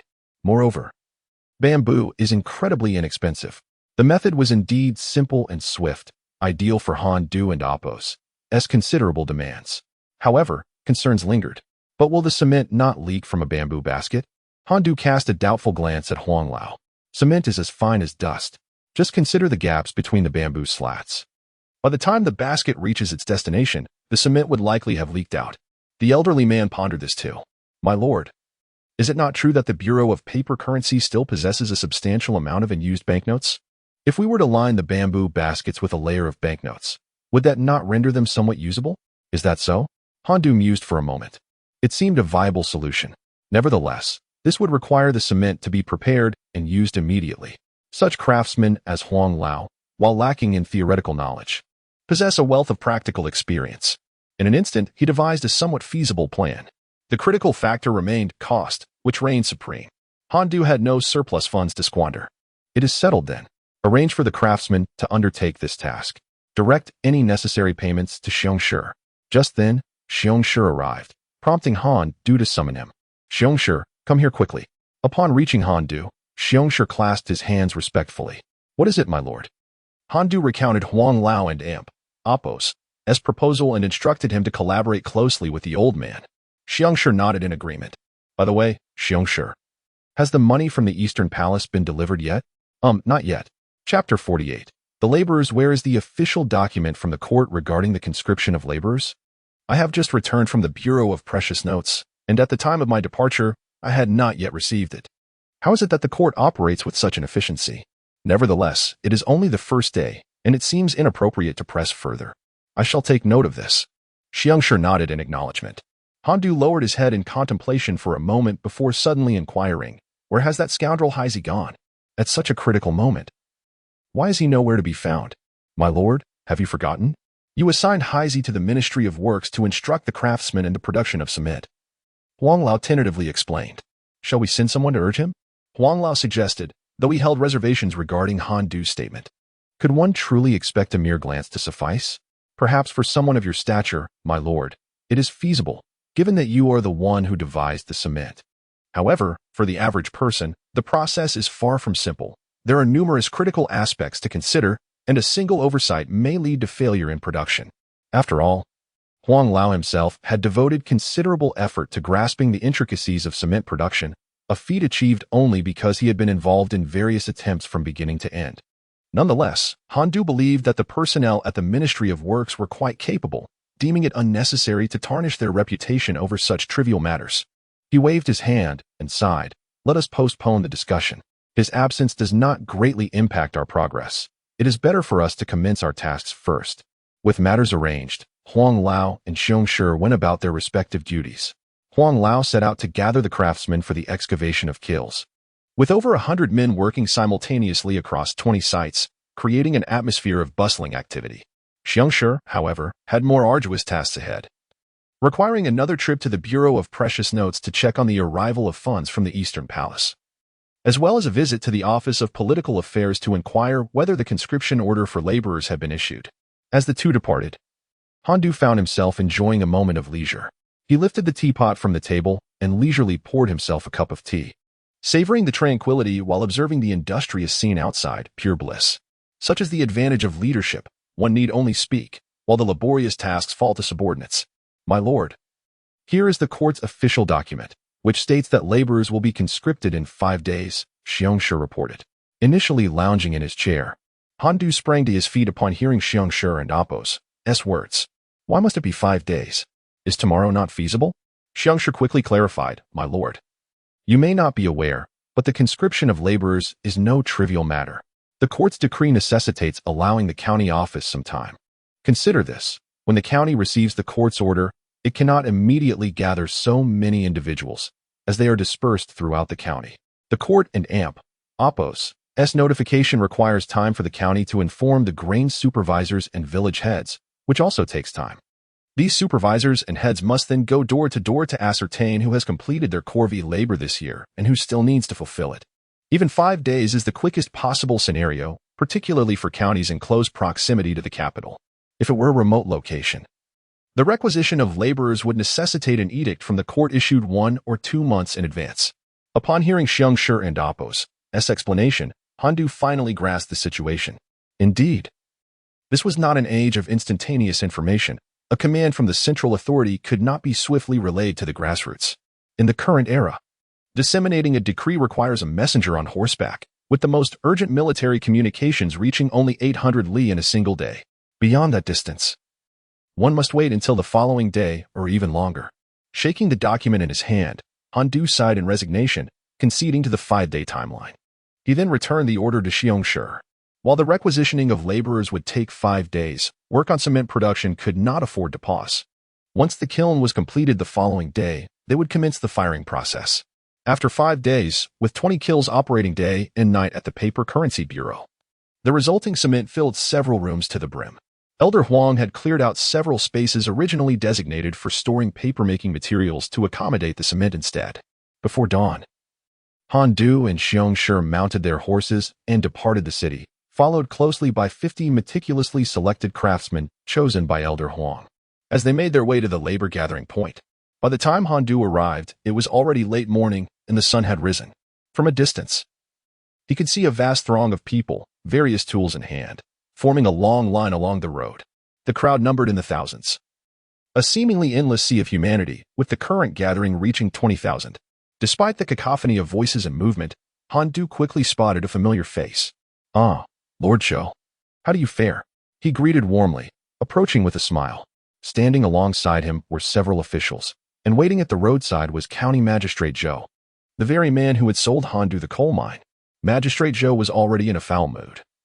The barren mountain he had sold to Han Du had transformed into a highly sought-after coal mine. Fortunately, he had managed to write to the court in his defense. Although the reasons for the court and Appo's lack of punitive action remained unclear, the political arena was akin to a battlefield. His reputation had suffered a significant blow. Having sold gold at the price of mud, and his adversaries in the officialdom would undoubtedly seize the opportunity to mock him. The term foolish magistrate began to circulate, casting a shadow over his standing. Having once been a scholar of distinction, Magistrate Zhou had aspirations of one day ascending to a higher office. However, the scandals surrounding him now threatened those ambitions. Seeing Han Du and Appo's radiant smile only fueled his ire, and had he not been one to practice restraint and self-cultivation, he might have struck that insufferable face with a fistful of indignation. Nevertheless, after much contemplation, Magistrate Zhou forcibly quelled the anger rising within him. Lord Han possesses a remarkable ability to turn stone into gold. Ever since he arrived in our humble county, he has purchased the entire coal mine, leaving not even a fragment of coal residue for the local populace. In my half a lifetime, I have never witnessed such audacity. Although his words lacked sharpness, combined with the expression of the county magistrate, they rendered Lord Han uncomfortable. However, he understood that his actions were somewhat unscrupulous. Yet, faced with such wealth, he could hardly afford to be concerned about ethics. Had Lord Han single-handedly consumed the coal mine, it is conceivable that the county magistrate might have indeed spread negative sentiments about him among the populace, turning a blind eye to their grievances against Lord Han. Yet, the coal mine is no longer solely his. The principal stakeholders are now the emperor and the crown prince. The magistrate, emboldened by this fact, dare not interfere. Perhaps those few remarks of cold sarcasm were the extent of his offensive against Lord Han's formidable position. Your words are misguided, my lord. Although I have acquired the coal mine, I have not deprived the county of any benefits, the magistrate retorted sharply. He misinterpreted Lord Han and Apo's implication that other coal mines remained in the county, glaring at him fiercely. Our county has already dispatched individuals to search. Apart from what you have purchased, no traces of coal have been found elsewhere. Some citizens even excavated several fathoms deep, uncovering springs. Yet not a single sign of coal was discovered. That is not my point, Lord Han replied, waving his sleeve dismissively, his hands clasped behind his back. Lord Zhou, consider this. Extracting coal requires labor, does it not? My treasury staff is limited, and with this scant workforce, even if they were to toil endlessly, it would be impossible to extract enough coal to satisfy the consumption of the entire capital. The county magistrate, exasperated to the point of laughter, retorted, What? Do you expect me to conscript laborers to assist you in extraction? Aha. He laughed heartily, releasing the pent-up frustration within him. After his laughter subsided, he pointed a finger accusingly at Lord Han. I cannot guarantee much, but I assure you, as long as I remain the magistrate of this county, you shall not have a single citizen to assist you in coal mining. Such extremities are uncalled for, Lord Han remarked, witnessing the magistrate's contemptuous snort, which dismissed his words entirely. Reluctantly, he continued to clarify, My lord, you misinterpret my statement. I assuredly left benefits for the people. Perhaps it would be prudent for you to hear my full account before passing judgment? The magistrate did not spare Lord Han a glance, showing no desire to listen to his platitudes, letting out a cold snort to express his stance. In the magistrate's view, what could a person like Lord Han possibly contribute of merit? When he first arrived at the county office, he had extended such warmth and hospitality towards him. Yet, to his dismay, he discovered that Lord Han harbored ulterior motives, feigning interest in forsaken mountains while actually acquiring the coal mine at an unreasonably low price. And now, Lord Han dared to negotiate with him. Such a person could hardly possess even a modicum of goodwill in his heart. As a father figure to the county, the magistrate must surely comprehend the intricacies of agricultural affairs. Handu tilted his head and uttered a remark, his gaze fixed intently on County Magistrate Zhou, keenly observing his reaction. Upon hearing this, the magistrate merely scoffed, failing to engage with Han Du's words. Han Du discerned that this scoff reflected the magistrate and Apo's disdain for him. Yet within that derision lay a tone of self-satisfaction. Instantly, Han Du felt emboldened in his own convictions. With a slight smile, he continued, The common folk engage in agriculture, distinguishing between busy and idle seasons. During the busy season, I need not elaborate. The populace is preoccupied with tilling the land. However, what of the idle season?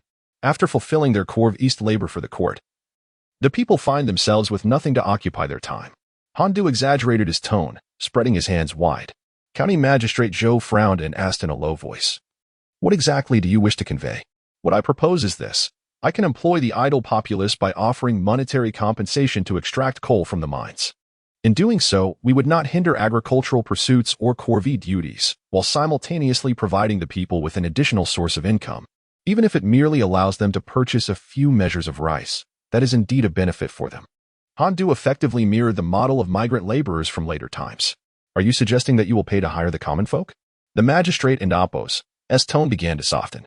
Precisely, Han Du confirmed with a nod. He chose not to interrupt the magistrate, allowing him to ponder deeply. After a considerable period of contemplation, County Magistrate Zhou found himself unable to discern any inherent issues with Han Du and Apo's proposal to hire the common folk.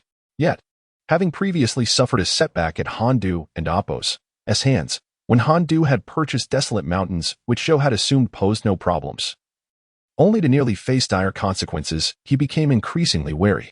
Since that incident, the magistrate had taken 100 precautions against Han Du, fearful of being ensnared again. Though he contemplated outright refusal, he felt a twinge of reluctance. After all, Han Du's enticing vision seemed grand and tempting. There was one crucial point Han Du had not articulated, the fact that the populace truly found themselves idle during the off-season. The court's requisition of labor for repairing waterways and roads stemmed from concerns about the people congregating and causing unrest during their idle hours. If Han Du's initiative could indeed augment their earnings, even if it merely afforded them the means to acquire a few measures of rice or a couple of feet of cloth, that would be far preferable to their current state of inactivity. After much deliberation, County Magistrate Zhou ultimately nodded decisively at Han Du. I can agree to your proposal to hire the common folk for coal extraction during their idle season. But you must also acquiesce to one condition. Please, do go on. Han Du gestured for the magistrate to continue without reservation. You may only employ the inhabitants of this county for the extraction, as long as the workers are from within the county. I have no fear of Han Du harboring ulterior motives. Should I remain the magistrate, my call will ensure that these people align with me.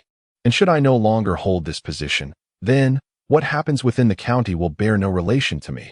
Han Du shall not ensnare me. Originally, County Magistrate Zhou believed that his request was reasonable and that Han Du would undoubtedly acquiesce. To his surprise, Han Du shook his head and flatly refused, stating it was impossible. You misunderstand me, my lord, Han Du interjected, gently restraining the agitated magistrate. How many citizens reside within your jurisdiction? And how many await coal in the capital? If the capital's inhabitants utilize it, will not those in the surrounding areas also need it? This does not even account for the various administrative regions nearby.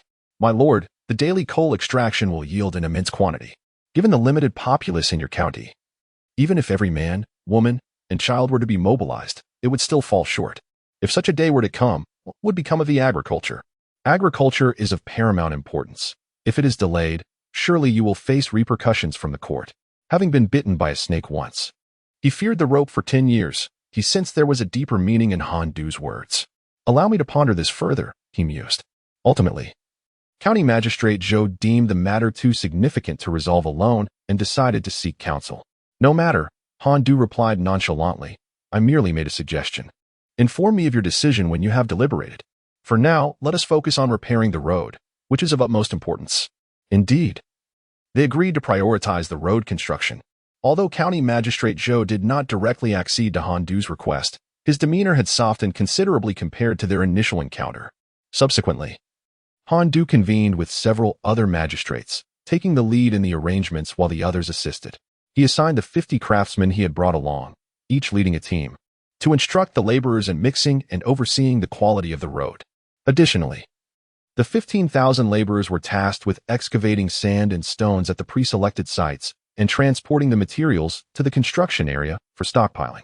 These 15,000 workers were similarly divided into 500 groups, each group collaborating with the road construction teams, effectively providing a ratio of 30 individuals to support the 10 engaged in building. With the arrangements settled, Han Du and the other magistrates set up a table, offering sacrifices in a solemn and reverent ceremony.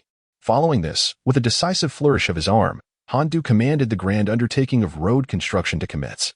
At that moment, had anyone been positioned high above in the sky, they would have observed a 30-mile-long, 3-zhang-wide thoroughfare teeming with the bustling figures of laborers. A hue of gray began to emerge from their ranks, swiftly growing as if animated by life itself. Within just 3 days, a pristine gray-white road materialized from nothingness, fully manifesting before their eyes. The close collaboration over these few days had fostered a bond among Han Du and the magistrates, particularly with County Magistrate Zhou, who had entirely shed the chilling demeanor he had displayed days earlier. He was now often seen stroking his beard and sharing light-hearted banter with Han Du one early morning. As Han Du rubbed the sleep from his weary eyes and stepped out of the work shed, he was taken aback to see several magistrates approaching him all at once. What brings you all here so early today? He wondered in astonishment. To his surprise, Han Du found something novel today. What could have transpired to incite such enthusiasm among the crowd? Good morning, esteemed gentlemen. Han Du greeted the assembly. Ah, good morning, Lord Han. Congratulations, they exclaimed, taken aback. Han Du inquired, what is the reason for such congratulations? My lord, the road has been completed. Shouldn't we celebrate this achievement? They replied, indeed. To construct 30 miles of road in merely 3 days is an unprecedented feat, a true marvel, they continued, showering Han Du with praise. The various county magistrates chimed in, creating a lively atmosphere. However, their words left Han Du bewildered. Gentlemen, please wait, Han Du interjected, and as silence fell upon the group, he furrowed his brow and asked, are you saying the road is finished? Yet, something seemed amiss. His frown deepened. He distinctly recalled observing unfinished work when he left yesterday. How could it possibly be completed by morning? That is because I mobilized laborers last night to work through the night, County Magistrate Zhou beamed as he approached the crowd. Upon hearing this, Han Du was left astounded. A sinking feeling gripped his heart. This old rascal had undermined his efforts. The construction of the road was of paramount importance. Han Du had gone to great lengths to secure funding from old Zhu and had even sought the prince's assistance to see this project through. The road's completion had garnered the attention of both old Zhu and the prince. Learning of its completion only now was a significant oversight on his part. What would old Zhu think of such behavior? What implications would it carry? If viewed severely, this could be regarded as negligence in duty. At that point, not only would he forfeit any accolades, but he would be fortunate to evade punishment altogether. Chapter 50. Like ants in motion, there is no need for you to busy yourself, Lord Han. As County Magistrate Zhou observed Han Du's hurried departure, he felt an overwhelming sense of joy, as if the pent-up frustrations of the past had been completely relieved. Han Du halted his steps, turning around with great difficulty, a foreboding sensation gnawing at him. Was Lord Han intending to present a report of good news to the Emperor? There was no need for such trouble. I had already composed the memorial overnight and arranged for someone to wait at the city gates. As soon as the gates open, it would be delivered to the palace. And it is likely that it has already reached the Emperor by now. The more County Magistrate Zhou spoke, the more animated he became, relishing the sight of Han Du's increasingly grim expression. You dared to deceive me last time. Now, it's my turn to teach you a lesson. The others present were astonished by Zhou's words, seemingly unable to believe he could act in such a manner. It is important to note that the road construction was directly ordered by the Crown Prince, with Han Du overseeing the project. Although their ranks were higher than Han Du and Appo's, they could not overshadow Zhou in such a brash manner. In truth, they were merely there to support Han Du and foster goodwill for future encounters. However, Zhou's premature notification to the Emperor regarding the completion of the road would undoubtedly offend Han Du gravely. If there had been less animosity between them, such an act would not have occurred. The others exchanged glances, lowering their heads in silence. Han Du was infuriated, pointing an accusatory finger at Zhou and demanding, "Why would you do this?" Zhou's act of reporting the road's completion to the Emperor was of no benefit to him whatsoever. The credit for the construction rightfully belonged to Han Du, and Zhou would only receive minimal acknowledgement as an auxiliary contributor. Yet, by informing the Emperor ahead of time, Zhou had significantly diminished Han Du's achievements. After all, the difference between the Emperor receiving the news from Han Du first or second was profound. Zhou's actions effectively erased a substantial portion of Han Du's merit, a clear case of harming others without benefiting oneself. While Han Du never sought to claim credit for his efforts, often sharing accolades with his subordinates, it did not mean he was indifferent to recognition. He held a scale in his heart, believing that while he did not covet the accomplishments of others, his own were unequivocally his. He could willingly share his achievements, but they should never be demanded from him. How could he tolerate someone like Zhou, who, behind his back, reaped the rewards and then derided him as a fool, expecting him to smile and feign indifference? He could not allow that. As a county magistrate, I possessed the authority to present reports to the Emperor. How could I refrain from doing so? Zhou clasped his hands together and bowed in the direction of the palace, his reasoning sound and wholly in accordance with court protocol. With not a single flaw to be found, Han Du's expression darkened further, fully aware that Zhou was engaging in a subtle game of tactics. He would not be swayed by such ruses. May I inquire, what prompts you to act in such a manner? What advantage do you derive from it? Minister Han, allow me to remind you that as officials, we must dedicate ourselves wholeheartedly to the welfare of the people, devoid of any selfish motives. To speak incessantly of benefits is truly a disgrace to associate with you. With those words, County Magistrate Zhou flicked his sleeves and turned to leave, disregarding the furious Han Du who was seething behind him. "You old scoundrel, you." Han Du, unwilling to relent, stepped forward to grasp Zhou's arm. "What has led you to this point? Surely we can discuss any misunderstandings?" Zhou looked at Han Du with a mocking gleam in his eyes. "When you purchased the coal mine, did you consult with me?" Han Du was rendered speechless. It was true that he had acted unethically regarding the coal mine, yet it was unavoidable. After all, he was impoverished. If he were to disclose to Zhou the trivial sum he spent on the coal mine, it would scarcely cover the corner of it. Moreover, Wazna and Appo's, at the Emperor and the Crown Prince who had taken the Lion and Appo's as share? Why then did you target me instead of confronting them? Do you think me an easy target? Such absolute measures, do you not fear that I might leave you with naught but a drop of soup? Not even a single citizen from your county will be spared? Han Du's teeth ground together as he uttered the threat. Then I shall extend my gratitude to you. Minister Han, Zhou replied with a broad smile, bowing deeply to Han Du. It would be most fortuitous if you were to vacate the coal mine as well. Stunned, Han Du was taken aback by Zhou's remarks. Was he truly intending to exploit the coal mine within his jurisdiction to his advantage? I have never encountered such a shameless individual as yourself, Han Du exclaimed, his eyes wide with fury. Ha ha ha, we are alike in that regard.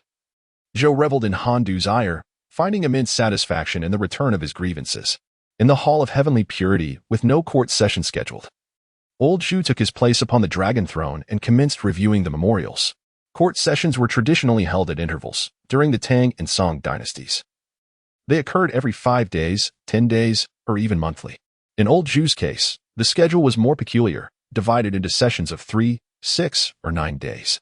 There were, of course, instances of daily sessions, as exemplified by Changzhen, who aspired to be a rejuvenating ruler and held court every single day. This approach, however, proved to the world that the prosperity or decline of a nation was not necessarily correlated with the emperor and Apos' diligence. Han Du despised attending court meetings, always having to rise in the dead of night, groggy and stumbling towards the Meridian Gate. Residing in the outer city, the journey alone was excruciating, depriving him of his cherished sleep. Previously, it had been Sister Jingyun who assisted him in rising. Now, that burdensome task had fallen to Qinglian. Old Zhu, as was his custom, sipped a cup of ginseng tea to invigorate himself before perusing the urgent memorials. The first one was from the magistrate of Juanrong County, reporting the completion of road construction. Upon reading the magistrate's claim, old Zhu and Apos' expression darkened, as he harbored doubts about the veracity of the county magistrate and Apos' statements, suspecting deception. In old Zhu and Apos' estimation, even if cement were truly miraculous, it would take no less than a month to repair this road. How could Han Du accomplish it in just a few days? Since Han Du's last visit, it had barely been 10 days. However, as old Zhu continued to read, he found himself compelled to believe that the road had indeed been completed, particularly upon encountering the phrase orderly and bustling like ants. He was astonished and rose from his dragon chair, repeatedly murmuring, orderly and bustling like ants. It was difficult for old Zhu to fathom what kind of prowess Han Du possessed to organize 20,000 laborers in such a manner, enabling them to move with such precision. At that moment, Mao Xiang happened to cross the threshold of the Feng Tian Palace and heard the emperor calling for him. "Your servant is here," he answered promptly, hastening to kneel before the emperor. Internally, he felt a surge of relief. He had always arrived early, typically well before the emperor and Apos' own arrival at the palace. Today, however, a personal matter had delayed him, and he had thought nothing of it, only to be met with the unexpected. The emperor, who had not sought him out in days, now had urgent business with him. "I ask you, has that rascal Han Du truly completed the road?" Old Zhu and Apos' gaze bore into Mao Xiang.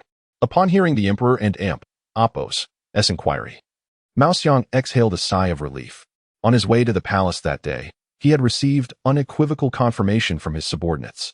He raised his head to report to the emperor, "Your servant has just received word that the 30-mile road has been fully completed."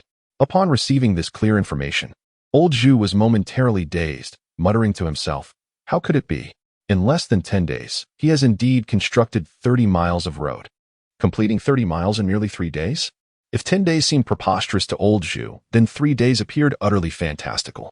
"Prepare the carriage. I shall leave the palace." The chief eunuch quickly set about making arrangements. Although the emperor had not specified his destination, the intent was unmistakable. The chief eunuch hurriedly exited, secretly marveling at Han Du and Apos' remarkable capability. The emperor had ventured out of the palace twice, both times due to Han Du and Apos' influence. When old Zhu's carriage reached the east city gate, it was already surrounded by curious onlookers. The sudden appearance of such a road drew the townsfolk's attention, prompting them to point and chatter. Yet, upon the arrival of the emperor's carriage, the guards easily parted the crowd, and the sounds of the people kneeling in reverence rang out in waves. Old Zhu sat regally in his carriage, gazing outward, his vision filled with the striking sight of the straight, gray-white road before him. At that moment, the impact this grand thoroughfare had on old Zhu was beyond mere words. Before him lay a 3-zhang-wide gray-white road, piercing the horizon like a sharp sword. Han Du had previously described the construction of a cement road beyond the pass as akin to thrusting a dagger into the grasslands. It was only now that old Zhu fully grasped the depth of Han Du's sentiment. "We pay our respects to the emperor. Tanky, Bao, you have arrived. Your Majesty is in excellent health. Today, having no pressing matters, I took a leisurely stroll through the city. I heard rumors that a road had been constructed in the blink of an eye, and my curiosity compelled me to come and see for myself. To my surprise, I encountered Duke Chao along the way, and we decided to proceed together. Chapter 51. The completion of the road. Duke Tang He of the Xian state and Xiang addressed Zhu Yuanzhang. Since you have arrived, please, speak your minds. Tang He and Li Wenzheng exchanged glances, both uncertain. What troubles you today? You have never been so formal with us before. With the Emperor's invitation, Tang He and Li Wenzheng stepped into Zhu and Appo's carriage. Zhu Yuanzhang gestured for the carriage to proceed. As the wheels rolled onto the cement road, Zhu and Appo's eyes widened, acutely aware of the distinct difference in sensation. The capital's streets, traditionally paved with stone slabs, were riddled with gaps and unevenness, resulting in a constant jolt as carriages traversed them. Yet, upon transitioning to the cement road, the familiar bumps and the clattering sound of wheels striking stone vanished. It was smooth and tranquil. Had it not been for the scenery retreating outside, one might not have sensed the movement at all. Suppressing his astonishment, Zhu Yuanzhang inquired of the two men before him, "What do you think of this road?" Tang He quickly responded, "Your Majesty, this road is indeed splendid. We just experienced it. The surface is so even it feels as if one is treading on stone. It surpasses the dirt roads we have previously encountered, and even the stone slab paths." A smile crept across Zhu Yuanzhang and Appo's face. "Pray tell, who was responsible for its construction? I have heard from the people that this road was completed in mere days. How many laborers were employed, and who possesses such remarkable capability?" Remarkable capability indeed. He is merely a young lad, hardly out of his youth, Zhu chuckled, amused by Tang He's words. The accomplishments of his subordinates brought him pride. For a leader shines when his team excels. He enlisted 20,000 laborers and completed the road in 3 days. Tang He's eyes widened in disbelief.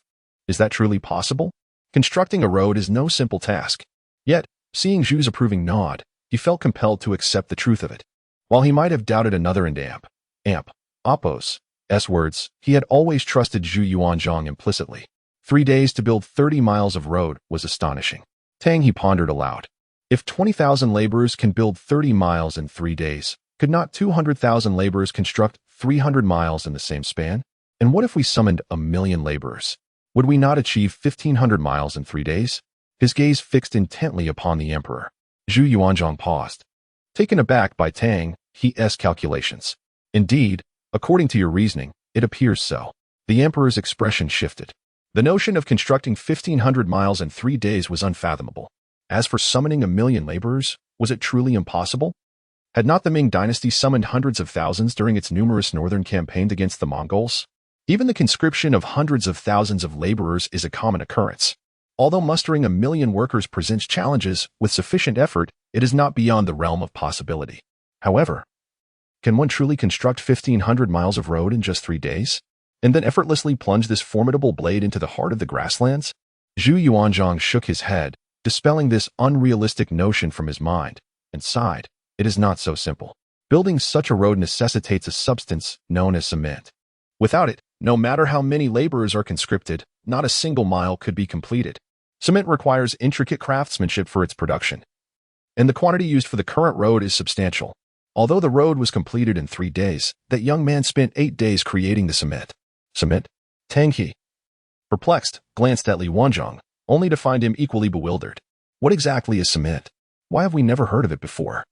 This remarkable substance was indeed crafted by that young man. Tang He, astonished, exclaimed, "Oh, when did such a talent emerge in the Ming Dynasty? I wish to meet him." "Do not fret, you shall meet him shortly," old Zhu replied with a smile, tapping the carriage frame several times to signal the driver to hasten. "That would be splendid." Tang He nodded, setting aside the topic and instead engaging old Zhu in tales of past battles. Their conversation flowed seamlessly, with old Zhu's hearty laughter echoing along the carriage. Han Du wore a look of indignation, while County Magistrate Zhou maintained a smile. The two were locked in a standoff, each unwilling to yield. The other magistrates nearby found themselves in an awkward position, unsure whether to intervene or remain silent, as the situation was unlikely to resolve itself. They exchanged glances, left with no choice but to stand by uncomfortably. At that moment, their impasse was shattered by a loud proclamation. "The Emperor has arrived." "Why has His Majesty come?" Han Du turned his head and, upon spotting the bright yellow carriage, reluctantly released his grip on County Magistrate Zhou and Appo's arm. "We pay our respects to your Majesty. The commoners bow before your Majesty." "Rise," Old Zhu's voice emanated from the carriage. Thank you, Your Majesty. As Han Du and the others stood, they witnessed Old Zhu descending from the carriage, followed by two others. Han Du was taken aback. Who were these individuals that could share a carriage with Old Zhu? However, as he discerned the noble garments adorning them, he discreetly averted his gaze. These are formidable figures, not to be trifled with. Han Du, Old Zhu called out. Your servant is here. Han Du bowed respectfully. It pleases me greatly that you were able to construct such a road within 3 days. Old Zhu, having gathered information about the convenience of cement roads from various sources, expressed his satisfaction with Han Du. Your servant is humbled. It is Your Majesty's decisive command that deserves recognition, not mine. Han Du understood well the appropriate sentiments to express at such a moment. Perhaps Old Zhu had heard such words too many times, for his expression remained unchanged after listening. He turned to a few county magistrates and said, Your ability to mobilize laborers for the construction is commendable. Your efforts shall not go unnoticed. I shall instruct the Ministry of Personnel to reward you. Thank you, Your Majesty. We would gladly risk our lives, the magistrates replied. Old Zhu merely nodded in acknowledgement, refraining from further comment. Was this truly astonishing? Old Zhu had yet to witness a more frenzied construction enthusiast, one who could erect a hospital with over 1,000 wards in merely 10 days. Of course, Han Du would not allow Old Zhu to become aware of this, nor would he dare to enlighten him. Though Old Zhu would not be furious enough to end his life, he might well cause Han Du to lose his head. Is this the lad you mentioned? Tang He inquired. Old Zhu nodded. Grateful for the timely intervention, Han Du hastily bowed, introducing himself. I am Han Du. Honored to meet you, my lord. This is Duke of Xian. Old Zhu gestured to introduce Han Du, who was unfamiliar with the title. Ah, Duke of Xian, Tang He, Han Du mused, recognizing a name that even a history novice like himself could not overlook. Suda and Tang He were brothers in arms to Old Zhu, their bond unparalleled. Indeed, the demeanor Old Zhu displayed towards these founding heroes was indicative of their unique status. Both had met a fortunate end, with Suda even posthumously honored as king of Zhongshan. So, it is this esteemed individual, Han Du thought, realizing why he could disembark from Old Zhu and Appo's carriage so boldly. Most would be overwhelmed by fear merely at the thought. And what of the other individual? How audacious to share the carriage with Old Zhu. Fortunately, Old Zhu was considerate enough to provide clarity. This is Li Yuanzhang, Duke of Chao Li Yuanzhang, the Emperor and Appo's own nephew.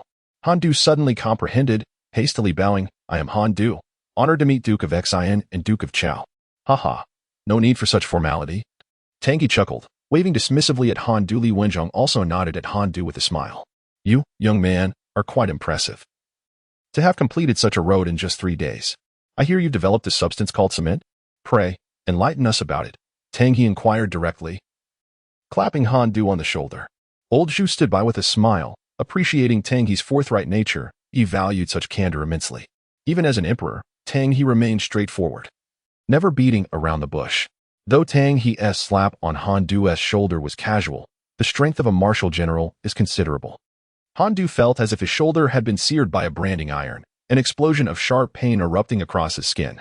Gritting his teeth, Han Du stammered. Duke of Xian, I shall share all that I know.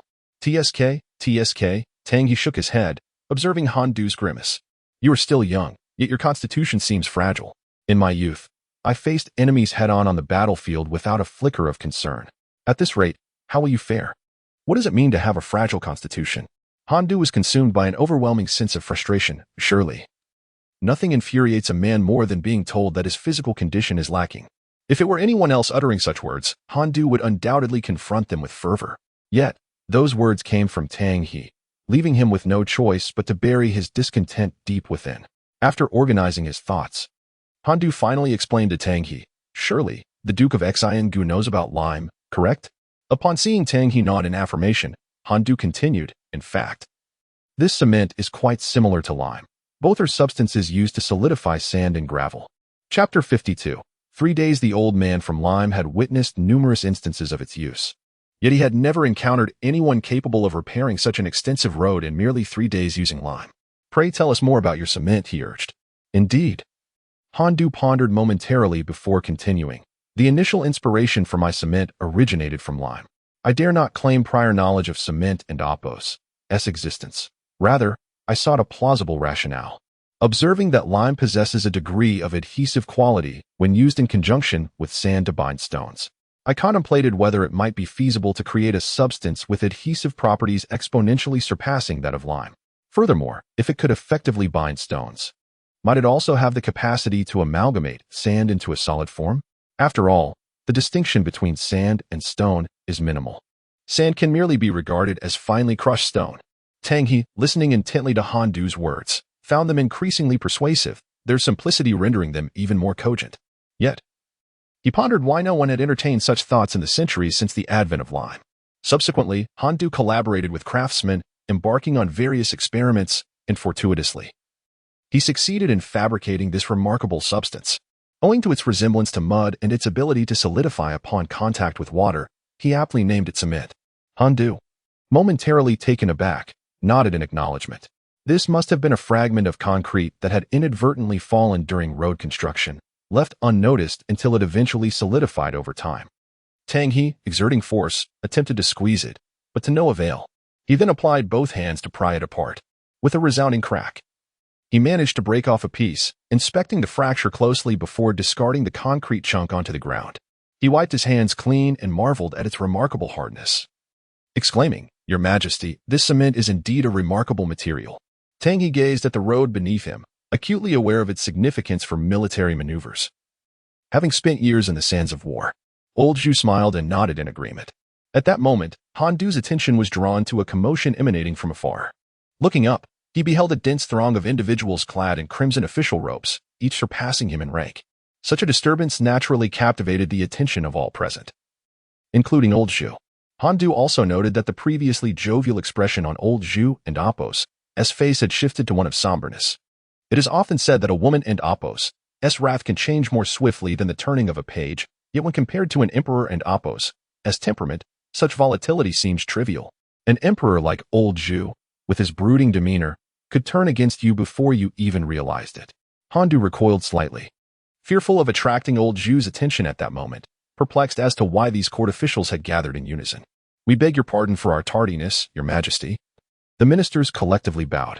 Han Du and the others also bowed once more. Facing the kneeling officials, old Zhu lowered his gaze slightly, contemplating for a moment before announcing, "Rise. All of you." "Thank you, Your Majesty," the ministers responded, gradually standing from the ground. As the assembly of individuals had scarcely risen, an elderly minister approached Zhu Yuanzhang with counsel, asserting that a gentleman should not stand beneath a precarious wall, for the emperor and Apos' life is of immeasurable worth. To his surprise, Zhu Yuanzhang did not wait for the man to finish his discourse.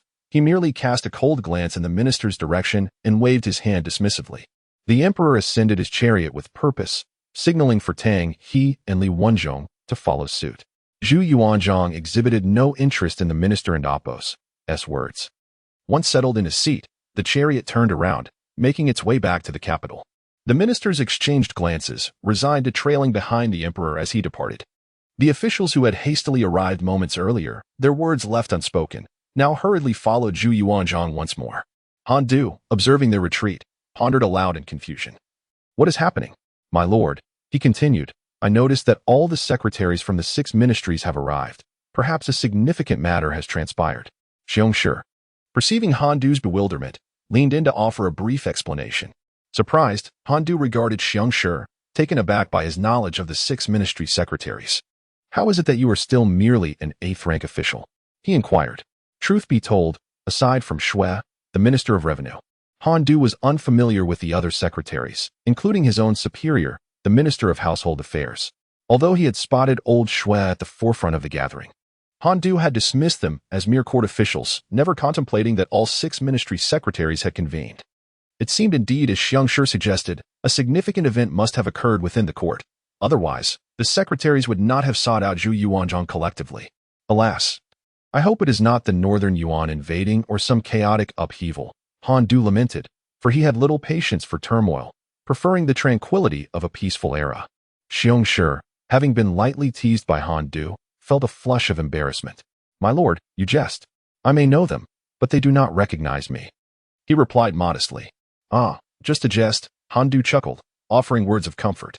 At that moment, Elder Huang approached, noticing Han Du's jovial laughter, and inquired, "My lord, what brings you such delight?"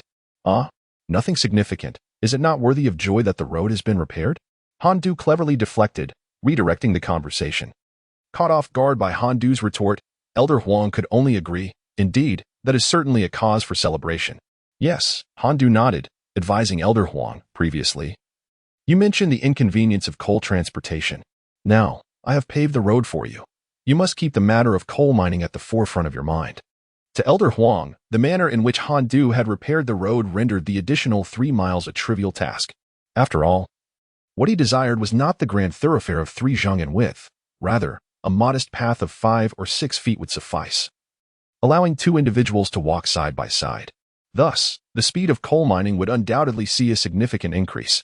Han Du, having formulated a plan, clapped Elder Huang on the shoulder and assured him, "You need not worry. While I may not pave this last stretch with cement, I shall construct a road that will delight you even more." What path could possibly surpass that of a concrete road? Old Huang shook his head, unable to comprehend. Yet, since it was a statement from an adult, there must indeed be one. Over the past few days, witnessing the endeavors of Han Du had instilled in Huang an unparalleled confidence in him. When Han Du heard Old Huang express his frustrations regarding the challenges of coal mining, an idea sparked within him, an ingenious notion. In his previous life, while engrossed in video games, he had ventured into a digital mine. At that time, his focus was solely on the hidden adversaries lurking within, oblivious to the presence of other elements within the cave. Among them was the minecart. The game's mines were modeled after real-life counterparts, naturally adorned with minecarts scattered about. As a shooting game, he had even utilized minecarts as cover to evade the onslaught of enemy fire. Given Old Huang's lament that while coal extraction was manageable, transporting it down from the mountainside posed a significant challenge. Han Du pondered whether he could devise a track that extended directly from the mine to the concrete thoroughfare, akin to what he had experienced in the game. By constructing a few mine carts, the artisans could extract coal, load it into the carts, and then send them gliding down the track from the mountainside. In this manner, the arduous task of carrying coal down the mountain would be rendered obsolete. This method not only saved time and labor but also enhanced efficiency tenfold compared to manual transport. How much coal could a person carry down the mountain at once? Perhaps a mere 200 pounds. Yet, a single minecart could accommodate over a ton of coal, equating to the capacity of 10 individuals. And it would travel at a swifter pace. A person, burdened with 200 pounds, would require an hour to traverse the distance, stopping intermittently. In contrast, how long would it take for a minecart to journey from the mountainside to this location? Perhaps not even a minute. The sole obstacle lay in the fact that both laying the track and fabricating the minecarts necessitated steel, which Han Du currently lacked. Not only did he lack steel, but even the imperial court possessed only a limited supply. The phrase steel forged through 100 refinements is not mere rhetoric. With the technology of the present, the only means to transform iron into steel involved blacksmiths laboriously hammering it into shape. At this realization, Han Du felt a wave of shame wash over him. Here he was, a modern individual transported to the Ming Dynasty, preoccupied with the creation of paper currency, and yet he had neglected the crucial matter of steel production. Steel is hailed as the backbone of the industrial age. Without a substantial foundation of steel, no industry could hope to flourish. Contemplating the urgency of steel production filled Han Du with a sense of desperation. However, the pressing matters at hand required his immediate attention, lest he appear excessively driven by self-interest. Chapter 53. Returning from flight. Thus, even though Han Du was burning with urgency, he patiently bid farewell to several county magistrates. To him, the misfortune of Han Du was his greatest delight. Other pleasantries were trifles in comparison. The road had been repaired. But the ones most elated were not Old Shu, Han Du, or county magistrate Shou, but rather the laborers conscripted for the task. These laborers hailed from the counties along the road, and this thoroughfare would eventually intertwine with their lives, making their experience of its construction a lifelong topic of conversation. As night began to descend, the faint wisps of smoke rising from the village were nearly enveloped by the encroaching darkness. The laughter and chatter of a few laborers echoed far into the tranquil surroundings. Familiar voices drew the attention of some. Upon recognizing the newcomers, Sanwazi and the others rushed to greet the elder patriarch. The more they pondered, the more plausible it seemed. The elder patriarch, in a fit of anger, stamped his foot. "You foolish ones! Do you not realize that fleeing from conscription leads to imprisonment? Moreover, in this vast world, where do you think you can escape to? Your flight not only implicates yourselves but also endangers your families." Alas! Seeing that the elder patriarch still harbored misunderstandings, Sanwazi resolutely retrieved an item from his pack. Look, this is my certificate of completion for the conscription. The elder patriarch took each certificate, meticulously verifying their authenticity. Such documents were not easily forged, as the penalty was death. With a creak, the door swung open. Who is it? Who has entered? Speak, or I shall call for help. A tense, delicate voice emerged. Huinyang, clutching a spatula, stepped hesitantly from within. Peering out, she was relieved to see her own kin and instantly dropped the spatula, which clattered to the floor. Humph, my husband would never flee. Huinyang, upon hearing the elder patriarch dared to question her husband, felt a twinge of displeasure. In her heart, her husband was undoubtedly virtuous. Here, this is the food you prepared for me, intended to last a month, but I have only consumed it for 3 days. Such a pity. Sanwazi said as he placed his pack on the table and handed it to Huinyang. He gently supported her small head, allowing her to lean against his shoulder. Whispering softly, I apologize for the distress you and Appos V endured. Huinyang had been married to him for less than a month when the court conscripted him away. With no elders at home, her husband's departure left her alone, though the village was filled with kin and the elder patriarch was watching over her. Nevertheless, Huinyang had not been in the village long, and it was entirely reasonable for her to feel fear. As the pair basked in the rare warmth of their reunion, Sanwazi jested, since you and Appos, alone and frightened at home, shall I fetch someone else to keep you company? Who? Huinyang, momentarily confused by her husband and Appos' implication, asked innocently. Hee. Sanwazi mischievously tapped her belly and leaned closer to whisper in her ear, of course, to bring forth a chubby little one to keep you company. Huinyang, feeling both bashful and vexed, cast him a glance of reproach and, lowering her head, spoke in a voice as delicate as a whisper. You only know how to bully me. Upon noticing the flush on her cheeks, Sanwazi reached out and lifted her, striding towards the room. Just as they stood before the bed, both enveloped in a shroud of shyness, a series of knocks resounded at the door. Who is it? Sanwazi and Appos' eyes brimmed with irritation, his tone unwelcoming. It's me, the old clan leader. At the sound of that voice, Sanwazi and Appos' demeanor deflated, reluctantly. He set Huinyang down. Rubbing his face with his hands, he called out, coming. As he opened the door, he was met with the sight of the old clan leader accompanied by several other elders from the clan. Old clan leader, what brings you here? Please, come in and have a seat. Sanwazi warmly invited them inside, then directed his voice towards Huinyang. Huinyang, could you light a lamp and fetch some water as well? Disturbed at such an intimate moment, Huinyang, her face aflame with embarrassment, wished fervently to bury her head beneath the covers.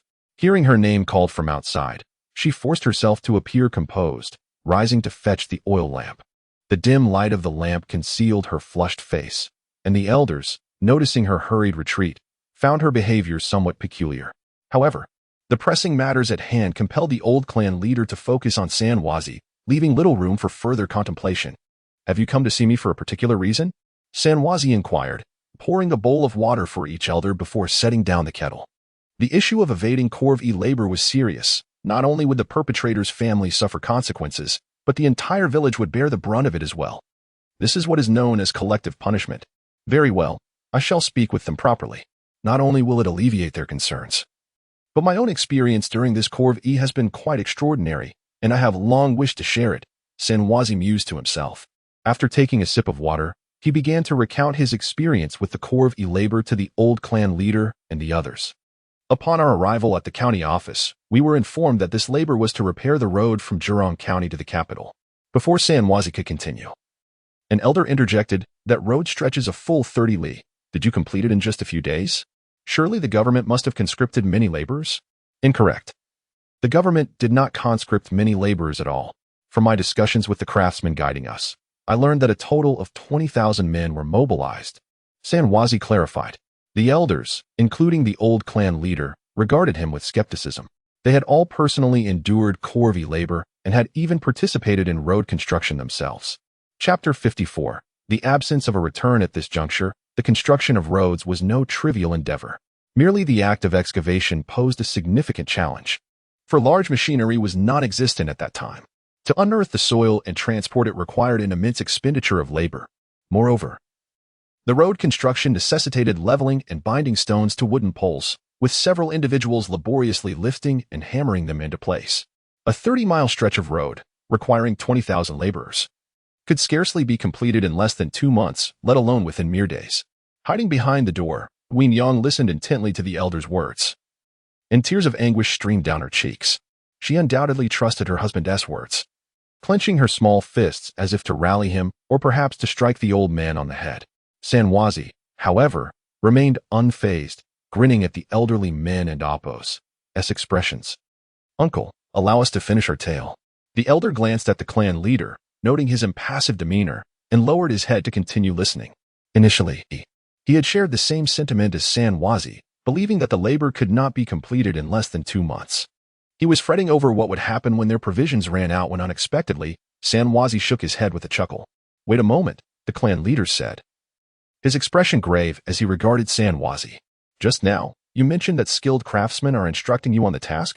What exactly are they teaching you?" "This is precisely what distinguishes this labor from previous ones," Sanwazi replied with a smile. "Upon our arrival, we were not organized by the county officials as in the past. Rather, we were divided into 2 groups by this Master Han. Some were sent to the riverside to excavate stones and sand, while others, like myself, were taught road construction by the craftsmen." The clan leader, eager for details, inquired, "What did the craftsmen teach you?" "They taught us to use cement." Cement? This was yet another unfamiliar term to them. "What is cement?" The clan leader voiced the collective curiosity of his companions. Hu Yang, concealed behind the door, widened her bright eyes, straining to hear. "It is a remarkable substance," Sanwazi continued, explaining the wonders of cement in its entirety to the clan leader and the others. As he spoke, their mouths fell agape, unable to close as they absorbed the information. "It dissolves upon contact with water, and when mixed with sand and stones, it can be shaped like tofu into various forms. Once solidified overnight, it becomes as strong as rock." Could such a miraculous substance truly exist in this world? The clan leader and his companions stared at Sanwazi in astonishment, their remaining rationality warning them against placing their faith in such a notion. Sanwazi took a sip of water to moisten his parched throat. The road had been completed, standing right there. If anyone doubted it, they could go see for themselves at dawn. Furthermore, the craftsman had assured him that the road was impervious to the ravages of rain, meaning that even on rainy days, there would be no mud to contend with. Nevertheless, the road was remarkably smooth, making it equally delightful to stroll along on sunny days. Yet, was it truly resistant to the wash of rain? Had it not been for Sanwazi and Apos' reminder that the road is right there, and you can see it tomorrow, they might have dismissed his claims entirely, perhaps even questioning whether he had lost his senses. How could such a marvel exist in this world? Yet, they had no choice but to believe Sanwazi's words. A mere glance in the morning would reveal the truth, and he could not possibly deceive them. With a glum demeanor, they departed from Sanwazi's home, all resolved to witness the miraculous road the following day.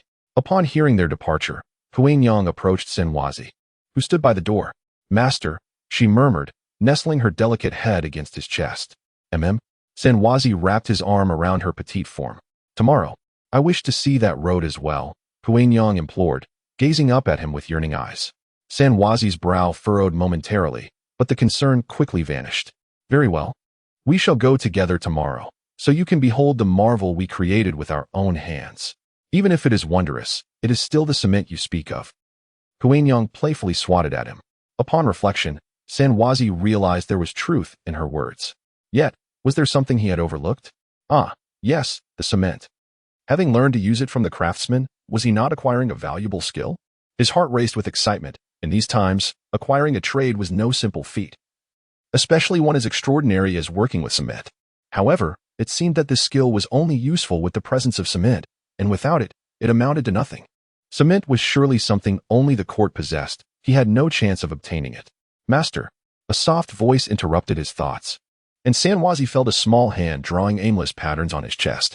At that moment, creating a little figure to accompany Hu Yang took precedence over concerns about cement. With a firm posture, Sanwazi carried Hu Yang inside. Immediately, a gentle spring breeze and a light rain began to fall, heralding a night of sporadic showers and gusty winds. The next morning, bright and early, Sanwazi and Hu Yang finished their breakfast and set out with provisions to the cement road. "Wow, so many people," Hu Yang exclaimed, her eyes wide as she observed the throngs gathered along both sides of the road, all equally curious. These were fellow townsfolk, eager to witness the spectacle. Meanwhile, in the currency bureau, Han Du was bent over his desk, diligently sketching the structural diagram of a blast furnace. To refine steel, one could not do without coal and a blast furnace. Although coal-fired blast furnaces had long been rendered obsolete in modern steelmaking, they remained a relic of the early industrial era, essential for the initial stages of industrial development. Furthermore, this blast furnace can vary in size, from one small enough for a single household to construct for steel smelting, to grand furnaces so colossal that even a nation's might can only yield a limited number of them. Han Du, of course, would not opt for a minuscule furnace, akin to those that could be cobbled together by a single family and fueled by wood for steel production. Strictly speaking, such an endeavor would not qualify as steel smelting but rather iron smelting. The diminutive nature of the furnace would inevitably result in insufficient temperatures, incapable of reducing the carbon impurities present in iron. As a court official, Han Du commanded a retinue of over 200 individuals, not to mention his possession of a high-quality anthracite coal mine. Thus, he resolved to construct a larger furnace, one built to standard specifications that could directly yield steel. After toiling for a considerable time, he completed the design's 7 or 8 sheets in total. He stood up to stretch his back and instructed a nearby attendant, "Go. Summon Elder Huang." Shortly thereafter, Elder Huang entered the room. "Sir, you summoned me?" Han Du nodded and commanded, "Please procure some clay and fire it into bricks." Han Du emphasized the dimensions of the bricks to Huang. Elder Huang nodded in acknowledgement and casually remarked, "That is simple enough. May I inquire how many bricks you require?" "My lord?" After a moment and Apo's contemplation, Han Du replied nonchalantly, "Let us start with 10,000. If insufficient, we shall procure more later." Elder Huang appeared slightly taken aback by the quantity, hesitating as he said, "Ah, my lord, that requires a considerable amount of clay. There are no ready supplies at the Clay Currency Bureau. We would need to purchase it, and it is not inexpensive." Han Du waved his hand dismissively. "Handle it. This material will serve a significant purpose. Seek Xiong Shiji for the funds you require." "Very well," Elder Huang acquiesced, preparing to leave, only to be halted by Han Du. Han Du determined that among his artisans, the young Heisei possessed the finest skills in kiln construction. The cement and lime kilns constructed later occasionally exhibited smoke leakage, indicating a lack of proper sealing. However, the kiln constructed by Heisei displayed no such issues. Ensuring a high temperature within the blast furnace is contingent upon its sealing. The tighter the seal, the less heat dissipates, resulting in optimal temperatures. Therefore, Han Du concluded that Heisei should oversee the construction of the blast furnace. Furrowing his brow, Han Du pondered how much time had passed. Had Heisei not yet instructed the artisans of the Ministry of Works? However, with his urgent need for personnel, he could not dwell on the ministry's affairs. "All right." Elder Huang turned to exit and began to make arrangements. Upon entering the door, he exclaimed, "Sir, there is trouble." "What is it?" Han Du looked up, bewildered at Elder Huang's flustered demeanor. "Is there such a matter?" Han Du queried, continuing. "Did the messenger claim to be from the Bureau of Precious Notes?" "Indeed, he did," Elder Huang replied, anxiously sighing. "Then this is indeed peculiar." Chapter 55. A bold intrusion. It is quite conceivable that an ordinary individual, recklessly attempting to enter, would be thwarted by the Ministry of Works. However, considering the current collaboration between the banknote office and the ministry, it seems rather unreasonable to be impeded at the door, even after providing a valid reason. Although Han Du found this somewhat perplexing, he chose not to dwell on it and casually inquired, "What about Heisei and Apo's home? Has anyone been sent to check on him?" Although Elder Huang appeared flustered, he articulated the situation with clarity. With a decisive motion, Han Du placed his brush on the table, lifted his gaze, and regarded Elder Huang with a serious expression. Elder Huang, under Han Du's intense scrutiny, felt quite at a loss. "Ah," he exclaimed, hastily nodding in agreement. Han Du hastened his pace and arrived at the Ministry of Works, only to be halted at the entrance by the guards. "Halt. May I inquire what business brings you to the ministry?" One guard asked. "I seek the esteemed Lord Ipeji and have no official business. I kindly request you to relay my presence," Han Du replied with a respectful salute. "Not present?" Without further contemplation, Han Du clarified the location of the Yuhang Qingli division with the guard, bade him farewell, and proceeded toward that direction. Upon reaching the Yuhang Qingli division, Han Du was once again obstructed. While he was explaining his purpose to the guard, he fortuitously spotted Ipeji emerging from within. "Lord He, please wait," Han Du called out, sidestepping the guard and striding directly toward Ipeji. The guard, recognizing the situation, deemed it inappropriate to continue his obstruction, allowing Han Du to enter. Upon hearing his name, Peiji instinctively glanced up. Upon recognizing Handu, his expression shifted, and he attempted to feign ignorance and depart. However, Handu was not far behind, swiftly positioning himself directly in front of Peiji. With no other option, Peiji forced a smile and greeted Handu. "Ah, it is Lord Han. What brings you here, since you are no longer on duty at the banknote office?" His words seemed to carry an undercurrent of disdain for Handu's presence. The unmistakable implication of being unwelcome was not lost on Handu. He cast a sidelong glance at Peiji but chose not to engage further in the matter. Given the other's cold demeanor, Handu resolved to maintain his own indifference. His sole objective today was to locate Hazy. Once he accomplished that, he would take his leave, unfazed by any obligations to the Yuanzhang division. "I am here to find my subordinates. Those few individuals you borrowed from me have been with you for quite some time and ought to be returned," Handu stated. Upon realizing the nature of the inquiry, Peiji and Apos' expression brightened with understanding. "Ah, that matter. It is as you say, but what?" Handu interjected. "But those individuals cannot be returned to you just yet. They are currently engaged in instructing the artisans in the production of cement, and they cannot leave until the process is successfully completed. You shall have to wait a little longer," Peiji explained. "What does it mean that they cannot leave until the cement production is successful? Has the cement not been successfully produced even after all this time? What on earth are Hazy and his team doing? Have they truly been unable to teach the artisans at the ministry? Are these artisans truly so inept?" Peiji had assumed that his explanation would suffice to send Handu on his way. As soon as Handu uttered those words, Peiji's expression abruptly changed, and the earlier smile vanished from his face.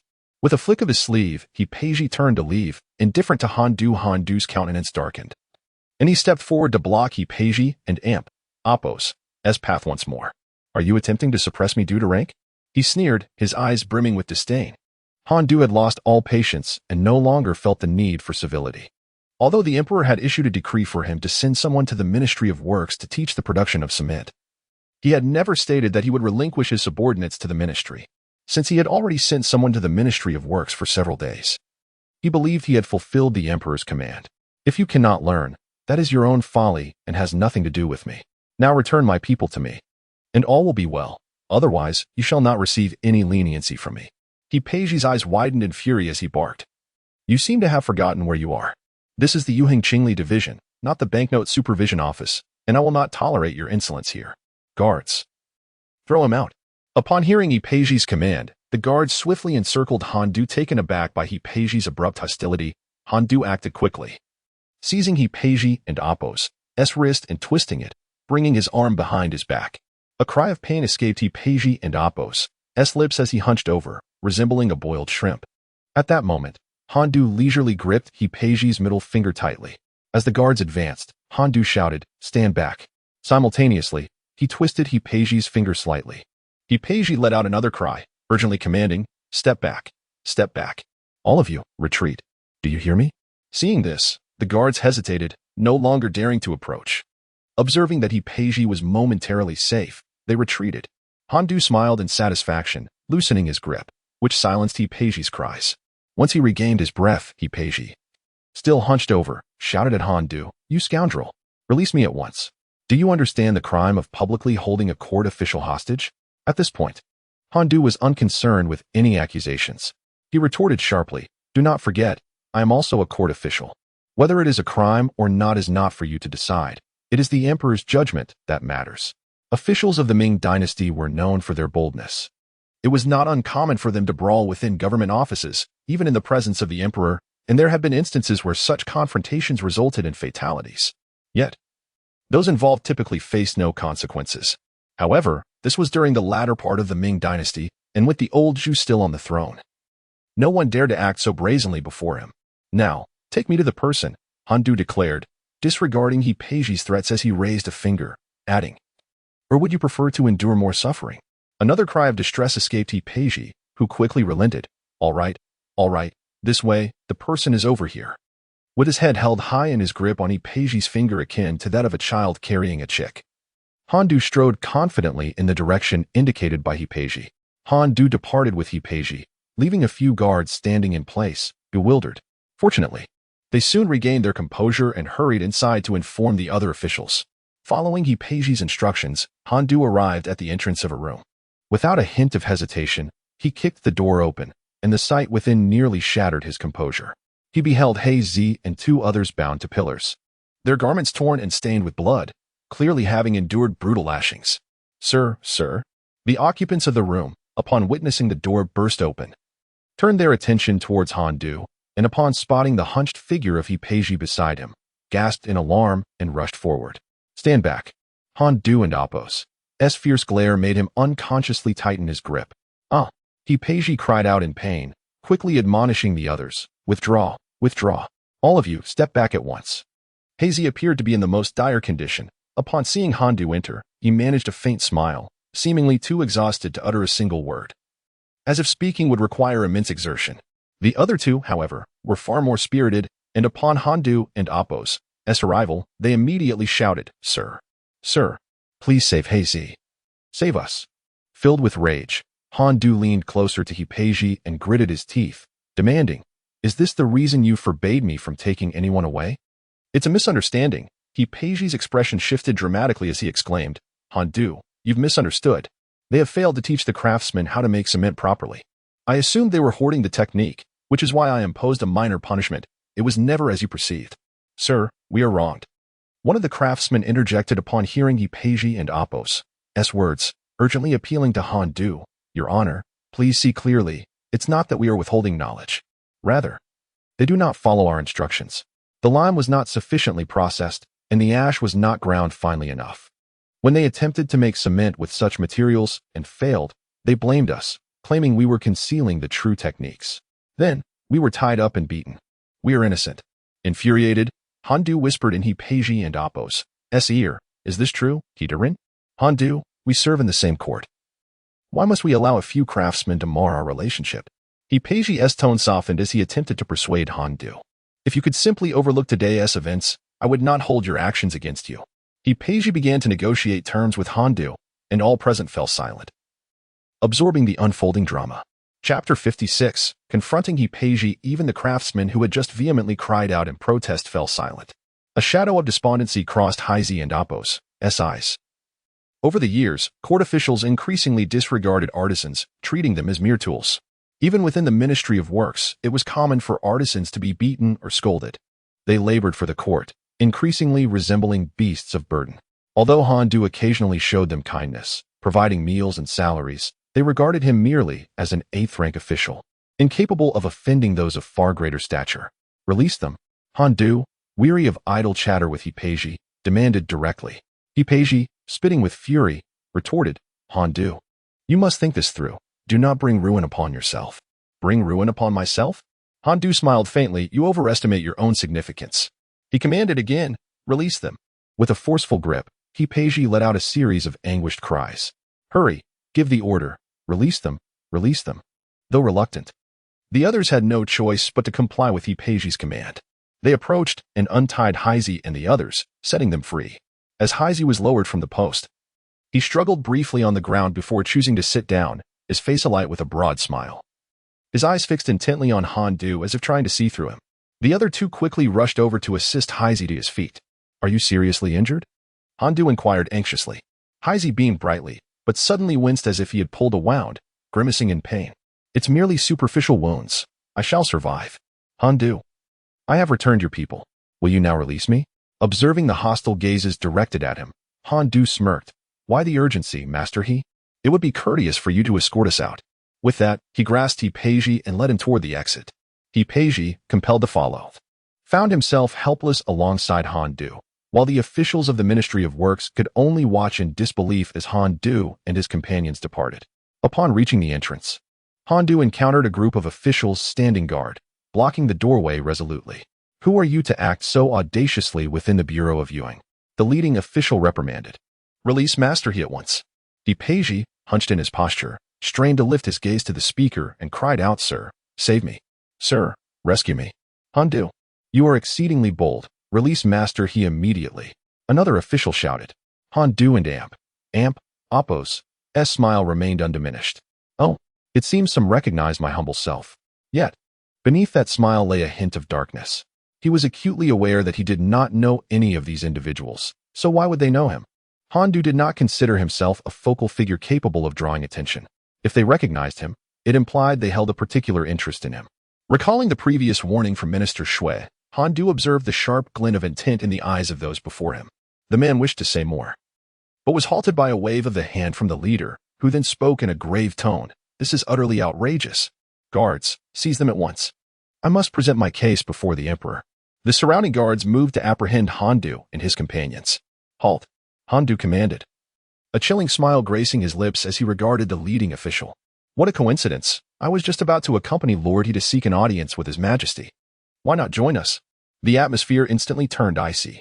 The leading official quickly gestured for the guards to stop, while the officials behind him cast hateful glances at Han Du, yet seemed wary of incurring his wrath, hastily averting their eyes whenever they caught his gaze. After a prolonged silence, the leading official spoke. Han Du, why must you provoke discord with the Ministry of Works over a few artisans? Release Lord He and take your people away. Let us consider this matter resolved. What do you say? Han Du scrutinized the official closely, and despite the offered olive branch, he showed no signs of retreat. Moreover, the so-called concession was fraught with peril. It was debatable whether it was truly a step back for him. On the surface, it appeared he was providing Han Du an opportunity to withdraw, yet in reality, he was merely laying a trap. Let us not forget that the emperor had decreed that Han Du send someone to the ministry to teach the artisans how to make cement. If Han Du were to leave now, he would be falling right into the schemes of these officials. They could easily present themselves as the aggrieved party, rushing to the emperor to accuse Han Du of hubris and disrespect, refusing to teach, and unlawfully invading the ministry to assault officials, and then indignantly insist that such behavior cannot be tolerated, demanding the emperor punish the wrongdoers to set an example. If Han Du were to depart under such circumstances, he would be handing them a weapon against him. As the old saying goes, if one must act, one must do so decisively, a sentiment Han Du wholeheartedly embraced. Therefore, he would not let Ipeji slip away, nor would he settle matters lightly with these individuals. It was imperative that he present his case before the emperor to extricate himself from this quagmire. No, Han Du shook his head, resolute in his refusal. The leading official and Apos' expression shifted abruptly, his beard quivering uncontrollably. I must insist that Lord He accompany me to the palace. Any other lords wishing to join are welcome. With that, Han Du seized Ipeji and strode towards the group of officials. Upon reaching them and noticing their unwillingness to yield, he smiled nonchalantly and remarked, Gentlemen, if you do not step aside, do you wish to accompany me to meet the emperor? Then let us go together. The leading official and Apos' eyes bore into Han Du and Apos' as if they were aflame. After a moment of stalemate, he reluctantly made way. Save me, my lord. My lord. Ipeji and Apos' face paled as he frantically pleaded, but alas, no amount of supplication would sway the leading official, who pretended not to hear and turned his head aside, feigning ignorance. Ha ha. Han Du laughed with unrestrained delight, choosing not to waste words on these officials. He confidently dragged Ipeji out the door and made his way towards the palace. In the Hall of Supreme Harmony, the esteemed Emperor Zhu was diligently reviewing memorials, while the chief eunuch stood attentively by his side. Suddenly, a young eunuch peeked his head through the grand entrance, prompting the chief eunuch to lower his eyelids. Instantly discerning that there must be an urgent matter at hand, silently, he departed from Emperor Zhu's presence and stepped outside the hall. With a flick of his feather duster, he cast a glance at the young eunuch and inquired, What is it? Speak, Your Majesty. It is reported that Minister Han is escorting an official, accompanied by 3 artisans, to seek an audience with the emperor. They are currently waiting outside the Hall of Supreme Harmony, the young eunuch replied. Upon hearing that Minister Han was bringing an official to meet the emperor, the chief eunuch's eyes widened in astonishment. He thought to himself, What audacity! In all the years of the Hongwu reign, I have never witnessed anyone daring enough to bring an official before the emperor, let alone accompanied by artisans. Recognizing the urgency of the situation, he waved his hand dismissively, signaling the young eunuch to withdraw, and hurriedly returned to Emperor Zhu's side, moving swiftly. What is it? Emperor Zhu's deep voice resonated as he remained absorbed in reviewing the memorials. Your Majesty, Minister Han has brought an official and several artisans seeking an audience. Perhaps there is a misunderstanding. The chief eunuch, faced with Han's audacious maneuver, sought to mediate on his behalf before Emperor Zhu. It seems this fellow has gained some audacity in my absence, Emperor Zhu remarked coldly. Announce their presence. Your subjects pay their respects to Your Majesty. The commoner pays his respects to Your Majesty. After bowing in reverence, Han seized the moment and burst into tears. Your Majesty, he sobbed, I am wronged. Please grant me justice." In a moment of desperation, he pinched the inner thigh of his leg, causing tears to stream down his face. "I sent men to the Ministry of Works to impart the art of cement-making as per your Majesty and Apos' decree. Yet they not only showed ingratitude, but also deliberately obstructed my subordinates." He lifted the hem of the artisan's garment to reveal a myriad of wounds beneath, imploring, "Your Majesty, look at the state of my men. Please grant justice for them and the artisans." Seated at the imperial desk, Emperor Zhu observed the injuries with a furrowed brow as Han revealed the craftsmen's battered bodies. He turned his gaze towards He-Pei, who, upon meeting the emperor's penetrating stare, felt a wave of trepidation and hastily defended himself. "Your Majesty, please discern the truth." It was the craftsman under Minister Han who refused to disclose the true method of cement production to the Ministry of Works, leading to repeated failures. Thus, I had to resort to mild coercion to extract the truth. They have brought this upon themselves. Utter nonsense. Han, momentarily forgetting his distress, pointed accusingly at He-Pei. "Your Majesty, my artisans have fully imparted the method of cement making to the ministry. It is the ministry's personnel who refuse to comply with the standards I set. Your Majesty must understand, a slight deviation can lead to disastrous results. Even the slightest discrepancy in materials will inevitably lead to failure. Clearly, your men have not been diligent in their instruction. Clearly, your men have not been earnest in their learning." Han and He-Pei each argued their case passionately, escalating into a heated quarrel. Bang!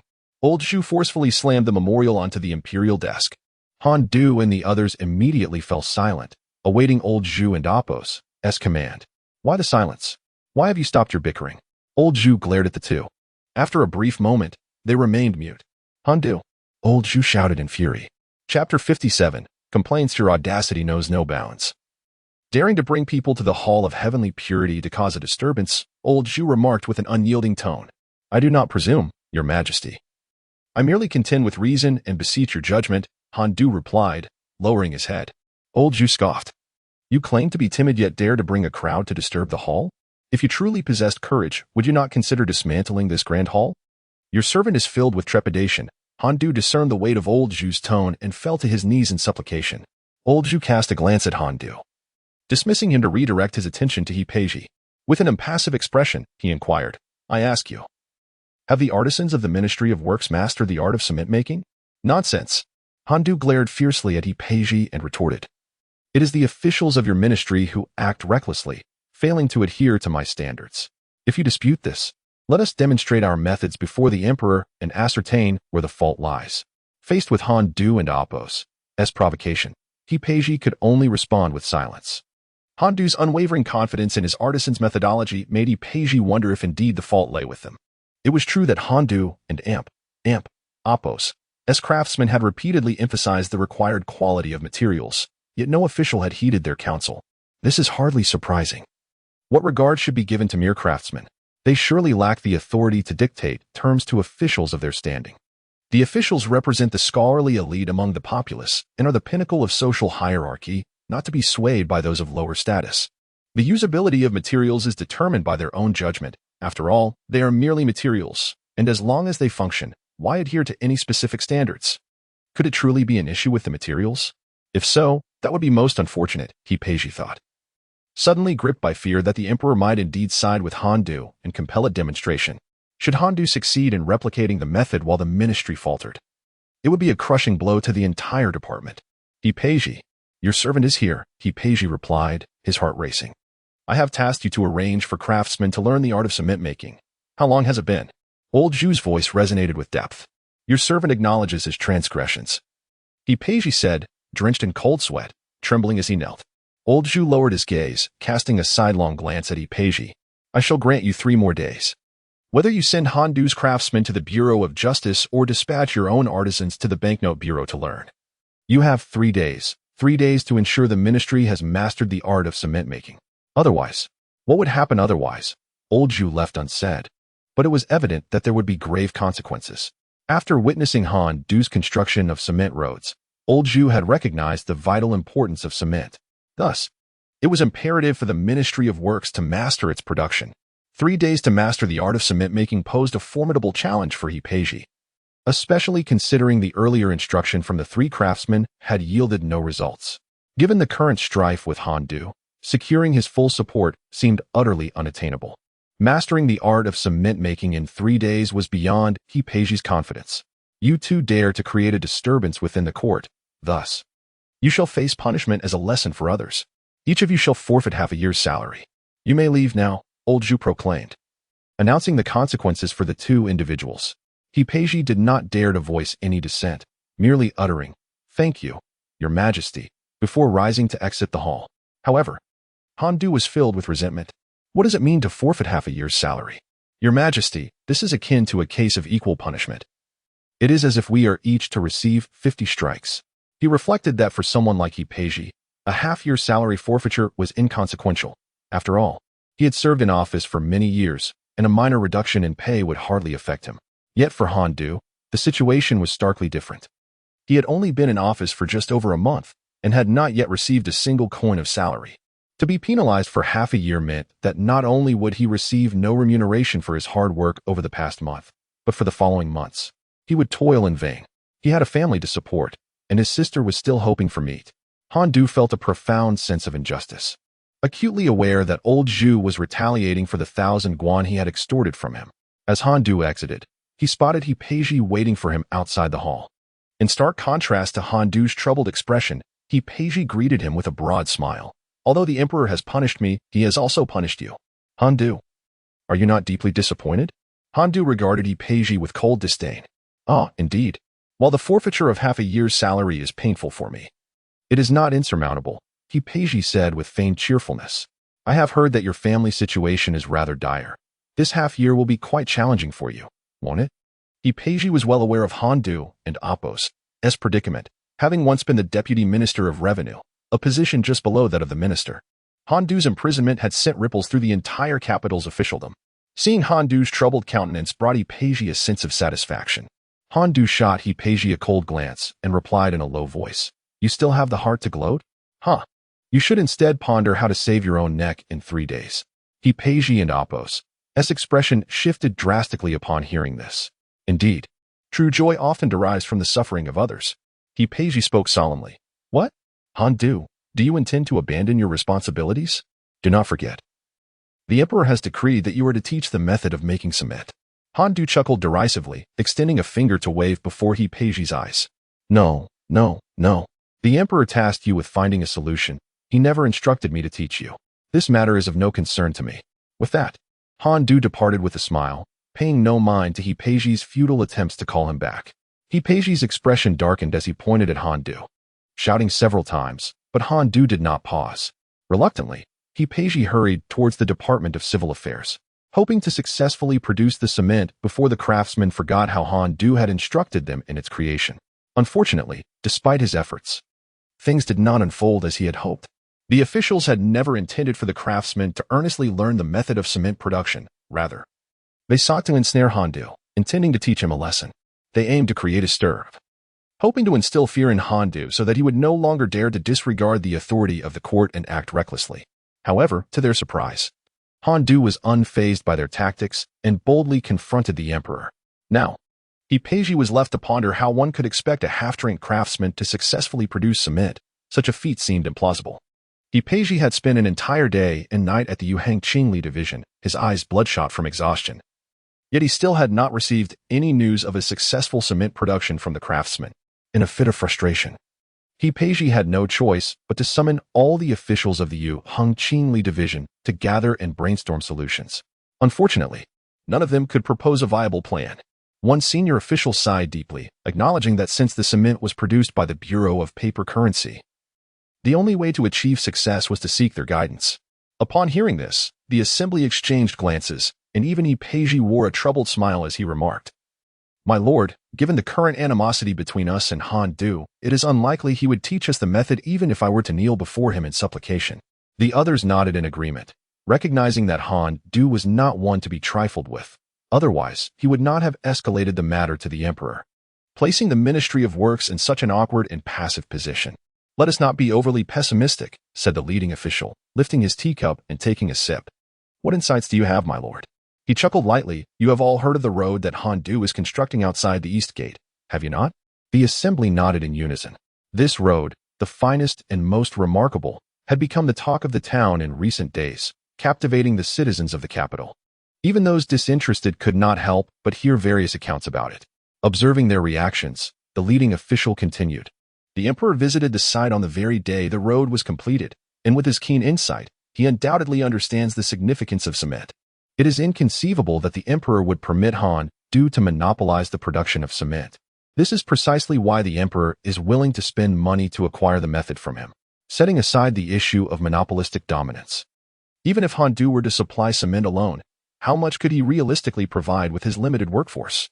In the future, whether for road construction or fortification, the demand for cement will be vast, and only our Ministry of Works, particularly the Yuheng Qingli division, can meet such a monumental requirement.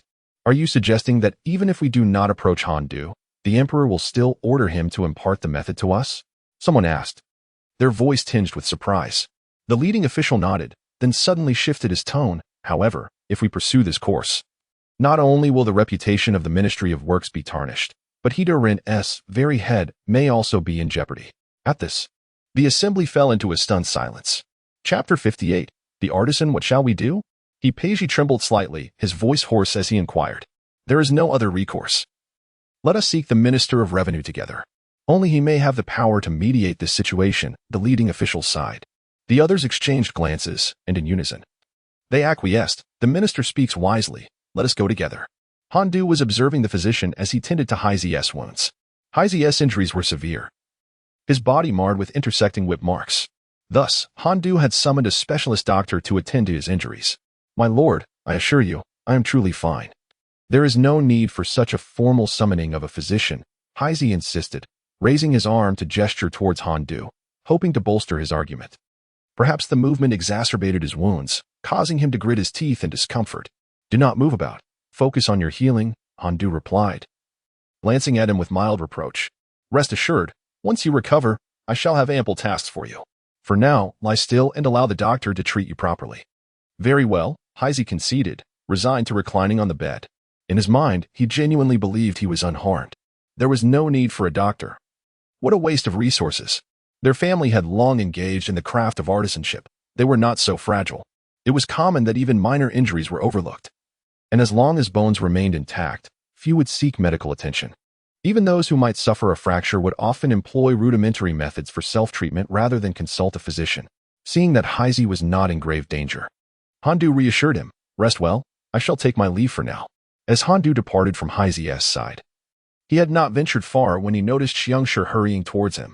What is it? Han Du initiated the conversation. Xiangshi, with caution, replied, my lord, someone from the Ministry of Works has arrived. What? They dare to come here? How many are there? Han Du's eyes widened in alarm as he waved for his men. Summon the guards. How audacious they are to approach us. Today, I shall ensure they understand the meaning of a face full of peach blossoms, that this is my territory. And I am in command. Who are these people? Are they officials or bandits? Even if there are grievances between the Ministry of Works and ourselves, must one resort to arms upon their arrival? It is said that Lord Han, like the others, also comes from a scholarly background. One might think from his earlier display that he was a martial commander. Xiangshi, taken aback by Han Du's dramatics, widened his eyes, suddenly realizing the gravity of the situation. He quickly grasped Han Du's arm and gestured for the surrounding artisans to disperse and attend to their own affairs. My lord, remain calm. Only one individual from the Ministry of Works has come, Xiangshi implored. Do you truly need to rally such a show of force for a single person? And what of it? I shall confront him and give Haizi a sense of reprieve, Han Du declared, rolling up his sleeves, ready to charge out. My lord, it is a misunderstanding. Xiangshi hastily clarified. It is Minister Dong who has arrived. What brings him here? Since the abolition of the Central Secretariat by the Venerable Zhu, the 6 ministries have been directly accountable to him. Dongji holds the esteemed position of Minister of Works, a prominent figure in the court. Han Du can treat He Peiji like a fledgling chick, dragging him around and subjecting him to humiliation. Zhu may raise his hand high in support of Han Du, only to gently lower it thereafter. However, should Han Du dare to lay a finger on Dongji, even merely brushing against him, Zhu would undoubtedly respond without hesitation, subjecting Han Du to a severe reprimand, thus avenging Dongji. Consequently, in the presence of such a formidable authority, Han Du must suppress his impractical ambitions and hastily seek an audience with Dongji. Your subordinate pays his respects to Minister Dong, Han Du announced upon entering Dong Zhi's office, where he found the minister seated in his prominent position. He quickly bowed in greeting. Do not rise, Dong Zhi replied, stroking his beard with a smile. I have come uninvited. I fear you do not welcome my presence. On the contrary, it is an honor, Han Du responded with a cautious smile. Your esteemed presence graces my humble abode. Enough of the pleasantries. Dong Zhi waved his hand dismissively. You must have surmised the purpose of my visit. Han Du's smile faltered, and he replied in a strained voice. I do not fully grasp your intentions, esteemed elder. Dong Zhi scrutinized Han Du closely and declared, let me speak plainly. I am aware of the matter concerning the Yuheng Clean Official Bureau. Though they have erred, they have done so in service of the emperor. I implore you to show them some leniency, allowing them to send craftsmen to learn the production of cement from you. Indeed, it was for this matter. However, Han Du felt a twinge of resentment, having been bested by the Yuheng Clean Official Bureau. Could he simply let them off the hook now? Especially He Peiji. The mere thought of him kindled a fire of ire within Han Du, esteemed elder. Is this truly necessary? Han Du hesitated to voice his concerns. Dong Zhi interrupted. Let us not dwell on trivialities. I am, after all, the Minister of Works. The affairs of the ministry are my concern. Just tell me, will you comply? Han Du's expression darkened as he regarded Dong Zhi. Xue Xiang produced a stack of memorials from his robes and placed them in Han Du and Apos' hands. These are the petitions against you. Should you agree to my proposal, I assure you this matter will conclude here. They will not pursue further accusations against you nor seek to trouble you deliberately. Let bygones be bygones. What say you? Han Du perused the memorials, discovering them to be indeed the accusations against him. Not only did they include those from the Ministry of Works pertaining to the recent charges, but also those from the previous instance, their signatures all obscured. Reluctant to escalate tensions with the ministry, he weighed his options before nodding in agreement. Very well. I shall abide by Minister Xue's words. Xue Xiang regarded Han Du with a look of approval, stating, to possess such composure at your young age is commendable. You surpass me in my youth. With that, he took his leave. Han Du accompanied Xue Xiang to the entrance of the Paper Currency Bureau. Watching as he departed in a sedan chair, confusion clouded his mind regarding the true meaning behind Xue Xiang and Apos' final words. As Xiangshi observed Han Du bidding farewell, he cautiously approached, inquiring, My lord, has Minister Xue departed? He has, Han Du replied. Han Du cast a disapproving glance at Xiangshi. He had never seen Xiang so cautious before. It was unexpected that he would not even dare to show his face in front of Xue Xiang. Xiangshi nodded in acknowledgement, straightening his posture, and then fell silent. Han Du did not expect him to inquire further and directly commanded. When the personnel from the Ministry of Works arrive again, take them to the place where cement is produced. Oh, are we going to teach them how to make cement? Xiangshi was astonished by the discussions between Han Du and Minister Xue. Just moments ago, Han Du had been shouting at the ministry's personnel. Yet now he was permitting their entry. Han Du sighed, yes, instruct them, and ensure the craftsmen teach them attentively. His tone shifted, however. Whether they learn or not is not our concern. As long as we teach correctly, their ability to grasp it is their own responsibility. Understood, sir. The following day, the Ministry of Works sent over a group of craftsmen, none of whom were officials. Among these craftsmen, though some were young and others older, each possessed hands that were distinctly different from the average person and Apos'. Their palms appeared square, fingers thick and short, with each digit unable to fully extend, covered in calluses, resembling small rakes fashioned from branches. It was evident that these individuals were seasoned artisans, having labored for many years. The Ministry of Works had indeed made a wise decision by dispatching these skilled craftsmen instead of sending arrogant, incompetent officials. Otherwise, if Han Du were to become displeased again, he might unceremoniously expel those officials. Han Du held no prejudice against these craftsmen. Rather, he felt a surge of compassion. The malnourished faces of the craftsmen clearly illustrated their plight, embodying the adage, what they consume is grass, yet what they produce is milk. Han Du gazed solemnly at the uneasy craftsmen before him, his heart aching. It was their hands that upheld the grandeur of the Ming craftsmanship. And they ought to enjoy the benefits of the state, yet they were reduced to labor like beasts of burden for the court. The treatment of these craftsmen by individuals such as He Peiji suggested that they frequently endured the officials' wrath and scorn, a situation they could not alter due to their status as artisans. Once an artisan, always an artisan. However, Han Du felt helpless. He could only strive to treat his own craftsmen with greater kindness, while he was powerless to aid those from the Ministry of Works. He waved his hand, summoned Xiangshi, and instructed, Prepare a larger meal at noon and include them as well. Without waiting for Xiangshi to respond, Han Du sighed and turned to leave. Xiangshi watched Han Du's dejected figure retreat, lowering his gaze in contemplation, remaining silent. He could not comprehend why Han Du had become so despondent or why he was treating the ministry and Oppos as personnel with such kindness. Just yesterday, Han Du had been vociferously denouncing the ministry's officials. Now, he was inviting these craftsmen to dine with him. If I cannot understand it, then I shall not ponder it further. Xiangshi shook his head, dismissing the question. Since the adults took office, their actions have always been fantastical, yet curiously, they have never engaged in futile endeavors. Each time, they reap substantial benefits. Let us indulge in a meal. After all, there are only about 10 of us. Chapter 59. What is the most expensive originally? Han Du intended to challenge the workers from the Ministry of Works, having benevolently sent someone to teach them the art of cement making. However, the likes of Hazy and others were met with harsh treatment. Han Du was not one to be trifled with.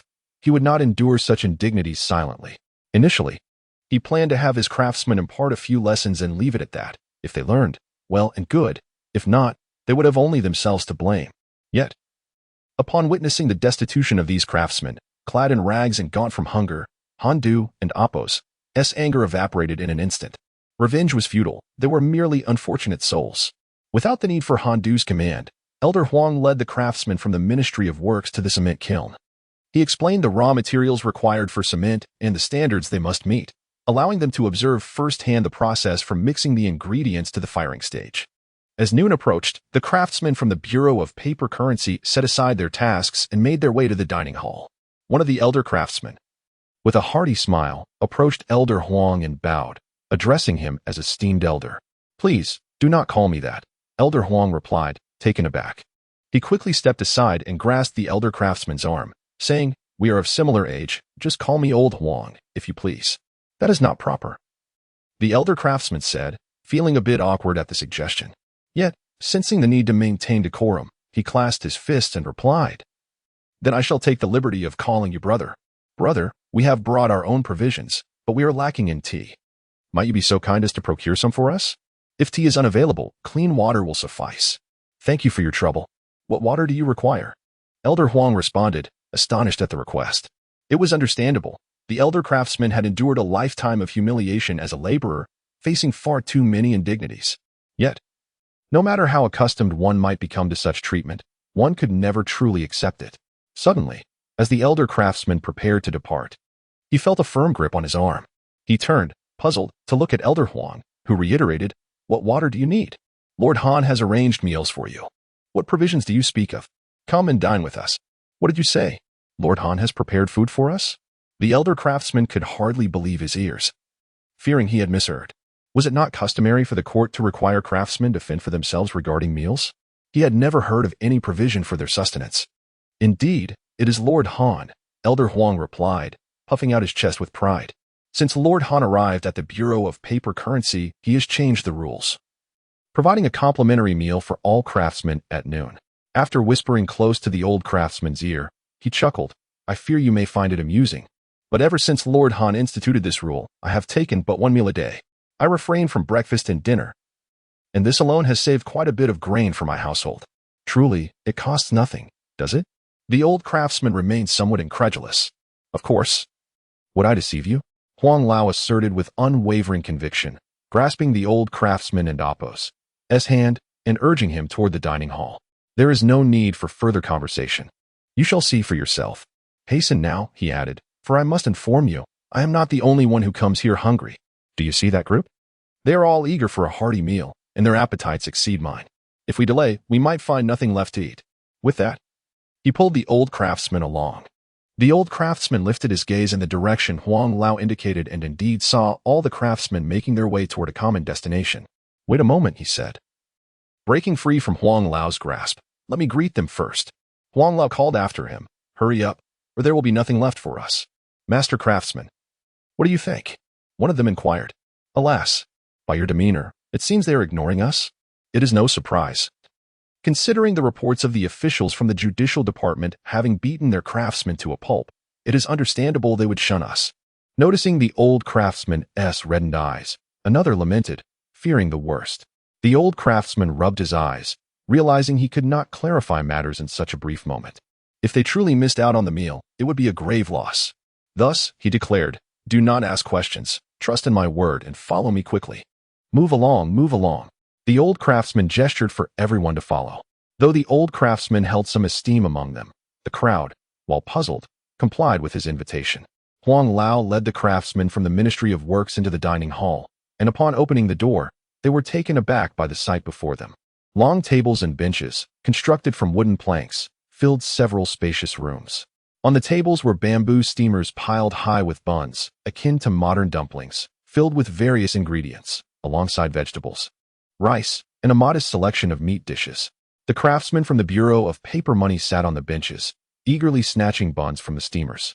Alternating between bites of bun and vegetable, the dining hall was a cacophony of chatter, with heads bobbing in animated conversation. "Come and eat. Why do you linger at the entrance?" Huang Lao called out to the craftsmen of the Ministry of Works, standing before a table. Meanwhile, a pair of chopsticks stealthily emerged from Huang Lao's armpit, attempting to snatch a piece of meat from the plate before him. Old Huang turned around and shot a fierce glare at the young man behind him, whose face had turned a sickly yellow. "Have you not had enough? Do you not realize this is meant to entertain guests?" The young man immediately begged for forgiveness, exclaiming, I was wrong. Besides, this meat is so delicious. How could one ever have enough?" At our table, within just 2 breaths, all that remained were empty plates. The artisans from the Ministry of Works, looking utterly despondent, approached old Huang. The old craftsman gazed at the scene before him, still in disbelief. "Is this truly for us to eat?" "Go ahead," old Huang replied, his mood growing somber. "In the past, I was not so different from you. The life you lead, I have lived as well. There is nothing more to say. Come, sit down and eat." The artisans, no longer hesitant, took their seats and began to feast. However, a younger artisan, amidst his meal, suddenly broke into tears. And without regard for the tears falling onto his bun, he swallowed it down along with his sorrow. When Xiangshi arrived at the dining hall, he caught sight of Han Du squatting outside, peering in through the window. Xiangshi approached quietly. "My lord, what are you doing? If you wish to see, simply enter." Han Du, startled by the comment, turned to find Xiangshi and quickly made a gesture for silence. Xiangshi was further perplexed by Han Du's behavior. "In this currency bureau, you hold the highest authority. You may go wherever you please and see whatever you wish. Why the need for such stealth? Moreover, who are you trying to silence?" The dining hall was bustling with the noise of eating, more lively than a grand market. Even if you shouted at the top of your lungs, they might not hear you, though aware that volume held little consequence. Xiangshi complied with Han Du's request for quiet and whispered, "My lord, what is this about?" Nothing. Han Du waved his hand dismissively, gazing up at the sky, and lamented, "Xiangshi, do you think I am foolish?" At this, Xiangshi felt a pang in his chest, uncertain how to respond. "As for your intelligence, I cannot claim to know. However, you do not appear to be without concerns. Rather, it seems you are quite troubled." Yet Han Du remained oblivious to the peculiar look in Xiangshi's eyes and continued, "Why was I so intent on causing trouble for the Ministry of Works in the past?" Seeing Han Du's increasingly odd demeanor, Xiangshi nearly wore the words, "Are you unwell?" on his face.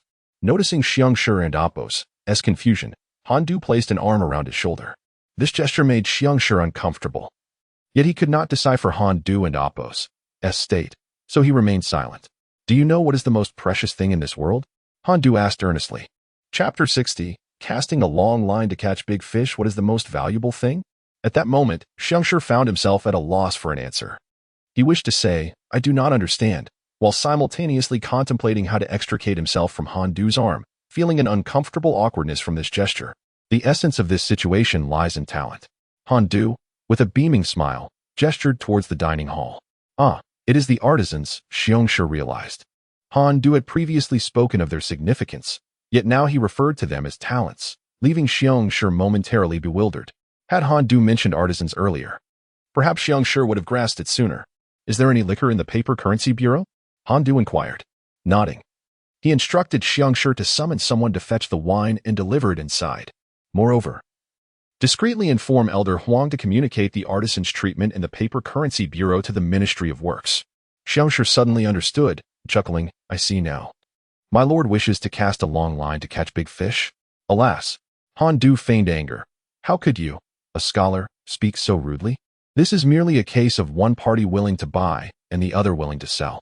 Indeed, I am the most foolish, Xiongshi acknowledged, aware that Han Du was not genuinely upset, and he quickly laughed in submission.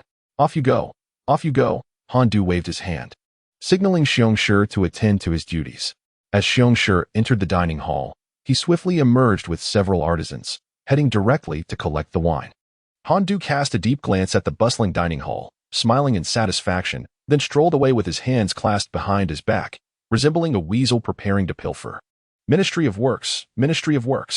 Since you possess a golden rice bowl yet choose to beg, then I shall not be angered. Times have changed. People aspire to ascend while water flows downwards. Humanity ebbs and flows like the tide. When hearts surge, you cannot block them, only allow them to flow freely. With a smile, Han Du observed the artisans of the Ministry of Works finishing their cement production and departing, shaking his head with a sigh. These people are truly simple-minded. Their gratitude expressed in such a singular manner.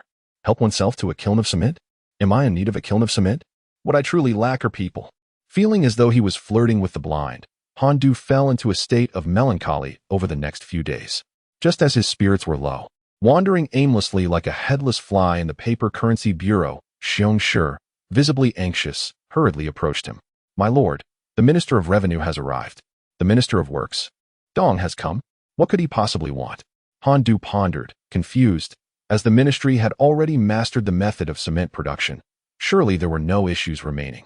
Not Minister Dong, Xiongshi quickly clarified upon sensing Han Du's misunderstanding. It is Minister Su Hui from the Ministry of Revenue. The superior has arrived? Han Du's expression tightened as he hastily accompanied Xiongshi. As they walked, Han Du's thoughts raced, pondering the purpose of Minister Su's visit. Since his appointment as the head of the Paper Currency Bureau, it was customary for him to visit his superior. Whether he would be received was another matter entirely.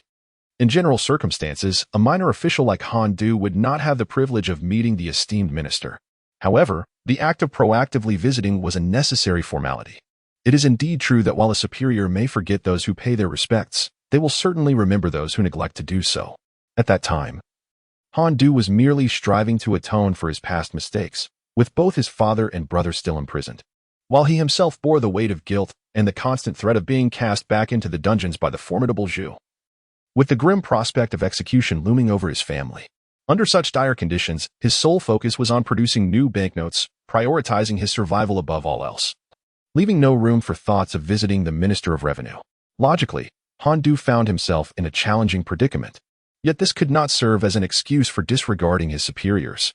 Was he to confront his superior with grievances? A sense of unease welled up within him. Upon entering, Han Du beheld a spirited elder clad in resplendent crimson official robes, seated in a position of authority.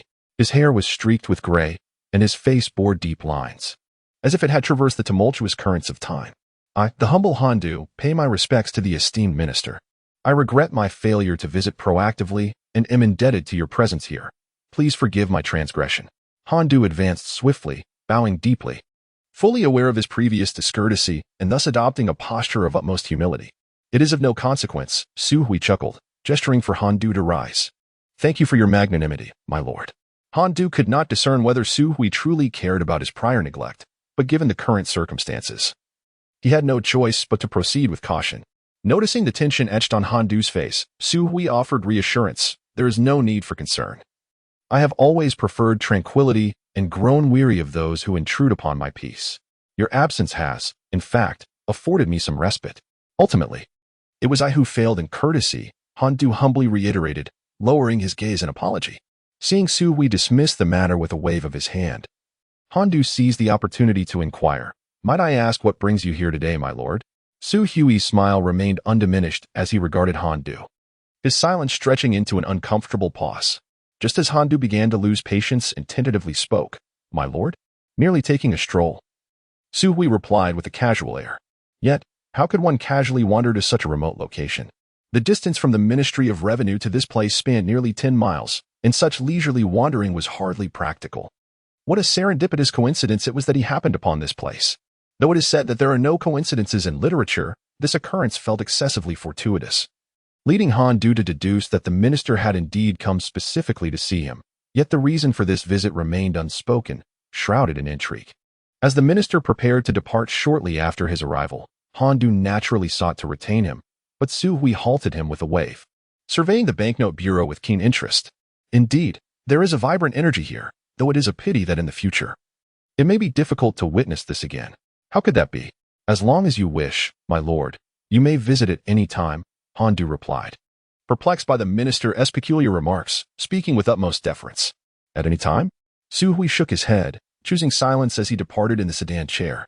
Han Du gazed at the retreating figure of the minister, his brow furrowed in contemplation. Xiong Shi, taken aback, inquired, Sir, what does this mean? I am equally perplexed. Han Du replied, shaking his head. Indeed, he could not fathom the intentions of the minister, yet he sensed a profound significance behind the minister's actions today. Unfortunately, due to the scant information at his disposal, he found himself at a loss. Having shared a collective experience of imprisonment, the familial bonds had grown significantly stronger. As Han Du observed Han Du, who was distracted even during the meal, he remained silent.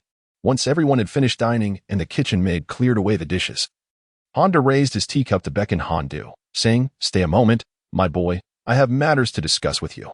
Initially poised to leave, Han Du halted at his father and Appo's words. Lu Shi cast a glance at her husband and gestured for Han Jingyun and Han Shu to take their leave. Han Du signaled for Han Du to join him in the study for a conversation.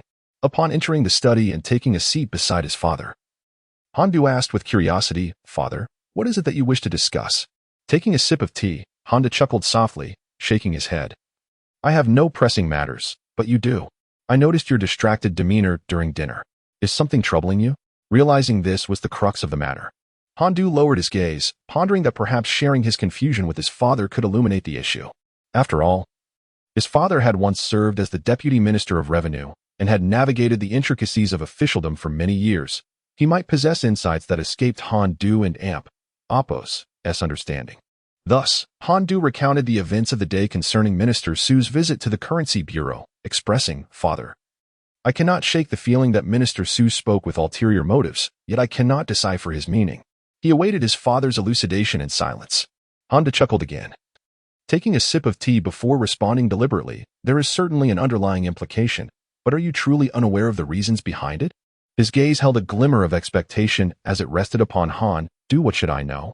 Han Du wondered, perplexed as to why his father, akin to Su Hui, would utter such enigmatic remarks. Chapter 61. Su Duo stared wide-eyed, cautiously inquiring.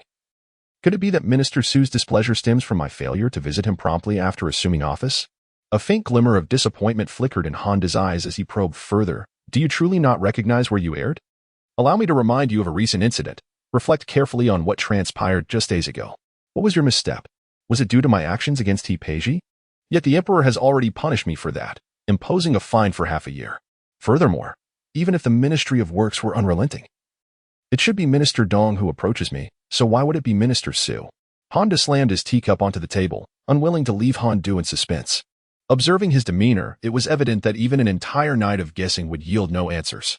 He decided to be forthright, stating, Have you forgotten about the road construction? I did indeed undertake the roadworks, but what fault lies therein? Han Du exclaimed, wide-eyed, never anticipating that the issue would arise from the road construction. However, it should not be an issue. The road has been completed, and even old Zhu has inspected it, expressing his satisfaction. How could there be a mistake? Han Du, exasperated to the point of laughter, replied, Your roadwork itself is not erroneous, punctuating his words by tapping forcefully on the table. However, the hastiness with which you completed it is indeed a blunder. Let me ask you, how many days did you spend on this project? Are you aware of how long it typically takes the court to construct such a road? Isn't that a good thing? Han Du scoffed. It certainly benefits the court, but it may not bode well for you. Sensing that Han Du had touched upon a crucial point, Han Du feigned interest, asking, What do you mean? Let me start from the beginning and elucidate the matter slowly. Han Du sighed and continued, Are you aware of the Emperor's abolition of the Secretariat last year? Han Du nodded. Such a significant event could hardly escape his notice. Zhu Yuanzhang's dismantling of the Secretariat and the elimination of the Chancellor's position, resulting in the 6 ministers being directly accountable to the Emperor, effectively shattered a 2,000-year-old institutional framework and concentrated power in one individual. Han Du elaborated, after the Emperor's decree, there is no longer a chancellor who stands above all others. Only the 6 ministers remain. With a forlorn expression, he lamented, from henceforth, the highest rank for civil officials is merely that of minister. But what difference does it make? Han Du inquired, puzzled. Han Du chuckled dryly. What difference? The distinction is monumental. Among the officials, not merely the 6 ministers, but every lower-ranking official is exceptionally talented and ambitious. After 10 years of diligent study, who among them does not aspire to titles and ranks? But the emperor has severed this path completely. Do you believe the officials will remain complacent and silent in their dissatisfaction? Yet, what can they do? Han Du countered. With Hu Weiyang executed. Who would dare provoke old Zhu? Moreover, from what Han Du understood, during the Han Wu era, the position of chancellor had been entirely abolished. The officials are discontent. They are indeed dissatisfied. Did not the emperor abolish the chancellor's position? Is it not believed that the prime minister is dispensable? Hence, the ministers have tacitly delegated all state affairs to your majesty. This has led to the current situation, where your majesty must attend to memorials from dawn until the dead of night without respite, sighed Honda. Yet, no one anticipated that while the officials may be obstinate, your majesty is even more resolute. Truly, you have managed to handle state affairs with such precision that it has left the officials bewildered. When one scheme fails, the officials devise another, deliberately procrastinating daily duties. In the Ming Dynasty, court assemblies occurred every 3 days. On assembly days, officials would rise early to report for duty, while on the other 2 days, they would saunter in leisurely around noon. Your majesty is undoubtedly aware of this, but as all officials behave thus, even if your majesty harbors great frustration, it must be momentarily suppressed. The officials are currently engaged in a battle of wits with your majesty, observing who will falter first. However, unexpectedly, a fearless young bull like you has emerged mid-battle. How remarkable you are, having constructed a 30-mile highway in merely 3 days. In comparison, those officials have become mere idlers, and your majesty now has grounds to reproach them for their lethargy. What was once a balanced situation has now tilted overwhelmingly in favor of your majesty, leaving one to ponder whether the officials will continue to regard you favorably. Honda began to grasp the situation, his expression darkening as he spoke with a tinge of bitterness. Is it truly a fault to be swift in constructing roads? I merely laid a road with cement in 3 days. Compared to the infrastructure moguls, I am nothing. How is it that this has earned me their ire? What have I done wrong? What merit do I possess? Honda's face bore a mocking expression as he sighed. Yet in this world, the opinions of the masses can tarnish gold and obliterate bone. When all officials declare you to be in the wrong, can you still assert your correctness? It is they who are incompetent. How is it that I am to blame in the end? Honda loathed those who, despite their own ineptitude, harbor resentment towards the capable. Such individuals are like rat droppings in a fine soup, hindrances to societal progress. Meanwhile, Emperor Zhu was dining with a woman of exquisite grace. Clad in plain attire, she appeared not much younger than Emperor Zhu, her delicate features radiating vitality, yet she seemed to have locked her age at a youthful 20. Your Majesty seems quite cheerful these days. Emperor Zhu, upon visiting her, wore a smile that sometimes erupted into laughter even during meals. Have you noticed? He inquired playfully. The woman was none other than Empress Ma. It's as if you've consumed honey. How could one not notice? What good fortune has befallen you that you haven't been so joyful in ages? Empress Ma cast a sidelong glance at Emperor Zhu. Indeed, I am both delighted and amused. Emperor Zhu set aside his bowl and chopsticks. What is the source of this joy? Pray, share it with me. The harem feels like a suffocating birdcage. It would be a welcome diversion. Empress Ma leaned slightly forward, resting her chin on her hand. Thus, Emperor Zhu recounted Honda's undertakings in detail to Empress Ma. Empress Ma was indeed a pivotal figure who assisted the old Zhu in governing the realm. Even before Zhu ascended to the throne, she held the fort during his military campaigns, thus her understanding of court affairs surpassed that of many ministers. Upon hearing this, it became evident to her what amusement Zhu derived from the situation. With a playful rebuke, she remarked, "You cunning old foxes. How can you stoop so low as to scheme against a mere fledgling?" Yet, Zhu, shaking his head, replied soberly, "I am the son of heaven. It is my duty to alleviate the burdens of my subjects, which is the rightful obligation of a minister." What more could Empress Ma say? Witnessing the childlike demeanor of the old Zhu, she could only smile and shake her head. Han Du had spent a sleepless night. Early the next morning, he arrived at the Bureau of Currency with dark circles under his eyes, utterly exhausted, and unceremoniously reclined in his chair, carelessly propping his feet on the desk. Staring blankly at the ceiling, he pondered the absurdity of the emperor, a sovereign of such stature, stooping to manipulate his ministers. This lament was uttered in desperation the previous night, only to be dismissed by Honda, who retorted, "What are you, to merit the emperor's careful consideration? To me, it seems the emperor has not schemed against you. At most, he merely lifted a finger at an opportune moment. Indeed, the elder was not mistaken. They were all wily old foxes. Nevertheless, Han Du felt a tinge of pride, smiling faintly, recognizing that being utilized by the emperor held its own value. Father, one need not fear being used. The true concern lies in having no value to be used at all. At this, Han Du was struck by a profound realization. Pondering Han Du's words in silence. Good morning, my lord, Xianshi greeted, his face etched with concern. Last night, I pondered long and hard, and I believe I have gleaned some insights. Han Du shifted slightly to find a more comfortable position. Then why are you here today? Are you not afraid of them causing you trouble or setting traps for you? You seem quite fearless, Han Du remarked, casting a sidelong glance before falling silent. Noting Han Du's reticence, Xianshi pressed on. What are your plans moving forward? Do you wish to witness the virgin mourn? Do you desire to exhaust yourself further? Han Du sighed deeply.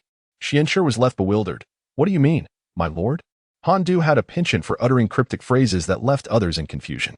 Let the heavens reign, let mothers marry, we shall attend to our own affairs. Seeing that Han Du was unfazed, Xianshi and Appo's demeanor brightened. He rose and bowed to Han Du, imploring, please my lord guide us. After a moment of venting, Han Du turned to Xianshi, inquiring, how goes the procurement of the cotton I tasked you with? Chapter 62. The sand mold. Han Du bore no resentment, waving his hand dismissively. Take your time, it matters not. We can afford to wait. As long as we continue our procurement, we shall eventually acquire what we need. Just remember to inform me when you've gathered enough. Understood, Xianshi replied. Bowing his head, Han Du nodded and inquired further, what of Heisei? Is he fully recovered? I have pressing matters that require his attention.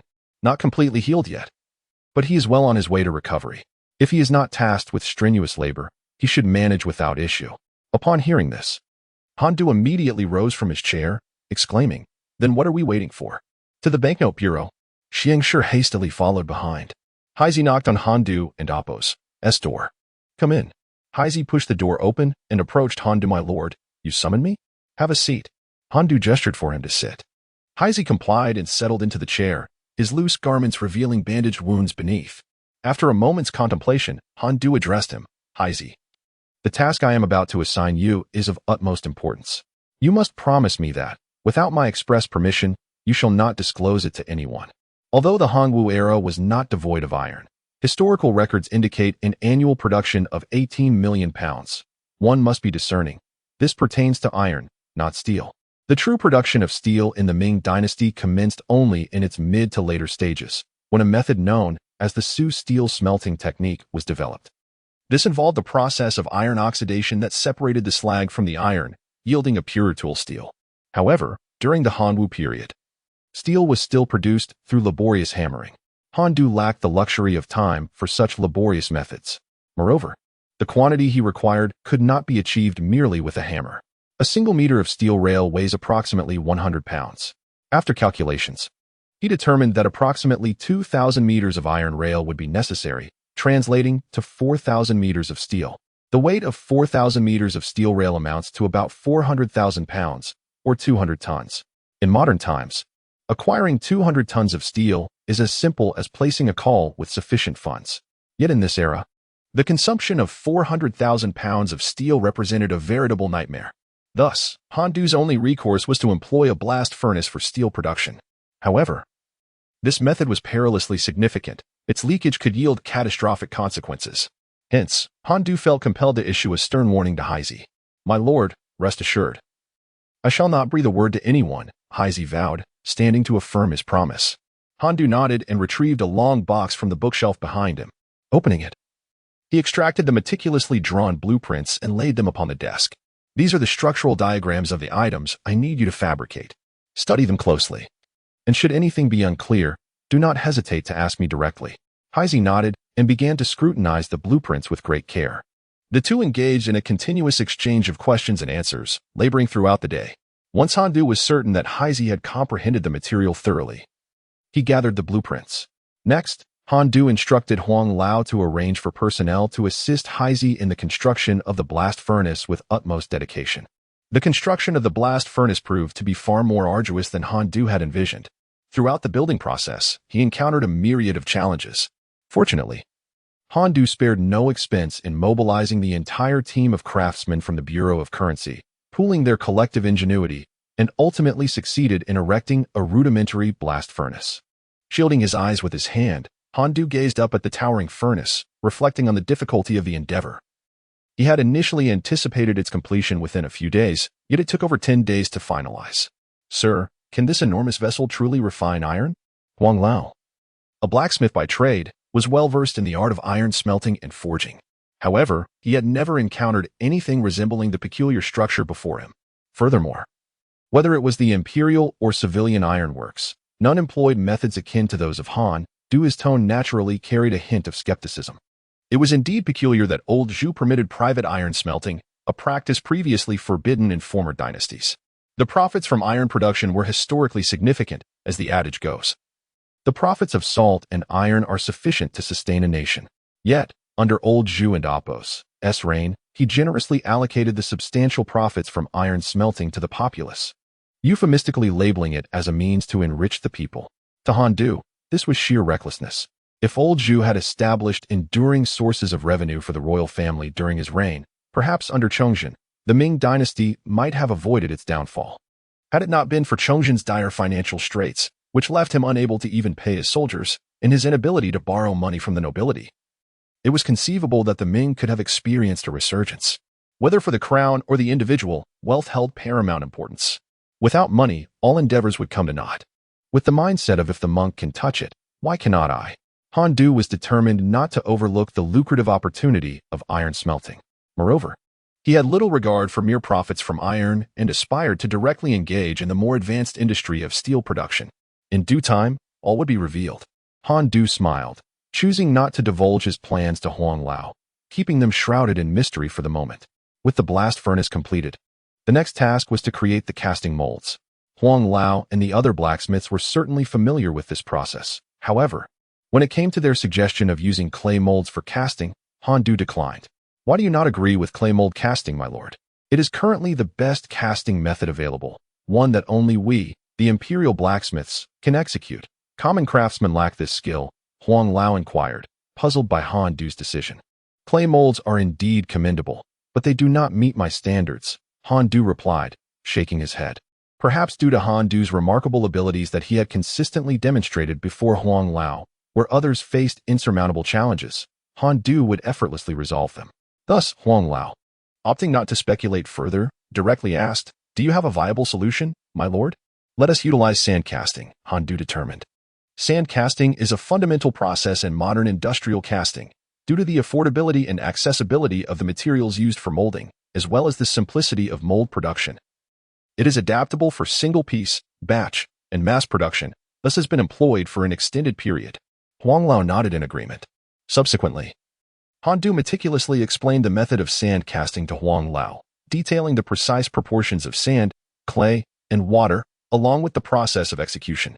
After listening, old Huang nodded and said, "Put it down, my lord. This method is not much different from the mud mold casting. It merely utilizes different materials. Allow me some time to gather a few individuals to experiment with this, and I assure you we will successfully create this sand mold." "Very well. Then I shall trouble you, old Huang." A few days later, the molds were completed, meticulously crafted in accordance with Han Du's specifications, yielding a total of 10 identical casts. However, the molds were not the 10 meters long as originally planned by Han Du, for despite numerous efforts with old Huang and his team, they were unable to achieve that length. Faced with this challenge, Han Du decided to reduce the length of the rails to 5 meters, which made the task considerably easier and ultimately successful. With preparations in place, Han Du beamed with delight. "Haizi, let us begin." With a wave of his hand, Han Du directed Haizi to oversee the feeding of the furnace. Meanwhile, Han Du had other matters to attend to, prompting his departure from the Paper Currency Bureau. He made his way to the Imperial Palace, reflecting on how long it had been since Emperor Zhu appointed him to oversee the treasury. To date, there had been no sign of the new currency, making Han Du feel the need to consult Emperor Zhu regarding the progress of the banknotes, while also seeking some of the Emperor's calligraphy. "Your humble servant, Han Du, pays his respects to your Majesty." Emperor Zhu glanced at Han Du, a smile gracing his face. "Just the other day, I was pondering how long it would take for you to return. I did not expect you to arrive earlier than I anticipated." "Quite well. I am pleased. Upon hearing this, Han Du felt a chill run through him. It seemed that should he arrive later, he would have been noted by Emperor Zhu. Fortunately, he had come on time. Otherwise, being remembered unfavorably by the emperor could lead to dire consequences, especially given Zhu's penchant for settling accounts. Indeed, Emperor Zhu was known for his meticulous nature, his motto being, if one does not undertake a task, then it must be done thoroughly. Many had fallen into his grasp for this very reason. Now, what brings you before me today? Speak. Noticing Han Du lost in thought, the emperor directly inquired. Oh, Your Majesty, I am preparing to commence the production of the banknotes and wish to request some of your esteemed calligraphy to engrave upon them. Allowing the common folk to admire your sacred script, Han Du replied with a smile. This initiative was primarily an unobtrusive way to flatter Emperor Zhu. Of course, it was also beneficial for the populace to witness the emperor's own handwriting on the currency, instilling in them an inherent trust in the banknotes. This, in turn, would greatly enhance the credibility of the currency, a serendipitous boon. Emperor Zhu, however, did not raise an eyebrow. I am not a master of calligraphy. Seek your letters elsewhere. If you cannot find anyone, I may recommend a couple. Having come from humble beginnings as a cowherd, Emperor Zhu had never had the opportunity for formal education. All his knowledge, including his calligraphy, was self-taught, lacking guidance from renowned masters. In my youth, due to the impoverished circumstances of my family, I lacked the means to seek guidance from renowned calligraphers. Subsequently, during the tumultuous period of warring factions, my preoccupation with pressing matters left me no time for such pursuits. Eventually, after ascending to the throne, my situation only deteriorated. It seemed that no esteemed master dared to offer counsel on my calligraphic endeavors. Chapter 63. The portrait. Even if old Zhu intended to lower his stature and seek counsel, it is likely that his notorious reputation would intimidate any esteemed calligrapher into silence at the mere sound of his voice. After much contemplation, old Zhu cast aside this notion. Upon realizing old Zhu's reluctance, Han Du was momentarily taken aback, wondering how one could possibly refuse such a fortuitous opportunity. No matter how exquisite the calligraphy of other masters might be, it would hold no value for the banknotes. Old Zhu's efforts to expel the invaders and restore the dignity of the Han people had cemented his status as a towering hero in the eyes of the common folk. In their hearts, the pursuits of a few literati paled in comparison to the everyday needs of the populace. Han Du, however, discerned the gravity of the situation and recognized the disparity between the whims of scholars and the sentiments of the masses. Thus, he steeled himself to once again beseech old Zhu for his writing. Old Zhu perceived Han Du's request as somewhat impudent. He had already advised him to consult a calligraphy master, yet Han Du insisted on having him write. Gently placing the imperial brush on the stand, he inquired, "Why is it necessary for me to inscribe this?" Moreover, there was a critical point that Han Du had neglected to mention, regardless of which calligraphy master Han Du approached. There would always be a risk of information leakage. If a master penned a piece for Han Du, they could easily replicate it for others. Only by soliciting old Zhu's hand could this risk be entirely mitigated. Once old Zhu had written for Han Du, he could refrain from any future inscriptions, leaving no one in a position to compel him. Additionally, the banknotes themselves bore no intrinsic value. Their efficacy as currency hinged upon the trust they inspired. As long as the credit was substantial, the banknotes would inherently retain their worth. The emperor, as the son of heaven and sovereign of all, imparted an invaluable credibility to the banknotes with his handwritten decree, an act that would undeniably bolster their worth in myriad ways. Recognizing the validity of Han Du and Appo's argument, old Zhu acquiesced. "Very well, I shall grant you a few words. Bring forth the ink." The head eunuch promptly procured a large sheet of rice paper, laying it upon the emperor's desk, and cheerfully remarked to Han Du, "You are truly fortunate, Sir Han, to receive an inscription from the emperor himself." Han Du smiled at the eunuch before bowing to old Zhu. "With the emperor's great favor, I am humbled." Old Zhu grasped the brush, casting a glance at Han Du, and asked, "Would you like me to write? Might it be the words and Appo's, de Ming Bao Chao and Appo's?" Han Du dared not keep the emperor waiting and hastily replied. Upon hearing this, old Zhu furrowed his brow slightly. "Why not write de Ming Tong Xing Bao Chao? Is that not equally fitting?" "Your Majesty, the new notes should herald a new era. I believe de Ming Bao Chao conveys a grander spirit. Of course, if you prefer the original phrasing, we shall proceed with that." Old Zhu nodded, choosing not to elaborate further. After centering himself, he dipped the brush and, with a single fluid motion, inscribed the 4 characters onto the rice paper. A unique charm intertwined the characters, leaving Han Du exceedingly satisfied. Subsequently, Han Du requested old Zhu to inscribe denominations such as 101, 501, 1 guan, 5 guan, 10 guan, 50 guan, and 100 guan. He even harbored a subtle intention to have old Zhu inscribe treasury note authority as well. As old Zhu took the handkerchief handed to him by the old eunuch to wipe his hands, he glanced at his own writing and suddenly inquired of Han Du. You possess both 50 and 100 guan notes. Do you intend to print such substantial banknotes? Are you not concerned that the issuance of such large denominations will lead to the devaluation of the currency? You have previously stated that banknotes should not be issued in insufficient quantities, as too few would limit their utility. However, they should also not be issued excessively, lest it undermine the stability of the Ming Dynasty. Old Zhu and Oppos, as hand-wiping grew increasingly slow as he regarded Han Du with suspicion. Rest assured, Your Majesty. The issuance of high-value banknotes is intended to facilitate significant commercial transactions. I shall impose strict limits on their quantity, ensuring that it will not cause any devaluation issues. Only a modest amount? That is indeed a commendable strategy. Old Zhu nodded in agreement. It ensures the convenience of substantial transactions while safeguarding the integrity of the currency. With a smile, Han Du accepted the brocade box containing the written characters from the old eunuch. Thank you, Your Majesty. I shall take my leave. Old Zhu gazed at him oddly, and upon realizing he was truly preparing to depart, quickly called out, Wait a moment. Does Your Majesty have further instructions? Han Du was taken aback, uncertain of what old Zhu required. Did you come to see me today merely for these characters? Is there nothing else? Old Zhu asked, astonished and unwilling to let the matter rest. Nothing else, indeed. Han Du blinked at old Zhu, perplexed by his inquiry. Am I not aware of my own intentions? Han Du was quite certain that his purpose in visiting old Zhu was singular, and truly, there were no other matters at hand. However, he felt it inappropriate to be so direct, so he replied, I am but a dullard. I humbly request Your Majesty to speak plainly. Old Zhu, in exasperation, stated directly, The Minister of Revenue has been seeking you. Have you forgotten about this matter? Oh, it is this matter, Han Du responded. But what is there to discuss? Hasn't and Amp, Oppos, that issue already passed? After this remark, Han Du fell silent, leaving the conversation hanging. Is that all? Old Zhu and Amp, Oppos, gaze at Han Du grew even more scrutinizing. It cannot be. Does this lad truly not grasp the gravity of the situation? Has your father not enlightened you on the implications of this matter? Old Zhu inquired, his voice deep and resonant. Why? Old Zhu pressed on. Han Du did not respond immediately. Instead, he surveyed his surroundings with a glance.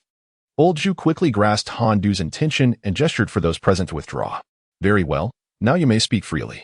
Han Du bowed to old Zhu before saying, Yes. Your Majesty, the reasons for my lack of concern are twofold. First, my lowly position renders my words of little weight, even if I were to care about such matters. I have little power to effect change. It is wiser to focus on fulfilling Your Majesty's directives. Second, while I may be isolated by the literati, this may not necessarily be a disadvantage for me. Upon hearing this, old Zhu clasped his hands together, leaning slightly back against the soft cushion of the dragon throne. Do you understand what it means to be isolated? This implies that in the future, without my assistance, even if you achieve merit, you will still face collective obstruction from them. The Bureau of Currency Management will no longer find it as effortless to acquire personnel or resources as it once was. Lao Zhu's deep-set eyes bore into Han Du, almost suggesting, Why are you hesitating to cling to my leg? However, today, Han Du would not seek that sturdy support.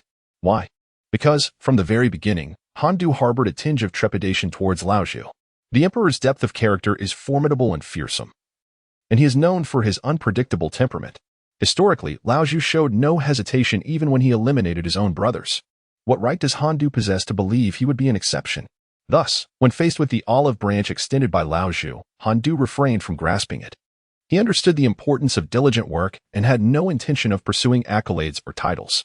Han Du candidly expressed his sentiments. Lao Zhu and Oppos' expression darkened. Is this truly how you think? This is indeed my thought, Han Du affirmed with unwavering certainty. A sudden clap resounded as Lao Zhu struck the armrest. Foolish. Do you think that by retreating, this matter will simply dissipate?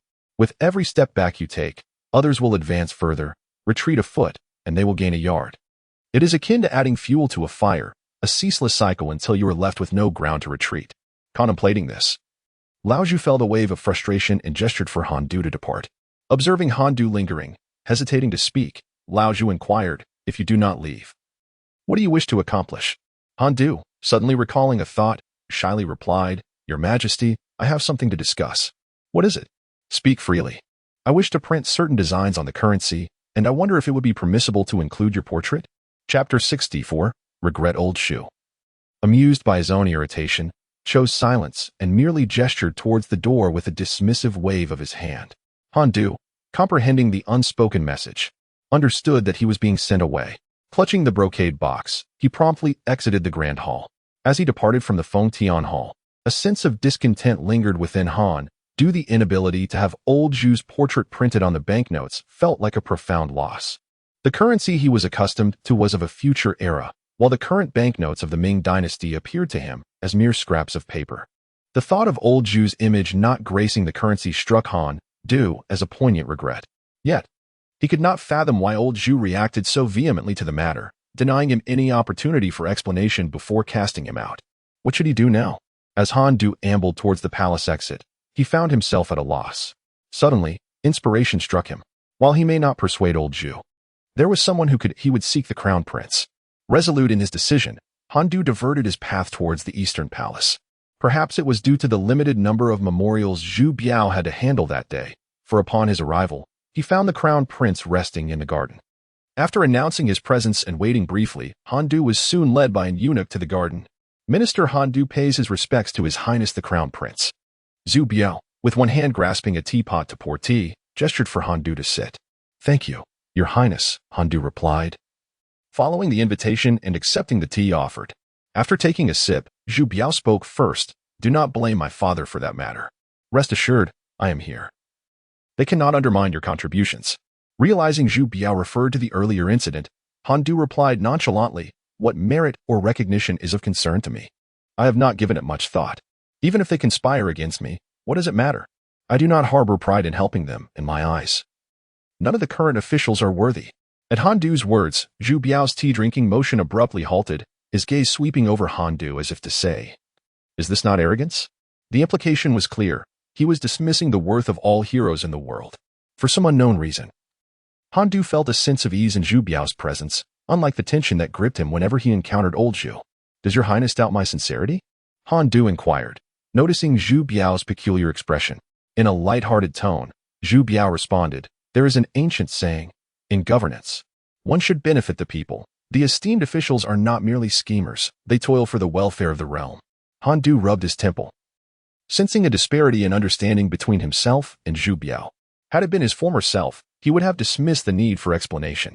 However, standing before Zhu Biao, the illustrious crown prince of the Ming Dynasty and future heir, he felt compelled to patiently elucidate his perspective. "Your Highness believes that merely occupying a high position and managing affairs equates to being a good official? Is it not so?" Zhu Biao countered Han Du, asserting that such officials could indeed be deemed rare exemplars of virtue. This perspective, however, reflects the limitations of ancient understanding. Those in power often believe that providing the populace with a semblance of peace and security, without imposing undue oppression, sufficed to qualify them as commendable leaders. This sentiment was not unique to Zhu Biao. Historically, it has been a common belief spanning millennia. Such views are deeply intertwined with the prevailing conditions of ancient times, where constant warfare, whether in the form of aggression or defense, was the norm.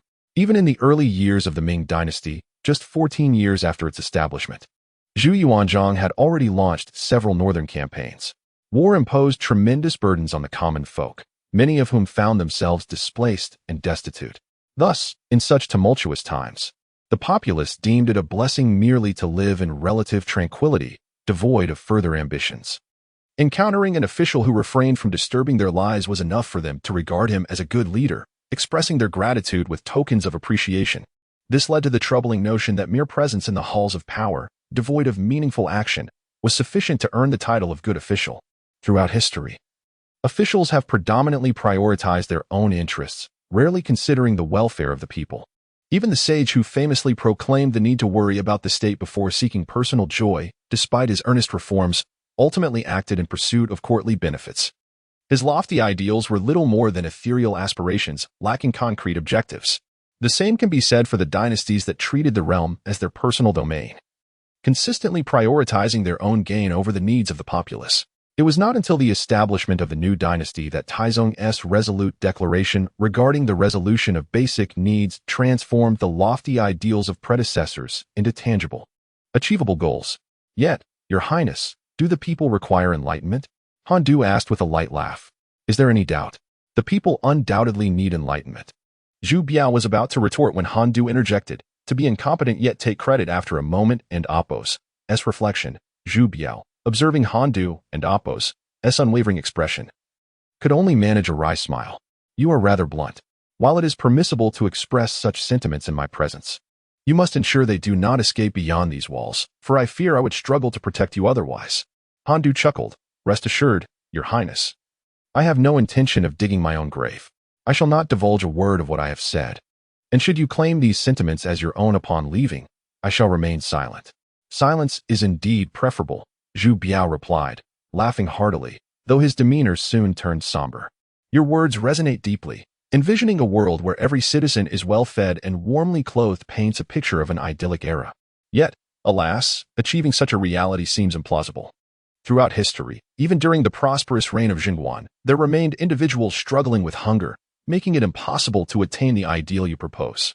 Do you then believe it is better to have achieved this state or to have failed in its realization? Han Du inquired, gazing at Zhu Biao with a hint of profundity in his eyes. Zhu Biao nodded slightly, acknowledging that achieving such a splendid era was indeed worthwhile, even if only to behold it for a fleeting moment. Regrettably, the task seemed daunting, nearly impossible. Han Du scrutinized Zhu Biao for a considerable time, observing that his words bore no semblance of deceit, and remarked, the waves of the Yangtze pushed the previous waves forward. Contemporary individuals surpass those of antiquity.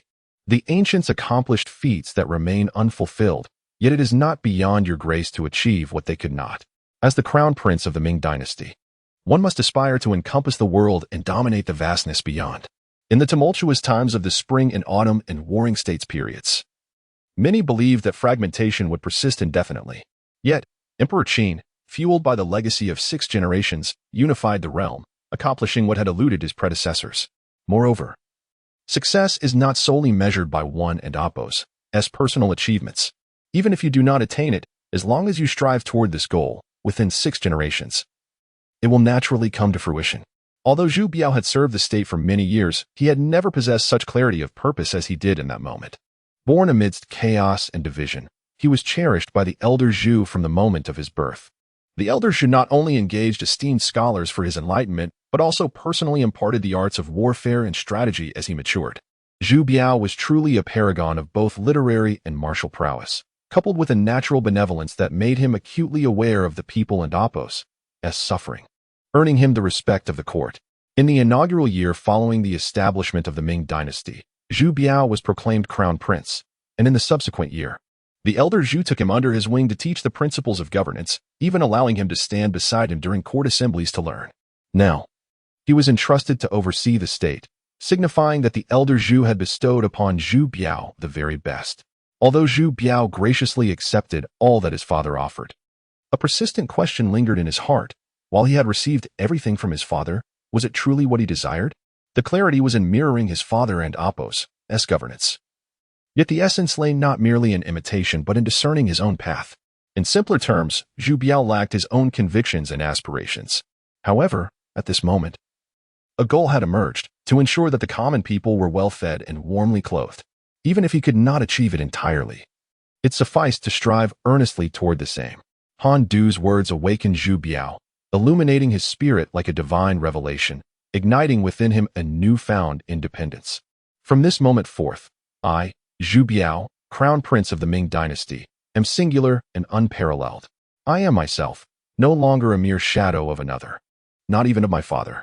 Zhu Biao and Appo's resolve flared like a torch as the previously dispersed fragments of his spirit coalesced into a cohesive whole. Witnessing this transformation, Han Du was left astounded. He had merely expressed casual reflections, never anticipating such a profound response from Zhu Biao. Might you, dear minister, assist me in my endeavor? Zhu Biao suddenly grasped Han Du's hands, earnestly inquiring. Chapter 65. The issue of sustenance. Han Du suddenly fell silent. What more could he say? Digging one's own grave was the most fitting description of his predicament. My lord, I shall exert every effort, he exclaimed with a laugh. Ah, how delightful! With your assistance, I feel as though a great weight has been lifted from my shoulders. Zhu Biao chuckled as he helped Han Du rise from the ground and sit properly. Han Du wore a smile on his face, yet his heart felt uneasy. Today, he had truly succumbed to some kind of enchantment. To have uttered such words to Zhu Biao. Now, he had unwittingly dug a pit for himself. How could the issue of sustenance be resolved so easily? How many years did future generations toil under such conditions before achieving it? No, he had spoken too boldly just now. He must now devise a means of retreat. Zhu Biao felt a twinge of embarrassment, realizing that his earlier surge of emotions had been in vain. However, just because he had not considered the matter deeply did not mean Han Du had not. Since he had broached the topic, perhaps he indeed had something substantial to offer. What are your thoughts? Do you have a plan? Zhu Biao inquired, intrigued. Han Du shook his head. I have no comprehensive plan. But I do possess an immature idea that I might share with your highness. Zhu Biao smiled and nodded slightly, adopting an attentive demeanor as he regarded Han Du thus. Han Du continued. I have observed in historical texts that there have been brief periods in certain years when the common people were able to achieve a semblance of sustenance and warmth. Oh, when was this? I am well versed in the classics. I have never encountered such accounts, Zhu Biao responded, astonished. Zhu Biao was exceptionally gifted, having mastered the classics and historical texts, often leaving his scholars in awe of his vast knowledge. It is not that you have not seen it, but rather that you have not paid attention. Had I not experienced certain lectures and engaged in rigorous discourse, I too would remain oblivious. Without witnessing those who scrutinize thick tomes of history with a magnifying glass and interpret events from various angles, I would not have taken note. Han Du mused silently. Gathering his thoughts, Han Du elaborated.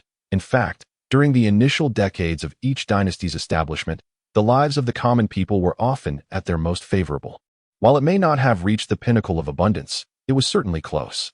Moreover, after several decades, each dynasty would exhibit signs of prosperity, indirectly suggesting that the lives of the populace prior to this era were relatively bearable, at least not inferior to the flourishing times, for otherwise, such prosperity could not possibly be sustained. Zhu Biao nodded in agreement, finding Han Du's rationale sound. He suddenly sighed. Alas, they all eventually fell into decline. In the later years of every dynasty, corruption ran rampant, and foolish rulers emerged. Is there any realm that does not succumb to decay? His father, deeply aware of the dangers posed by corrupt officials, had instituted severe laws and instructed Zhu Biao to be benevolent and wise, hoping he would become an enlightened ruler. Han Du cleared his throat. Your Highness is indeed a wise ruler. However, I believe the decline of a realm is not solely attributable to the presence of enlightened or foolish rulers. The truth is, the Ming dynasty ultimately met its demise. To be candid, the fall of a dynasty is not significantly influenced by whether its rulers are enlightened or foolish. What difference does it make if a ruler is foolish? With the might of the realm, one can adequately sustain a single individual. At the zenith of the Ming dynasty, the population was nearly 100 million. Even if each person contributed 10 cash coins annually to the emperor, that would amount to an astounding 10 million taels of silver. Yet, during the reign of Chongzhen, the annual revenue of the court was merely 200,000 taels. Had Chongzhen garnered an annual income of 10 million taels, there would have been no need to concern oneself with wild boar skins. It is not merely a question of entering the pass. The preservation of the old lair would hinge upon Chongzhen's disposition. Upon hearing Han Du's contrarian assertions, Zhu Biao furrowed his brow in confusion and remarked, It is a well-known fact that a wise ruler fosters the prosperity of a nation, while a foolish one brings about its demise. How can you claim that the rise and fall of a dynasty is unrelated to the sagacity of its monarch? What do you believe it depends upon? Noticing Zhu Biao's incredulity, Han Du ceased to obfuscate and spoke plainly. It pertains to land. Zhu Biao's expression shifted. Land? This was an angle he had not considered. Indeed, it is land. The fall of the old dynasty and the establishment of the new is invariably accompanied by warfare, which may last for a decade or even several decades. Have you not observed that when an old dynasty collapses, the populace often lacks land? Even those who possess it have but a scant amount, scarcely sufficient to sustain their families. Yet, following the turmoil of war, the first consequence is a drastic reduction in population. Those who perish in battle, succumb to disease, starve, or become displaced. Each factor diminishes the populace. The significant decline in population naturally leads to a decreased demand for food. Moreover, with the establishment of a new dynasty, land will inevitably be redistributed. Take the Ming dynasty as an example. The emperor once decreed the encouragement of reclamation, stipulating that any land reclaimed would belong to the individual responsible.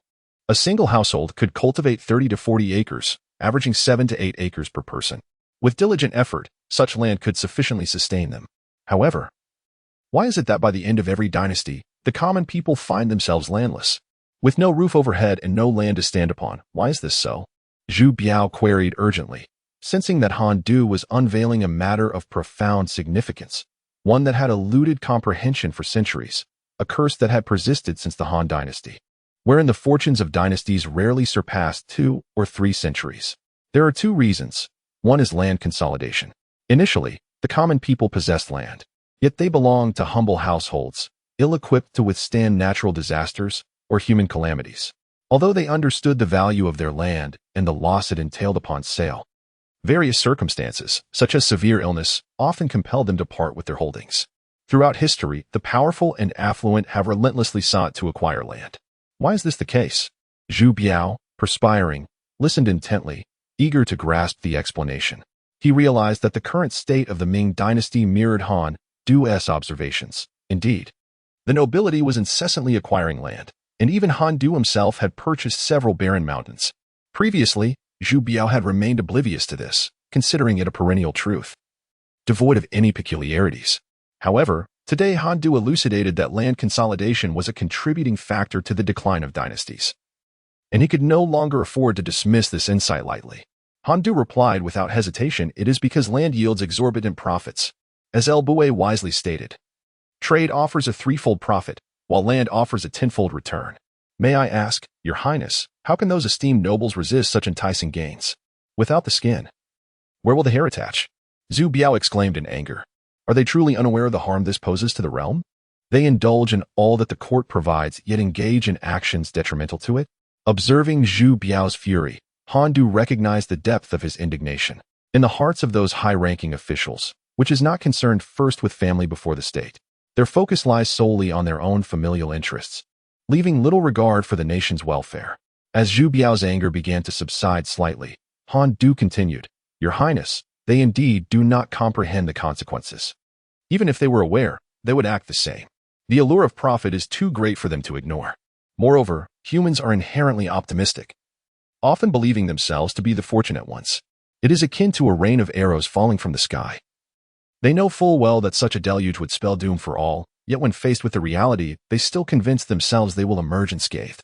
Zhu Biao's expression turned grim. This was indeed a conundrum without resolution. He muttered in despair, Is there truly no solution? Han Du shook his head, admitting that he had no definitive answer, only a somewhat immature suggestion. My lord, please share it, Zhu Biao urged, hope igniting amidst his disappointment.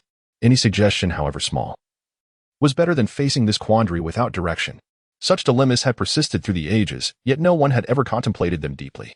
Now, Zhu Biao found himself relying on Han Du from their first discussion regarding the pros and cons of paper currency.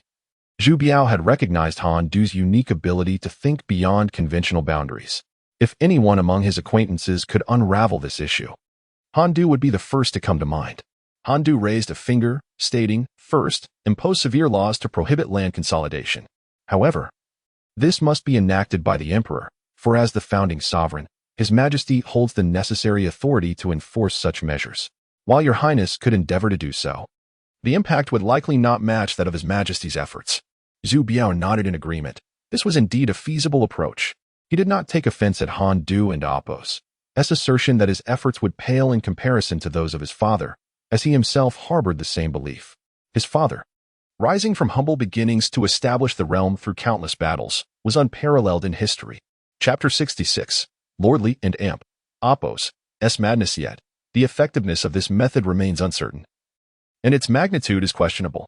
Observing Zhu Biao's confusion, Han Du sighed and continued, The prospect of tenfold profit is indeed overwhelming, sufficient to embolden individuals to disregard any stringent laws.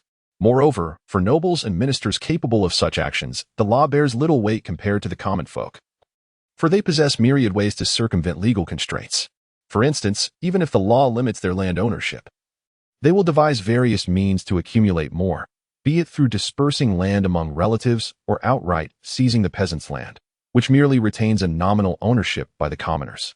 The rampant land consolidation during the Ming Dynasty was astonishing.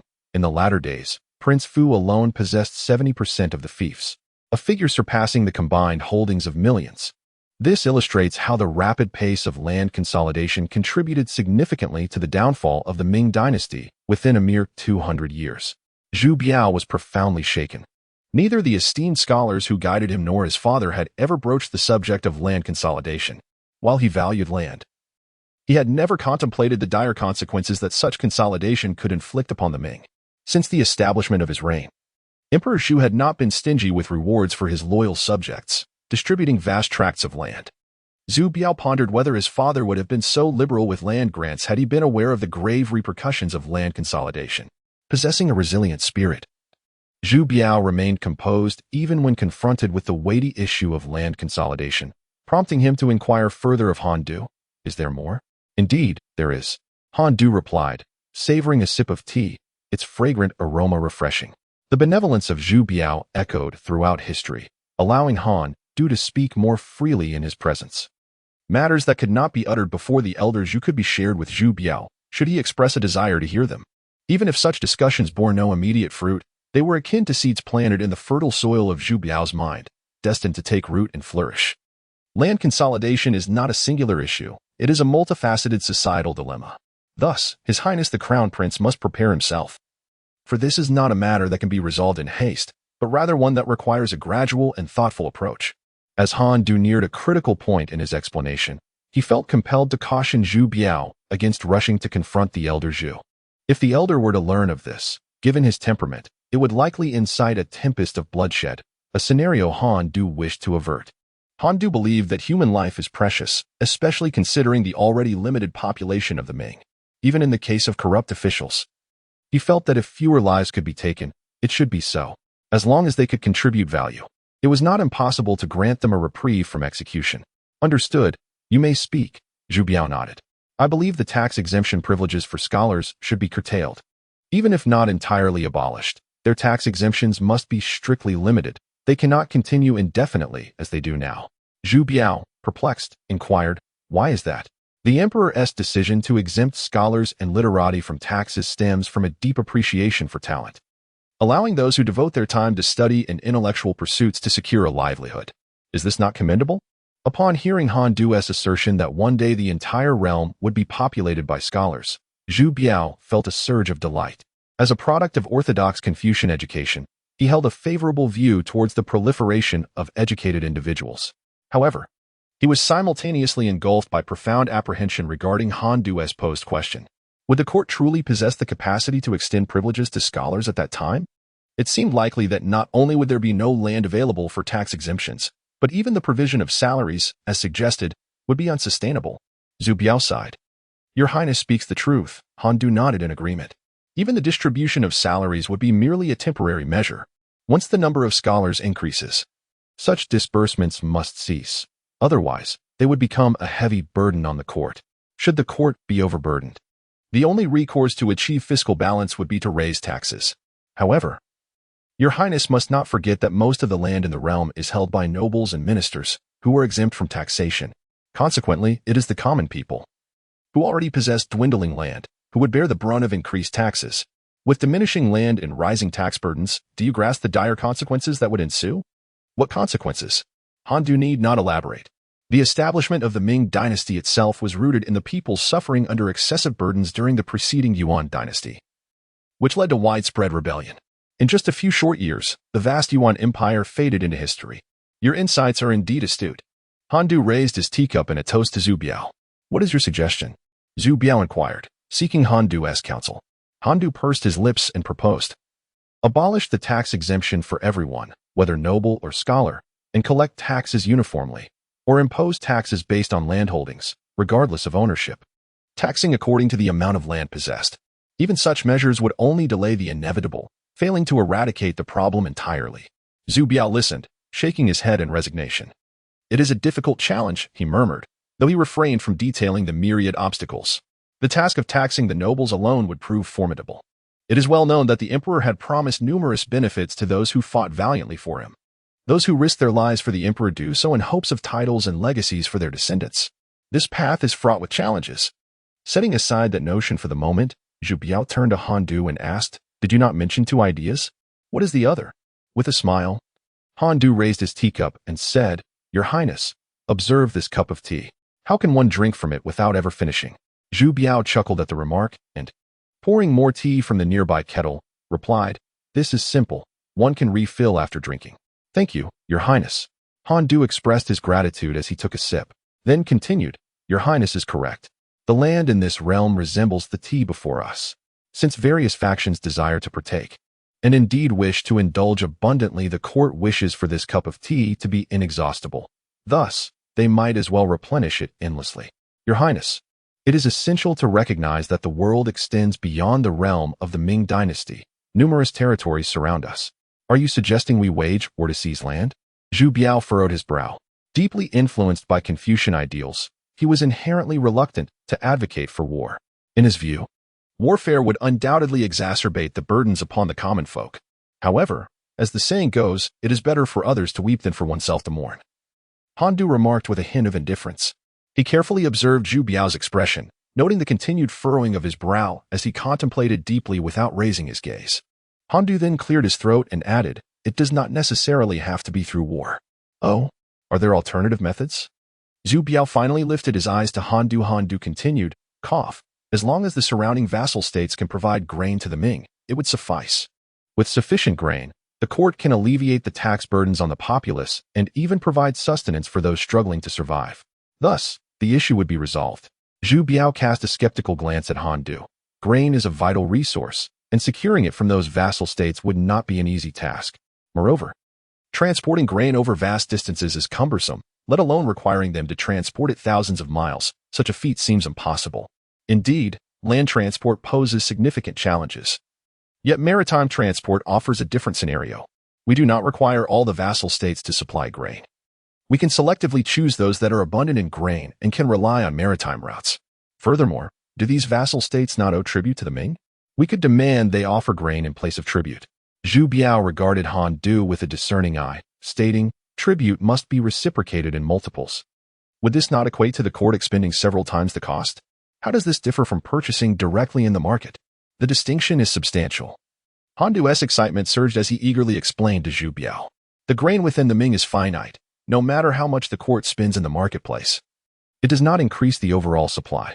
In contrast, even if the vassal states were to contribute a portion of their grain, it would effectively augment the internal supply of the Ming. Moreover, in some vassal states, grain is exceedingly cheap, even if we reciprocate at market price. They might still reap substantial profits, and they could be more than willing to comply. Furthermore, once the new banknotes are minted, the court could easily offer these notes as tribute to the vassal states, thereby acquiring vast quantities of grain in exchange for mere pieces of paper. Would that not be a delightful arrangement?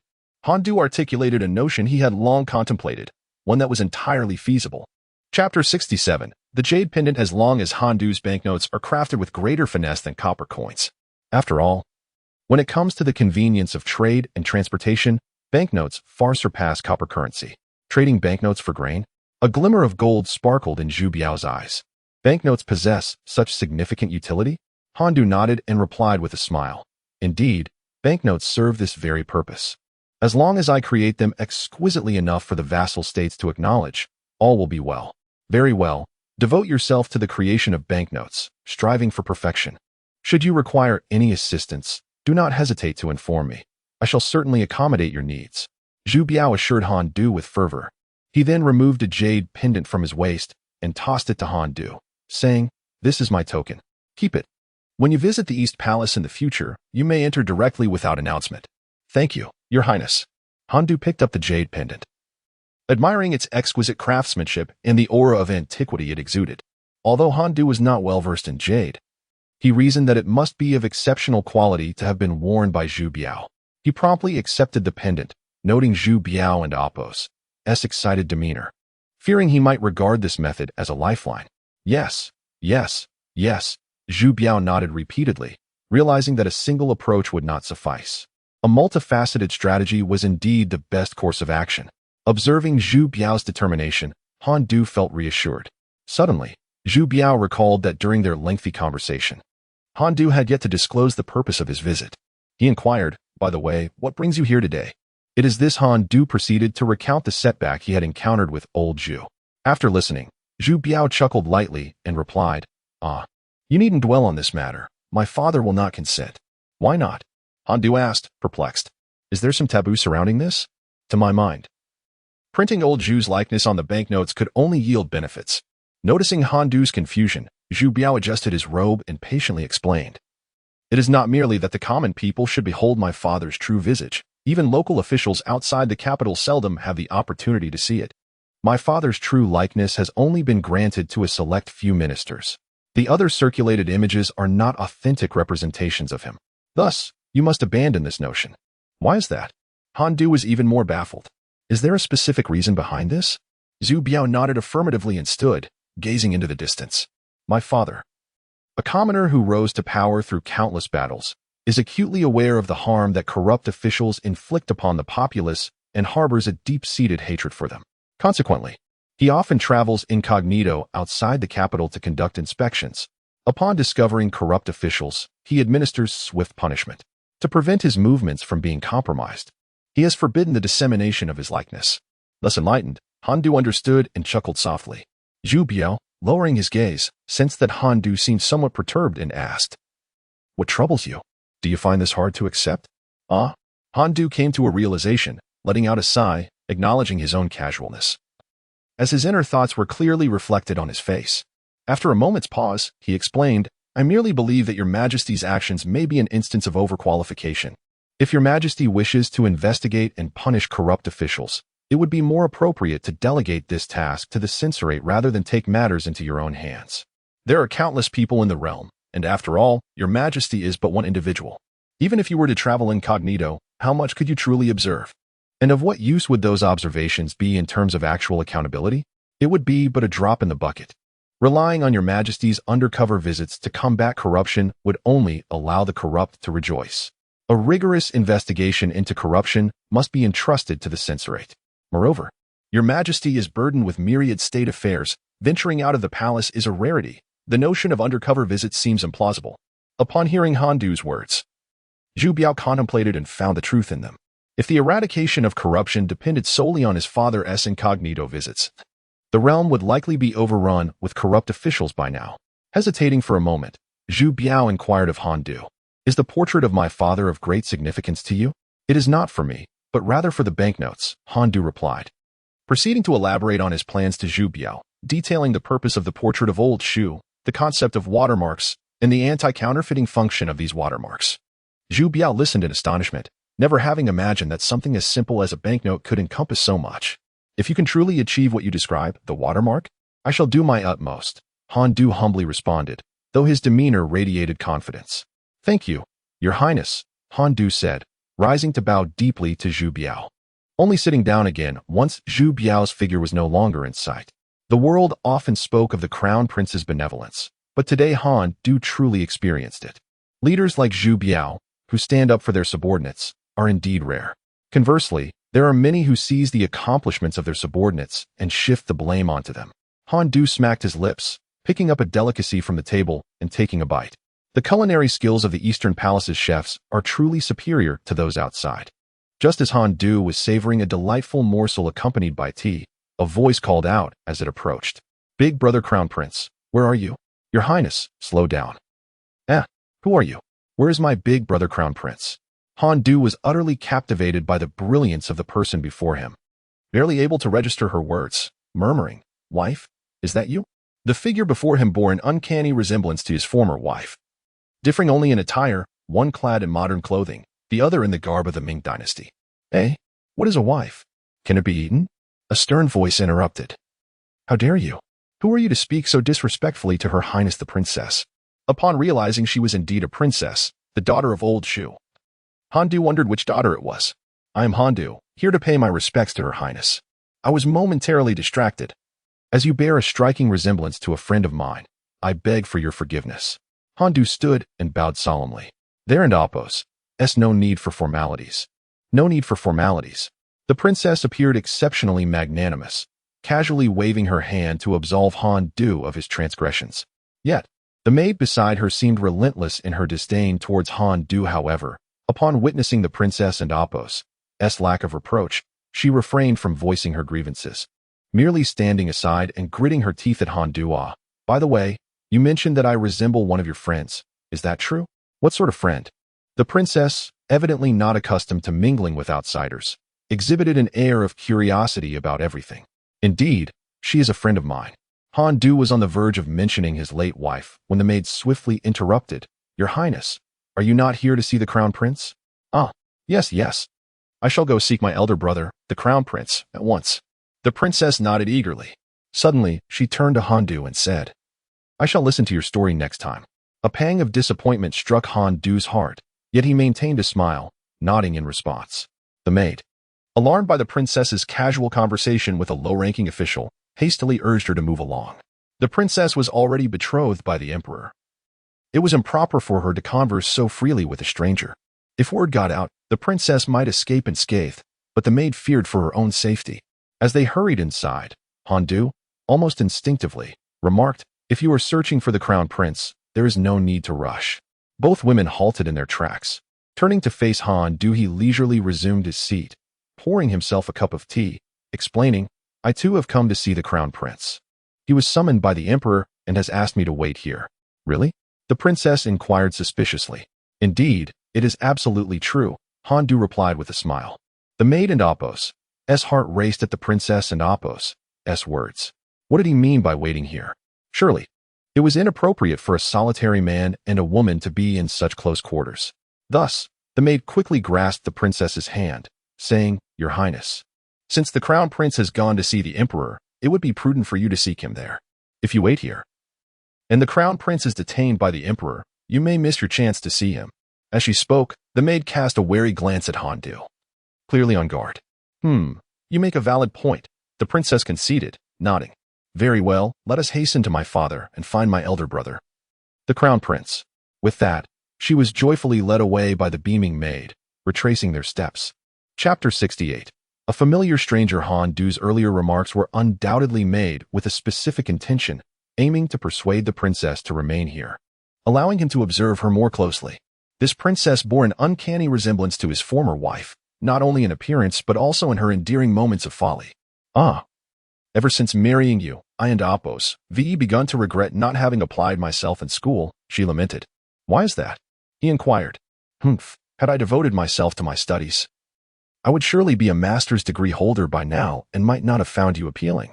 Indeed, with your remarkable intellect, it is no surprise that you could aspire to a doctorate, let alone a master. And Apos, if I had been in your presence back then, you would have surely held your head high and disdainfully spat water at me.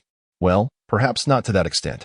However, had I been a master's degree holder, the finances of our household would undoubtedly be under my control." "Ah, my dear wife, your reasoning is sound. As if you do not already manage our current finances." "Shut up." "Hey." Han Du chuckled blissfully, tears welling in the corners of his eyes. Old Zhu sat regally upon the dragon throne, observing as Zhu Biao entered. "The Crown Prince has arrived," he announced. "My son pays his respects to father," Zhu Biao said, bowing. Old Zhu set down his pen, gesturing for him to rise. "Sit down. Your bow appears more burdensome than our own." "My son," Zhu Biao suddenly blushed, pondering his own corpulence, a dilemma that had perplexed physicians without yielding answers. Though Zhu Biao kept himself physically active, the weight remained stubbornly unchanged. "Very well, I shan't dwell on this matter. What brings you to me?" Old Zhu inquired. "My son wishes to request a portrait," Zhu Biao replied. Upon hearing this, Old Zhu's brow raised in interest as he regarded Zhu Biao. "Has Han Du sought you out?" His tone remained inscrutable. After a brief pause, Old Zhu chuckled. "Everyone claims the Crown Prince is easy to converse with, and it appears they are correct. I never expected that even that rascal Han Du would recognize this. He encountered a setback here and promptly sought you out upon exiting the palace. Should I commend your kindness or praise Han Du's cleverness?" The old eunuch's brows twitched, his grip on the ceremonial staff tightening, as he felt a twinge of anxiety for the Crown Prince. "Father, my son." Before Zhu Biao could elaborate, Old Zhu impatiently waved his hand, interrupting. "You understand why we prohibit the circulation of portraits." "Oh?" Old Zhu was momentarily taken aback. Had Zhu Biao not confided in Han Du about the portrait, Old Zhu would have surely been enraged. After all, Zhu Biao was sovereign, while Han Du was a subject. The ruler must never be swayed by his subjects. Since Zhu Biao had indeed informed Han Du of the reasons, It indicated that Zhu Biao initially believed the portrait should remain undisclosed. However, with Zhu Biao now requesting it, only one conclusion could be drawn. Han Du had persuaded him. What did Han Du say to you that led you to believe we ought to grant him the portrait? Pray, share it with me. Yes. Zhu Biao lifted his gaze and recounted Han Du's words to Zhu Yuanzhang. Han Du opined that the emperor's incognito visits bore little fruit, serving merely as a drop in the ocean, failing to impact the grand scheme of things. Emperor Zhu had always taken great pride in his ability to travel incognito and punish corrupt officials. This, in essence, is a common human flaw, akin to everyone harboring a heroic spirit within, believing themselves to be champions of justice capable of vanquishing evil and restoring order. However, while ideals may be lush, reality often proves starkly lean. People often witness a hero at a tavern delivering a sound thrashing to a scoundrel who absconded without paying for a bottle of wine. Yet they overlook the fact that the bottle merely cost a few coins, while the destruction of the tavern's furniture amounted to far greater loss. The indignant hero departs with a flourish, leaving the tavern owners in despair. Similarly, Emperor Zhu's secret excursions are but a fleeting indulgence for him, lacking substantial effect on corrupt officials, even failing to intimidate them. For any official of notable stature understands that the emperor rarely leaves the palace. What does he mean by that? Emperor Zhu's face flushed, whether from anger or embarrassment was uncertain. Upon noticing his father's displeasure, Zhu Biao felt a pang of anxiety, realizing that he had unwittingly echoed Han Du's sentiments, thus provoking his father's ire. He hastily interjected, "Father, that is not what Han Du intended." With a resounding thump, the emperor slammed his palm on the table, demanding, "Then what did he mean?" Yet, to Han Du, the matter seemed trivial, proclaiming that if punishing corrupt officials relied on incognito visits, then all officials would awaken in laughter. Is this the sort of talk a minister should utter? "Father, I beseech you to calm your anger," Zhu Biao implored, kneeling in submission. "I shall reprimand Han Du, ensuring he thinks twice before speaking recklessly again." Beads of sweat formed on Zhu Biao's forehead as he knelt. Confused by his father's reaction, he hesitantly ventured, "Father? Humph. I am not confused." Though Han Du's words may be unpalatable, they ring true, the emperor retorted, casting a sidelong glance at Zhu Biao. "When have you ever seen me punish a minister for speaking the truth?" After a moment, he added, "Rise, given your condition, kneeling must be quite painful." "Yes." Zhu Biao acquiesced, slowly rising to take his seat once more. The emperor's demeanor had returned to normal, and he regarded Zhu Biao with a bemused expression. "You seem quite fond of Han Du, enough to kneel on his behalf. I recall the last time you knelt was for your teacher, Song Lian." Song Lian had faced potential execution due to the Hu Weiyong incident, but it was only through the intercession of Empress Ma and Zhu Biao that the emperor spared him, commuting his sentence to exile in Maozhou. "Indeed," Zhu Biao affirmed, "I believe Han Du, despite his youth, possesses insights beyond the ordinary, contemplating matters others overlook. It is only natural for me to admire such talent." Old Zhu pressed his lips together, pausing for a moment before speaking. "What is it? What did he say to you that left such a profound impression? Has your father acquiesced to you?"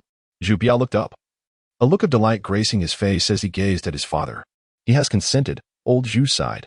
"But what choice did he have?" As Han Du remarked, "Even if we donned common attire and ventured incognito, our presence would be but a mere whisper in the vastness of this world. Even with 100 eyes, we could not observe all. Even with 1,000 hands, we could not grasp everything. And look at this." Old Zhu, feeling a surge of frustration, pointed at the pile of memorials on the imperial desk for Zhu Biao to see. "Even if we labor from dawn till dusk, we shall never complete this task. By the time we finish today, tomorrow morning will greet us with another mountain of documents. When would we ever find the opportunity for discreet visits?" After concluding his remarks, old Zhu gestured towards the nearby chief eunuch. The eunuch, promptly receiving the command, bowed and hurried away.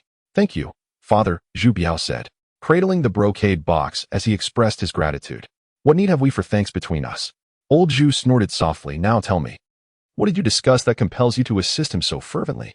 Zhu Biao set the brocade box on a low table beside him and recounted his conversation with Han Du to his father. "I asked Han Du for his perspective on the rise and fall of dynasties throughout history." "Oh?" Old Zhu replied, slightly taken aback, for he had not anticipated such a weighty topic to arise in their discourse. Initially, he believed their conversation would revolve around mundane matters, not this profound subject.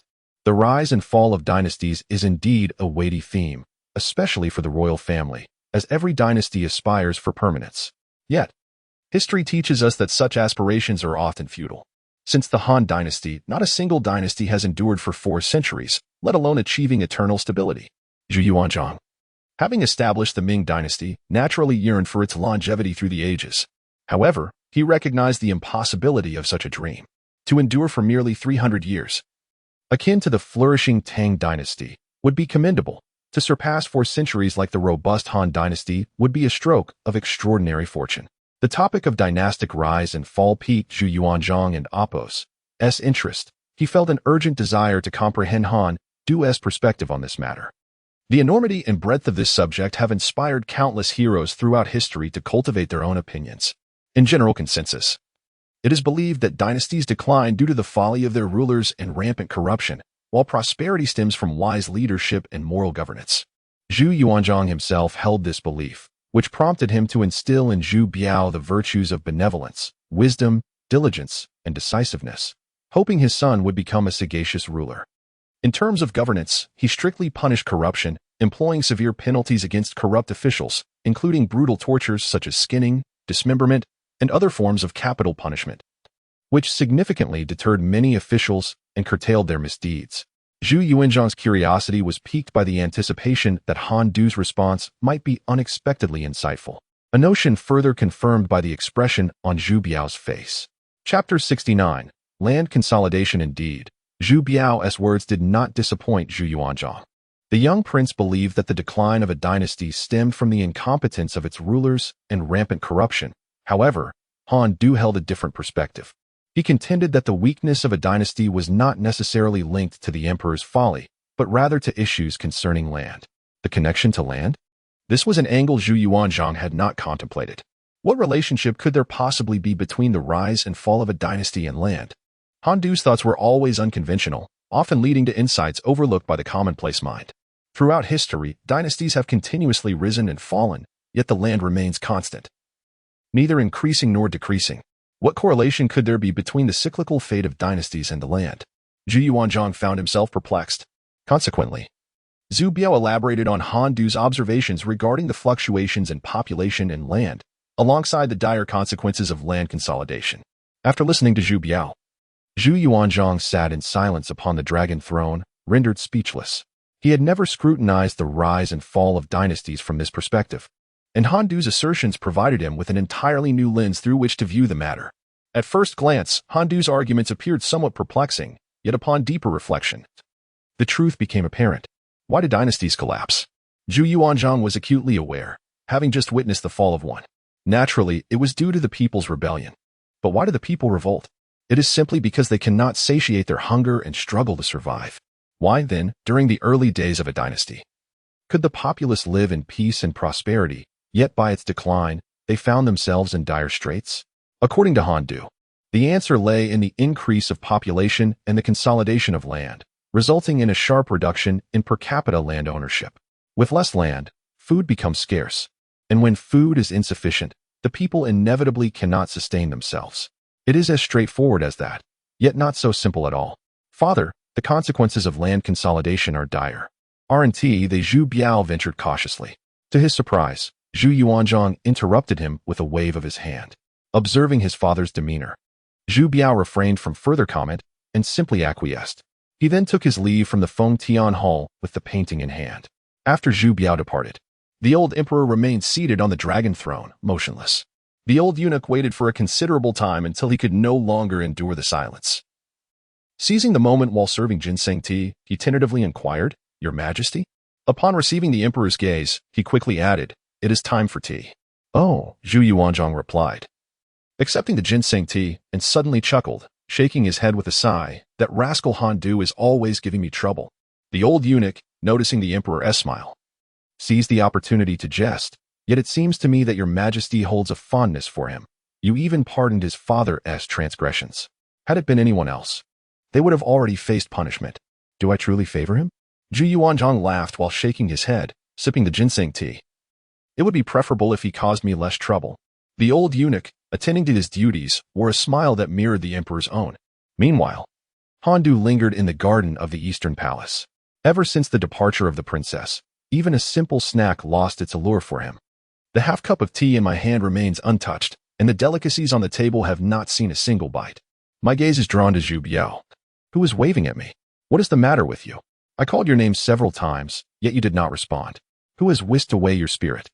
Zhu Biao jested, his tone lighthearted as he teased Han Du. Upon hearing Zhu Biao and Appo's words, Han Du felt a sudden tightening in his chest. Yet he maintained an impassive exterior. Your Highness is truly humorous. I was merely feeling a bit drowsy moments ago. Do you think I cannot distinguish between being drowsy and being lost in thought? Zhu Biao remarked, yet he did not press further, accepting Han Du's explanation of fatigue. He placed the brocade box before Han Du. Here is the portrait of Father Emperor that you requested. I have procured it for you. Has the Emperor consented? Han Du's eyes brightened at the sight. Zhu Biao remained silent, merely nodding in affirmation. Indeed, when the Crown Prince intervenes, matters unfold with remarkable ease, securing the Emperor's approval without difficulty. It is worth noting that Han Du had been dismissed by the old Emperor upon making a similar request. However, as Han Du recalled the princess he had encountered earlier, a myriad of thoughts surfaced, and he cast a sidelong glance at Zhu Biao. Tentatively, he remarked, "Oh, by the way, when His Highness departed earlier, a princess came looking for you, and I happened to run into her. That was my younger sister, Princess Anqing. I have already met her in the palace, and she mentioned encountering you." Zhu Biao showed no sign of surprise and casually replied. Upon learning the name, Han Du fell into a reverie, even imagining names for the children he might have with the princess. "Why do you look at me so? Is something amiss?" Zhu Biao coughed awkwardly before quietly inquiring, "Are you hungry? If you are, I can have someone prepare some food for you." He gestured to his own chin. Instinctively, Han Du wiped his chin, feeling the dampness, and realized he had been drooling. He hurriedly wiped it dry, his face flushing red as he stood to take his leave. "I thank your Highness. If there is nothing else, I shall take my leave." Zhu Biao stifled a chuckle and waved his hand in agreement. Upon returning home, Han Du's family, puzzled by his demeanor, refrained from questioning him. After dinner, Lu Shi discreetly nudged Han Du with her elbow. Confused, he looked at her, unsure of her intentions. Lu Shi cleared her throat and said, "My dear husband, look at our son. He is nearly 19. In the past, you were busy with official duties and could not attend to this matter. Later, our family faced imprisonment, making it impossible to address. However, now that we are all safe and our son has a position, should we not consider the matter of his marriage? If we delay further, he will be older, and suitable matches will become scarce." Han Du stared blankly at Lu Shi, bewildered by her sudden mention of this topic, with no prior indication. Yet, seeing Lu Shi's persistent urging, he quickly replied, "Ah, yes, indeed. It is high time to seek a suitable match for Duer, and we cannot afford to procrastinate any longer. My dear, please exert yourself a little. Whenever you have the opportunity, do make arrangements." With a thud, Han Du placed his bowl upon the table. His mind already elsewhere during the meal, and upon hearing his parents' conversation, his agitation only intensified. Displeased with their meddling in his affairs, he retorted, "Mother, I am fully aware of my own matters. There is no need for your unwarranted concern." Upon witnessing her son's defiance, Lu was incensed. "The dictates of parents and the matchmaking of intermediaries. What do you mean by unwarranted concern? And to claim you know your own affairs? Do you intend to choose your bride alone? Are you not afraid of becoming a subject of ridicule? This matter is settled. I shall enlist several matchmakers to inquire about suitable prospects in due course." Having previously experienced the liberty of romantic pursuits without parental interference, Han Du now found himself confronted with his parents' rigid arrangements. Coupled with his recent encounter with Princess Anqing, a stubborn resolve surged within him. He brusquely pushed his bowl aside, declaring, "I am full." Grasping a brocade box, he turned and strode towards his chamber. Lu, perceiving Han Du's petulance, felt her own temper flare. Yet, as he had already departed, she refrained from unleashing her ire. "Oh, you." She turned to chastise Han Du. "Look at him." I see. Han Du quickly interjected to placate Lu. "He is, after all, a piece of your flesh. Why allow yourself to be vexed? It is not worth the toll on your health. Besides, judging by his demeanor, perhaps he has already set his affections elsewhere. I shall inquire later. If he does have someone in mind, you will have less to worry about." Yet Lu remained unconvinced, feeling her good intentions were disregarded, her frustration mounting. "Your son. Do you truly remain unaware? He spends his days in the company of artisans. What prospects could he possibly encounter?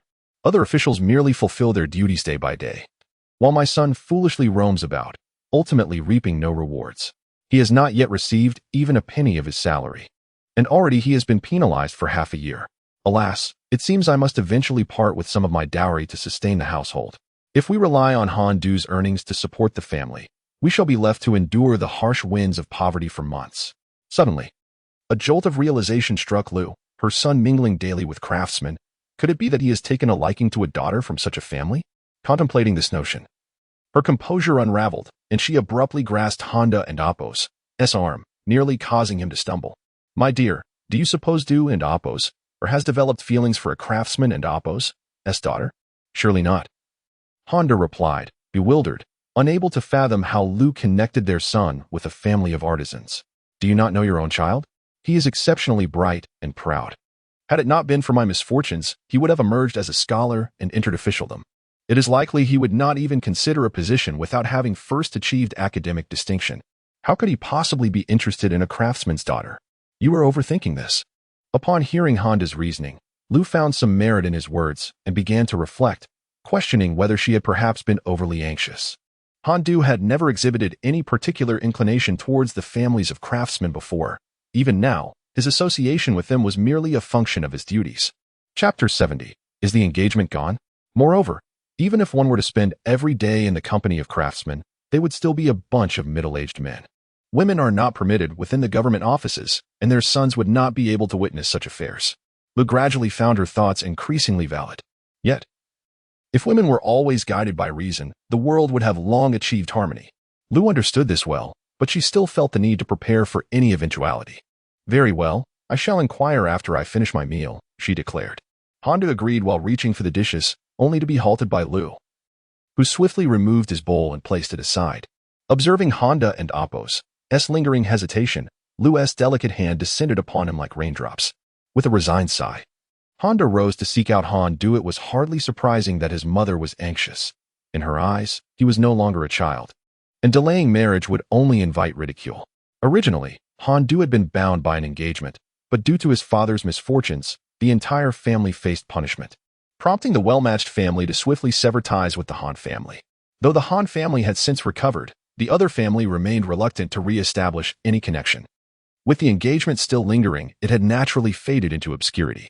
Now, with his mother suddenly broaching the topic of marriage, Han Du instinctively felt a wave of annoyance.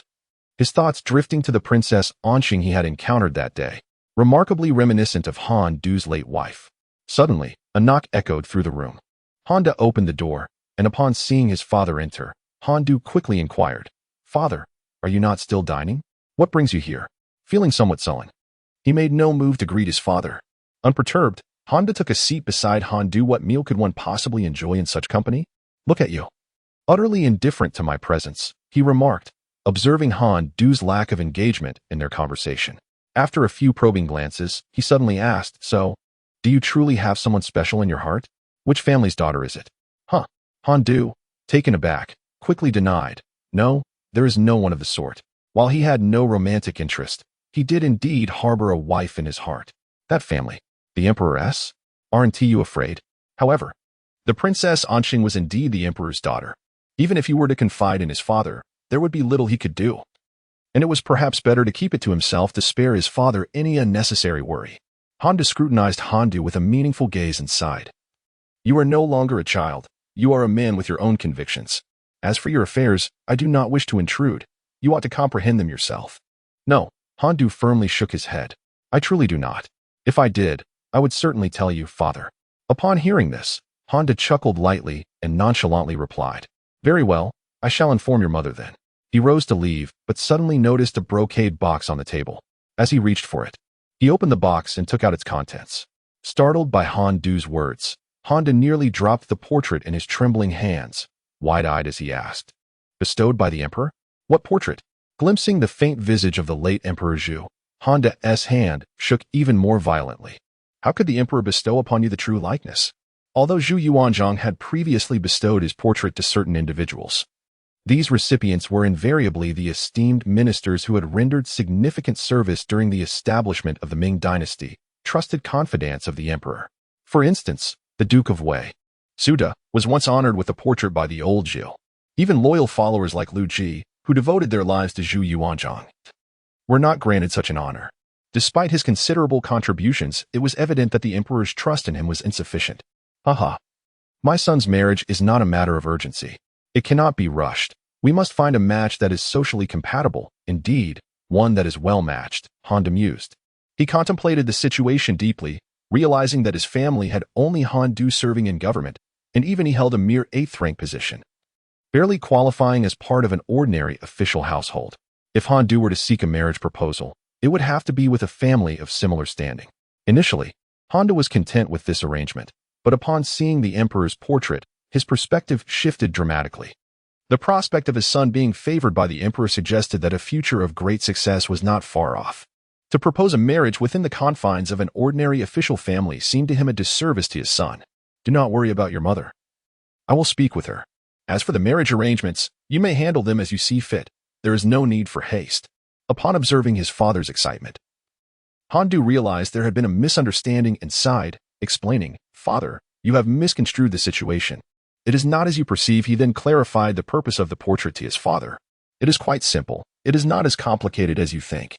However, Han Du maintained his cheerful demeanor, seemingly unaffected by Han Du's words. Recognizing his father's indifference to his explanation, Han Du felt compelled to caution him. "Do as you wish. But I must forewarn you. If you find yourself disappointed later, do not blame me for not having warned you." "Understood, understood. You have only been an official for a few days and already presume to lecture your father. I have witnessed more in my lifetime than you have grains of rice consumed." Han Du, slightly irritated by the admonition, waved his hand dismissively at Han Du. He then reopened the portrait, gazing upon it with reverence, nodding and sighing. This is indeed the true likeness of the emperor. Who would have thought that the Han family would be graced with such a portrait? We must clear a space to honor it properly. It cannot be neglected. Wait. Han Du interjected urgently. "What are you planning to do?"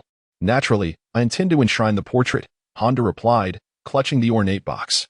Han Du, exasperated, grasped his father and Appo's arm. "Father, this portrait was bestowed upon me by the emperor. If you take it for enshrinement, what will I have left to use?" Han Du shrugged off Han Du's grip. "You are not in need of it now. When the time comes for you to use it, it can be brought forth again." With that, he disregarded Han Du's concerns and exited the room. "How did your inquiries fare, my lord? And why have you brought Han Du's belongings here?" Lu voiced her displeasure, feeling somewhat miffed by the suggestion to not concern herself with the matter. Han Du is his son. Who else should concern themselves with his marriage? At once, her expression darkened. Seeing their mother's demeanor, Han Jingzun and Han Shu simultaneously said, "Father, mother, I have finished my meal." "Ah." Han Du smiled benignly at the two, waving his hand. "You may leave now." The siblings quickly departed. Han Du squinted as he watched his children exit, lowering his head to resume his meal. Lu, however, abruptly halted him, exclaiming, "What do you mean by wait a moment?" Han Du cast an impatient glance at Lu, saying, "My dear, are you not going to let anyone eat? What is there to eat? You must clarify your son's affairs for me. If you cannot explain, then do not eat." Lu was undeterred by Han Du and Appo's demeanor and boldly asserted her stance. With a resigned sigh, Han Du set down his bowl and explained to Lu, "Your son is on the verge of great success. He has caught the emperor's favor. If you were to find him a match of equal standing now, would that not be doing him a disservice?" Upon hearing this, Lu's face lit up with joy as she inquired, "Are you saying that Du is to be promoted?" While she could not concern herself with the fortunes of others, her own son was undoubtedly the most promising, a sentiment shared by every mother. "It is not so simple." Han Du chuckled lightly, and seeing Lu poised to press further, he promptly gestured for her to halt. "Enough questions. I do not know the specifics. And even if I did, I could not disclose them to you. You need only wait patiently." Recognizing the gravity of Han Du's words, and that it pertained to her son, Lu, though reluctant, chose to acquiesce and ceased her inquiries. Once Lu finally settled down, Han Du resumed his meal. Suddenly, as if recalling something, he spoke while eating, "By the way, have someone prepare a room. It is of great importance." "What purpose does it serve?" Lu queried, perplexed by the request for an inexplicable room. After finishing his meal and feeling satisfied, Han Du set down his chopsticks, wiped his mouth, and tidied up. He then stood and respectfully retrieved a brocade box, presenting it to Lu. Opening it, he revealed an image for her to see. Initially bewildered, Lu's astonishment grew as she beheld the portrait. Her eyes widened, and her hands instinctively covered her gaping mouth. In disbelief, she asked Han Du, "Is this the emperor's portrait?" Han Du nodded with a smile, affirming, "Indeed, it is the true likeness of the emperor. You must have heard that while the emperor has bestowed portraits upon ministers, the recipients are exceedingly few. Most of these portraits are not true likenesses. Only a select few, such as the Duke of Wei and the Duke of Exine, are granted the honor of receiving the emperor's true image. Is this truly the emperor's likeness? Lu, having never seen the emperor's true visage, inquired further, still struggling to comprehend the reality before her. Just 2 months ago, she had languished in the dungeons of the Ministry of Justice, awaiting impending doom and a dismal fate. How quickly circumstances had transformed. The Han family now enjoyed the privileges befitting nobles. Honda smiled in agreement. Upon witnessing this, Lu discreetly pinched the tender flesh at her waist. Ouch! The pain was quite intense. It appeared she was not dreaming.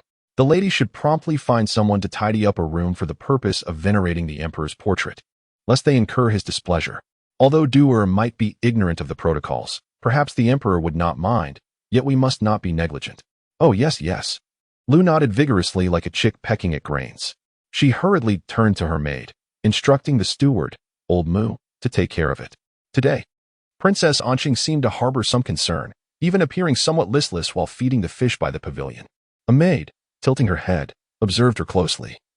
Then suddenly approached Princess Anqing and bent down, her striking black and white eyes fixed intently upon her.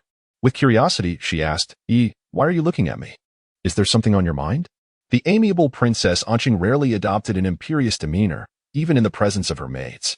When together, they referred to themselves simply as I, rather than this princess.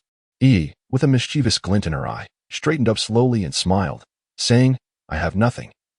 But I perceive that the princess seems to have something on her mind. As if to bolster her own spirits, she raised her voice, declaring, what could I possibly have? Nothing at all. Nothing? That cannot be true. Persistently scrutinized Princess Anqing, causing her to feel a twinge of guilt. Although Princess Anqing felt this guilt, she feigned calmness, responding, what is amiss? I've stated there is nothing, so there is nothing. Yi's gaze remained fixed on Princess Anqing's face, seemingly attempting to unravel her concealed thoughts. If there truly is nothing, then dare you allow me to guess?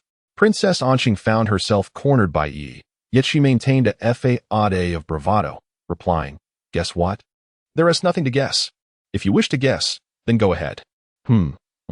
Yi pretended to clear her throat, her face a picture of cunning as she looked at the princess, chuckling, then I shall guess. Upon hearing this, Princess Anqing turned her head aside, feigning indifference. However, her peripheral vision betrayed her, as she could not help but glance at Yi, revealing her true feelings. She silently prayed that Yi would not guess correctly, and if she did, that it would be a wild miscalculation. Yet, akin to Murphy's Law, the very thing one hopes to avoid often comes to pass. Yi extended her finger, twirling a strand of her hair over her shoulder, remarking that she had been with the princess since childhood and had never seen her in such a disheveled state. Oh, when did this begin? Yi leaned closer to Princess Anqing's face. What do you mean, when did it begin? Princess Anqing's eyes widened as she locked gazes with Yi. Her tone, however, lacked its previous firmness, revealing a hint of anxiety. Seeing the princess's flustered demeanor, Yi beamed with delight. Unable to contain herself any longer, Princess Anqing pointed her finger at Yi's underarm, playfully threatening, I'll have you stop talking nonsense. Just wait until I tear your mouth apart. At the princess's touch, Yi quivered as if electrified, her laughter, a melodious peal, echoing all around them. Ah, ha ha ha. Soon, Yi pleaded for mercy, her voice faltering, Princess, please let me go. I shall never dare again, never again. The Princess of Anqing, feeling a surge of frustration, finally relented and released Yi, who gradually stifled her laughter. With a playful yet menacing gesture, the princess threatened, should you utter such nonsense again, I shall claw you to death. She feigned an intent to frighten Yi, who promptly let out another shrill scream. Ah, Princess, spare me, I shall never dare again. Humph. The Princess of Anqing scoffed, feeling a sense of relief wash over her. After a considerable effort to regain her composure, Yi refrained from teasing the princess about Han Du and instead, with a hint of concern, inquired, Princess, do you truly care for Lord Han? The Princess of Anqing was inclined to retort but found herself at a loss for words, as if the thoughts were trapped within her. After a moment of silence, she softly sighed, I do not know. Her gaze drifted towards the pool, her eyes vacant, lost in contemplation. Yi hesitated before continuing, Princess, please do not consider me bothersome for bringing this up. I must remind you that last year, the Emperor personally promised you in marriage. Upon hearing this, the princess fell into deeper silence, her lips pressed tightly together. Last year, the newly appointed scholar Ouyang Luan, a striking figure of charm and elegance, had caught the emperor's favor during an audience, leading to the emperor's declaration of his betrothal to the princess of Anqing. He continued in a hushed tone, moreover. You did not voice any objections at the time. The emperor's word carries great weight. If, perchance, you only have a slight attachment, it would be wise to sever it. After speaking, Yi cautiously observed the princess. The princess, upon hearing these words, turned her head away, avoiding Yi's gaze. After a long pause, a soft sigh escaped her lips, merging with the gentle ripples created by the fish, dissipating into the evening breeze. In the Hall of Heavenly Blessings, the night had deepened, and the colossal candle flames illuminated the hall as bright as day. The elder Zhu sat regally upon the dragon throne, flanked by Duke Sudu of Wei, Duke Tenghe of Xian, Duke Li Wenzhong of Chao, Marquis Fu Yud of Yingchuan, Minister of War Li Wei, Minister of Revenue Su Hui, and Minister of Work Shuexiang. Though the elder Zhu convened court meetings every 3 days, not all matters required discussion in such a public forum, particularly sensitive issues like military affairs. In such instances, the elder Zhu would summon the relevant ministers for a private consultation, commonly referred to as a small court meeting. The atmosphere was tense, aside from the chief eunuch present. The other eunuchs kept their heads bowed, too fearful to glance inside, lest they risk losing their lives. The elder Zhu picked up a confidential document and handed it to the chief eunuch for delivery to Suda. Take a look. A secret report has arrived indicating possible southern movements from the remnants of the Yuan. After everyone had perused the document, the elder Zhu noticed their silence and began calling names. Duke of Wei? Present. Suda sat upright, exuding an air of unwavering resolve that swept through the assembly like a brisk wind. Upon hearing this, old Zhu nodded with a smile, affirming, Indeed, my wise brother. You have my utmost approval. After uttering these words, old Zhu cast a sweeping glance over the crowd and declared in a grave tone, If the remnants of the Yuan seek battle, then let it be so. Should they dare to extend their claws towards the Ming, I shall sever one if they extend a single limb, and two if they extend both.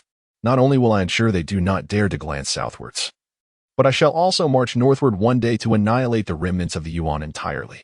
Long live our emperor. Seeing the emperor decisively set the course of action, the ministers offered their congratulations. After all, it was not only the emperor who regarded the remnants of the Yuan with disdain. The ministers shared the same sentiment. The Ming had fought valiantly against the great Yuan, managing to drive them to the grasslands in just over a decade. In subsequent northern campaigns, the great Yuan had suffered far more defeats than victories, entirely subdued by the Ming and Apos' might. With old Zhu resolved to wage war, the next step was to ensure that the provisions precede the troops. Old Zhu turned directly to Li Wenzhong and inquired, How is the preparation at the 5 armies command? Satisfied with the response, he then directed his gaze to Dongji, asking, What of the Ministry of Works? How are the weapons and armaments coming along? Upon hearing this, Dongji broke into a cold sweat, stammering, The Ministry of Works. There is a slight shortfall in the armaments. The previously content expression on old Zhu's face darkened instantly upon hearing Dongji's words, and he replied sternly, Why is there a shortfall? The significance of weapons and armaments in warfare cannot be overstated. With battle imminent, any oversight was intolerable to old Zhu's wrath. Dongji trembled at the emperor's words. Struggling to explain, due to the diversion of artisans for cement production, we have insufficient blacksmiths available for armament fabrication. Therefore, Chapter 72. Insufficient armaments. Dongji's voice dwindled, eventually fading to a point where he dared not continue his defense. Bowing low to the ground, he implored, I acknowledge my transgressions. Although Dongji and Apos' rationale was compelling, as he had acted under the orders of the elder Zhu to redirect craftsmen to produce cement, hence resulting in a deficiency of steel that adversely affected the armament manufacturing. The elder Zhu was unconcerned by such matters. With the specter of war looming, the court's demands for weaponry were urgent, and the Ministry of Works' inability to deliver constituted a grave error. Acknowledging one's faults holds little value in such dire circumstances. The Hall of Heavenly Mandate resonated with the elder Zhu's furious roars. If severing your head could replenish the armaments, do you think I would hesitate? Upon hearing this, Dongji dared not utter another word, remaining prostrate as he awaited the elder Zhu's verdict. Others, too, refrained from interjecting. For if even the Ministry of Works could not procure sufficient armaments, what recourse could they possibly offer? The hall fell into an eerie silence, so quiet that one could hear a pin drop. Even the once vibrant flames of the candles stilled, as if held captive by an invisible force. After a prolonged stillness, It was the elder Zhu who finally broke the silence. Rise. Starting tomorrow, the Ministry of Works shall devote all efforts to the production of armaments. Furthermore, the production of cement must not cease. Manage the rest as you see fit. Though the elder Zhu's tone softened, the anger within his words remained palpable. Noting Dongji's continued prostration, he could not suppress his sharp rebuke. Why do you still kneel? Do you require me to assist you in standing? The elder Zhu, already vexed, spoke with weighty severity. The venerable minister would not dare entertain such a notion. Shuexiang interjected hastily. Then, steeling himself, declared, Your Majesty, the insufficiency of armaments stems from a lack of adequate steel. The elder Zhu's fury intensified, yet his tone remained unervingly calm. How can there be a shortage of iron? Is it not customary to smelt a portion annually for reserves? During the Hongwu era, iron management had been lax, typically when the court ran low on iron. The Ministry of Works would smelt a quantity until reserves were replenished, at which point operations would cease until further need arose. Private forges were even permitted to smelt iron independently. Simultaneously, the Ming Dynasty enforced stringent regulations regarding iron, while iron could circulate freely within the empire. Exporting it was strictly forbidden. Smuggling iron was a capital offense, and those caught often faced execution. Iron reserves were ample. The current deficiency lay in steel. Due to a scarcity of craftsmen, the forging of steel had significantly slowed. Dongji, recognizing the peril of his situation, felt compelled to convey these realities, even at the risk of incurring the elder Zhu's wrath. Should he fail to clarify matters now, the repercussions of future blame from the emperor could extend beyond mere execution, potentially endangering his entire family. Despite advancements in iron smelting technology during the Hongwu era, yielding approximately 20 million pounds, or 10,000 tons, annually, the reliance on timber for fuel resulted in insufficient furnace temperatures, producing only ordinary iron, scarcely qualifying as crude steel. To procure steel, it is imperative to further refine the iron ingots. Through the relentless hammering and folding performed by skilled artisans, impurities within the iron are expelled, achieving the ultimate goal of purifying it into steel. Naturally, old Zhu was exceedingly vexed, yet he found himself with little recourse, his hopes now resting solely upon the Ministry of Works. Thus, he declared, You shall summon the craftsmen. From this moment onward, exert every effort to forge steel. Produce as much as you can. After uttering these words, old Zhu could not suppress a faint sigh, yearning for the possibility of timely success. The venerable minister complied dutifully. Dongji knelt in reverence before rising from the ground to take his seat nearby, having addressed the Ministry of Works. Old Zhu then turned his gaze towards the Ministry of Revenue. Ministry of Revenue, do you have any issues to report? Is the treasury well stocked? Suddenly, Su Hui, the Minister of Revenue, felt a wave of bitterness wash over him. Yet, despite the bitterness, he dared not oppose old Zhu's military preparations. Striving instead to devise a delicate approach to articulate his concerns, at the very least, he must avoid bringing the emperor's wrath upon himself. After pondering for a moment, old Zhu concluded that military readiness held greater urgency. After all, the treasury and Oppo's emptiness could be remedied over time. But should they lack in military preparedness and face defeat at the hands of the remnants of the Yuan, the consequences would be catastrophic. The Ministry of Revenue should prioritize the preparation of provisions. Concerning the issuance of currency, I shall dispatch someone to expedite the matter. Ultimately, old Zhu resolved firmly to prioritize military readiness. Indeed, Su Hui replied succinctly. Having conveyed all he needed to the emperor, he felt assured that should any mishap occur, the emperor would bear the brunt of the blame. Next, old Zhu convened with Su De, Tang He, and the Minister of War, among others, to deliberate on the movements of the remnants of the Yuan and potential routes for their military incursion, continuing until the late hours of the night. Once their discussions concluded, old Zhu, weary in body, made his way to the Empress's palace. Empress Ma had already retired for the night, but, upon receiving word of the emperor's arrival, rose to don her garments. Seeing Empress Ma awaiting him within the hall, old Zhu promptly urged her to rest, offering solace. It is late, sister, you have already retired. Why rise for me? I am quite capable of looking after myself. As Empress Ma assisted old Zhu in removing his dragon robe and placing it in the hands of a waiting maid, she inquired, What has kept you so occupied until this hour? Is there some pressing matter at hand? As she removed the crown from old Zhu's head and set it aside, her demeanor remained calm, accustomed as she was to the tumult of war and the unsettling news of the Yuan's movements. Are we to face war once more? Old Zhu pondered, contemplating the uncertainty of the situation before shaking his head. However, We must prepare early to guard against any potential incursions by the Yuan. Should they breach our defenses, it would spell disaster. Empress Ma, unperturbed, directed her maids to serve food, saying, "At this late hour, you must be hungry.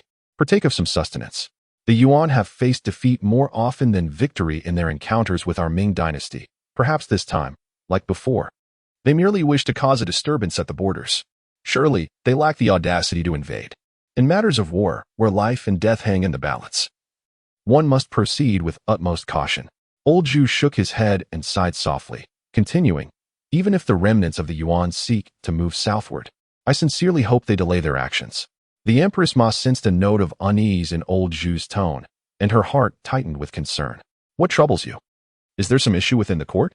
Old Zhu nodded, explaining, "The Ministry of Works is facing a severe shortage of steel supplies, which has greatly hampered our munitions production. Although we have issued orders for them to exert every effort in steel forging, this predicament cannot be resolved in the blink of an eye." With a deep sigh, old Zhu acknowledged his helplessness regarding the steel shortage, placing his hopes solely on the ministry. However, he understood that the ministry was not omnipotent, unable to transform iron into steel with a mere gesture. The Empress, momentarily at a loss for words, was acutely aware of the arduous process required to forge steel from iron. It is a long and laborious journey, indeed, she reflected. Ultimately, she sought to comfort old Zhu, saying, "Do not be overly concerned. Perhaps the remnants of the Yuan, upon learning of your preparations, will reconsider their intentions." "Let us hope so," old Zhu replied, forcing a smile to alleviate the Empress and Apos' worries. In the paper currency bureau, 5-meter-long steel rails lay meticulously arranged atop prepared wooden beams. Han Du tapped the steel rails, and the crisp sound echoed in response. He was thoroughly pleased. It appeared that the steel production in the blast furnace had been successful. Upon inspecting the rails closely, he noted that the tops were uniformly identical, a result of being cast from the same mold, while the bottoms displayed considerable variation due to inconsistent cooling. After concluding his inspection, Han Du rose, satisfied that the steel rails met all requirements and were ready for use. Glancing at the smiling Huang Lao beside him, he praised, "Huang Lao, your efforts have been commendable. These rails are excellent and fully aligned with my specifications." Huang Lao, with a humble grin, replied, "It is no burden at all.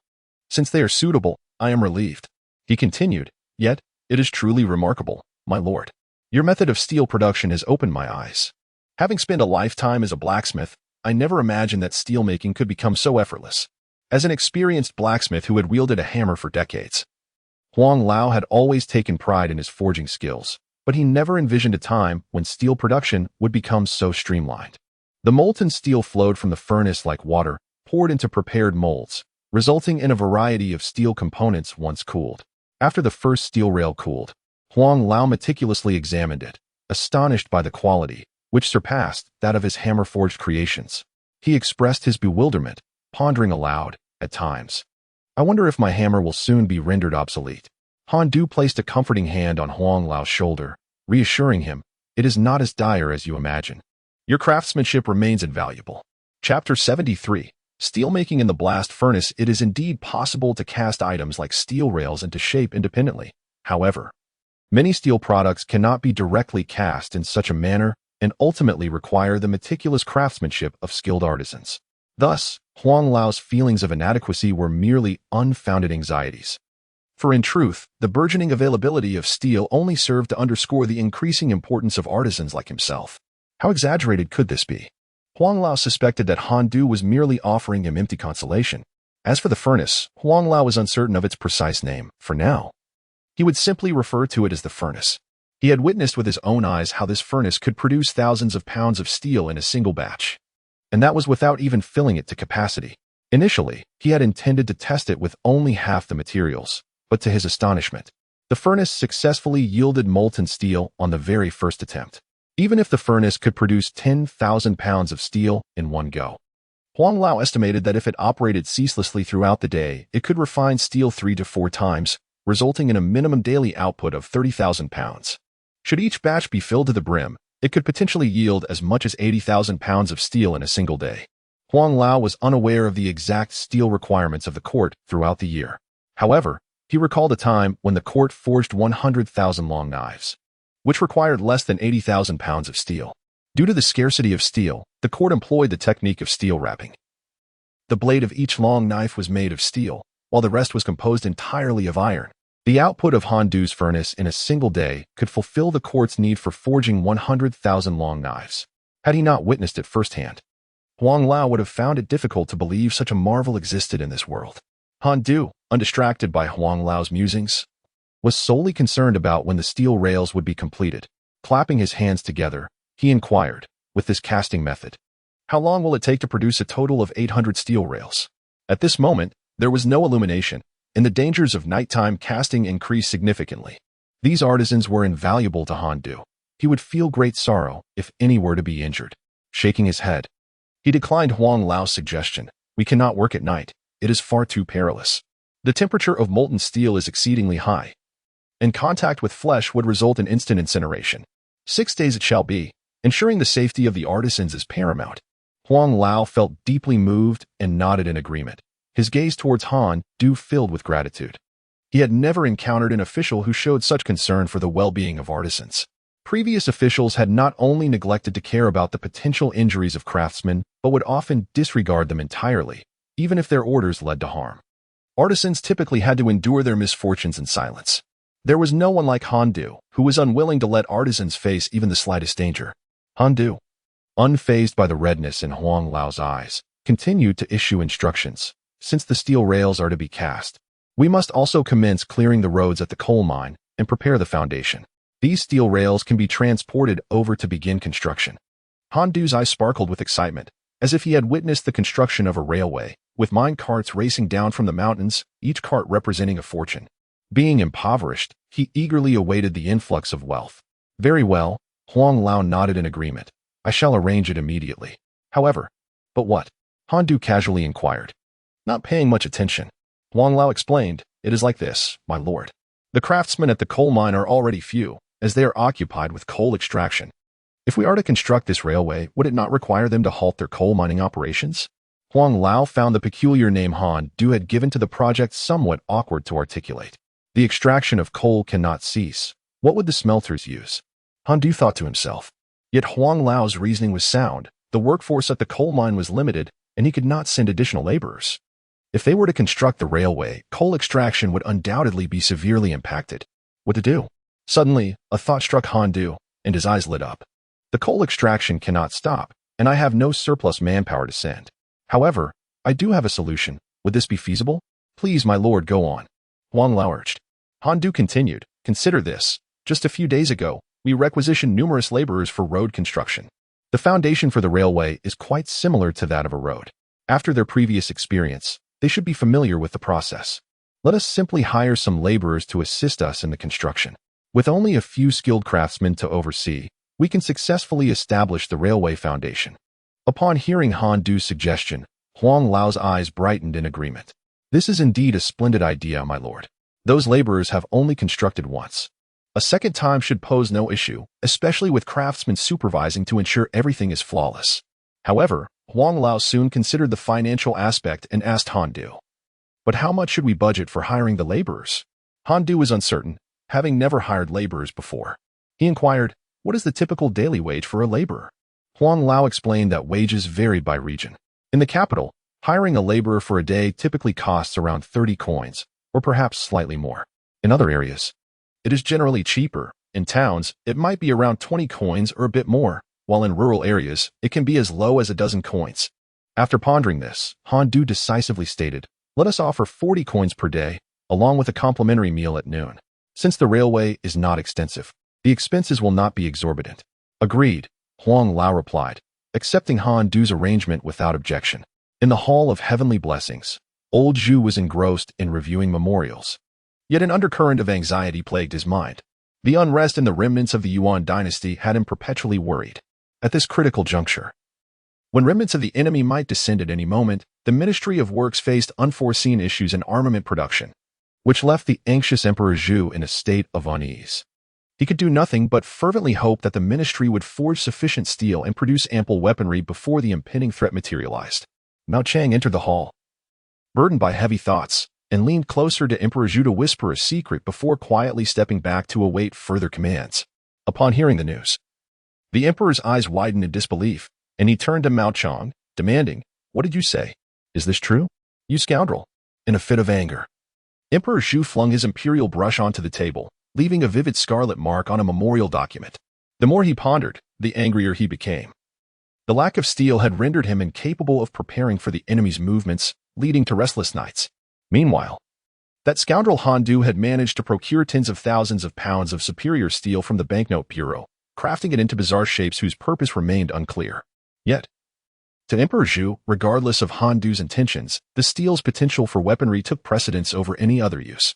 While the emperor was consumed by anxiety over the steel shortage, Han Du wasted it frivolously, which only fueled Zhu's outrage. To him, the failure to utilize fine steel for armament was an egregious waste. Summon Han Du and Shuexiang, he commanded. The old eunuch had felt an ominous premonition upon seeing Mao Chong enter, and now, faced with the furious emperor, he dared not delay. Though he harbored a slight disdain for Mao Chong, Han Du, having chosen not to attend the banknote bureau today, found himself unhurried, knowing it would take several days to complete the steel rails.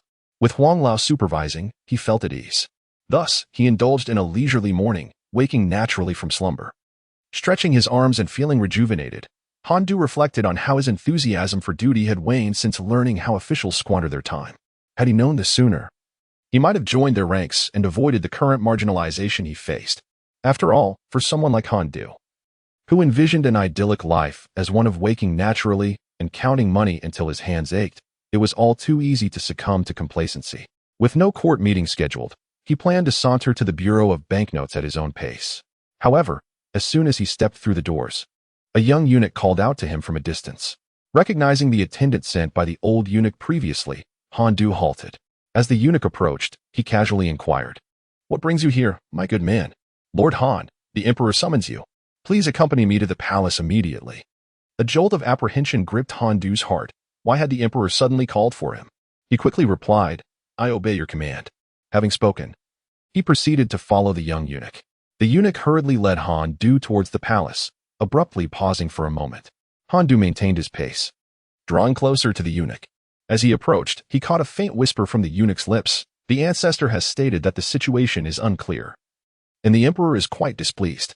Chapter 74, The Prodigal Son. After the young eunuch finished speaking, he continued forward as if nothing had transpired. The ambiguity of the situation left the emperor quite irate, for it was evident that the message was meant for him from the head eunuch. Han Du lowered his gaze, deeply pondering the events that had unfolded.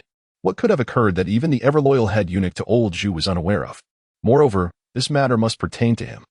Otherwise, old Zhu would not have summoned him. The emperor's fury likely directed at him was palpable. Yet, Han Du had been nothing but compliant and had committed no transgressions recently. How could he have provoked old Zhu's ire? Resolving to accept his fate, Han Du lifted his eyes and noticed the young eunuch was about to vanish from sight, prompting him to quicken his pace to catch up. Upon arriving at the Fengtian Hall, he found Zhu Biao and Shuexiang already present. Zhu Biao regarded Han Du with an odd expression as he entered, naturally cautious. Han Du feared inciting old Zhu's wrath, and Zhu Biao's gaze only heightened his anxiety. Conversely, Shuexiang's eyes sparkled with warmth. Upon meeting Han Du's gaze, Shuexiang greeted him with a beaming smile, as if Han Du had gifted him a grand fortune. When did I become so well-liked? Han Du mused inwardly, bemused by the attention. Nevertheless, upon sighting old Zhu, he promptly bowed with sincerity. "Your servant Han Du pays his respects to your Majesty." Although old Zhu remained in a state of agitation, he was able to converse calmly upon seeing Han Du. "Han Du, I ask you, have you been smelting iron at the Currency Bureau?" Yet this seemed improbable. During the Hongwu era, old Zhu had relaxed many regulations concerning the livelihood of the people, allowing them to smelt iron and produce lime without restriction, provided they mined the resources themselves. This policy essentially allocated a portion of national resources to benefit the populace. In this regard, Zhu Yuanzhang truly was the emperor who cared most for his subjects. If the common people could smelt iron, surely Han Du could do so at the Currency Bureau without issue. Why then was old Zhu reacting so vehemently? Kneeling on the ground, Han Du and Appo's mind raced. Yet he could not unravel the mystery. Old Zhu scrutinized him intently, continuing to inquire, "What purpose do you have for smelting iron? If you require iron, why not request it from the Ministry of Works instead of undertaking the task yourself?" As old Zhu's tone grew increasingly stern, Han Du felt his voice diminish into silence.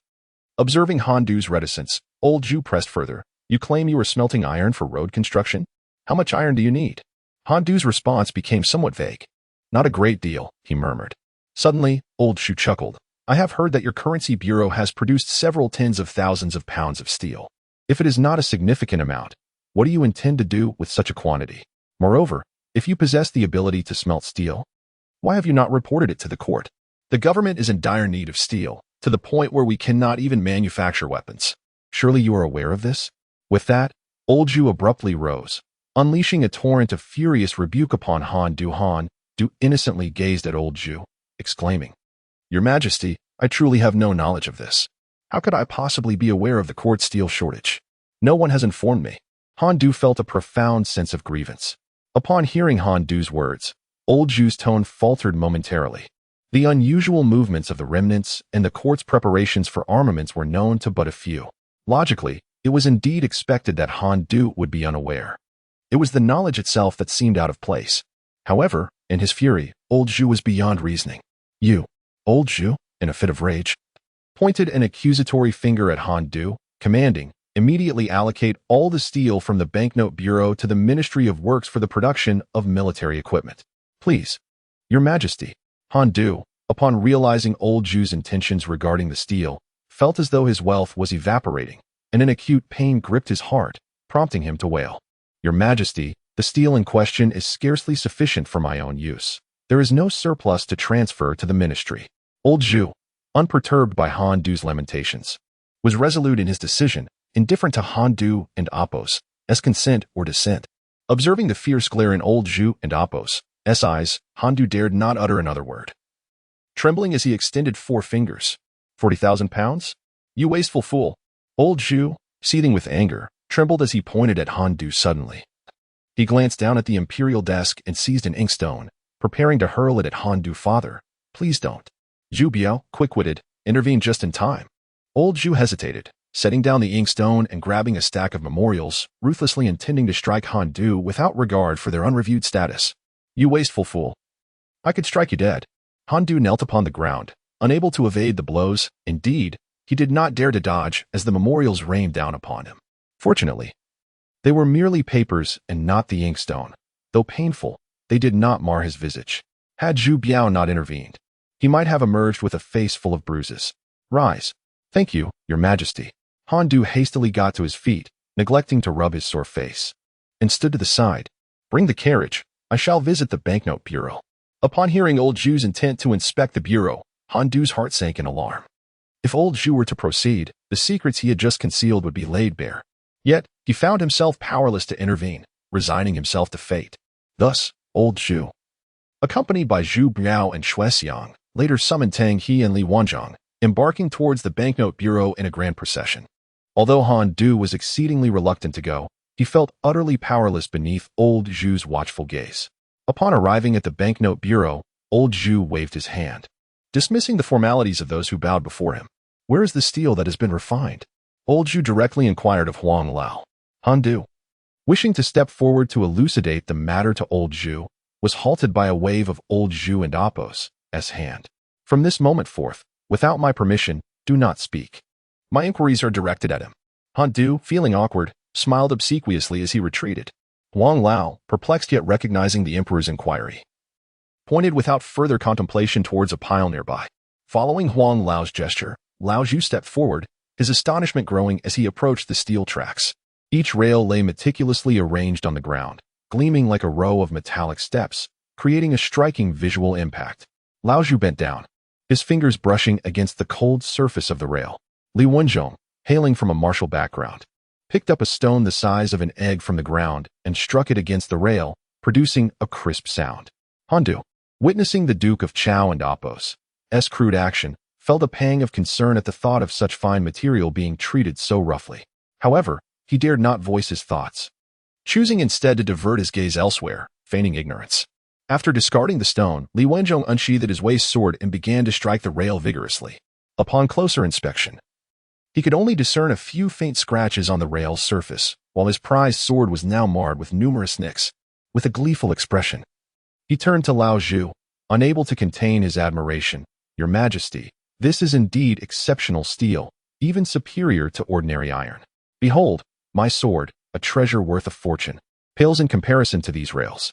He horizontally displayed the damaged blade for the Emperor's inspection, silently cursing Han Du for squandering such exquisite steel. Carelessly piled as if it were mere timber, Lao Zhu took the sword from Zhu Yuanzhang, examining it thoroughly, even running his fingers over the nicks. After a careful appraisal, he casually returned the sword to Zhu Yuanzhang. Glancing at the multitude of steel rails, he nonchalantly inquired of Huang Lao, "How much does one weigh?" Upon hearing the question, Huang Lao's face blossomed into a smile, akin to a blooming chrysanthemum. He felt as though his ancestors were surely celebrating in the afterlife. For what fortune it was to converse with the emperor. In his excitement, Huang Lao failed to notice Han Du's persistent signaling. 500 pounds each. Lao Zhu and Appo's expression darkened as he surveyed the ground, his voice lowering menacingly. Mao Chang, a strikingly handsome man, emerged from the crowd, swiftly approaching Lao Zhu and, disregarding the dust, knelt before him. "I have failed in my duties, Your Majesty, please punish me." Mao Chang's heart brimmed with resentment towards the informant who had misled him about the weight. For what he saw before him was clearly not a mere few tens of thousands of pounds, but at least 100,000 pounds, if not more. Chapter 75. Androgynous beauty in the face of the displeasure emanating from the old Zhu, Mao Xiang could do nothing but humbly kneel upon the ground, not daring to lift his head, awaiting the old Zhu's judgment.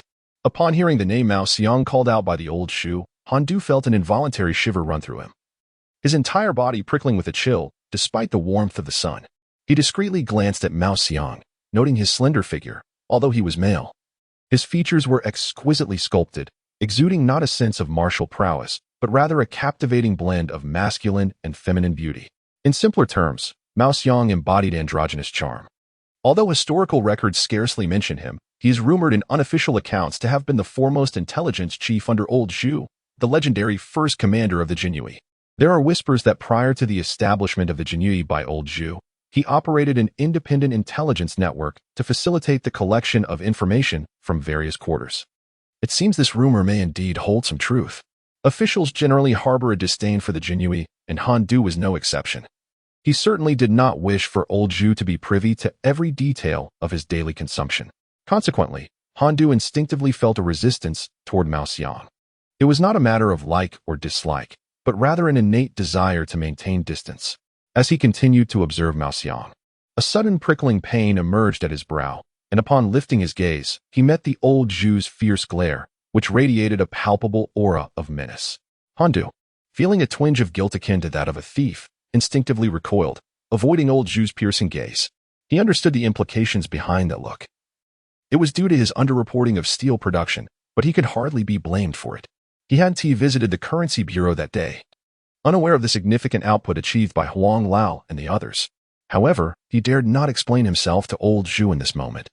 Even if he attempted to justify his actions, there was no guarantee that old Zhu would be receptive. In fact, his explanation might provoke the old Zhu further, leading to dire consequences, and he would find himself sharing in Mao Xiang's plight. Better to remain silent. With a tone both gentle and courteous, he addressed Huang Lao, saying, "My dear brother, how much steel can you produce in a day?" Huang Lao sensed the atmosphere was somewhat tense, but, seeing the emperor's amiable demeanor, he chose not to dwell on it. Responding to the emperor's inquiry, Huang Lao cautiously glanced at Han Du, who wore an inscrutable expression devoid of any discernible emotion. Thus, Huang Lao replied truthfully, "It is not laborious. We toil for the emperor's service. Currently, we can produce approximately 80,000 pounds of steel in a day." 80,000 pounds. Upon hearing this figure, even with old Zhu's imperial disposition, his heart raced uncontrollably. It felt as though 80,000 pounds of steel were pressing down upon him. This was no mere quantity of iron, while the court could indeed produce 7,000 to 8,000 pounds of raw iron in a single day. This was high-quality steel, 80,000 pounds sufficient to meet the court's annual requirements. Yet here, this was merely the output from Han Du's furnace in a single day. Old Zhu's heart burned with joy, and the murderous intent in his gaze toward Han Du dissipated, replaced instead by admiration. "Lead the way. I wish to observe how you achieve this remarkable production." Han Du hastened to the side of old Zhu, bowing deeply like a devoted servant. "Your Majesty, please this way. Your Majesty, take heed. There is a small bump ahead. I shall have it removed shortly." Old Zhu strode confidently forward, his demeanor exuding authority, while Han Du followed closely, resembling a loyal pet. Upon reaching the blast furnace, Han Du had chosen a spacious location to construct it, encircling the furnace with a wall made of bricks and cement, standing a full yard high. This was done to prevent prying eyes. The blast furnace was a potent tool for steelmaking, and while its existence remained a secret for now, word would inevitably spread, attracting covetous gazes in the future. Additionally, when molten steel was produced, the temperature soared to extreme heights. Even at a distance of a yard, one might ignite dry grass from the heat. Han Du had ensured that all flammable materials were meticulously cleared from the vicinity of the furnace. Even coal was stored outside the protective wall. As the common folk came to pay their respects to the emperor, the craftsmen knelt in reverence upon seeing him. No need for formalities. Rise and attend to your tasks. Old Zhu's commanding voice resonated clearly among them. Thank you, Your Majesty. The craftsmen stood and promptly returned to their labors. Old Zhu gazed up at the towering furnace and casually inquired, "Bao heir, what does that object resemble to you?" Han Du, momentarily taken aback, glanced up at the furnace and realized, indeed, it bore a striking resemblance to a gourd. Old Zhu, upon hearing this, chuckled, "You possess a keen eye, Bao heir. Who would have thought that such a contraption could directly refine iron or into high-quality steel?" Turning to Han Du, he asked with curiosity, "What is the reason for this?" In Old Zhu's understanding, iron ore could only yield pig iron, and to produce high-quality steel, it required extensive reworking through hammering. Your Majesty, in the past, iron ore could only yield pig iron due to insufficient furnace temperatures that failed to eliminate the impurities within. To put it simply, it was not heated thoroughly enough. Pig iron could be transformed into steel through relentless hammering that gradually removed impurities. When I grasped this concept, I pondered whether it was possible to directly eliminate the impurities from the pig iron by increasing the furnace temperature. After all, if the furnace could melt iron, perhaps raising the temperature further would facilitate impurity removal. To my astonishment, upon merely trying it, I succeeded, all thanks to Your Majesty's blessings. Han Du elaborated.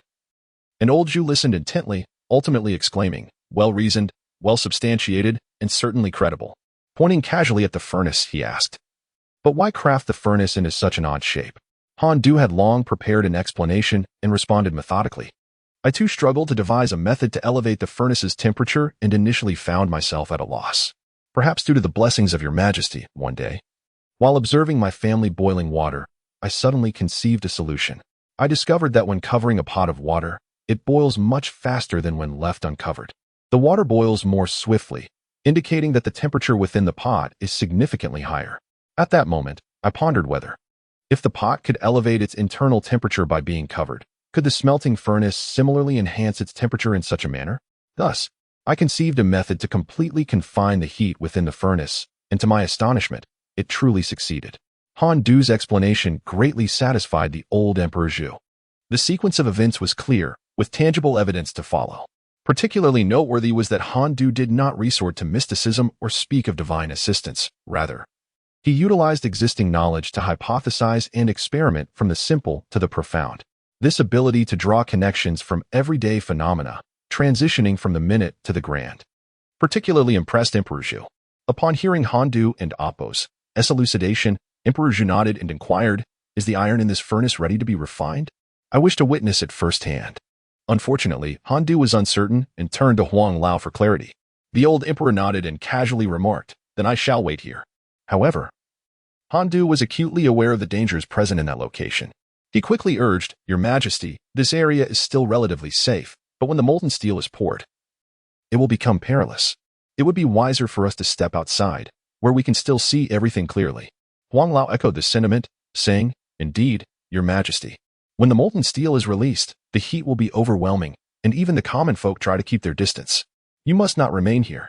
Seeing both Han Du and Huang Lao so resolute, Emperor Zhu complied and retreated outside. Han Du swiftly arranged for a chair to be brought for the emperor to sit upon, while he stood quietly by his side. Before long, a brief half-hour passed, and all preparations were complete. An artisan shouted, "Open the furnace." Han Du leaned closer to Emperor Zhu, whispering, "Your Majesty, you may glance at it briefly.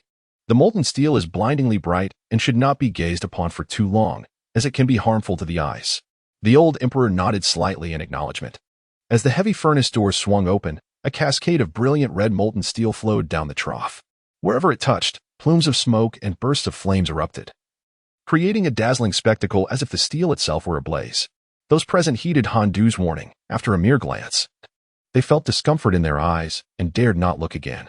Sensing the surging wave of heat approaching, Emperor Zhu decided not to linger and moved further away with the others. Looking at Han Du beside him, Emperor Zhu smiled and sighed. You have accomplished a great feat, alleviating the urgent needs of the court. What urgent needs? Han Du thought, momentarily dazed, but he did not dare to inquire further, surmising it was a matter of confidentiality not meant for his knowledge. Nevertheless, Han Du was unconcerned. As long as Emperor Zhu acknowledged his contributions, that was sufficient. A humble smile spread across Han Du's face as he modestly replied, It is solely due to your Majesty's immense fortune. I dare not claim credit.